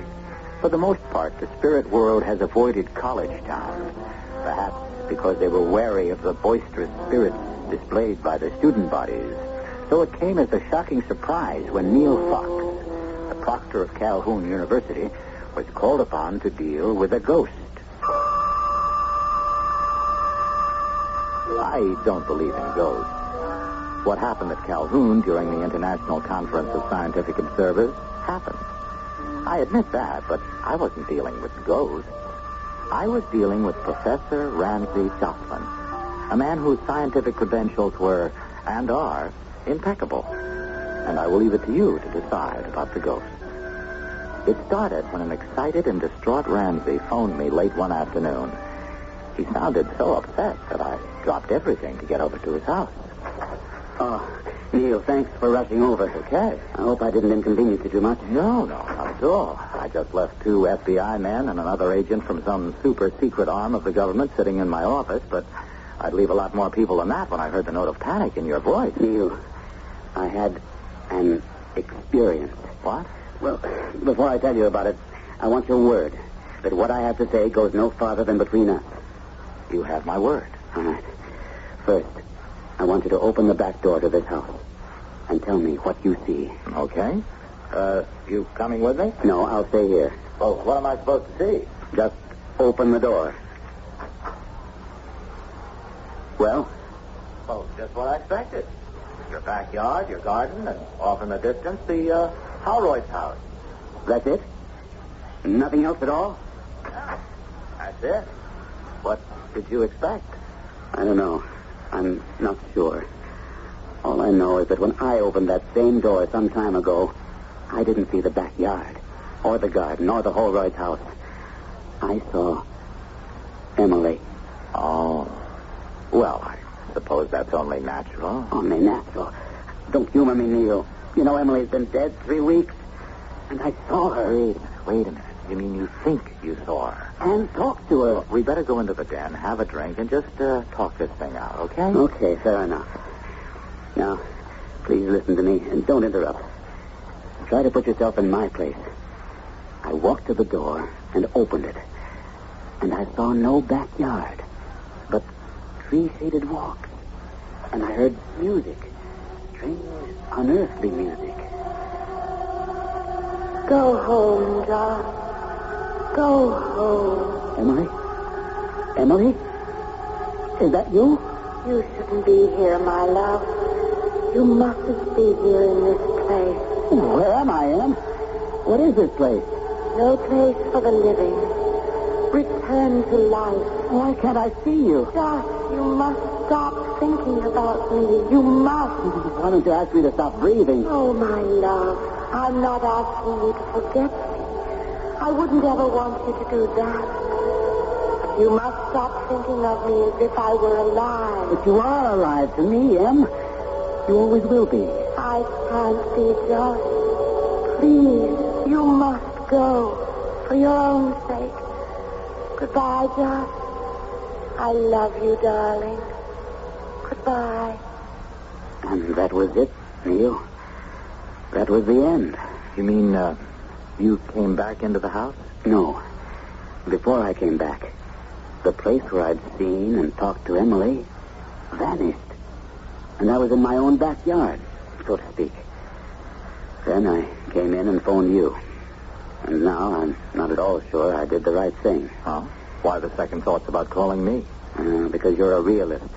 A hard-headed ex-police officer who knows there are not such things as ghosts. And who's probably thinking right now, poor old Josh. He's on his way to the funny farm, beginning to see things. Even though you won't come right out and say it. Oh, Ramsey, you're so wrong. Would you be surprised if I told you that I've been expecting something like this? Expecting me to see and talk with Emily? No, I won't be that specific, but I know how close you and Emily were, and I know how badly her death hit you. But you haven't shown it. You've been holding your grief in too tightly, Josh. Hugging it to yourself, and it was inevitable that there'd be some reaction, and this... Well, I think this is all it was. You make everything sound plausible. So how would you describe my experience? A temporary hallucination caused by dwelling too long and too closely upon Emily's loss. I couldn't overcome a deep feeling of anxiety about my old friend and the role he was slated to play in the upcoming International Conference of Scientific Observers. I was also concerned about my own course. How was I going to reconcile telling the truth to my house guest, Nick James, and at the same time keep my vow of secrecy to Jocelyn? I still didn't have the answer by the time I reached home and found Nick waiting for me. As usual, he wasted no time. Okay, what's the scoop with Jocelyn? Well, look, now, it's not what you were worried about. He's upset about his wife. His wife's dead, Fox. What's bothering him? Just that. He wishes she were alive. Well, how badly does he wish it? It's hard to say. Oh, we'd better be able to say. The whole Alexei Vergoda operation hangs on Jocelyn. If he's not stable, Vergoda isn't going to think of defecting. So far, your outfit is the only one who's even heard about Vergoda's desire to defect. Our information is correct. Look, Vergoda and Joss have been corresponding for years. Why wouldn't Vergoda have dropped him a hint? You're being naive. With a man as important as Alexei Vergoda, the slightest trace of anything that's whispered of disaffection, and he wouldn't have been allowed to come to this conference. Yeah, but he must have told someone he was set up because you people heard about it. Vergoda wants out, and we want to help him. We believe that Vergoda will use Ramsey Jocelyn as a contact when he gets here. And as of this minute, I'm worried about Ramsey Jocelyn flipping his lid. Oh, come on, Nick. I think you're overreacting. Oh, you'll see some real overreaction if this operation gets fouled up. With all the men you've got out here, I don't understand why you say the whole operation hangs on Jocelyn. Oh, our information says Vergoda is going to contact Jocelyn because he trusts him. Now, will you guarantee me that he's going to stay normal until this conference is over? Guarantee? No one can guarantee that anyone will even be alive tomorrow. But what I will do is go back and check this whole thing out with Josh. On the way to see Ramsey Jocelyn for the second time that day, I felt vastly better, because now I could level with Josh. Shake him out of this preoccupation with the loss of Emily by presenting him with his important role in the proposed defection of Alexei Vergoda.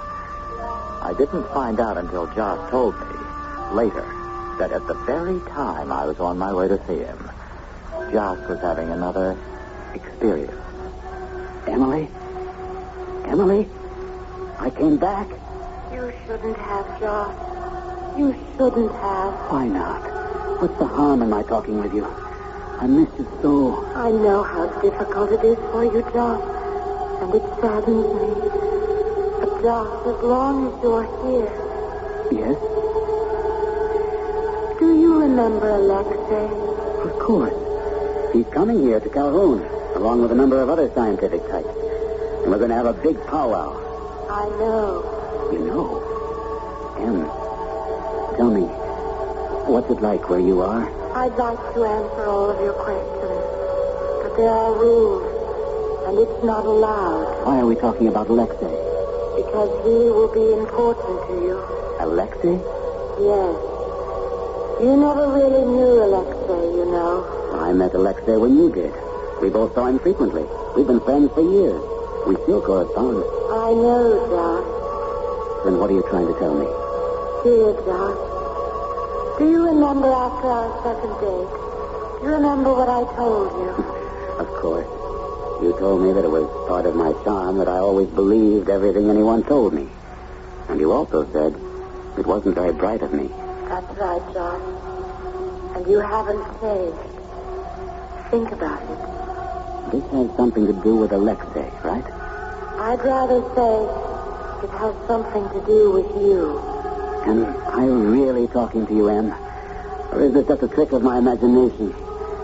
Is it my longing for you that makes me believe we're having a conversation? Or am I really, honestly talking to you? Oh, you're worrying about the wrong thing, Josh. I told you to worry about Alexei. But you haven't told me why. You must stop asking questions, because answers are forbidden. By whom? Go back to your house, to your world, and take care when you meet Alexei. I think I've made a discovery. If it only depends on my will to have these talks with you, then I intend to have them. No, you mustn't. I told you, you mustn't. Trust me, Josh, and forget me. Then you must give me a reason. Very few mortals can come as far as you have.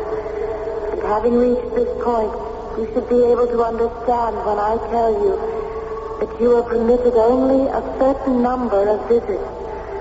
Once you pass that number, you can never return to your world. How many visits am I permitted?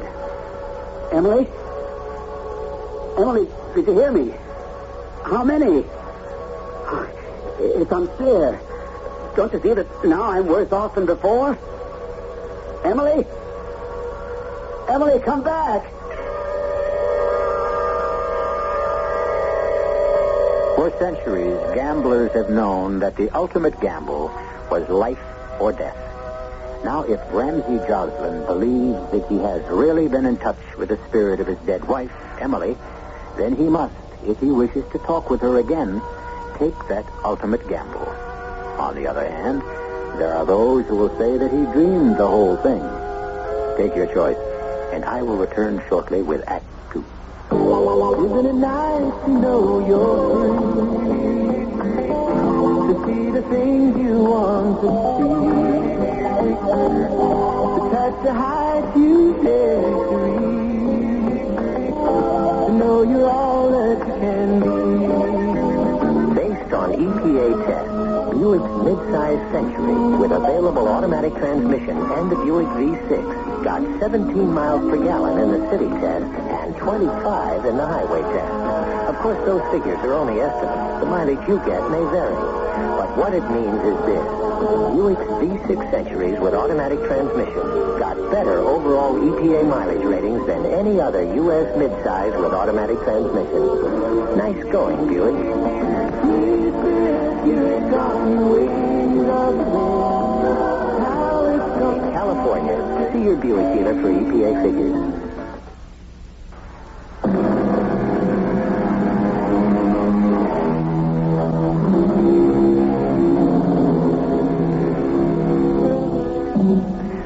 Civilization has been of two minds about people who hear voices. In some ancient cultures, they were enshrined as saints or honored as soothsayers, while in more modern times, some, like Joan of Arc, have been burned at the stake, and others sent to institutions. But the problem becomes complicated when a man who believes he heard the voice of his recently dead wife is not only a scientist and college professor, but also the key figure in the hoped-for defection of a top scientist. Ramsey, old friend, my game has improved much since we recently opened a bowling alley in my country. I can see that. And the wonderful thing about bowling alleys is that the most sophisticated of listening devices are useless here. I take it, then, you have something to tell me that you don't want overheard. Have you not been informed? If you're talking about the possibility of your staying in this country after the conference is over, I have heard about it. What did you hear? And from whom? From the proctor, Neil Fox, a friend of mine. He indicated that there were government agents here on the campus waiting to help you, if you want. Ramsey, I not only want, I need. You scientists will wear me out with the hours you keep. Alexei, are you aware that you have a 9:30 meeting tomorrow? Very well aware of it, Colonel. We were just discussing our varying points of view. I, of course, know you are Ramsey Jocelyn, a distinguished scientist and a friend of my colleague Alexei. Oh, forgive me, Josh. This is Colonel Kirill Polatis, our guide and interpreter on this visit. Interpreter? I always thought you spoke such good English. Alexei is not the only scientist at this conference, Mr. Jocelyn. I apologize for my rudeness, Colonel. Apology accepted. And I will leave you two old friends to your game. Alex, I really don't know what came over me. Oh, not to worry. What you did will work out very well. Now, before we do anything else, may I offer my condolences? Of course. I should have sent something, but I was so shocked. How did it happen? Suddenly. Heart? Cerebral hemorrhage. I didn't... I'm sorry, Ramsey. It must be painful for you. Not at all. I have to learn to be able to talk about it. Maybe if I do, it will act as an anesthetic. Dull the pain. Yeah. And now I come with my small problem. Perhaps you must let me help. It will give me something to think about. And also, I want to help. If you made this decision, something spectacular must have occurred to make you change your mind. I remember how fiercely we used to argue about the course of history. Oh, yes. There will be time to explain all that. But now, Ramsey, you must help me. I was told to wait for your approach. And? We'll meet here 2 nights from now. And I will have a definite schedule for you to follow to safety. Well, we seem to be off to a fairly good start. Yeah, let's hope we're just as happy at the finish. Why? What do you think might derail us? Well, Nick, I don't know that I'd go as far as saying we're going to be derailed, but there are certain problems. And I don't think I can tell you specifically what they are without betraying a confidence. If you know of something that could interfere with us helping Alexei to defect, you owe it to your country to let me know about it. Okay, Nick, no lectures, please. I was the one who clued you in, and I didn't have to. It's just that Ramsey is convinced he's been having conversations with Emily. So he's finally flipped. No, wait a minute. I don't think he's flipped. Well, then what do you think? You really believe he's talking to a woman who's been dead for a couple of months? Of course not. Nick, haven't you ever had dreams? Are you trying to tell me that Jocelyn dreams he's been talking to his wife? Everybody dreams. Yeah. How about daydreams? What kind of daydream? Well, let's say that you open the back door of your house. Suddenly you're not in your own backyard, but in, sort of an Elysian field, and you can hear and talk with your wife. I guess we'll have to get cracking and pray that we can get Alexei Vergoda out before Jocelyn really cracks up. How sure are you that he's cracking up? Nick, have you ever thought that he might just be telling the truth? I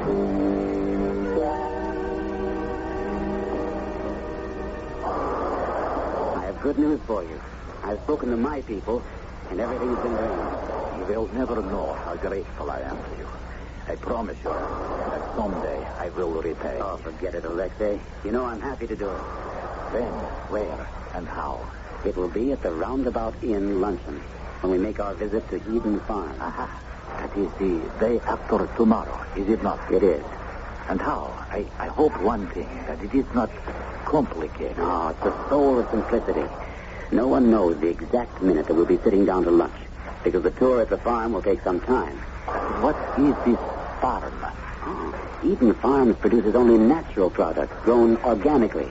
It's really a fascinating and instructive project. I see, but you will forgive me if I am more interested in the arrangement. Of course. As I said, it doesn't matter what time we sit down to lunch. You will excuse yourself after the first course has been served and ask for the men's room. You are allowed to go there, unaccompanied, I hope. Well, usually, but there should be a contingency plan, you know. There is. I'll explain in a minute. Because I've been to the farm so many times, I shan't be along on the trip. But I will go to the inn early. The inn's facilities are somewhat rustic. I shall be in the men's room, waiting for you. You will enter and escape through the window.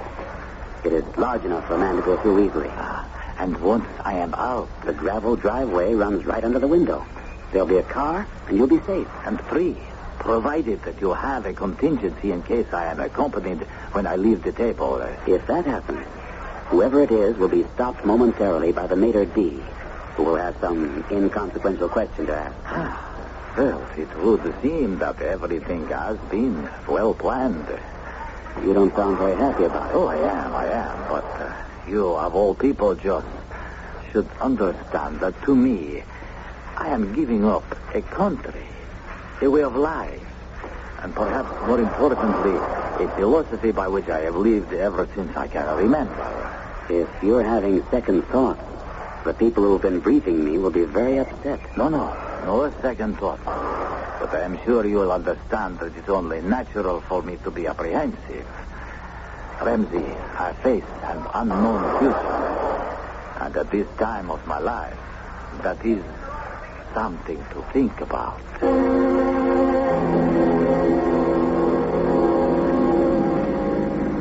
Oh, Josh, you're quiet today. I'm not used to this cloak and dagger stuff.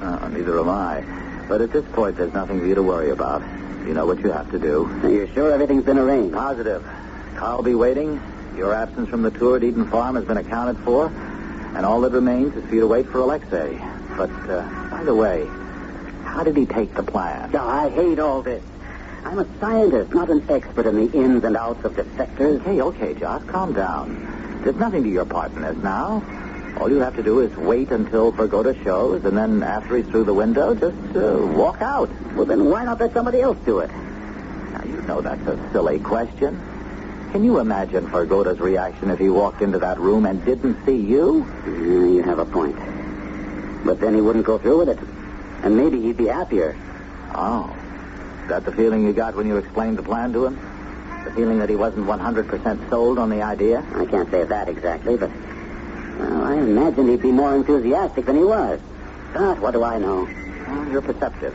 Your feelings are important. How about Emily's feelings? Emily? Well, what's she got to do with it? She's warned me against Alexei. Oh.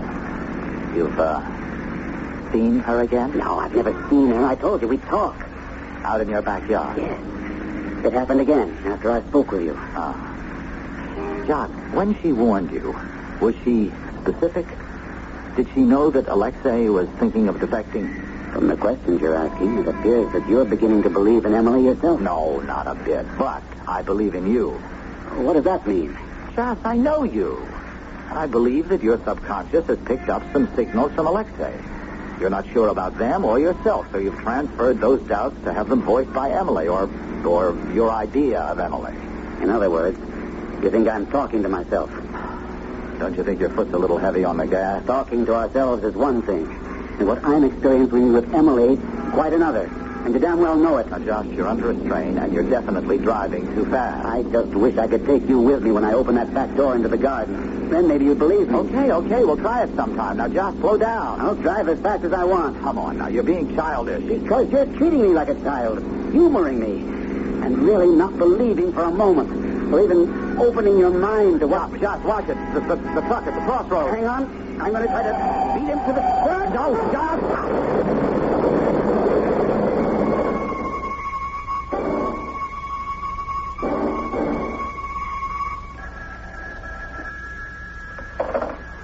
Yes, hello. Neil, I called your house first, but they told me you were still in the hospital. I thought you were supposed to get out today. Oh, I was, and I am. Just waiting for one last x-ray. What time do you think you'll be out? Oh, sometime this afternoon. Anything up? Have you, heard from our friend? Only the usual courtesy call, hoping I wasn't seriously hurt in the crash. He wasn't alone when he called. That was to be expected. I was hoping you were out, because I wanted to remind you about our promise. What promise? The last thing we were talking about before the accident. Remember? I asked you to accompany me when I walked in my garden. Oh, yes. Have you walked since the accident? No, but I'm most anxious for us both to go. Okay, Ramsey, right. I'll come directly to your house from here, even before I go home.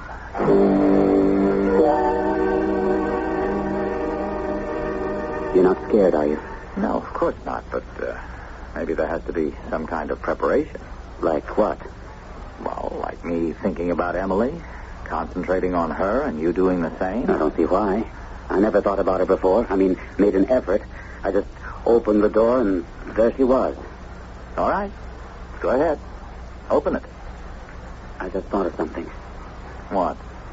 Suppose that when I open this door, you see the backyard as it was, always, and I see what I've seen before. Then we at least will have some kind of an answer, won't we? I suppose so.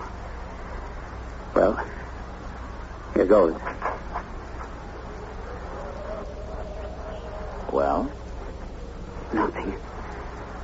It's just my backyard. That's right, John. That's all it is. Why don't we take a walk? Okay.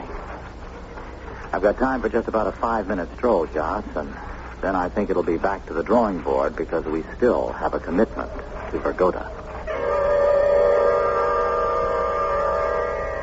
We walked for the full 5 minutes through the entire garden, but nothing changed, and Jocelyn never claimed that he had heard Emily's voice.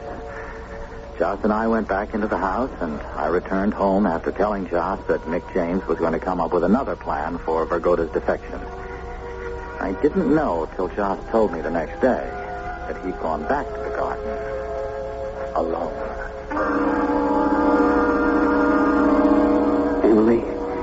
Emily, maybe I made a mistake bringing Neil. Maybe it isn't allowed or something. But I didn't do it for any other reason except to prove to Neil that I'm not out of my mind. Emily, where are you? Are you going to talk to me? I'm not going back until I've spoken with you. My dear love, I don't believe you. Someone I've met here on this side said you were an impossible man. Oh, you didn't let them get away with that, did you, Em? No, of course not. I said you weren't impossible. Merely improbable. But that isn't what you wanted to hear, is it? You know it isn't. I knew about the accident. And you tried to warn me when you told me to look out for Alexei. Not exactly. But you did warn me about Alexei, didn't you? Yes. And you must have known what was going to happen. Oh, you must stop this, Joss. You must. It's terribly dangerous for you. More dangerous than Alexei? Oh, yes. Much more. I must go. I swear by your love for me and mine for you, if you visit me once more, you can never go back. The question remaining to be answered is, will a man as strong-minded as Ramsey Joslin heed the warning? I'll be back with that answer in Act 3 in just a few moments. You can have great taste, lots of great taste and taste with Blue Inn. They're medicated cough drops with great taste in every box. Wild cherry, sweet and savory, menthol, cool and flavory. Honey, the way you whip with lemon, all licorice, all you can have great taste, lots of great taste and taste with Blue Inn. Luden, the medicated cough drops that don't taste medicated. They taste great. Use only as directed.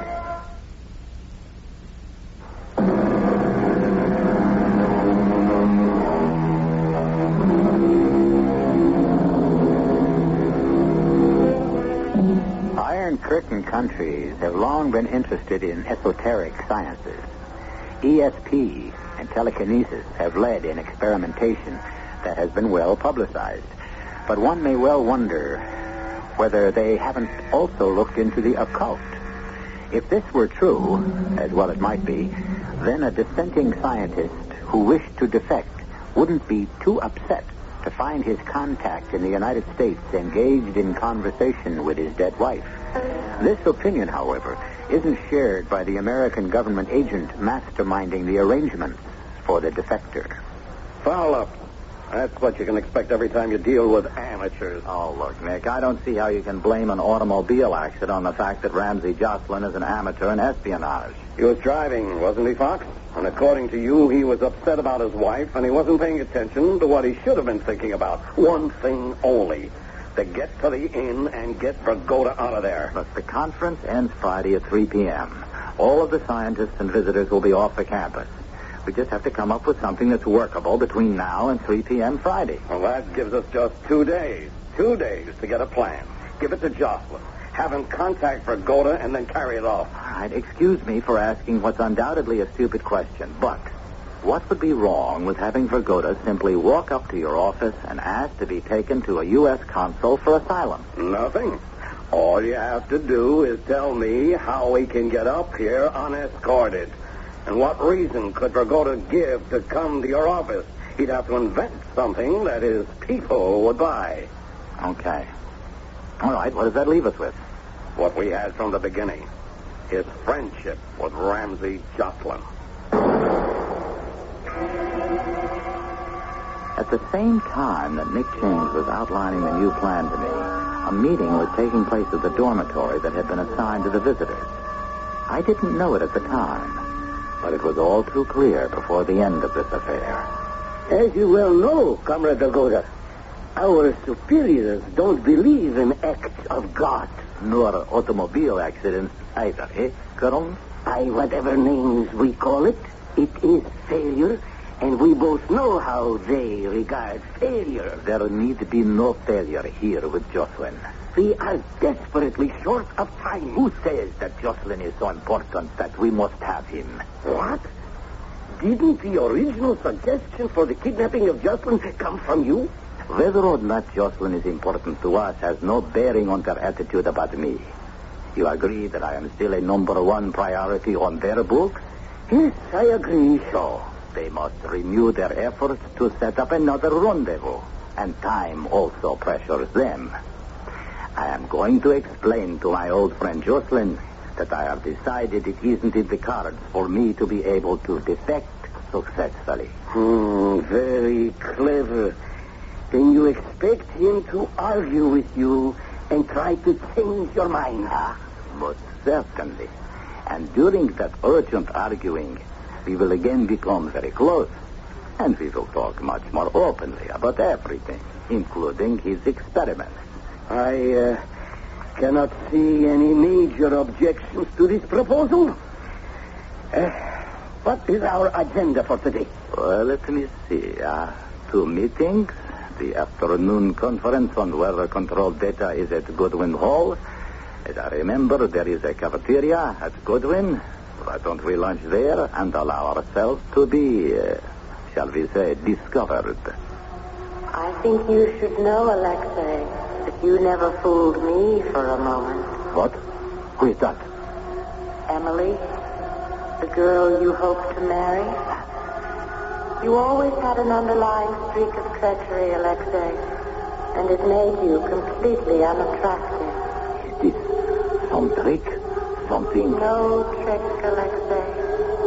But please, remember, you may fool John, but you will never fool me. This is ridiculous.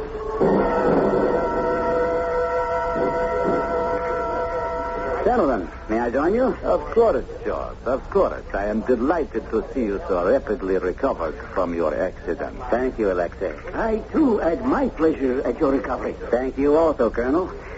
You're attending this afternoon's conference.